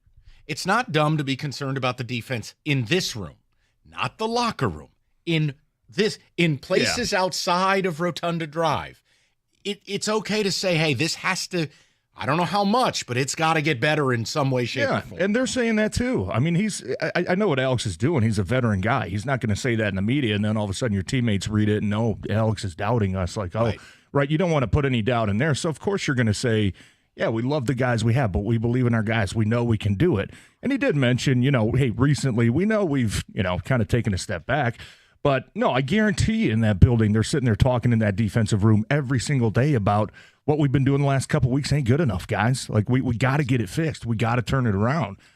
So that's – if they were going in there saying, hey, everything's great, we're winning games, it doesn't matter what it looks like, then yes. But I know that group of guys, the coaches, they're not doing that. So, No. but I do think it's fair for us that watch the games and kind of break down the games and say, man, they got to turn this around, because if you're not going to get any pass rush going, if you're not going to be able to cover guys, or when the pass rush does get there, you blow an assignment in the secondary and somebody's wide open. When you're playing these playoff teams, that's going to bite you in the ass, no doubt. But I just don't think it's a big deal, because I know Alex is probably sitting in that room saying, Right. guys, we know deal. we have to improve. We know it hasn't been good enough. I just told the people, I'm not sitting here with a mop and a bucket playing cleanup crew all afternoon, because you know what fans will do with that. Then they'll get all chesty and act like nothing's wrong, and it's like, no, we're gonna talk realistically. Yeah. Well, but and here's the thing. I think it depends on what type of team you are. You're the Lions right now, that have been the most dominant team throughout the entire season. Clear expectations, Super Bowl or bust. You have different expectations when you come out of a game that you win to say, man, yeah, we won, but didn't really feel great, right? Let up a couple big plays. Don't like the way that's going to sit. We got to fix it. Or you have other teams that might be trying to sneak into the 7 seed saying, we don't give a damn what it looks like at all. Win. We just want to win. We're here to party, no expectations. Nobody expects us to do anything. Let's go out and just have fun. And you know what? If the other team scores 40 points, hopefully we can score 41, right? But I think with the Lions, there's a certain amount of pressure that comes with the expectations that you have this season, right? And for Alex to say that, like I said, I mean, I don't think that's the type of group that's just, hey, we're going to the playoffs. Let's just keep having fun, guys. Yeah, we're good enough to do it. Everything's great. They're not doing that over there. I know that they're trying to fix what's been going on. So let me last answer the couple question. weeks. All right, in your mind, you were in San Francisco. You are with this team on a weekly basis. TJ, there is no fix, but what's something you think could help? Could just, hey, instead of giving 33 a week, could we just give up 27? What do you think has? I know the injuries are a part of it, but what can be done? Well, the one thing that's going to have to change is the pass rush. I mean, anytime there was a 4-man rush last week, it was just awful. And even against Chicago, a couple times that you got to Caleb Williams, it was on a blitz. Iffy Melifonwu coming off the edge, right? And guys kind of jam in the middle of the line, confusing you a little bit. But when you watch the last couple weeks of just 4-man rush drop into coverage, it's been largely nothing. It's been largely, where is Zadarius Smith? Where is Muhammad? Where are these guys? And that's been at times, like once every couple plays, you'll see like, oh, we almost got wait, never mind. No, we didn't. That's going to have to change. And if you're Aaron Glenn, I think you did a good job in the second half against San Fran. I mean, you kept them to 7 points until 30 seconds left when Dobbs scored a late touchdown to kind of make it a little better. You started bringing pressure. You started playing more man. It's throwing your secondary in a bind, because ever since Carlton Davis went out, and probably Anzalone and some other guys, they've been kind of playing a little bit more zone coverage. We don't want to really throw too much at these backup corners or these young corners and say, just go out there all game and good luck, you're one-on-one. But that just hasn't worked because the pass rush hasn't helped him out. So I think that's one thing that's going to have to change if you're Aaron Glenn. And we've seen it at times this year. We saw it a lot last year at the end of the year, where it's like you don't know what kind of defense you're getting week in, week out. Melifonwu's a safety, and then he's a linebacker, and then he's lining up on the edge. Branch. And these guys are all over the place. It's hard to ID them, much like what Minnesota does. Do they have a bunch of guys that are just going to beat you one-on-one the entire game? No, they don't. They have some nice pieces, but their identity is trying to confuse you, trying to get a free rusher, trying to get your communication off balance so you can get somebody off the edge that can force a sack, fumble, or a bad pass that maybe you get a takeaway from. You know what I mean? So I think if you're Aaron Glenn, he's got to be conscientious of the fact that it's been 3 games now. That's a pretty large sample size of us, when I rush 4, not doing much and giving a lot of these quarterbacks way too much time. You got to change that up against Minnesota, and you got to hit them with a little bit of dose of their own medicine, so to say, when it comes to you don't know where we're coming from. We're blitzing. If we don't get there, here's the problem. If we don't get there, potential for big plays. But I'm going to take the risk that, you know what, I'm going to dial it up. We're going to try to get an extra man in here. And I'm going to bank on the fact that we are going to get there, because the front 4 guys just haven't been doing it. I know. I felt bad, too, because you're a big Bob Muhammad guy. It's got to pick his game up. Yeah, I mean, but look, he's kind of been thrown. Al-Quadin, the minty fresh. I worked on that all week for you. Al-Quadin, yeah. All right, now listen. Muhammad. He's kind of thrown into that, hey, we don't have enough bodies. You need to go play a lot more than probably what he should be playing. If he was a true 12, 15 snap a game guy that can come give you, you know what I mean? That's more his style of game, I think. So if you're Aaron Glenn and you go into this Sunday, because I'm glad you said this, because I know if I say it, it's, radio idiot says, but if Pro Bowler TJ Lang says it, it just has a different gravitas. My game plan is I'm throwing the baby out with the bathwater from Aaron Glenn. I'm blitzing 35, 37, 40% of the time. I'm not going to let Sam Darnold stand back. I'm probably higher than that. Okay, then 50% I'm going at least 50%, I think. Okay, so you and I are in agreement then. I'm bringing it because if I sit there with the front four, it's even worse for my secondary. You're going to let those weapons, and by the way, Hawkinson, who didn't play the first time, I can't allow this soulless ginger to stand back there I have to just blitz and pray. Well, here's the key to the game, in my opinion. You got to be really good on, and it's going to come down to situational football, right? You got to be great in the red zone. You got to be great on third down. Hopefully you can get a couple more takeaways. But I think first and second down are going to be key. I think on first down, if you can continuously force 2nd and 9, 3rd and 8s, right? And you take away a little bit of that play action game that they're probably the second best team outside of Detroit when it comes to the play action passing game, then you're really going to start to unleash some of the blitz packages that you have. Maybe Aaron Glenn had it last week against San Francisco. And didn't want to show. But it's also that game, hey, maybe we want to save something now that this game, win or loss doesn't mean much. I wish they saved the hook and ladder. But a lot of it was coming down to San Fran only had like 2 third downs throughout the first 3 quarters. You know what I mean? Because it's always 2nd and 1, 2nd and 2. They're picking up. If you can never force them into a 2nd and long or a 3rd and long to really kind of unleash some of those packages. You're going to have to do that this week. Now, I know the run defense, really the Buffalo game, I think was the only time that, and you're playing Josh Allen, some confusion, too many eyes going to the quarterback. It's been largely pretty good against running backs, opposing team running backs. So I think you got to tell the guys on first down, hey, D-line, linebackers, you got to take care of the run, right? We can't bring too much pressure to open up because play action on first down is a big that's a good down to throw some play action. But if you can continuously force 2nd and 8, 2nd and 9, 2nd and 10, then you got all hands on deck. Okay, we know what's coming. They're probably not going to run the ball again. Now we can play our style of defense. I think that's going to be if huge. I'm Minnesota, if you flip the script, and I know we're in Detroit and we approach it from a Detroit perspective, but if we're looking at it from Minnesota and I'm watching the tape of the Lions against the play pass the last few weeks, and specifically last week where I went, oh my God, was troubling. Every first down, if I'm Minnesota this week, play action. I'm not running the ball on first down. I'm not giving you what you want. Yeah, and it's that, you're going against another good coach. I think Kyle Shanahan called a pretty good game last week. And with that's practice squad linemen. That's the cat, and he did a really good job of protecting those guys. A lot of bootlegs, a lot of zones, outside tosses to try to, hide their weaknesses, so to say. But Minnesota did a lot of that late in the game against the Pack last week. But that's the cat and mouse game you get when you play really good play callers. Is let's say we come off the field and, man, we just ran for 40 yards, right? And we had a couple chunk plays in there. What do you think the defense is getting told on the sideline when they go over there? They're getting their ass chewed out about the run game, right? So what do you do the next drive? You come out and they've just been sitting there for 5 minutes. Stop the run, stop the run, stop the run. Boom, fake, bootleg, George Kittle wide open. And Kevin O'Connell's going to do the same exact thing. If they have any sort of success, that's what makes these play callers. And Ben Johnson is the exact same when it comes to Detroit. He understands what the defense is trying to do on the other side. What did we just do to them that they're probably going to correct? Okay, how can I counteract that and come out and maybe take advantage with a shot play right out of the bat? That's what you get when you're playing good play callers. You saw it last week with Shanahan, and damn sure you're going to see it again this week with. So I've got something for you. And it's not a critical TJ question. I have. Oh, I'm bummed. No, it's better. Forward to that all day. No, you're not. And thank you again for the coffee. This is wonderful. You're welcome. After some of the things you said to me on Monday. Listen, you poked the bear regarding the Giants. I may or may not have said, I hope your home collapses with you in it.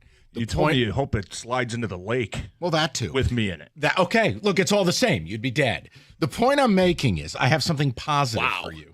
Happy New Year to you, TJ. No, David, I will show you the text. He was poking the bear. I was complimenting the young talent of the Giants going out and playing a football, the hard football late in the season. Turn his microphone off. America's favorite place to watch football, Stadium Swim. Circa Resort and Casino, all the biggest games, best viewing experience right in the heart of Vegas. 6 pools, 3 levels. Book your spot today at circalasvegas.com.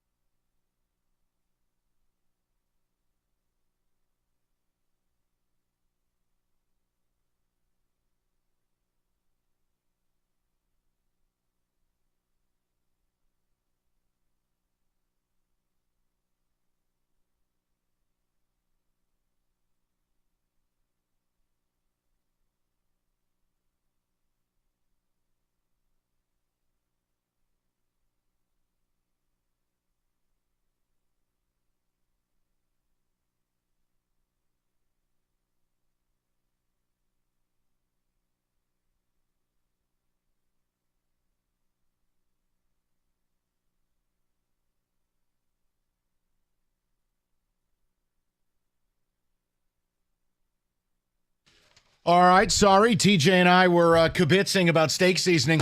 Let's get to it. I wanted to provide a positive to you and the 3 o'clock audience because look, there's a reason the Lions are 14-2 and why I think they're going to win Sunday. Good. I know we talked about some concerns, but it's not. Both of us are still pretty pumped up about their chances. So I wanted to read this to you because I don't know in your career when you were playing. And it doesn't matter, like, don't just say the best guy you ever faced, but did certain players just have your number? You just couldn't figure the SOB out. Yeah. Okay. Yes. So I think that's what Brian Flores is going through with Jared Goff. I want to read something to you, and you tell me how much value you put in this. So the Vikings this season have brought blitzes more than any other team in football, about 38%. And what they've done to quarterbacks on those blitzing downs, here are the numbers. 147 passes for 1,700 yards, 8 TDs, 11 picks, a league worst passer rating, and if you like EPA per play, negative quotient. Well, one problem. Jared Goff ain't here for any of that. Goff, in their matchup this year, he was blitzed on 14 to 29 dropbacks. He went 12 of 13 for 147 with a TD, no picks, 140 QB rating, which is almost double what the Vikings allow. And chunk plays everywhere. Half his completions were for 15 yards or more. Yeah. In the 3 games that Goff has played Flores, he's cut him up each time. And here's what Goff has done against the blitz. And part of this goes to Ben Johnson, to Jared Goff, and to Frank Ragnow for the setting of the protections and the men up front. Goff this year against the blitz. Ready? 83 for 119 for 1,000 yards. 12 TDs, 2 picks, a 122.4 passer rating, and the 3rd best passing EPA against the blitz behind Lamar Jackson and Josh Allen. That is what gives me incredible confidence going into Sunday because Flores, like Todd Bowles, like if you want to go old school, Wink Martindale or Rex Ryan, these dudes that are hyper blitz guys, all they have is their fastball. They never change it up. It's almost like they feel like they're giving in. Yeah. Well, it feels like that's your identity, right? And we're going to live and die by the sword. Oh, football, right? toughness. Yeah. Right. Instead of, hey, this guy is murdering me on a weekly basis. So I wanted your take on that. Yeah. I mean, is it fair to say he's got Flores' number? I think, I would put it more towards everybody that you said. Ben Johnson, Jared Goff, Frank Ragnow. And every time that Lions have played the Vikings, normally when we're traveling, chat with a couple coaches and, hey, man, like you guys really had their number, right? And you always get this sense that the coaches are like, yeah, we picked something up, through the film study that, and a lot of it is dependent on where certain guys line up, right? So last year, like Josh Metellus was their primary blitzer from the secondary, right? If he's lined up here and Harrison Smith's over there, a lot of times we know we're getting field pressure or boundary pressure, whatever it may be, or depending on where their linebackers line up, right? We kind of know, okay, we're going to probably get pressure from the left. So it's always seemed like they've been really dialed in based off the personnel and the formations that they've been seeing. And you nailed it with the other guys too. Having a veteran center like Frank Ragnow that has seen every one of these blitzes 100 times, having guys like that can identify it. Because it's one thing to do, game plan and go through the film study and have a plan going into Sunday of this is what we got to do against it. It's totally different to go out there and actually execute it. So I think all those guys have seemingly had a great idea and great tips on what Minnesota has always been trying to do to them, because the Lions really are the only team, as you mentioned in those stats, that have made it completely shifted it around, right? Minnesota's so great when they're blitzing you and they're forcing all these turnovers. But when it's the Lions, it's like Jared Goff, and even even going back to last year's matchups, I think completing 77% of his passes against Minnesota when they do bring that pressure. So that's a testament to obviously the film study, the work that they do, the preparation, the mental preparation going into the week. But you're right. I mean, that's one of my biggest questions too is Brian Flores really going to be stubborn enough to just keep with the same game plan and strategy that he's had against the Lions over the past 2 years? Like, I don't see how it's possible, right? So that's the beauty of the game, Mike, and we just talked about a little bit the cat and mouse game on the offensive side, but when the defensive side, okay, are we thinking they're going to drop more in coverage this week? Are we thinking that they're going to stick with who they are and what what's they're interesting? do?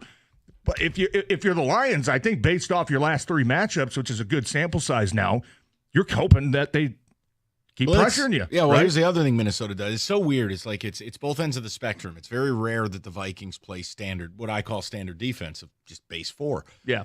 They also lead the league. Early downs, they will. First, second down. They right? lead the league in 3-man rushes 10% of the time. Yeah. And you go, wait a minute. So you lead the league bringing 17 people, and then you lead the league over here like this. Yeah. It's like, dude, exist in the middle. Yeah. There's 8 guys at the line of scrimmage, and then Van Ginkel drops back and gets a pick 6. And it's like, oh, man, like, wish I didn't see that.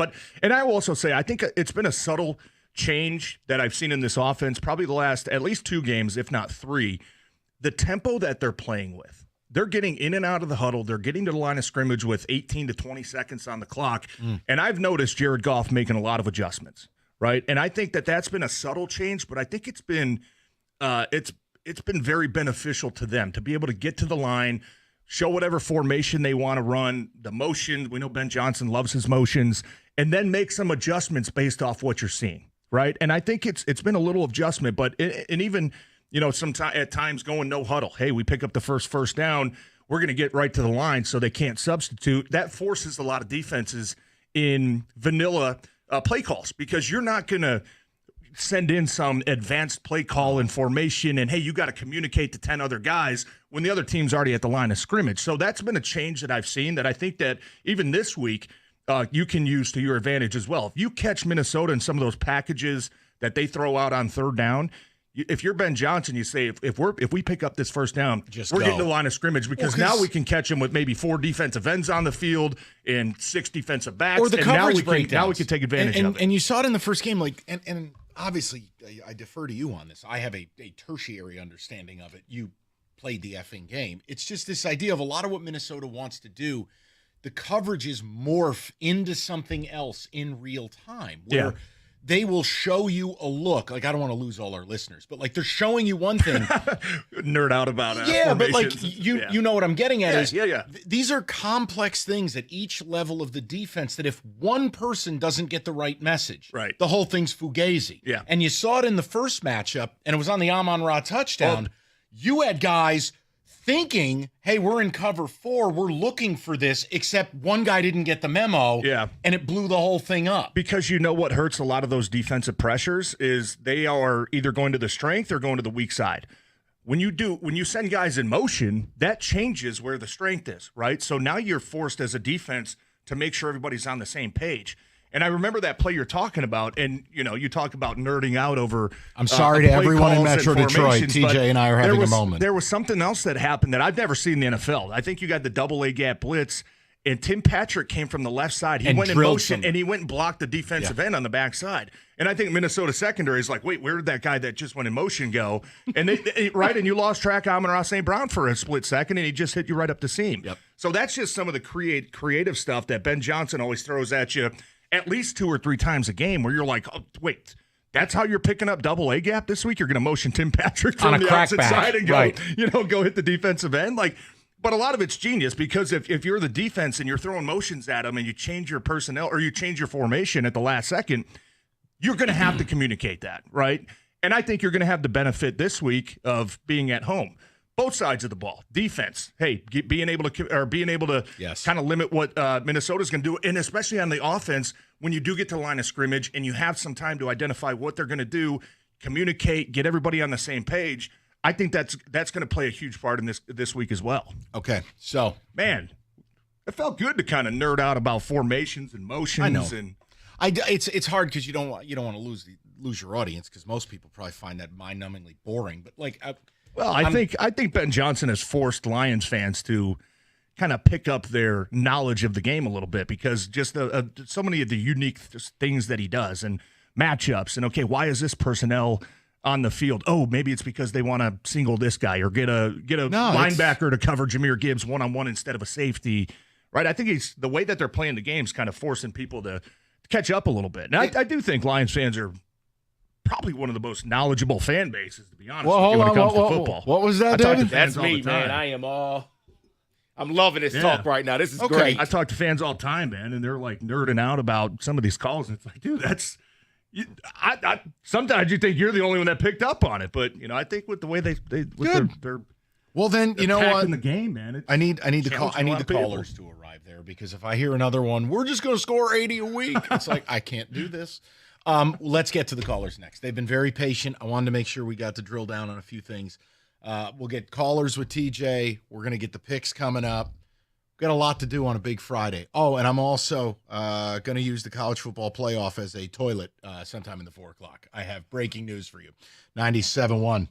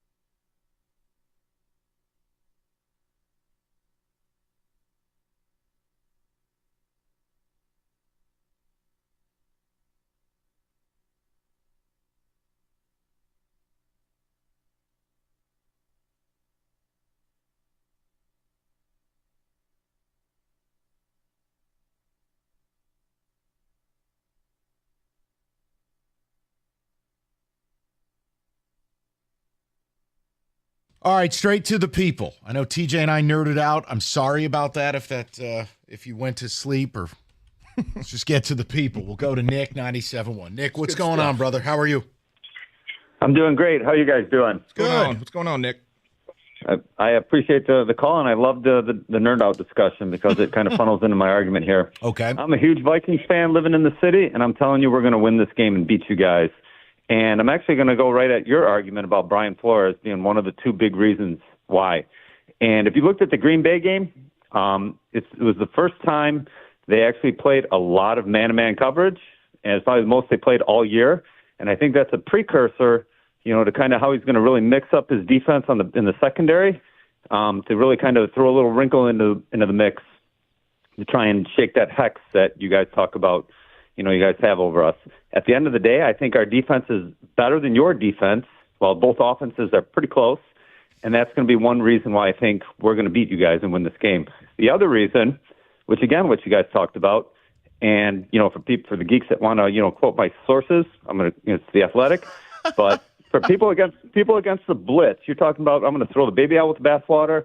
I'm going to bring the sink at Sam Darnold. Are you guys aware? That Sam Darnold has the highest efficiency rating against the blitz of any quarterback not named Lamar Jackson, and the Vikings have the highest success rate in the NFL against man coverage. So those two reasons right there, I think, it's advantage Minnesota. Throw in the fact that we have Hockenson this time around, that's just another weapon for us, and the fact that KOC, I think, is the best coach in football. You guys talk about, there's times, I'm telling you, Dan Campbell, like you say, Mike, there's times where either because his hand is forced or not, he's going to make you a call where he can lose that game for you. So you throw that variable about Sam Darnold, I have that variable about Dan Campbell.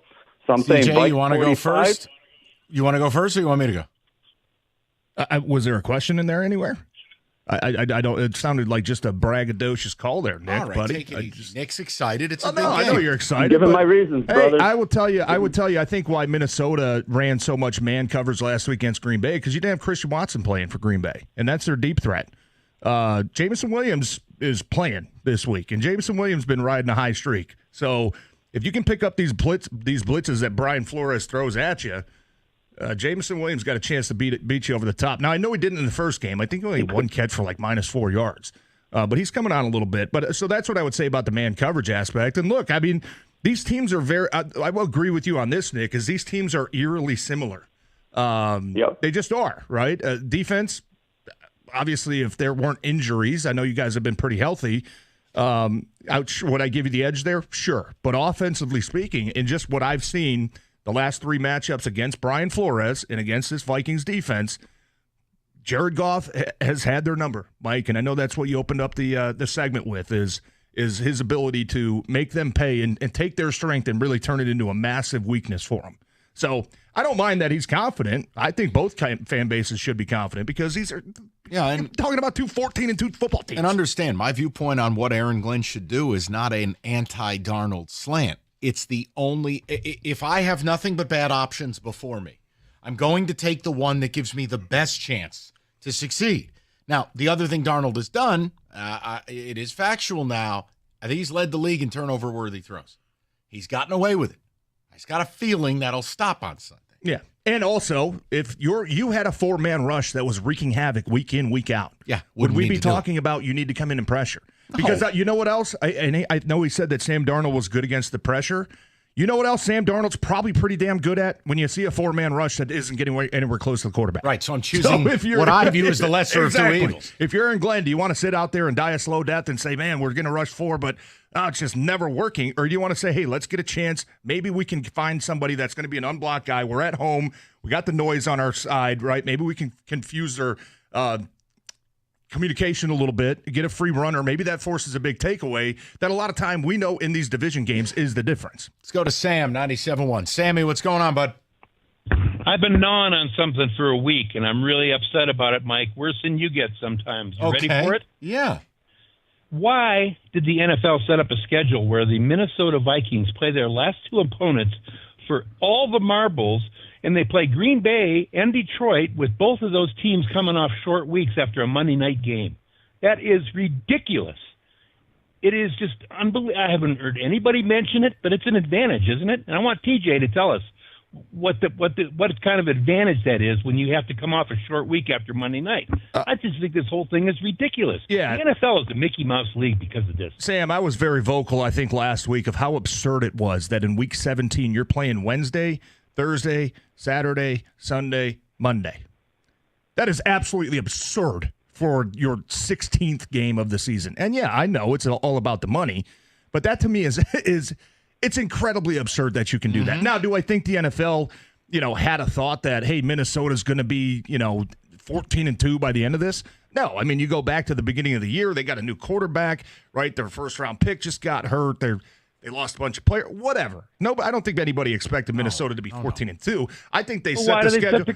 Well, I think they set the schedule for the Lions. I think they set the schedule for the Lions because last week was supposed to be the NFC showdown, right? Lions, Niners, rematch. I think that's maybe how the NFL viewed that thing, that game was going to be worth all the marbles. But yes, do I tell you that it's a challenge to go out on the West Coast and play a Monday night game and have to come back and play on a short week this late in the season when your bye week was week 5? Like, yeah, of course it is, but you don't use that as an excuse, though, right? You can't use that as an excuse to, hey, we're off short rest. Well, I'm not going to argue you. I mean, I do.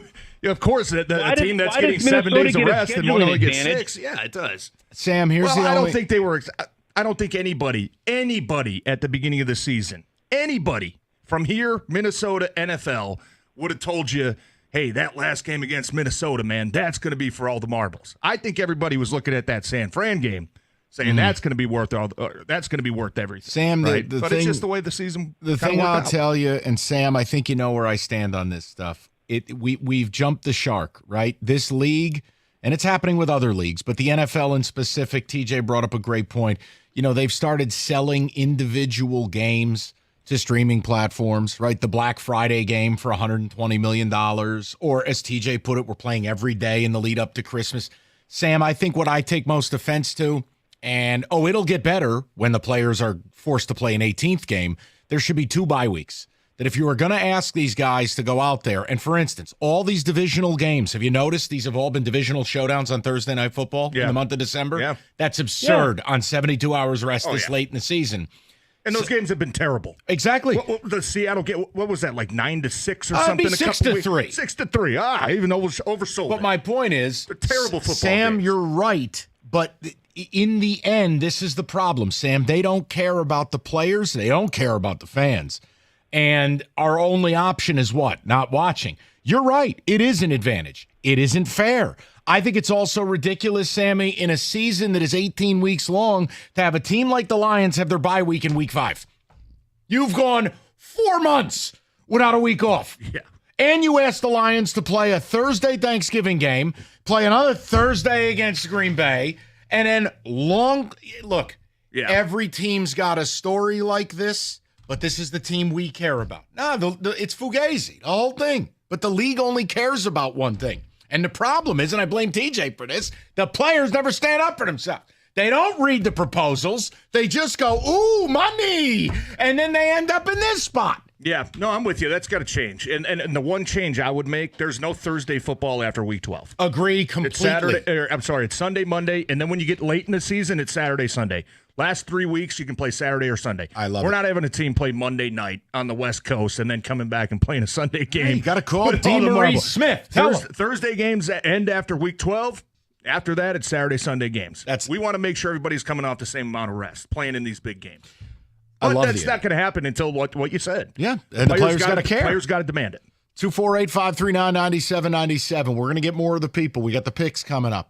I've got an update you're not going to believe, yet it's totally believable, about the college football playoff. And yes, we will continue talking about the biggest regular season game in the history of the Detroit Lions until 6 o'clock. NFL playoffs are almost here. Frankly, I think this is a playoff game. 150 in bonus bets with any $5 bet for first-time users with FanDuel. More betting markets than anyone else. You like SGPs? You're one of these Jim Costa nutcases? Go ahead. FanDuel's got you covered. It's FanDuel.com/ticket. 21 and up, present Michigan. First online real money wager only. $5 first deposit required. Bonus issue. Non-withdrawable bonus bets that expire 7 days after receipt. Restrictions apply. See terms. Sportsbook.fanduel.com. Gambling problem? Call 1-800-GAMBLER.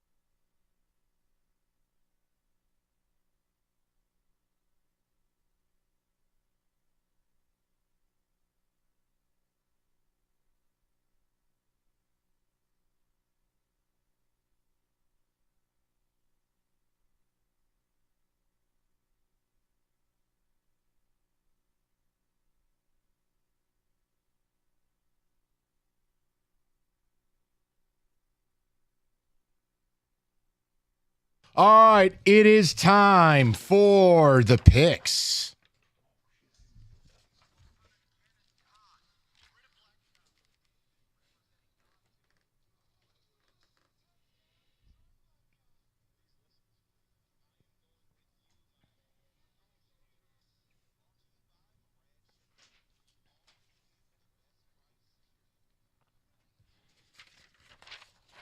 Thank you, David. All right, it is time for the picks. TJ Lang completing one of the best seasons in picks history. We begin with a football classic. No January pick segment would be complete without the Duke's Mayo Bowl. Yes. Minnesota laying 10, taking on Virginia Tech. We go to TJ. No idea. I mean, I haven't even looked at this game. Who's playing, who's not. I know there's going to be opt-outs, transfers. But I think Minnesota was playing some good football at the end of the season, so I'm just going to ride with the Gophers. Go Big Ten. VTech has been gutted by transfers and opt-outs and the like. David, your selection, sir. Yeah, I'll go Big Ten pride, and I'll choose Minnesota here. There is no I Big hate Ten. his coach. Hold on. There is no Big Ten pride because we all know it just means more in the SEC, no? Sure, but this is an ACC team. David. All right. I'm going to take Minnesota. Again, if you're not motivated to play in a game and the other team's lining up with two tight ends and power football, you're making business decisions. Give me Minnesota. All right, let's get to the NFL. That game was primarily in there as a joke. Bills, Patriots. Bills laying 2.5, travel to New England. If you want an idea how bad this game is with points, the total's 36.5. Oh. TJ. Lovely. I'm going to take the Patriots. I know Josh Allen is going to start to keep his streak alive. After what the Patriots did last week? I don't know. I can't imagine Josh Allen plays for more than one play. Maybe he just goes and gets the start and gets the hell out of there. And without Josh Allen, come on. Bills are a completely different team. Patriots got some pride. They know the coach is on. They know the Chargers just scored again. Hey, they got one last for the skipper in their hearts, I think. I can't tell whether they like or hate Mayo on the way that they play. All right, David. I understand everything you're saying, TJ, but I got to go Bills here because the Patriots want that number one pick. They showed it last week. They really want it, so they're going to prove it. They're going to lose. They're going to lose by one, though. Wow. Probably. Cover that spread. I don't know what to say. I guess I'll take the Patriots. You can't bet this stuff. Texans at the Titans. No, Titans laying 1.5. Your total is 36.5. Let's pick them both. Oh, this is where I think you guys catch up in the standings. This is going to be a coin flip. You know what to do. Good Lord. Hold on. I have no idea what to do. We're going to hold hands, and we're taking the Titans. Who is playing for the It doesn't matter. We are taking the Titans. All right, I'm in. Give me the Titans. We have to. And the Texans arresting everyone, and they're broken. All right, I'm going to take the under as well. Plus, we know Mason Rudolph can take a punch. It's real Levis this week, Mike. Mayo, game day be delicious. I can't trust them, so I have to go Texans and under because of it. Give me Titans and under. This is disgusting. All right, here we go. The New York Football Giants catching 3 as they travel to Philly. Go ahead. Well, I think the Giants got a lot of pride, Mike. We saw that last week against the Colts, who House needed that game. Collapse. You in it. They went from the first pick to the 4th pick. I think they're probably going to end up with the 8th or 9th after they knock off the Eagles, who seem to be resting everybody as well. I hope you get hit by a semi-truck. Man. I hope all 18 wheels. I hope you get hit by a truck. They're still going to be good players at pick 9. Stop it! You like my dad. Why are you making him sad? Dylan Gabriel, he'll probably be there. Hope your house collapses. You in it. David. Get ready for Jalen Milroe because I also agree with TJ. There we go. There's going to be Giants pride this weekend. And Jalen Milroe is on the way. Giants. Only thing Jalen Milroe's fit to do is play Stevie Wonder's keyboard. After what I watched in that ball game, you got to be kidding me, son. But guess what? I hate TJ because he's right. The Giants are just going to F it all up. The G-Man picking 9th. And then we're going to trade that for J.J. McCarthy's MCL. It's going to be exciting. All right. Dolphins Jets, where Tua says, hey, if they make the playoffs, I'll play. Not this week, though. Dolphins laying 1. That's absurd. What kind of remark is that? If you make the playoffs, I'll come back. But not this week. Not this week that we have to win. Oh, man.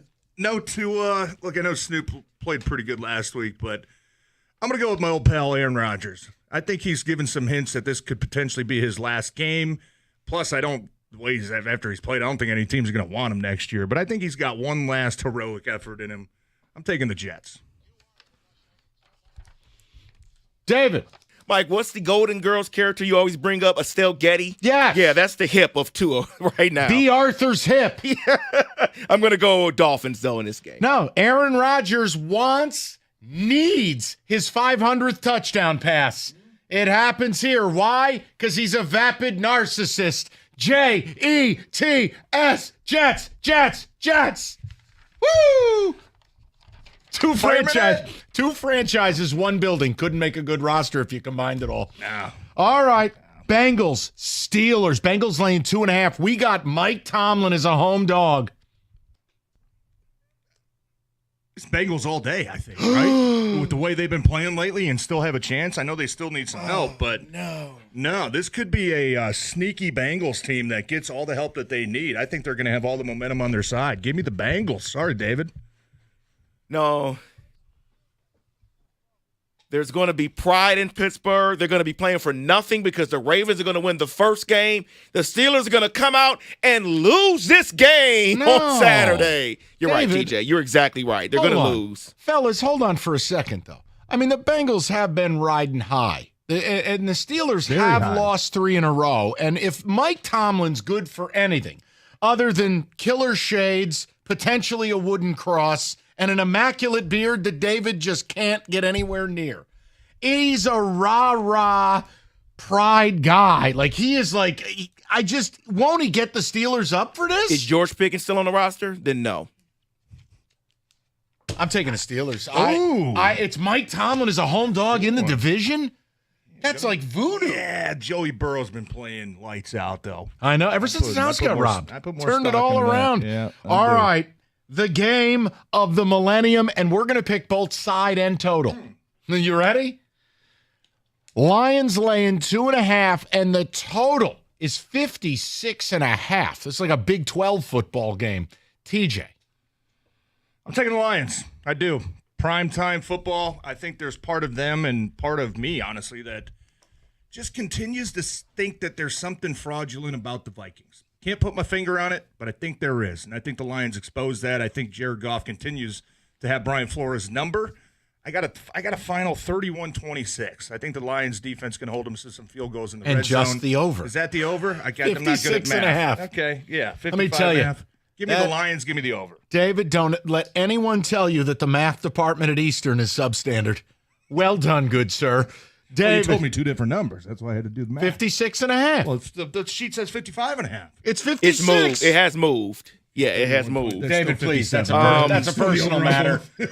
Still the over on board. All right. On that note, yes, the Vikings have a really good offense. Their defense is amazing. But those stats with Jared Goff against Brian Flores has me leaning Lions, and it's going to go over. I'm going to do the unthinkable. I am taking the Lions. I just refuse. It was once said, you cannot, John Madden said this too, so you can't make fun of me. You cannot win a game of this magnitude with a ginger quarterback. It's just facts, I think people. You're right. Yeah. You remember it? Yep. I've heard it. But I'm taking the under. I think there's going to be a couple of turnovers. I'm just, maybe Anzalone, we get the sex appeal back, we get the biblical hair, and we hold them to a couple of field goals. I don't know. I'll go Lions 28-24 victory. Under the number. Okay. Yeah, so it'd be like a kind of a Rams-esque game. Yes. 23-20, 24-20. Mobile golf 28-24. 28-24. No.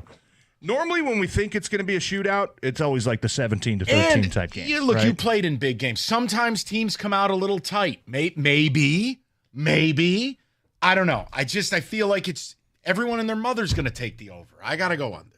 All right. People, we all got the Lions, though. We do. We do. Because you cannot win a game of this magnitude with a ginger.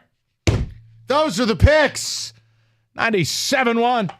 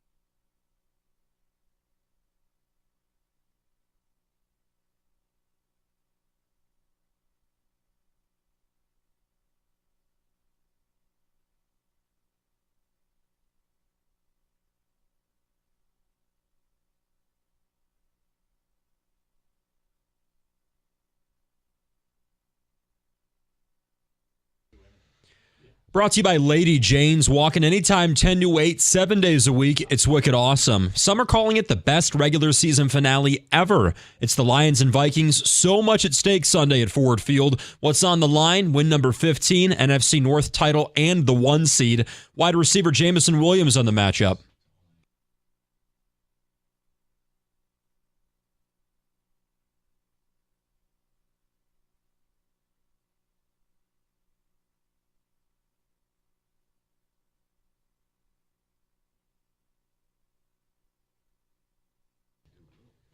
The Friday injury reports out from Allen Park. Alex Anzalone, Khalif Raymond, Craig Reynolds questionable. Emmanuel Mosley's out. Lions are 2.5-point favorites Sunday night in primetime. A world without Jaden Ivey starts tonight for the Pistons as they welcome the Hornets to Little Caesars Arena. Tip-off at 7, 6:35 pregame right here on 97.1. New head coach Todd McClellan's led the Red Wings to 3 straight wins. They conclude their road trip tomorrow night at Winnipeg. Number 18 Michigan State's got a Big Ten road test tonight at Ohio State. 6 straight wins for the Spartans. Meantime, Michigan plays tomorrow night at USC. And the current favorite to win the national championship after the Sugar Bowl yesterday, this according to FanDuel, it's Ohio State, followed by Notre Dame, Texas, and Penn State. At the Corbell Health Sports Desk, I'm Luke Sloan. For more, go to 97.1 The Ticket or Odyssey.com.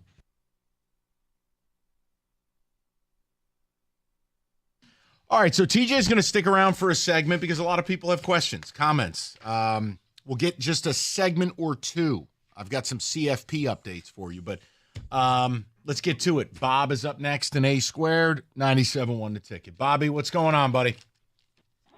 Hey, Mike. How you doing? Good. What's on your mind? So I think you guys alluded to it before.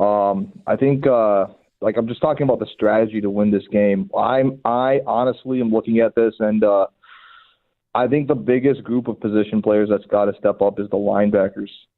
I know that the pass rush has been kind of suspect, but when you look at them, like the personnel we have who do we have? We have Onwuzurike, Pascal, we got Reeder, we got Smith, Muhammad's in the mix, Pat O'Connor's done some nice things. I mean, just by name alone, it seems like it's like a below-average unit, but it should still be serviceable. I'm not sure why they haven't been able to get to the quarterback the last couple of weeks. But what really stood out to me against San Francisco was how easily the linebackers were falling for the play actions that San Francisco was running. I mean, like they were biting on every single one and led to people being wide open. I'm not sure if it's because they don't have faith in the run defense or if it's because they just didn't recognize it. I think the linebacker squad specifically, I mean, one of the big reasons why getting Alex Anzalone back is for that reason. I think that would really help. Having Ben Neiman out there and Ezekiel Turner, it's just not a recipe for success. They don't seem like they are really in tune with the defense at all. I mean, I'm bless their hearts. They're trying their hardest, but like it's just not. I don't know if that's I think the pass rush is an easier fix than the linebackers. TJ. Yeah, no, I think you nailed it. That was a part that I think we talked about a little bit earlier too. Is that you can tell what the emphasis is from the coaches when you go into a game. Clearly, against San Francisco, it was stop the run, stop the run, stop the run. And when you have that mentality, when you're going through the preparation all week, and it's okay, I got to stop the run. Naturally, you see, handoff or play fake. You're biting downhill, right? But I do think there has to be a sense to you. And Jack Campbell's been really good this year all season with his recognition, which made me think that was more of a coaching emphasis of stopping the run because he was one of the guys that was just anytime Brock Purdy turned his back and faked the handoff, he was flying downhill, right? But there has to be a part of you that it's still play recognition, but it's also trust, right? I know, I know they're running the ball, but I got to trust DJ Reeder. I got to trust Zadarius Smith to get in there and make the impact first, right? If that means I have to lay back a little bit and kind of read what George Kittle is doing as opposed to reading what the quarterback and the running backs are doing, so be it. Maybe I get burned for a 4 or 5 yard gain, but I can't get burned over the top by aborting the guy that I'm responsible for. They're just and there also seems to be last week. I think there was an issue with knowing where your help is, right? Like knowing how to leverage guys into positions that you have help. If I know I have help to the inside, the golden rule of football, you don't ever get beat away from your help. So if I got help to my left, I cannot get beat to my right. I have to funnel everything back to the left.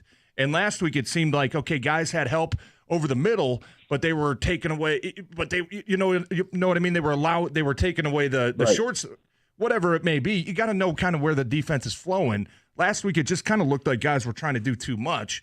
And you're right. I think there's going to have to be better play recognition. And when it comes to linebackers, I think the easiest part, instead of reading the quarterback and what the running back's doing, you read the offensive lineman. If the offensive lineman is coming at you, it's probably a run play. If the offensive line is going lateral down the line of scrimmage, it's going to be a play fake because those guys aren't going downfield. So, but that's all just play recognition, which Jack Campbell's been really good at this year. It just seemed like last week was hey, we got to do whatever we can to stop the run. Yeah, and obviously they're going to have to fix that. And I mean, Rob, part of it is, getting Anzalone not only back, but off of what is presumed to be a snap count if he's able to play Sunday night. And again, it's just everyone's dealing with injuries. Hell, Aaron Jones has a quad issue right now. Yeah, nobody's 100% right So, now. yeah, Nobody. but getting Anzalone back, allowing you to now have Jack Campbell not be the green dot. You have 2 rock-solid guys versus 1 and then filler.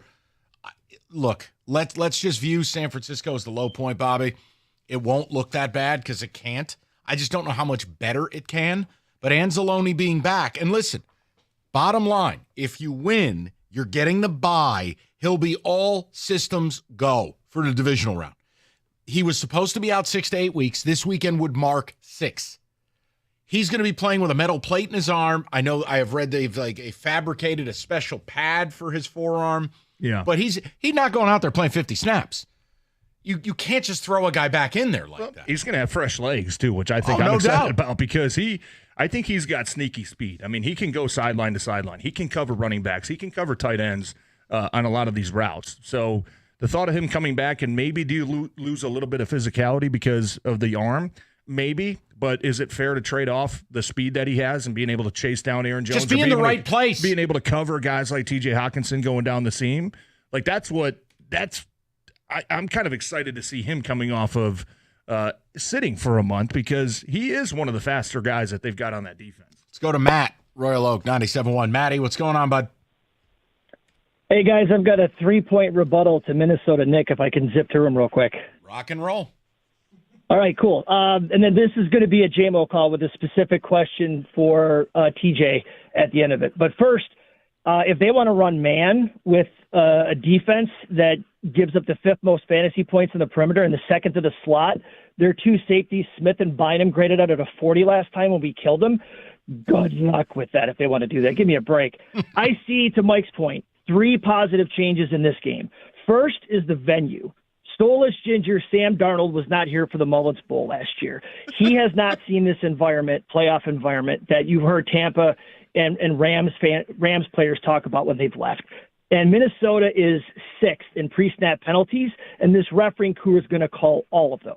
With the Lions being 1st in the league at first-half scoring, Minnesota's not bad, but key start is like the fans have to do their stuff.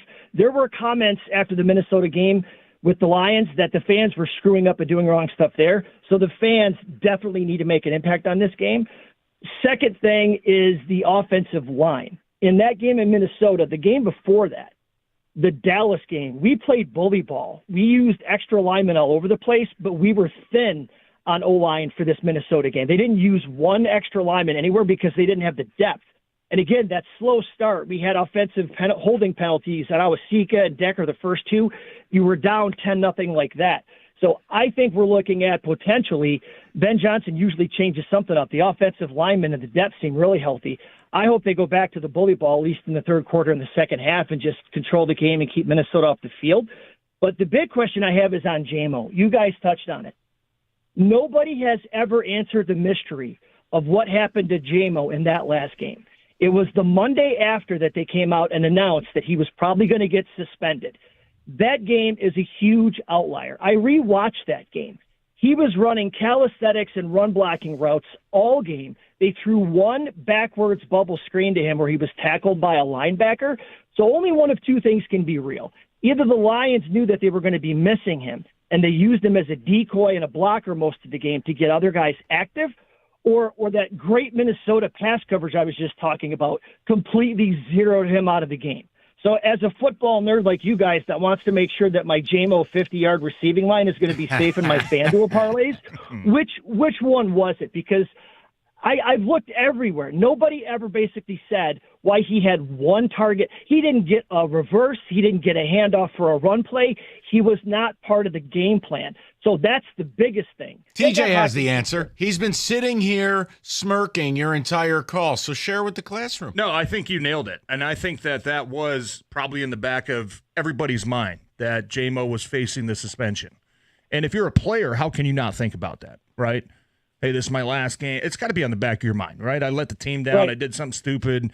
And if you're the coaching staff, you probably know that too. Hey, we probably got to start seeing what this offense is going to look like for the next couple games missing him. Khalif Raymond actually had a couple big catches in that game. If you remember, I think a couple of them came on key third downs. That was, I think, maybe the first time that Tim Patrick started to getting utilized a little bit more. So I think he nailed it. I think that was probably on everybody's mind is that, hey, maybe it hasn't been announced yet, but we know what's coming next week. We're not going to have this kid. We probably got to start to figure out what the next couple weeks looks like without him. That probably makes the most sense to me. And also going into that game, hey, let's see what kind of attitude this kid has, right? He's facing a suspension. We know he probably feels terrible. Is he going to go out there and lay it on the line? Is he going to be unselfish? Is he going to run block for us?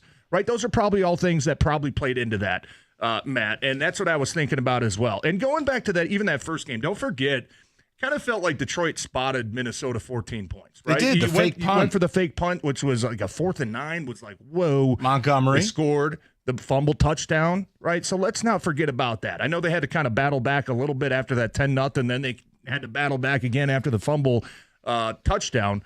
But, I think that's what people lose track of as well is they kind of spotted Minnesota a little bit of a lead and then gave it away late in the game with an uncharacteristic fumble for a touchdown. But no, I'm with you. And the J-Mo thing, I think, was his main question. I honestly think that lingering suspension probably had a lot to do with how we saw his usage there in that first game. Yeah, to your point, just looking at it, he had 1 target, 1 yard, or 1 reception minus 4 yards. Yeah. And then you're right, Tim Patrick, 2 for 25, and Khalif 3 for 39 and a touchdown. So maybe they were trying to adjust because they knew what they had the next couple games. If I had to guess, I would say that has more to do with it than Minnesota just completely taking Jameson out of the game. Big news, David has just informed me. You're not leaving until you address all your callers. People really want to talk to you. Oh, that's false. Thank you for that. No, it's the holiday season. False. I listen, you do what you got to do. I'm just telling you, your adoring public wants to talk to you. Oh, just text me. I'll text Plus, you. Normally, it's you bickering with Rico and nothing gets done. So, at least now people just know, oh, look, TJ's in his element. He's not making fun of Rico. They can talk to you. I don't think I've ever made fun of Rico. I would bet this is the only Friday I've been in without Rico, Mike. He's catching up to you. I think you were absent for 2. The people are loving it. TJ is nerding out so bad. This is the best radio ever. See? They want more. You should stick around. There are starving children in Africa. The least you could do is another segment of radio. Okay? Bump my pay. I'll stay for another hour. What do you need? What do you need? Bump my paycheck. I'll buy you dinner. Stick around for another segment, will you please? People are enjoying it. Where the hell you got to go? To that madhouse you call home? Who the hell wants to go there? It's chaos. Oh, I love my house. It's chaos. I just hope it doesn't fall into the lake. There's kids everywhere. Stop having kids. All right, listen. Breaking news in the automotive world. Moran Chevrolet, #1 Chevy dealer in the entire state of Michigan. Of course, they are celebrating with great deals. GM employees and immediate family members, a 24 all-wheel drive Blazer EV, $199 a month.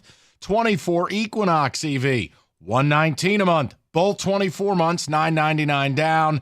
And your certified service, always MoranExpress.com. And when you head out to Moran, you're getting the loaner on any service call. So what do you need to do? Stop on by Gratiot, north of 15 in Clinton Township. Chevrolet, together, let's drive.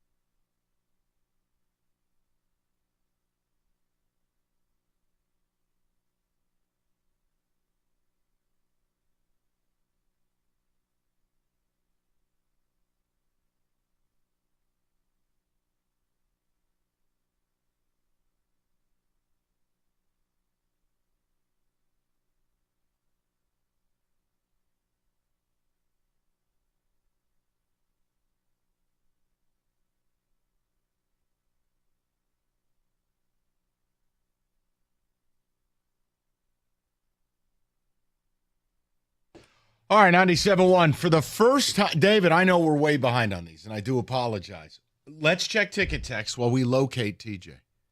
Because TJ has said he is not going to turn on his adoring public today. David, what do the texters have to say? Ticket text here says, from Sam at work, 36-34 Lions. We get a couple stops at the first half, win a shootout in the second half. It says, go Lions. Another one says, Flores got into Goff's head in the Super Bowl. The combination of now Goff and Ben Johnson is the difference and has been the difference versus Flores. I love our chances on Sunday. It's also the difference between Goff being a second-year player and a kid, and now, I don't want to say grizzled, but he is a vet in complete command of a complete offense, and he has a synergy with his OC that is very rare in today's game. You know what I would compare it to? You can laugh. This is Josh McDaniels and Tom Brady. There is a synergy between these two, and when they're not together anymore, it won't ever be the same. It'll be good. It won't ever be this. Yeah. Hi, welcome back. Hey, I had to refill my water. I only brought an hour's worth. No, you're right, though. That's the most important. That's the most important relationship in the building, I think, is your play caller and your quarterback being on the same page. David. The Lions give up 30-yard passes on 3rd and 18 all the time. This game won't be good at all for us. Not ready to go there, but okay. 100% right. We have to get 2+ turnovers for this game, or we won't get to the big game. Our safeties need to lead the way. That's from This Earl. is the whole thing, right? And it's why we started the show with the Anzalone comments. And I said, and I'll say it again for the people in the back, I don't have a problem that Alex Anzalone believes that or thinks that. I have a problem that he said it publicly and then it gets blasted all over our airwaves, because this fan base right now, if Alex Anzalone or anyone with the Lions told you the moon was made of cheese or that a UFO was in their backyard, they would believe it, treat it like the New Testament. The reality is players have to believe. Players have to have an us versus everybody mentality. Everybody else gets to have a conversation and go, wait, the Lions defense has done what the last 5 weeks? 33 points a week. Only team in football has given up more points than the Lions the last 5 weeks. You know who it is? No. Carolina. So my point is, no, the defense has to improve to win a Super Bowl. Yeah. How much? I don't think as much as some people think. They think I want this defense to be what they were at the start of the year. I know that's off the table. I think they had top 10 potential. Now, I need you to be just below average. Yeah, I mean, they were playing top 5 potential. Okay. And, I mean, if they told me there was a UFO in my backyard, I'd probably believe that too. But the moon thing, I don't know about. But no, you're right. And they know that too, though. Anzalone, and we talked about it earlier, you're also kind of sending a message to your teammates, right? This is one of our veteran leaders, the guy who's been around a long time. What is he saying, right? That's going to give you hope. That's going to give you some positivity, right? So I don't have a problem with what he said, but I think have more a the problem. problem I have is to clean it up for 4 people hours. are, you're overreacting. Defense can be fine. Like, I get that, but we're going to have to see it because it's been a large sample size now, 3 games where just hasn't quite gotten back to form yet. And I know that you got injuries, so it's not going to get back to form quite yet, but there's still room to improve. And maybe some of those plays that you made in the second half could go a long way. You get those in the first half, right? Because the second half adjustments we talked about as well, definitely a better second half team. I know there was 14-7 was late, but really held San Fran to 7 points in that second half was huge. The 2 takeaways Aaron Glenn are going to be dialed massive up the too. pressure. Yeah. I just don't think there's an out. I think that's all Aaron can do, because what I'm getting tired, and I mean, again, I am tired of people going after Aaron Glenn. And I'm like, okay, I'll tell you what, you want to play this game? Take 7 opening day starters from Ben Johnson's offense. Tell me if you'd still kiss his ass. Yeah. Stop. Like, they're slandering AG. And look at the Pro Bowl roster, too, right? Kirby Joseph should be a Pro Bowler. Right. I know. But Brian Branch, the only guy on your defense that's Pro Bowler. Right? Because Aiden died and Aleem I think died. Aleem McNeil had a chance. Carlton Davis had a chance. I think so, too. And Anzalone, the unfortunate part, I think when you get hurt late in the season, they kind of take you off that ballot. That's fair. Which is weird. Or maybe they keep it on now because I think Aleem ended up being 4th or 5th alternate, which was insane. But you're right. You took away probably 2 or 3 players that had that potential. That probably would have been on those teams. Those were the injuries that ended me as far as like expecting a Super Bowl to hoping. Aleem led the team in pressures. He had almost 50 pressures. He was having an all-pro year. He's a top 5 defensive tackle. Yeah. And then I gotta take phone calls from people. Well, he didn't have a tackle last game. That's not his job.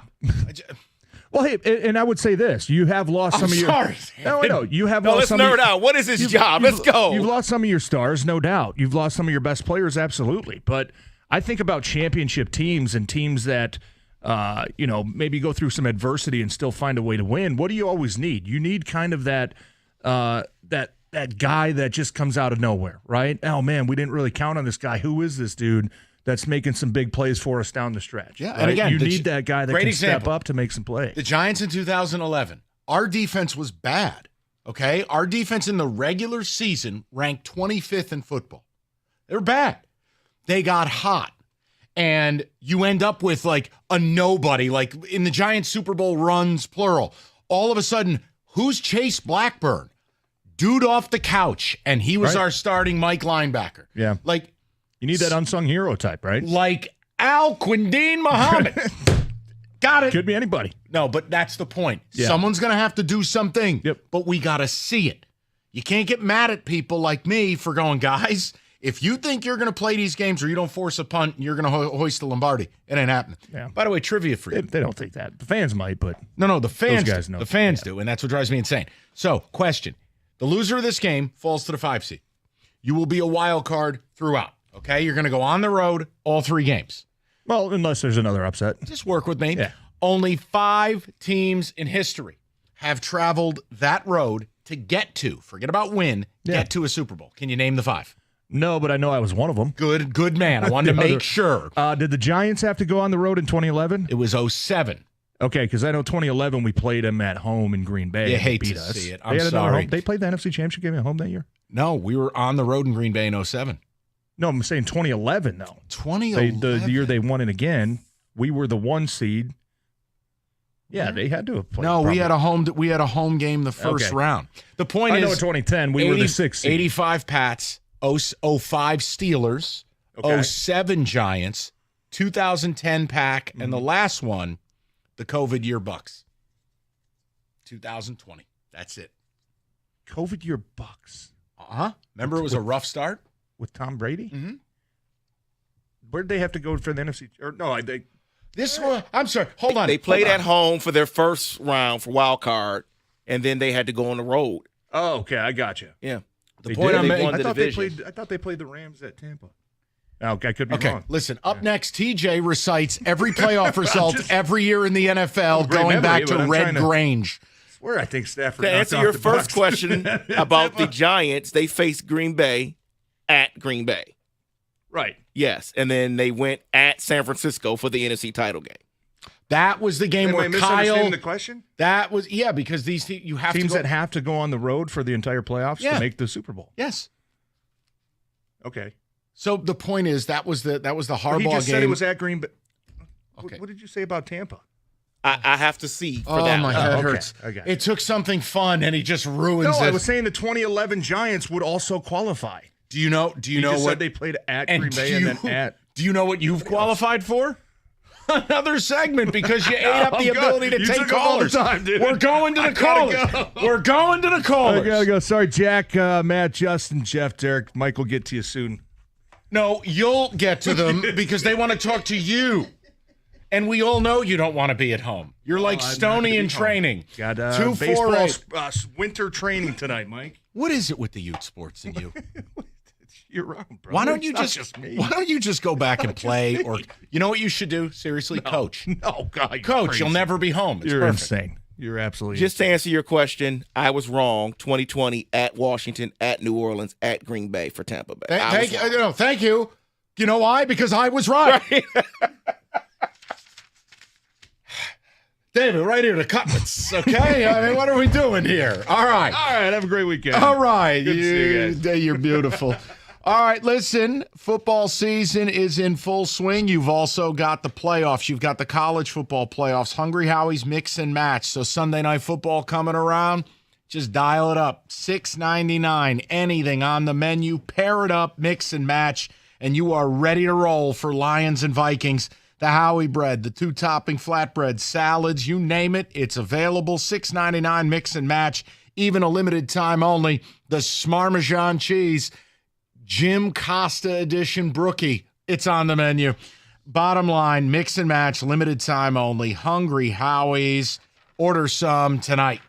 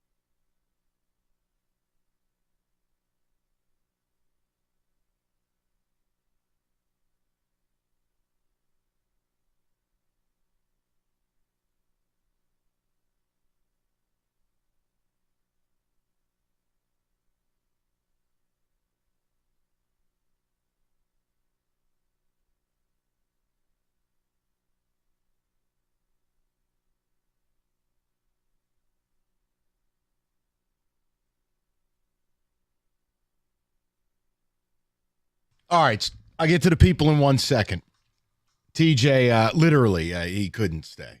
One of his 17 children has baseball practice. So listen, I just want to provide one quick update, and then we're going right back to the Lions. College football playoff.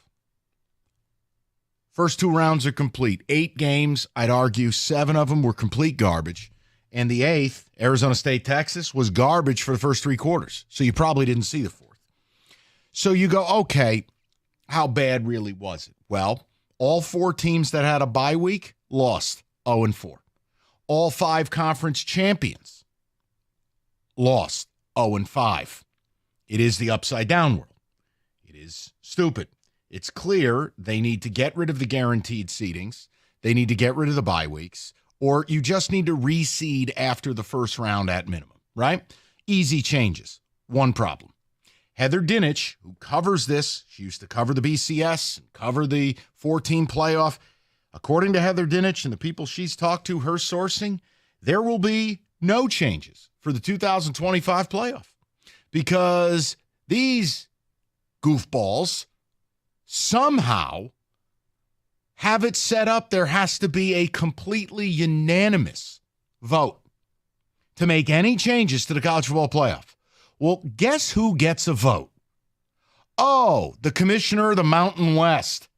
Meaning, to do this right, they would have to say, it's okay, you can F one of our member institutions, and we will step down. It's not happening. So the disaster you watched this year is basically the disaster you're going to watch next year.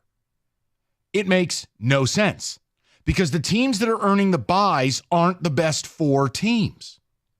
They're not. The conference champions. Like when you look at this whole, the fact that it's not reseeded, and Oregon, who went undefeated and won their conference, here's your reward. You're an underdog to Ohio State. It's got to get reseeded. So hope you're enjoying it. I mean, I'm not. And frankly, I don't think the 2 semifinal games are going to be any good. I think Ohio State is going to bomb Texas. And Notre Dame and Penn State, God love you, that's a race to 20. I mean, that's going to be a rock fight of biblical proportions. And then what are you going to end up in the final? Ohio State's going to be a double-digit favorite over Notre Dame or Penn State. It's going to be trash. The whole playoff's garbage. So there's your synopsis. All right, I just wanted to offer it, that if you were hoping for change, it ain't happening. It's wild when you think that, Enrico said this, and I agree with him, when you have some of the smartest people, when it comes to presidents, when it comes to ADs, what you thought were some of the smartest people, for them to agree for everything has to be changed to be unanimous, not a majority vote, unanimous. That is the silliest thing I have ever heard. Yes, it's going to be difficult to make any change. Why would the Mountain West, right now, when they got to buy, why would they ever vote? Yes, you know what? You could take that from me because they're never going to get it again. That's right. It's never going to happen. This is dumb. Well, hey, don't worry. Next week when Rico's back, we will address it with him. All right, let's get to the people. I just wanted to pass a little 3-minute note to you amidst all the Lions conversation. Matt is in Detroit. He is up next, 97.1. Matty, what's going on, bud? Hey, what's up? So, 2 things. First, NFL, the Lions-Viking game, I do feel it'll probably be a shootout, and it's going to be decided by a field goal. It's toss up who wins, but it'll be decided by a field goal. And then for college football, I agree with you that changes will be made, but not for the good. Because I sense that in the future, not anytime soon, it's going to be like a March Madness type NFL or March Madness college football playoff, where they're just going to have every single team do a bracket and whoever wins. And it's going to suck because it sucks now. Oh, it does. I mean, Matt, did you see the reports today that the NCAA is considering moving eligibility from 4 to 5 years? Yeah, it sucks. Yeah, it's well, and again, they've already had this goofiness where, Diego Pavia, the quarterback for Vandy, now JUCO eligibility doesn't count. You're basically going to have a standardized deal where you're going to have 23, 24-year-olds playing. I'm not interested. It's not college football. And I don't know. I root for. I'm a Buckeye fan, and you can go ahead and give me a chair drop or whatever. No, I don't hate you. I hate Michigan. Oregon was supposed to be good, and I was rooting for Oregon. And unless Ryan Day's playing Michigan, he turns into like Vince Lombardi. That's right. You play Michigan, he turns into Rudy. So I mean, know why though? Because when he plays Michigan, I know why. He's more interested in trying to show you how big his balls are versus just playing the game the way that they're built to play it. I wanted him to lose because that means it's one step closer to getting that person gone. Yeah, well, here's your problem. You're going to win the national championship, so good luck getting rid of him after that. I know. Matt, it's a first world problem, okay? I mean, Jesus, my team can't make a bowl game. What do you want me to do over here? You're complaining about Ryan Day. I mean, here, I'll lose to Michigan for 100 years in a row if it meant State could win an Natty. Because the game doesn't matter anymore. That's why I hate this format. If Ohio State wins the national championship, do you know what Michigan-Ohio State meant? Nothing. The Big Ten championship, Oregon-Penn State, meant nothing. They were both in. SEC championship, where it just means more? No, it doesn't. Texas-Georgia, nothing. They both made it. SMU Clemson, ACC's ratty. It just means more. No, it doesn't. Nothing. So all the promises about how it was going to, the drama the last couple weeks of the season, the games don't mean nothing. I mean, think about it. Now I got an Ohio State fan calling. He's sick to his stomach. They lost to Michigan, but they're still going to win the national title. It would never happen in the old format because it shouldn't happen. If you dump that game the last week to those goofballs, Ohio State should have been banned. Now they're going to win the whole damn thing. Because they didn't have to play that extra game going to the Big Ten. They got to sit, prepare. They knew they were in the playoffs. Maybe an investigation should be launched. I don't know. But when you watch Ohio State against Tennessee or you watch Ohio State versus Oregon, and then you watch that game against Michigan, I mean, it's like a Scooby-Doo episode where you're like, the players have to unzip themselves and it's the old farmer. Like, there's no way this is the real, what is this? Yeah, the old USC players, Reggie Bush and Matt Leinart. The last couple of years when Michigan was both really good and cheating like scumbags, no, that's different. Okay, at least Michigan was good. This is a bad Michigan team that went into Columbus and won a game 3-2. Couldn't throw a forward pass. No. Cutscene. Touchdown Buckeyes, 31-0. You're like, huh? And I had Ohio State in the game, and Cookies was all mad because he had Oregon. I mean, but like, doesn't make sense. 248-539-9797. The game of the year in the NFL is our total focus from now till 6 o'clock. We start with some prop bets. We get to your phone calls. Lions and Vikings. I've got my biggest point of confidence, my biggest point of concern. I will present both of them to you top of the hour. It is simple. We got playoff football. FanDuel celebrating with a great playoff profit boost. No sweat, same game parlays.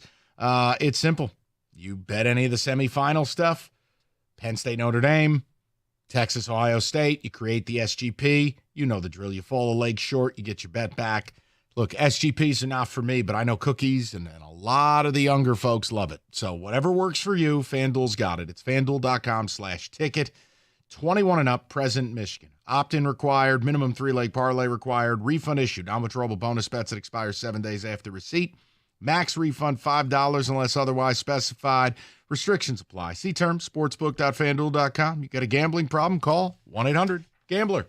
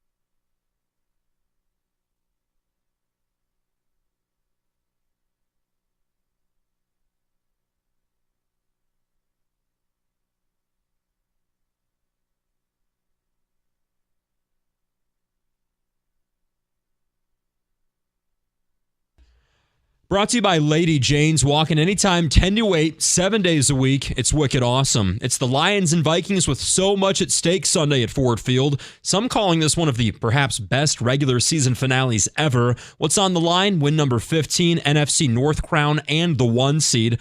Linebacker Alex Anzalone, who is on track to return, was asked for his thoughts on what critics say about the Lions defense and why they say it's not Super Bowl caliber.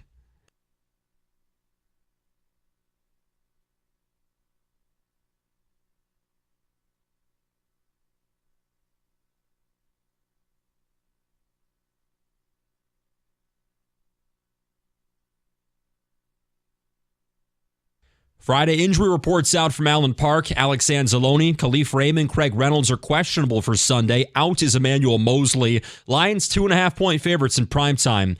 Pistons will play without Jaden Ivey for the first time tonight when the Hornets make a trip to LCA. Tip-off at 6:35 pregame here on 97.1. Wings have won 3 straight under new head coach Todd McClellan. They end their road trip at the Jets tomorrow night. Number 18, Michigan State's got a Big Ten road test tonight at Ohio State. Spartans winners of 6 straight. Michigan plays tomorrow night at USC. At the Corewell Health Sports Desk, I'm Luke Sloan. For more, go to 97.1 The Ticket or Odyssey.com.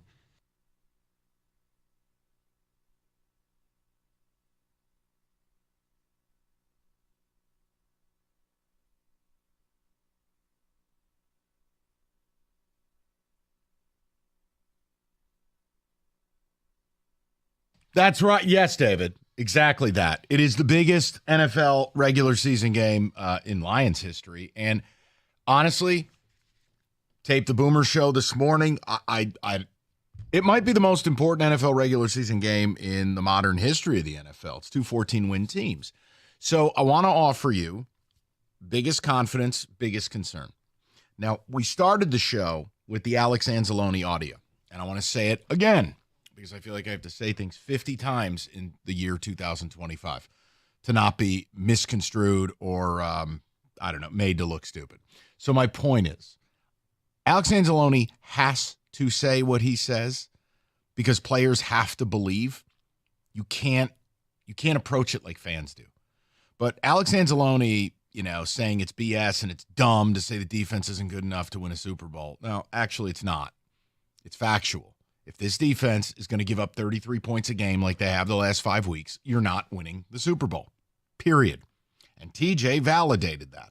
TJ also validated what I said, which is in the building, they're going to talk privately in a way they know it's not good enough. But you're not going to say that in the media. So the biggest concern is obviously it is your defense, a defense that didn't force a punt against San Francisco, that I'm pretty sure the Bills just scored again. Caleb Williams threw for 300 yards. This defense, because of their limitations, that you've lost your best players. If you list your top 5 players on defense, Aiden, gone. Aleem McNeil, gone. Carlton Davis, gone. You starting to see where we're going with this? The defense, of course, is my big concern. Now, someone, and it's probably a name none of us know, but someone's going to have to step up, make that play, that one snap. It could be a 4th and 4. Get a fingertip on the ball. Somebody's got to do something. If they can improve marginally, then your elite offense will do what it does. But, of course, my biggest concern this weekend, Sam Darnold takes all day with the football. Your front 4 produces no pass rush, none. Aaron Glenn in the second half of the Frisco game started blitzing. It started to work a little bit. I think that's your only way out, which means heavy blitz, 40%, 45%, maybe an unthinkable 50%, and man cover. And if you don't get home, Darnold's going to bury you. But I'm willing to live with those terms. But the defense is obviously my biggest concern. The biggest point of confidence, I've got some data for. So as you're getting in your car at the end of your workday, this is the reason I'm taking the Lions to win this game. And it's because Jared Goff and Ben Johnson, they have Brian Flores' number. Sometimes certain players kill certain teams. It's the reason Boo Booey is my nightmare. Some reason Boo Booey would light up Michigan State for 30 a game and destroy us and turn into Jordan against the Blazers with the little shrug look like, who, me? Certain players kill certain teams. Well, Goff is that to Flores. I want to give you some data. And look, understanding what makes Minnesota good shows you how good Goff has been against it. So this season, the Vikings have the most opponent attempts where they have blitzed at least 5 pass rushers, 224 snaps. So quarterbacks have completed 147 passes for 1,700 yards, 8 TDs, 11 picks, and a league worst passer rating of 79.1. Basically, when the Vikings blitz you, you die. Except if you're Jared Goff and Ben Johnson. So this is where it gets really, really scary if you're on the Viking side of things. So, for instance, earlier this year, now in the 3 games Goff has gone against Flores with the Vikings, Goff's played really well. But look at earlier this year. He was blitzed on 14 of his 29 dropbacks.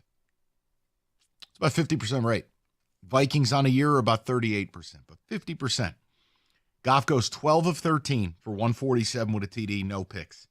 A passer rating of almost double, 139.4, what the Vikings give up. And Jared Goff on the year, if you want the blitz data, I can give it to you, but he's top 3 against the blitz all year long. Well, I'll give you the data. What the hell? He's 83 for 119 against 5 or more rushers. 1,000 yards, 12 TDs, 2 picks, passer rating 122.4. Lamar Jackson, Josh Allen, Jared Goff. Those are your top 3 against blitz. That is my greatest confidence going into the game, is that you have figured out what Brian Flores wants to do and that the processing of it. Look, Jared Goff, if you go back to the first game, multiple times were the Vikings to line up 7 guys in the box or outright at the line of scrimmage. It is on the quarterback, along with his offensive line, figure out who's blitzing, where they're coming from, who's dropping, where they're going, and what's the void, and find it. Goff is elite at that. So when you're looking at it, I'm not knocking the Vikings. The Vikings will score points. They will move the football. Your defense just has to find a way to not be awful. I'm not asking them to be great. I'm not asking them to be very good or good. If the defense could nuzzle in somewhere just below average, you can win a Super Bowl. You can do it. And look, teams that have had bad defenses in the regular season that have gotten hot have done it. My Giants did it. The 2011 Giants had the 25th ranked defense in football for DVOA. But in the playoffs, they caught fire. So we have to bank on Aaron Glenn, the return of Anzalone, if not this week. He'll be limited if he is back, certainly for the playoffs. That they're going to have to put together 3 or 4, depending on the result of this game, games where they're not killing this team. We know what the offense is going to do. And we know Dan Campbell, because he knows the defense is helpless. Campbell's going to grind out a couple extra points a game through the analytics and going for it. So the biggest concern, watching this defense, especially against play action, it's been morbid. It's been horrible. There's nothing. What can I say? Watching this defense when they bring a base 4 rush, it's horrendous. Quarterbacks have all day. And the fact is, my biggest concern, you have a rookie, and a rookie I like in Terrion Arnold. Here's your assignment this week, Justin Jefferson. And if it's not him, it's Addison. And then the question of what do we do with Hawkinson? Look, the offense is going to have to do their thing. And part of that, defense, somehow, some way, find a way to get a turnover, find a way to get a stop, here or there. So confidence, you got the better quarterback, you got the better scheme, and apparently you figured out Brian Flores. Here's something to watch for when you're watching the game Sunday. The Vikings lead the league in blitzing. They also lead the league in 3-man rush. Or if they don't lead the league, they're number 2. And I apologize, but if I go back in my notes, I think it's 10 or 11% of the time, they only rush 3. So for all that candy, when they bail out, they all bail out. And when they blitz, they all blitz. So I'm going to be interested to see what Flores does. What's the counter? Is it laying off more? Or does hubris and ego get the best of you, and you think somehow you're going to upend Jared Goff and Ben Johnson's success against the blitz? The concern is what it is, and until I see a better performance, I'm just going to be nervous about this defense. Again, the last 5 weeks, only one team has allowed more points in football than you, the Carolina Panthers. So, talk to me. What is your biggest confidence? If you don't like my answer, what's yours? What's your biggest concern? And I'll say it again on the Anzalone thing. I'm happy Anzalone's back. He's a good football player. He's a team leader. But I wasn't mad at what he said. I was mad I was going to have to clean it up because some of you would treat it like Jesus had spoken. And you got to get out of this world that it doesn't matter what you do defensively. You're not Texas Tech. This isn't the Big 12. It's the NFL. The last 10 Super Bowl champions have allowed an average of 16 points a game. You're giving up double that. Let's find a middle ground. All right, how about we give up 25 a week, 26 a week? Can we shave a touchdown off of this deal? If you can do that, it'll be scary, but you can win a Super Bowl. See, and that's all, in all fairness, that's all we're asking for. They don't have to become the 1985 Bears defense all of a sudden. No, you just got to, you're right. If you shave off a touchdown or something off of that average, now you'll start seeing some difference. But you can't keep giving up what you're giving up and expect them to win the Super Bowl. We're talking about winning the Super Bowl. Of course, there's an exception to every rule. They could still possibly make it. But I just don't see that being possible, giving up this many points. And again, David, I cite my team based on the defense wasn't very good. Here are the scores of the Giant games in the playoffs. And when I tell you the defense caught fire, tell me if this qualifies. You ready? They beat Atlanta in the wild card, 24-2. Then they won 37-20 against Green Bay. 20-17 in overtime. 21-17 in the Super Bowl. That's it right there. Average given up, sub 20. Yep. Sub 15 probably if I did math. And Yep. I don't feel like doing math. The point is they caught fire. Does this Lions roster, does Aaron Glenn, do the guys in that room have the ability to somehow put together a couple of good games? Well, they're yet to do it in their current state without Carlton Davis and without Aleem and obviously Hutch. And they're down 6 to 7 day one starters on defense. So they're going to have to do something they haven't shown. And that, again, is why weeks ago, when all the injuries happened, we said getting the number 1 seed was the only shot at making it now. Because if you do that and your defense gets a little better, now you only got 2 chances to do that, and then you're in the Super Bowl. So that's all you got to do. Get the number 1 seed, fix your defense for 2 games, you're in the Super Bowl. You want the other one? Here's the other Giant Super Bowl run. Remember the team that qualified going on the road for the whole bit? Yeah. Here's what they gave up points-wise in the playoffs. 14, 17, 20, and 14. So I'm making a point. This How offense did they give up is 20? a freight That's train. everything else is so good. Right, no, but you get the point. The playoffs are different. You don't see a lot of 38, 35. It's just hard to do it that way. And frankly, outside of the Super Bowl a couple of years ago, Philly and KC, can you find me a playoff run where a team gave up 120 points in 4 games and won it all? Let's make history by winning the damn thing. Let's not make history by being a complete statistical outlier. So the concern, defense. The confidence, Jared Goff v. Flores, including the data. You tell me where you're at. 248-539-9797. All right. Reckless drivers are everywhere, plus it's winter, and our roads suck. There's a hat trick. If you are injured in an auto accident, you need to call One Injury Attorney. It is David Femininio, and when you call, he answers. Call 855-65-CRASH, or you can go to the website, getdavidgetpaid.com.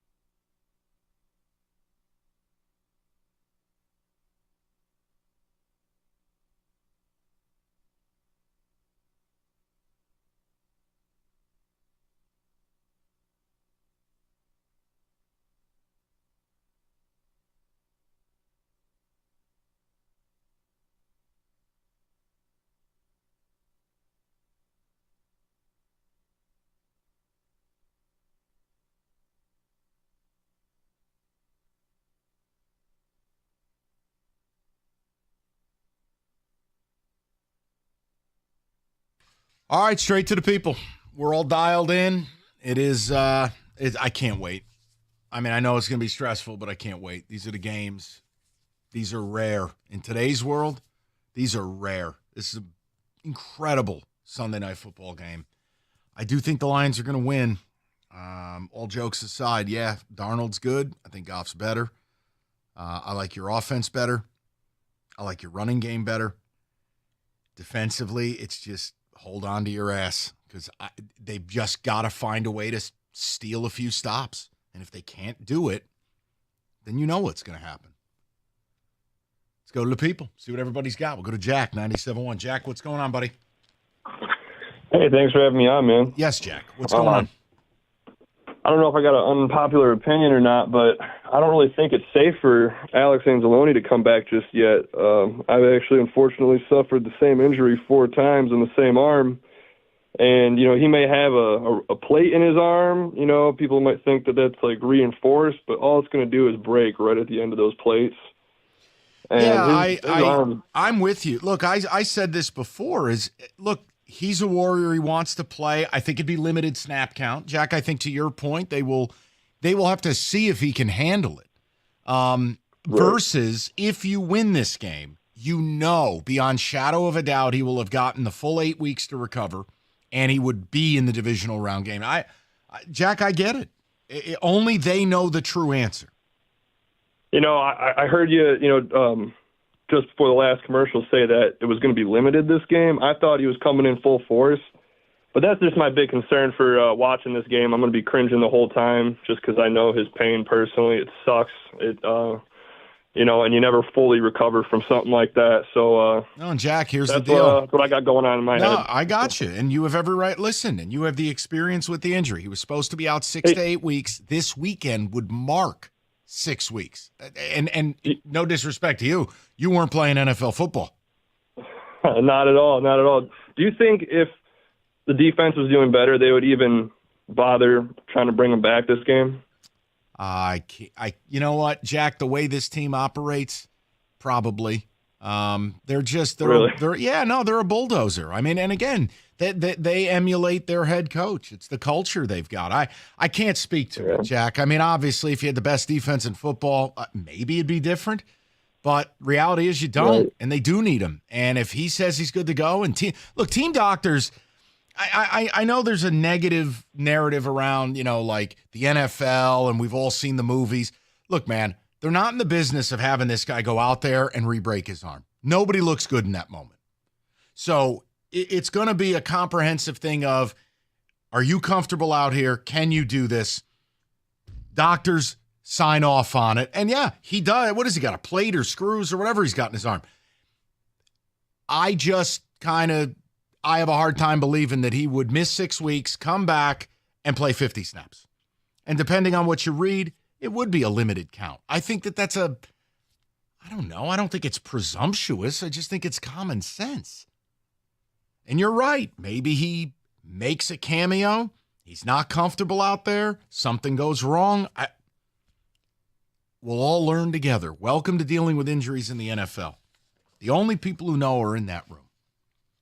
And if the guy tells you he wants to play and he understands the risks, what am I going to do? You're going to step in front of a team leader and tell him he's not going to play? It's just what it is. Let's go to Daryl, 97.1. What's up, Daryl? How you doing? Hey, man. How you doing, Mike? Good. What's up? Hey, I just got to say, I hope your ankles are all right. I hope your ankles are doing all right. What does that mean? Because you're on the Lions all year, and then now all of a sudden you're backing off them so much almost. I mean, I don't know. Well, how am I backing off when I picked them to win the game? Well, now you say you picked them to win the game, but you're like, they're not going to make the Super Bowl because of the defense, and I don't think Anzalone should play. Anzalone should play this week. All right, hold on one second. So it is not reasonable then. Okay, I said all year I thought they were going to win the Super Bowl.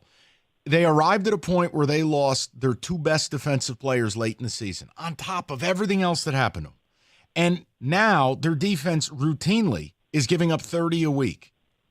So how is it bad that I go, look, if that doesn't turn around, you're not winning a Super Bowl? So just work with me on this. But it could turn around. It could turn around because Anzalone don't play this week and save them for the playoffs. and he could be healthier, and then there could be other guys that recover a little bit and we'll be in better shape on our defense. I agree. Daryl, the whole point of me bringing up some teams that have had bad defenses that caught fire, that's what we're going to have to do here. But I can't. And what about sorry. No, go ahead. You first, please. I was just going to say about bringing up the defense win Super Bowls. Well, that's been in the past. This year's been mostly offensive teams.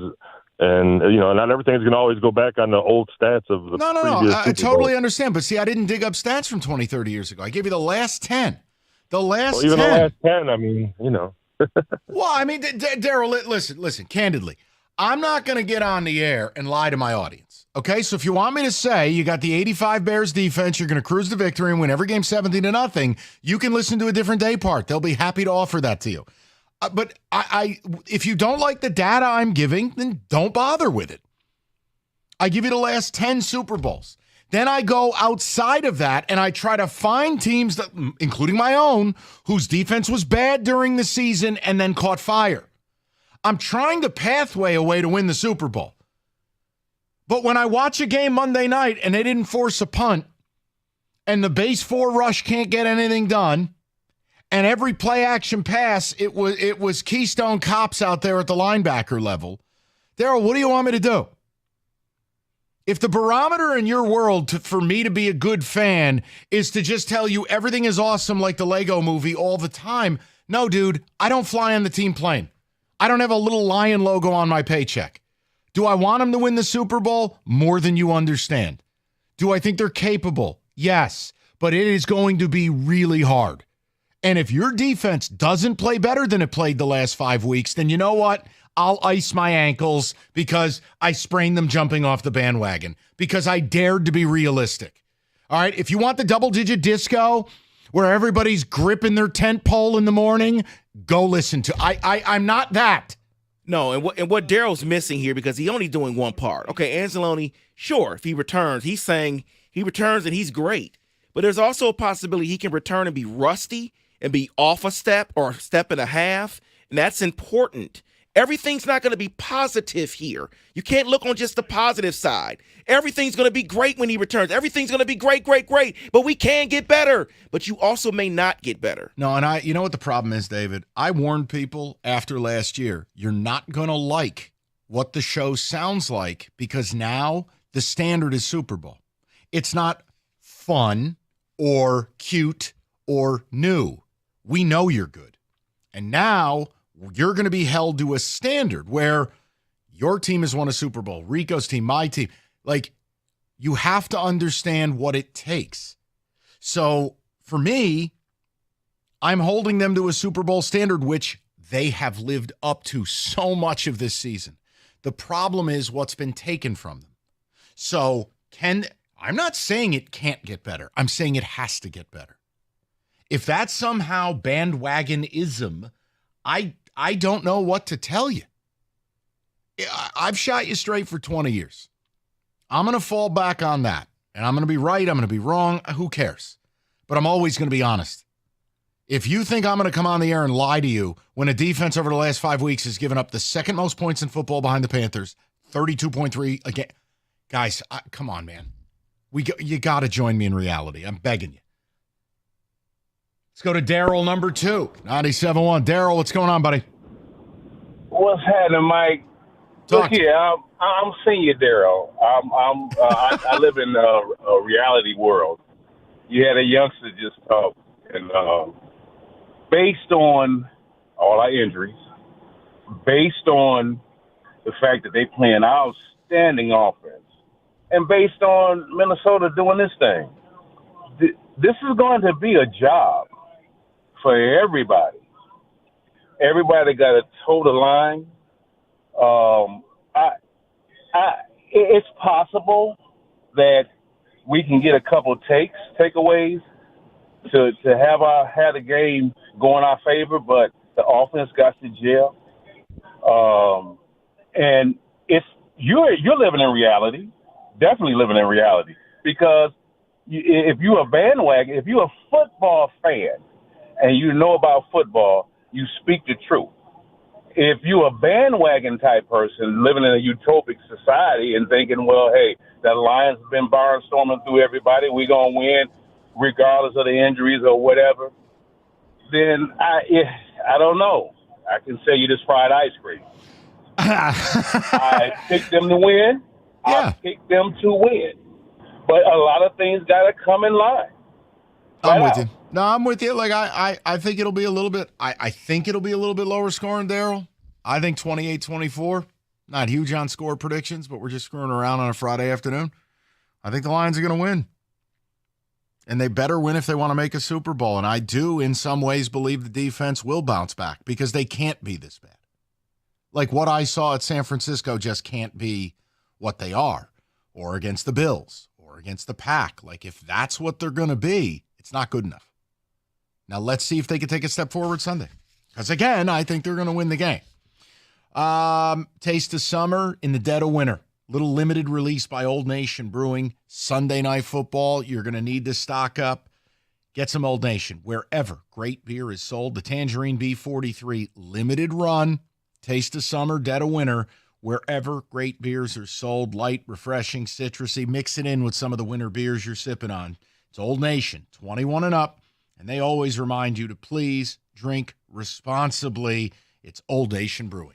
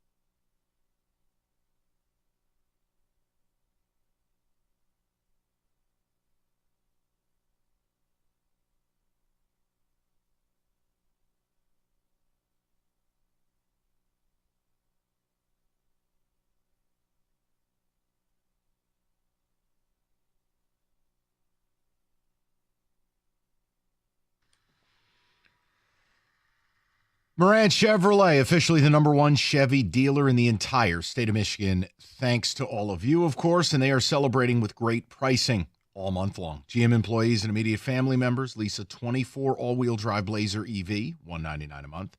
A 24 Equinox EV, $119 a month. Both 24 months with only $999 down. In 2025, all certified service, MoranExpress.com. You get the loaner. Go about your day. They'll call you when your vehicle's done. Just stop on by on Gratiot, north of 15 Mile in Clinton Township. Chevrolet, together, let's drive.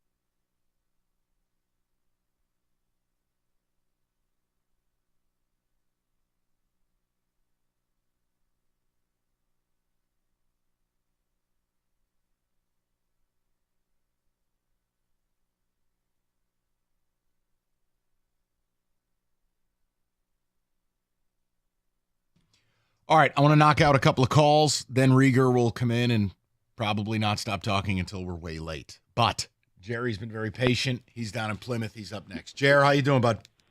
Good, man. How are you today? I'm great. What's up? Well, here's what I'm thinking. We're hearing all this stuff about this game being the game of the century, how great it's going to be. But what if it's not? What if it's a complete blowout from one team to another? I mean, it's possible. Look how many Super Bowls everybody thought would be the greatest, and it hasn't turned out that way. What are we going to think of the Lions at that point? What do you think of Jared Goff at that point? Well, I mean, I'm not going to overreact to one game, right? Like, for instance, you've got most people have been very fair about it. They understand that a 5-game sample size defensively is legitimate. But some people are like, oh, it's overreaction. I'm never going to be the guy to overreact to the one game. My opinion of Jared Goff will not change. I don't care if he threw 10 interceptions. It won't change.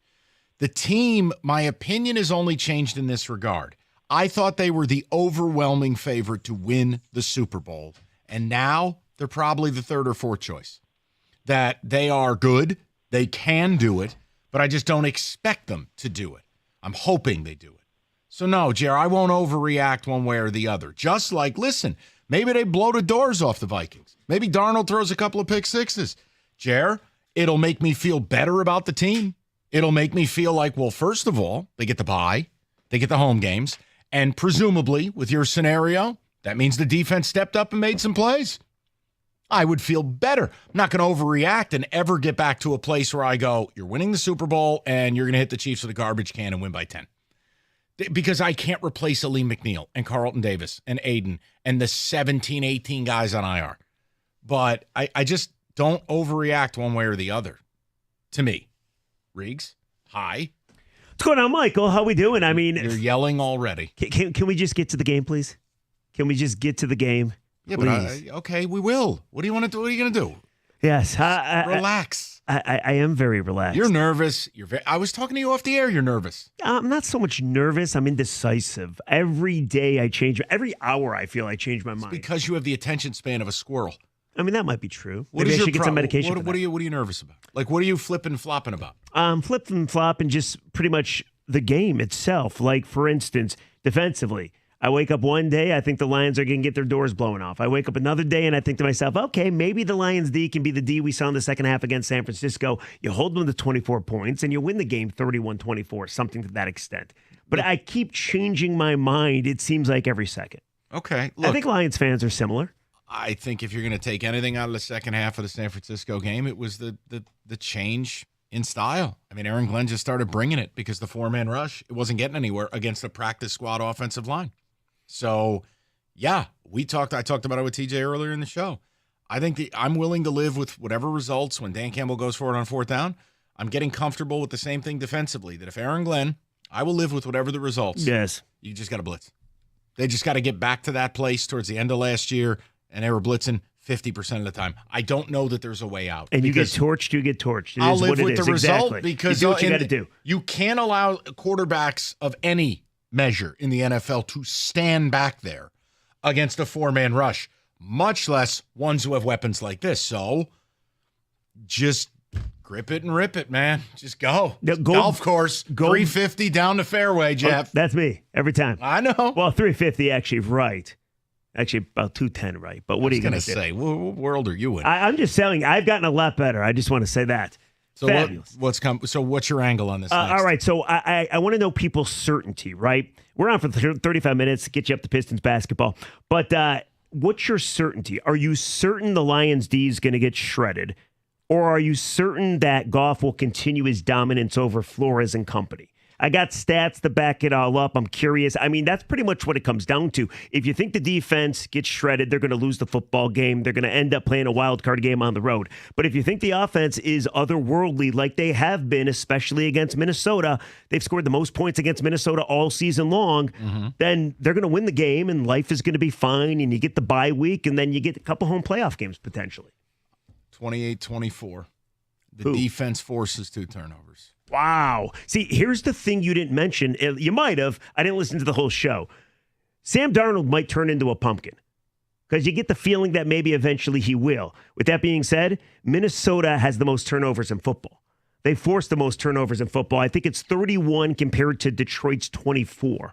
So it's not like Goff isn't due for a pick himself, maybe. He's been unbelievable since that 5-interception game against the Texans. He's throwing 1 pick. Are you? David, does it feel like Rieger's selling? What? It feels like you're... I'm telling you, I go back and forth. Well, the problem is... I looked up every stat, I feel. I feel like you know what you want to say, but you're too chicken to say it. What's that? I'm not going to say Why don't you psychoanalyze me? Go ahead. You got 30 seconds, then leave. 2, 1. Oh, you're like Rico now. Bye, He's got to get out at 55. Hey, enjoy the hell out of Typical Sunday Valenti, night. everybody. And hopefully I'm here to talk to you about a W on Monday. Where would you be? Oh, you're going to be here regardless. I got you. I'll be here regardless. I'm just saying if I'm not going to... You know what? turn his microphone off. Enjoy your weekend. Enjoy the hell out of the game. I'll be here regardless Monday, but I'm hoping I'm here to talk about a W. Hey, listen, don't hurt those ankles jumping off the bandwagon. Oh, go to hell. 97.